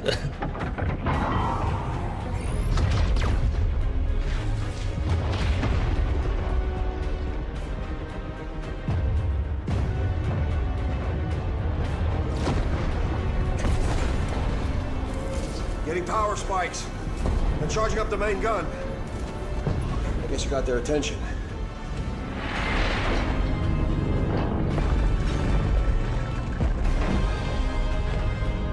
Why does the Exo have to fire the guns?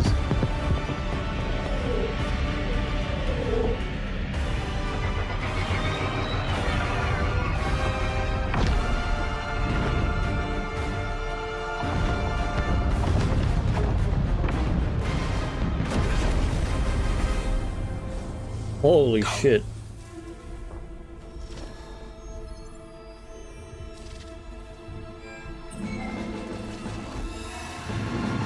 Oh, here's Squadron 42. All right, people. 5 seconds out to the fray. Form up, Cal. You got point. Copy that.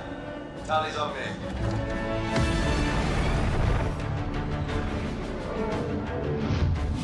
Flight. Echo flight. Prep for boost. Quantum boosting.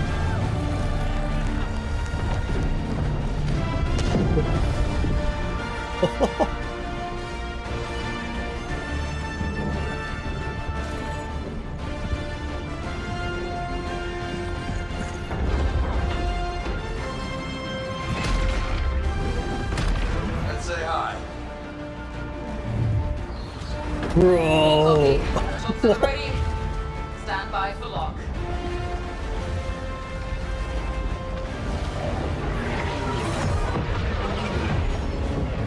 Ready up, people. Enemy vectors inbound. Copy, Doug. You can cover. I can make a run at that shield, Jenny. Copy. Hey. Bro, is this my salty Mike moment? I'm getting tears in my eyes. Neil, Mug, you're in main. Bro. We're on a double switchback. Copy that. Tally's maintain vector. Like my salty Mike moment is. All echoes. Stay on the ball. Light him up.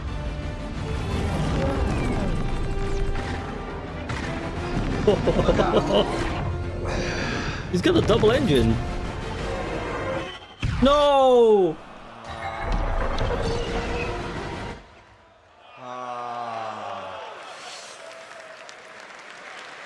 No. You don't want that. Bro, I was so in the moment. Also. Oh.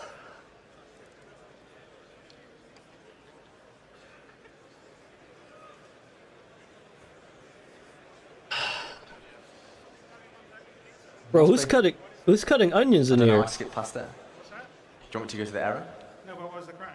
I just skipped past it because I just went straight I in. just want to know that there's something wrong with this computer. It's literally, I literally played this last night full. Our QA played it, like 10 QA today played this beginning to end. Didn't have the crash. And this one is, it's so annoying. Well, Should we go to we finale? need to We play play the, we need to mid-battle again? replay the battle game. You got to play Let's do it. it. You know the Gonna story. go again. We're gonna keep going. Dude, I know. I'm not doing that again. That is so freaking annoying. I know, right? This is Metal Gear Solid levels of cutscenes, and I'm all for it. Metal Gear Solid had like 12 hours of cutscenes. It's one of my favorite games ever, Metal Gear Solid 4. Guns of the Patriots. Dude, I was actually shedding tears there. Who was cutting onions in here? Was one of you cutting onions?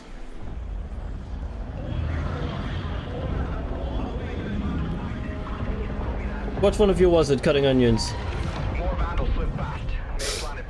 Oh.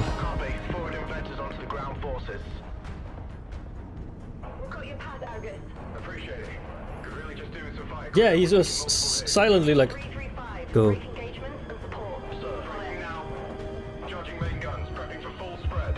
No, they're going straight to the cutscene.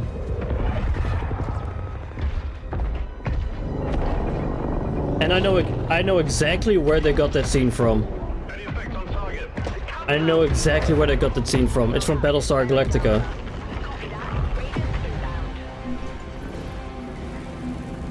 That scene was from Battlestar Galactica. Dude, I know, right? Like a Hornet with two engines?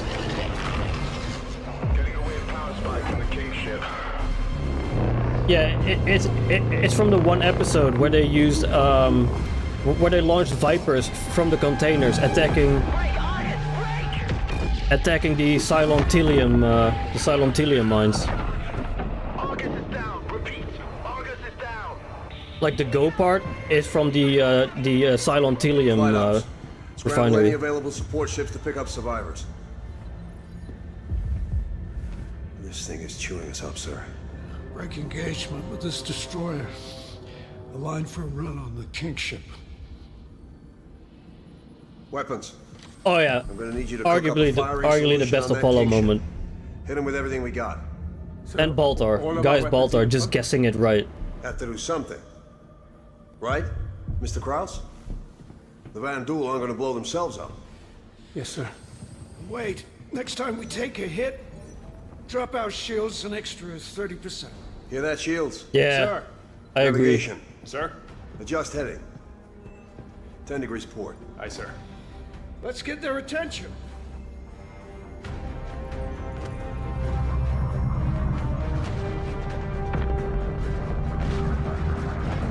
I know we've seen this like a couple minutes ago, but I'm getting goosebumps again.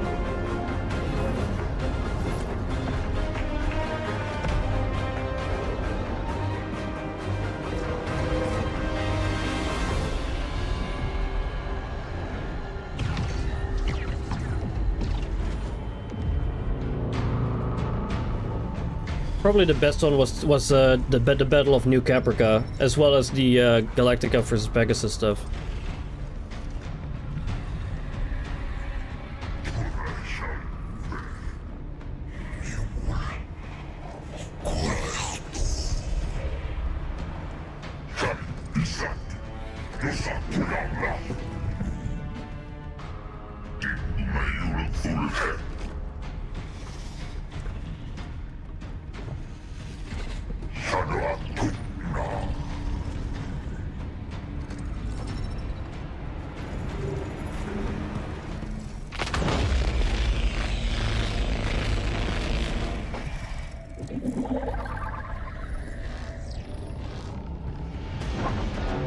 God.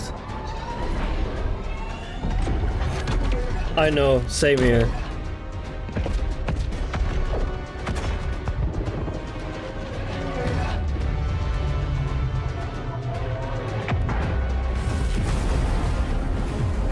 Second shield generator's down, sir. Starboard 4 exposed.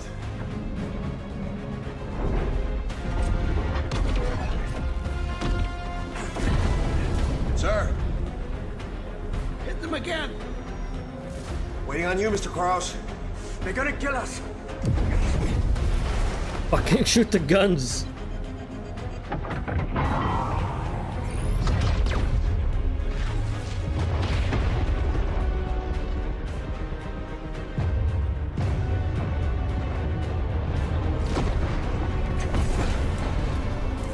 Getting power spikes. I'm charging up the main gun. I guess you got their attention.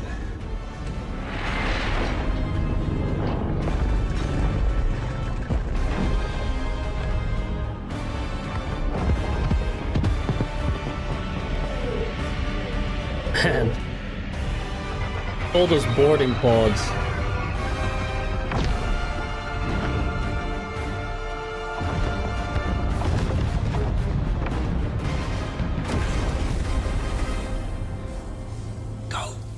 Go, Apollo.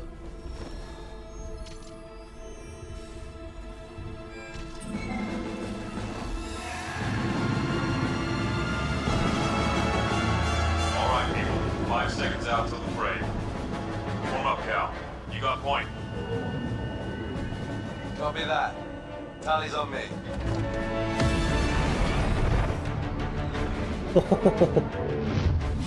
Flight.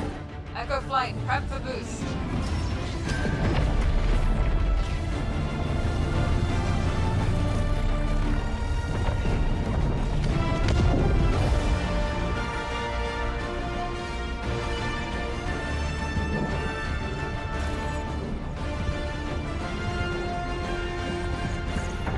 I don't know. No clue, man. Let's say hi. Full copy. Shots at the ready.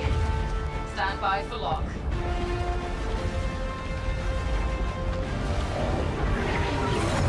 Oh, here come the Cylons. Ready up, people. Enemy vectors inbound. Copy, Doug. You can cover, I can make a run at that shield, Jenny. Copy. Penny, Rover, take Charlie and Delta and screen up those fighters. Beetle, Mug, you're with me. I think we run a double switchback. Copy that. Charlie's maintain vector. I'll clear you a shot. Got it. All echoes, stay on the ball. Wait, the Vandal are using flag. Why do the Vandals get to use flag? Look out.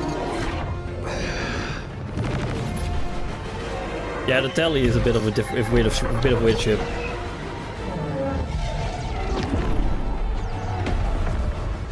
Cal, I don't think a ship's got the firepower to take that emitter out. You might be right.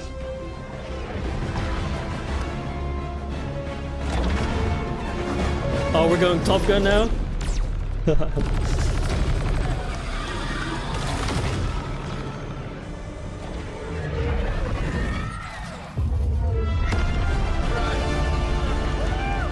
Shield's opened up. Holy shit, bro.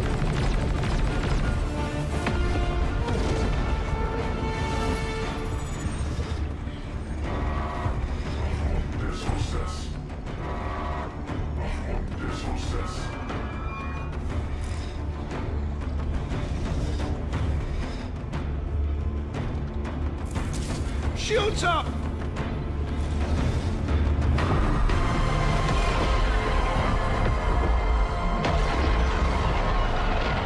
It's deflecting it. It deflected the shot. What the fuck? Report! Shields are holding. Barely. That shot took out our main thrusters. No, not us, them. The Kingship shields are down. Yes! We don't celebrate until they're dead.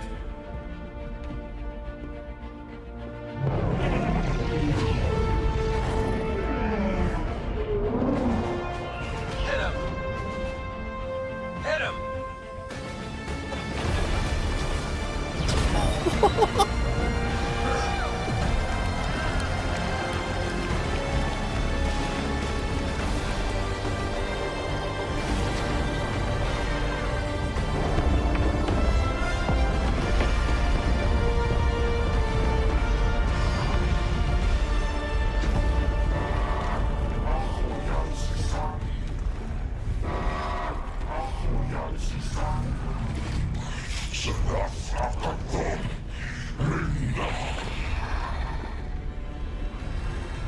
He's gonna kill him.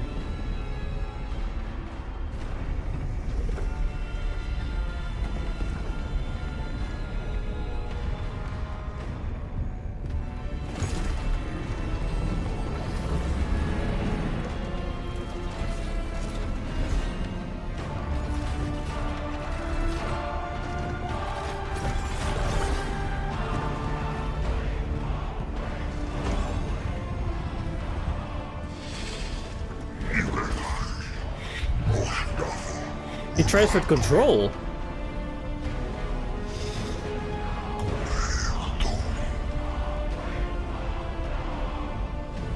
What did he do?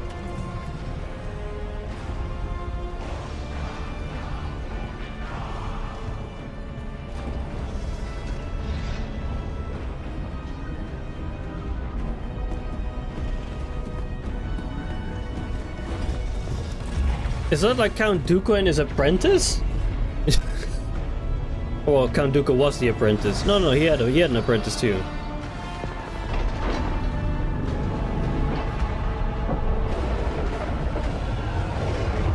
It's like Count Dooku and an apprentice.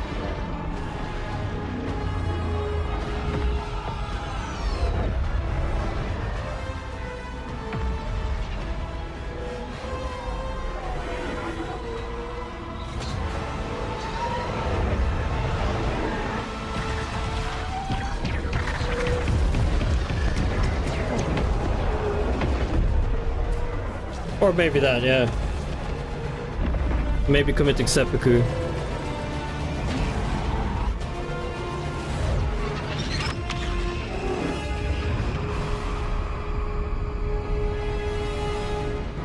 Oh, he quantum boosted away.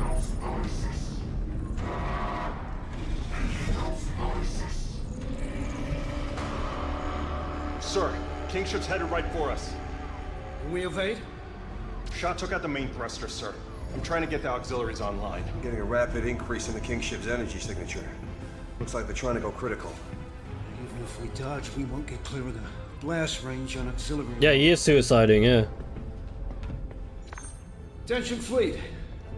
This is Admiral Bishop. You are ordered to immediately withdraw. I repeat, withdraw. All non-essential personnel are dismissed to abandon ship. If you want to volunteer to stay, we could sure use your help. All right. Tell the gunners to concentrate all the power they've got. Maybe we can take out this king ship before it hits us. Yes, sir. Logistics. I want every ounce of juice pumped into those guns. If we don't need it to breathe or shoot, I don't want it.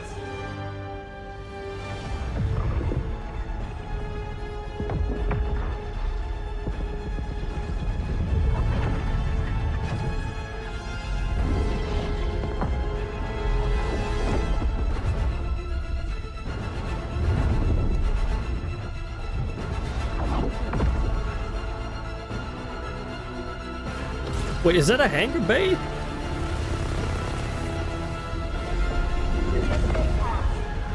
Bandul forces have seized control of major systems.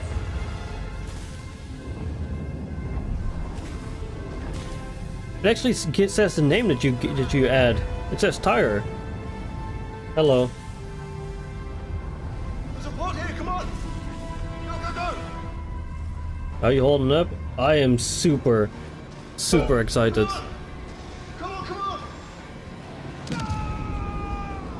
Oh, he's gone.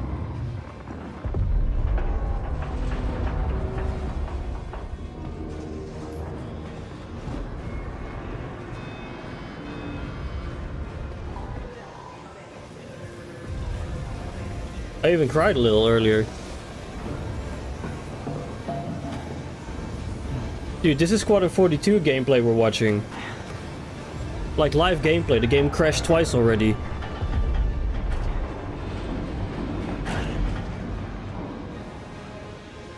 Yeah, you cried, yeah. A little bit. Someone was cutting onions.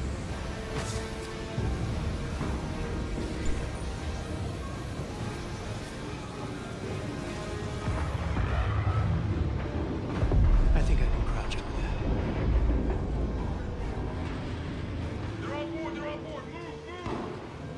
Oh, dude, Vandal boarding.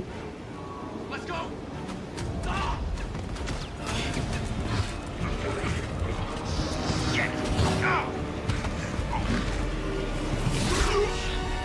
Oh, that's gonna hurt.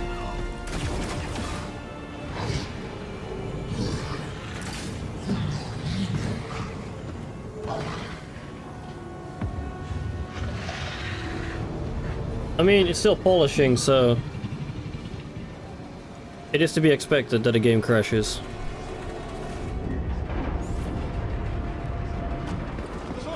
Hey, hold the door! Oh, they're not gonna hold the door.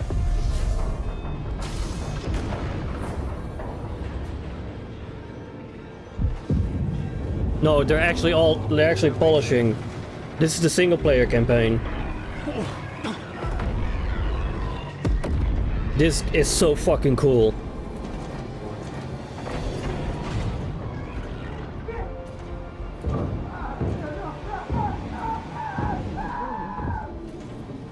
Oh my fucking god. Dude.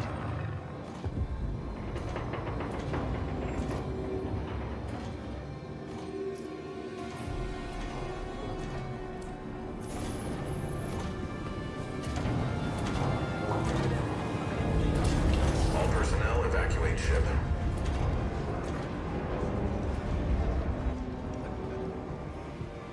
Bro's got 7 text messages in the middle of a fight.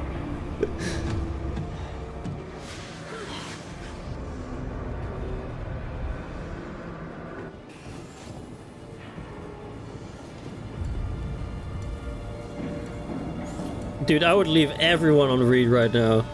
Not even on read, unread. I would leave everyone on unread. Reminds me of the start of OG Halo. Reminds me of Battlestar Galactica, like first person Battlestar Galactica, and I'm all fucking for it.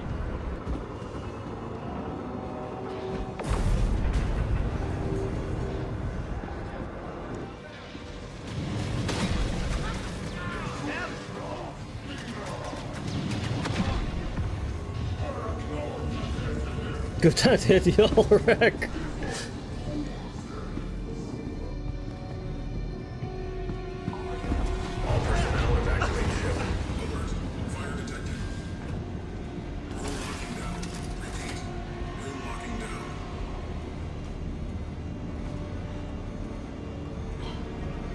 Don't you love automated doors like this? Just locking you in and you can't do anything?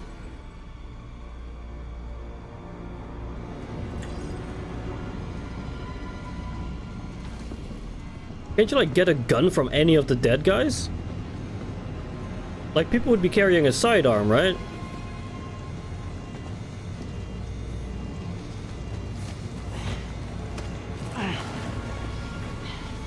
Like on a combat vessel like this, I don't know if you would know Nightcop, but on a combat vessel like this, if you're expecting like combat, although nowadays you don't board each other anymore, but wouldn't it be logical that everyone carries at least a sidearm? Like a holstered pistol?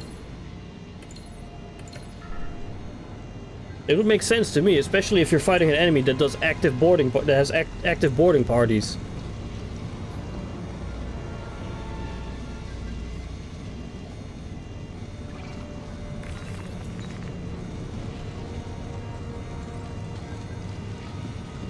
Yeah. That's basically what I meant. Like, if you're fighting an active combatant, like an enemy that's known for boarding, wouldn't everyone have like a pistol? Like a sidearm at least? How does he not have login? Because of clearance. Not everyone can go anywhere in a ship.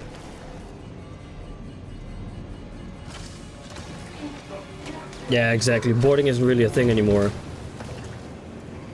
But if it was still a thing, I would imagine everyone carries at least a sidearm.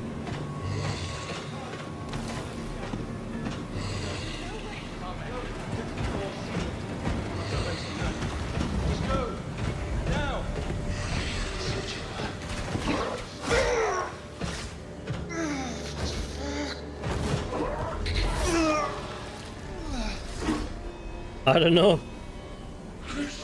It's a nod to a lot of things.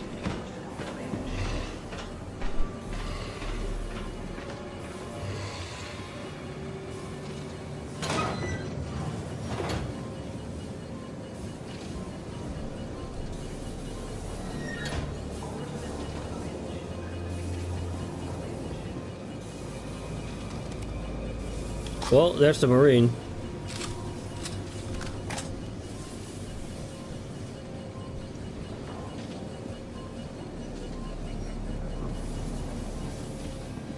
Oh, you can quick loot like that. Oh.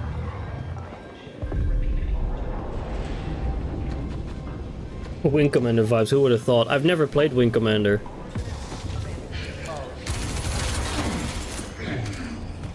A full mech doesn't kill... A full mech doesn't kill a Vandal?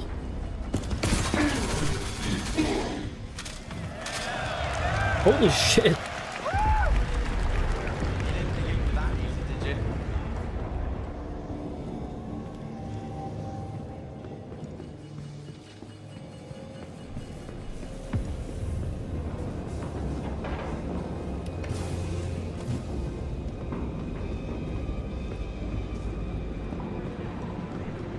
Yeah, they don't have VSync turned on right now. Alert. Fire detected. Oh. Repeat. Room locking down. That's not good. Yeah, I too thought he was gonna die on Legatus.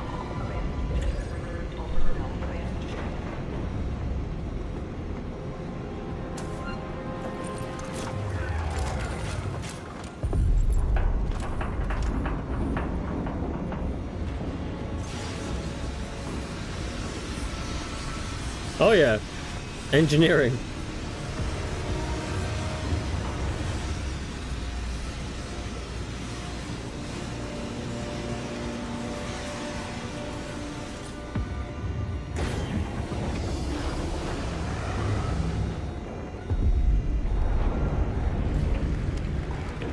Systems back online. Back in the game.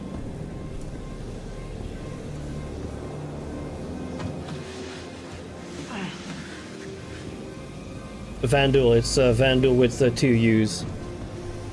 Everything else was correct though. Oh, do you mean extinguish? Uh-oh.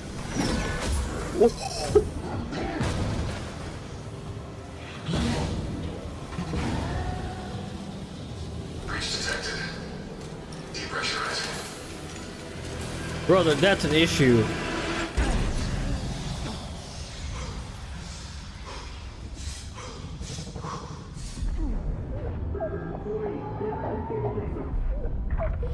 Ceiling sealed.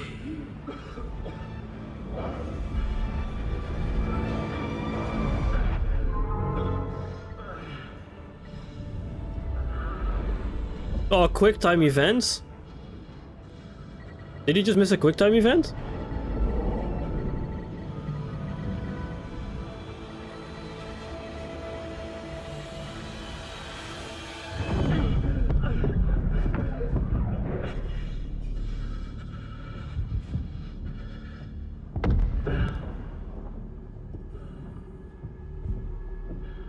What is that?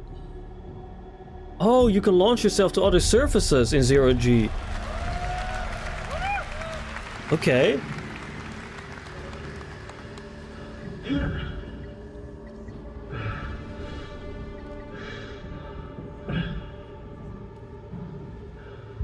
Dude, this looks so fucking good though. Imagine EVAing or like throwing yourself to another part and you just get hit by a passing fighter.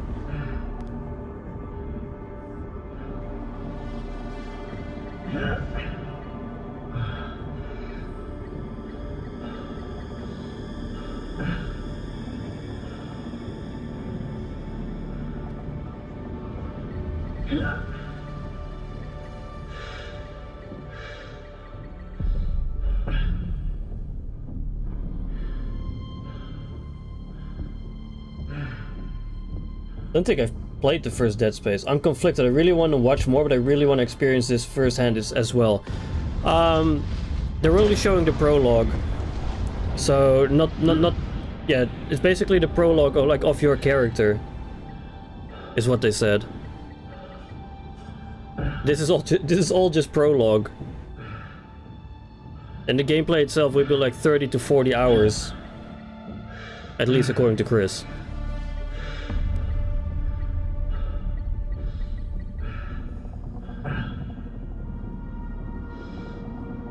And to be fair, by the time this releases, I probably might have forgotten about this already.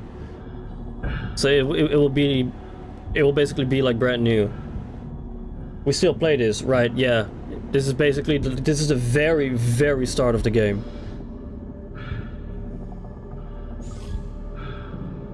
And if you didn't already realize, I don't have an EVA pack.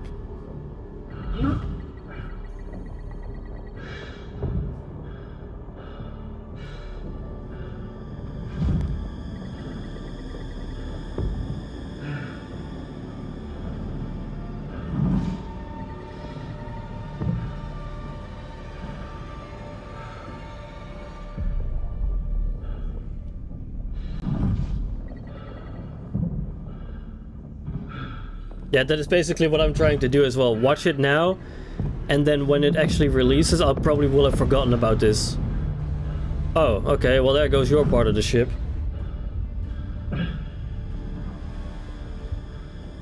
The Vandal just lasered right through it.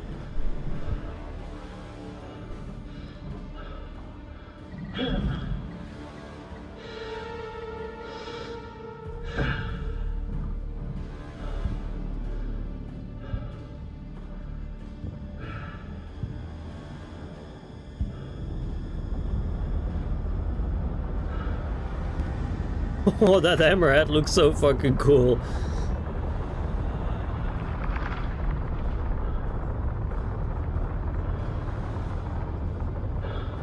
Listen to the audio though in space. Listen to the audio. It sounds completely different than what we have in Star Citizen right now if you're in EVA. Everything sounds so muted, as it should be.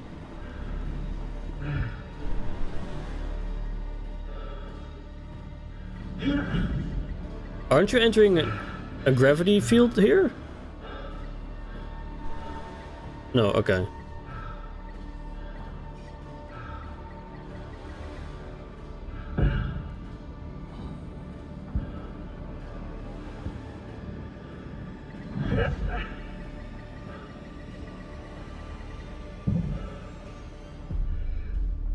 So what happened to Gillian Anderson? Like, did she already die? Because this was her ship.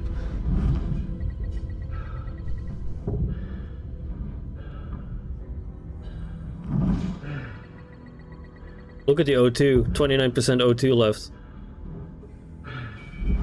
How does this man have 70 beats per minute as a heart rate? I'd be sitting at like 150, maybe 200.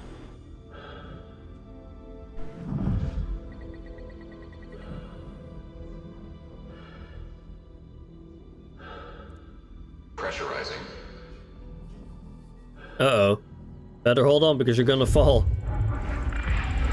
Pressurized. Gravity online. Wow.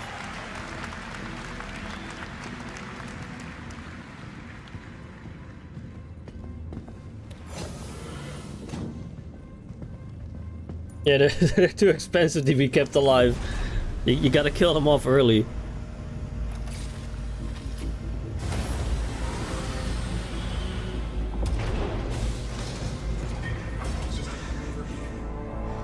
Oh, well, there's our answer. Thought I was the only one left. So did I. Look, I need your help with something. Follow me. We're running low on power, so we have to reroute our energy from our shields to our thrusters to change direction. Take a seat.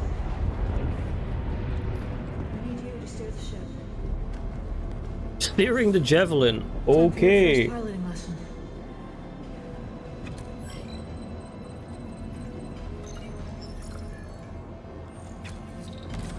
We're setting a new course. Like that. Ready? Go. Oh yeah. 6 meters per second. The fuck? What? I'm gonna be honest, the last hour has been more incredible than the 80 hours of Starfield. Yeah. Oh yeah.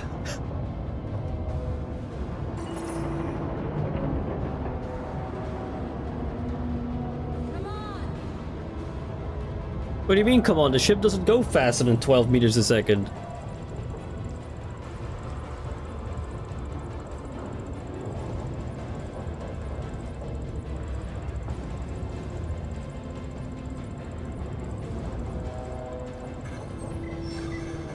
Good. And now evacuate. Hold that. Shifting power back to shields. Shields?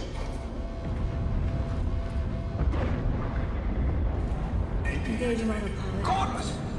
I ordered you to fall back! Can't do that. You're dead in the water and we can help. The situation's under control. You are to reverse! You can't kill it. Not before it takes you out. We are boarded and burning. This is the only way. Lock your course and get off that thing. Both of you, clear? Aye, aye. Rachel! I will.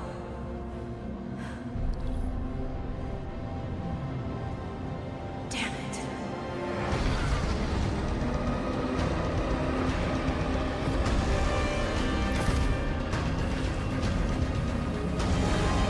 Oh, there's more boarding. More boarding pods.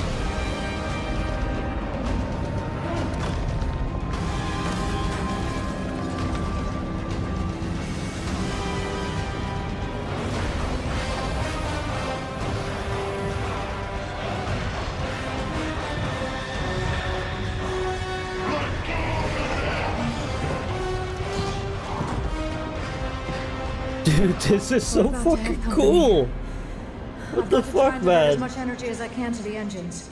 So I'm gonna need you to hold them off. Go now. Yes, sir. Uh-oh, here come the bugs.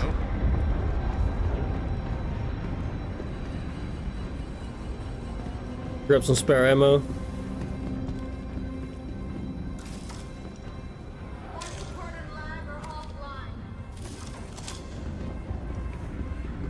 Disabling safeties on the reactor to boost some extra juice. Here they come! Wait, are they where are they climbing?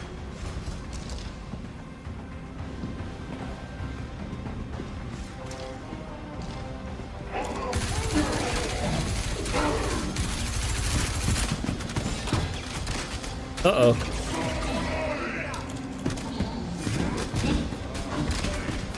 %36 already after one hit? Oh god.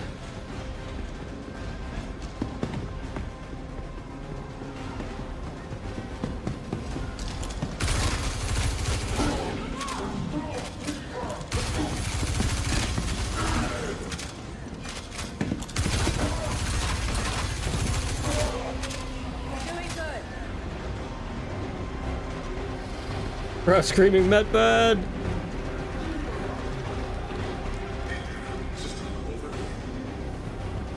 There's another one. There's 3.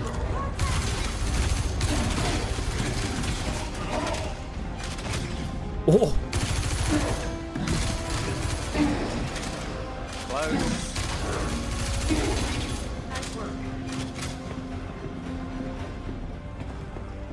On me, quick! Dude's got confidence. Don't worry, don't worry.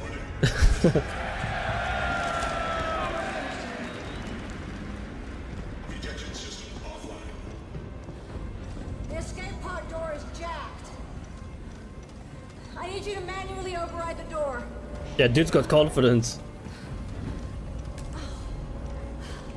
Give me your rifle. I'll cover you. What? Oh, What's the no. status on the door? Live demo. Live demo. Jared, I think you can roll the next bit.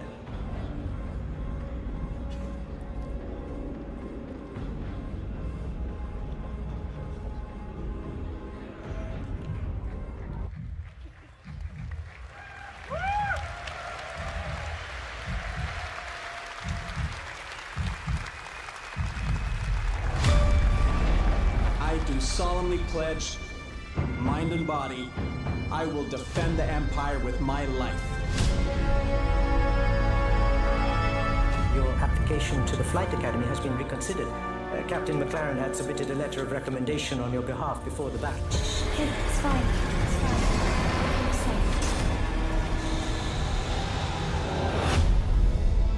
safe. Is this a release We trailer? may be a small crew, but the work we do matters. Welcome to the Stanton. I'm Eugene Morrow. I'm Petty Officer Webster, Chief Mechanic. This will be your new home. We got you flying with Lieutenant Commander Colton. He's one of our best.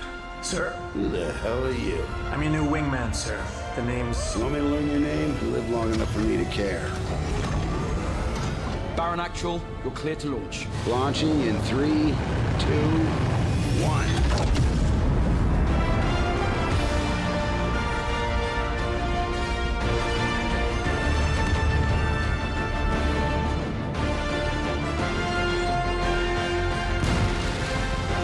Holy shit.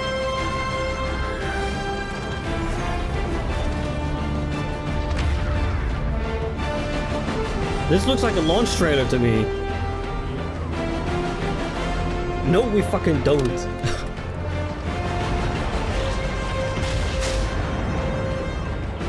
Hey, Dagobah.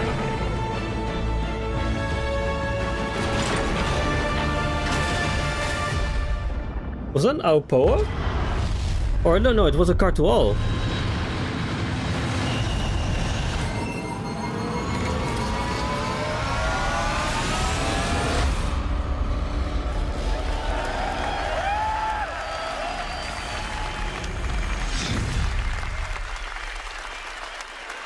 $2026. All right. 2026. All right.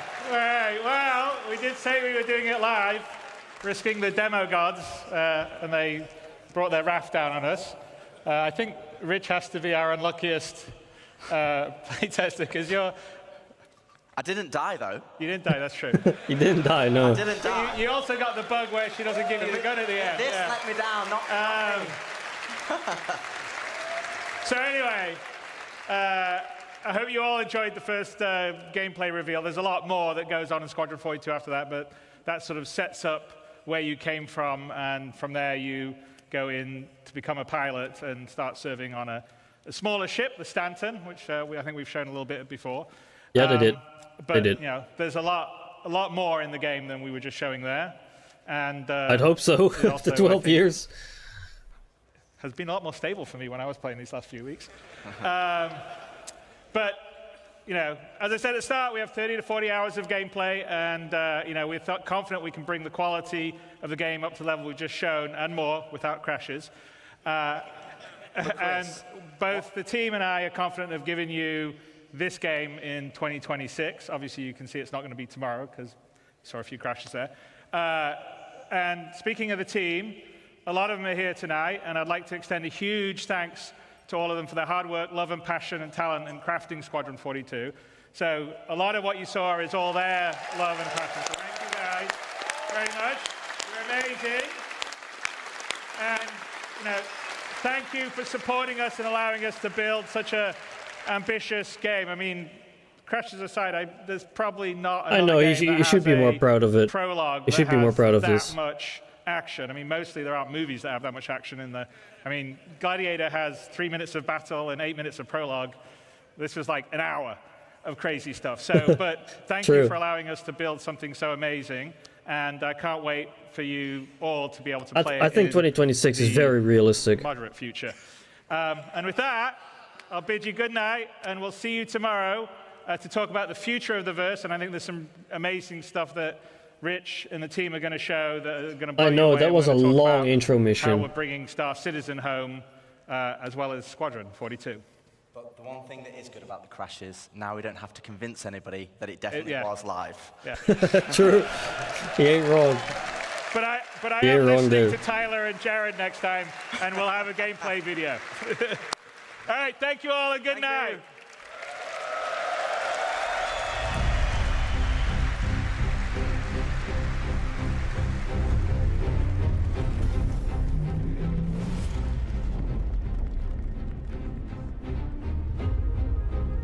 So about that Mark Hamill.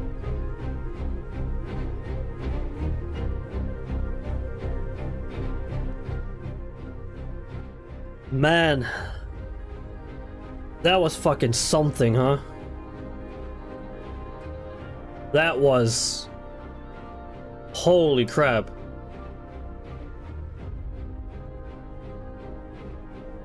No, we did see him, but Nightcop was very convinced that Mark Hamill would show up in person at CitizenCon for Squadron 42. We did see him, yeah. It's not the way we or Nightcop expected. I told you, there's a very low chance. But yeah, like this was amazing, and this filled my hopium tanks like way up to the max. Because if this is just the intro mission, God knows what the full game is gonna be like, right? Like this is just... I'm speechless. This was so fucking cool. Like it's been a while. It's been a while since I actually cried like from like a game. It's been a very long time since I cried from a game. I think the last one was probably Nier Automata, but man, my only gripe / not gripe is that it was mostly cinematics. I think with Squadron 42, I think it is safe to assume that you should expect a Metal Gear Solid 4 type of game. I think that is a safe assumption that you should expect more of a Metal Gear Solid 4 type game with a lot of cutscenes, because Chris is trying to be, well, the Western version of Hideo Kojima. Yeah, on-rails experience, lots of cutscenes which are outstanding. I think he is trying to be the Western version of Hideo Kojima. In terms of like what Hideo Kojima did with Metal Gear Solid, Chris wants to do with Squadron 42 by the looks of it. And I think that kind of what we saw today, the gameplay from like an hour, I think that kind of affirms that again, or confirms that he wants to be the Hideo Kojima of the West. I kind of liked it. I miss a good linear campaign. So tired of mandatory open worlds everywhere. Yep, Star Wars Outlaws, Star Wars Jedi Survivor early on. I never finished Jedi Survivor, but Jedi Survivor also felt like that from what I played thus far. So yeah, I'm actually incredibly happy with this.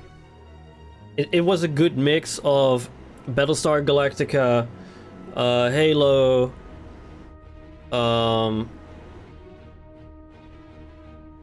what else? Maybe even Alien, with the whole like venting thing, like crawling through the vents and all that. Because you are being hunted. You're not the hunter. You are being hunted. So I think they did a really good job with this demo. Gonna eat some dinner. Thanks for the stream. No problem. I'm probably gonna head off soon too, because tomorrow is another stream day for CitizenCon Day 2. The stream has already been going for 11 hours, so my throat is a bit, well, painful, and I am starting to get quite tired. So yeah, the stream here is ending. I'm gonna call it quits for tonight as well. See you tomorrow, I think, then? Alright. I'll see you tomorrow, then. But yeah, I'm gonna call it quits here, too. I'm gonna eat the second part of my dinner. Even though it is 8 PM, I'm gonna eat the second part of my dinner. But, everyone, thank you so much for stopping by in the stream. It's been an amazing day. It's been great. Some of the panels were I wouldn't say boring, but less than what I expected. The highlight, of course, being the organizational, like the social panel and all that. And then to top it off with Squadron 42. So, yeah. thank you everybody for stopping by. Thank you for hanging out. And we'll catch you tomorrow, hopefully. Again, thank you for stopping by. Thank you for the support, for the Twitch subs and the gifted subs. And yeah, I'll see you guys tomorrow. Have a good night, everybody. Adios.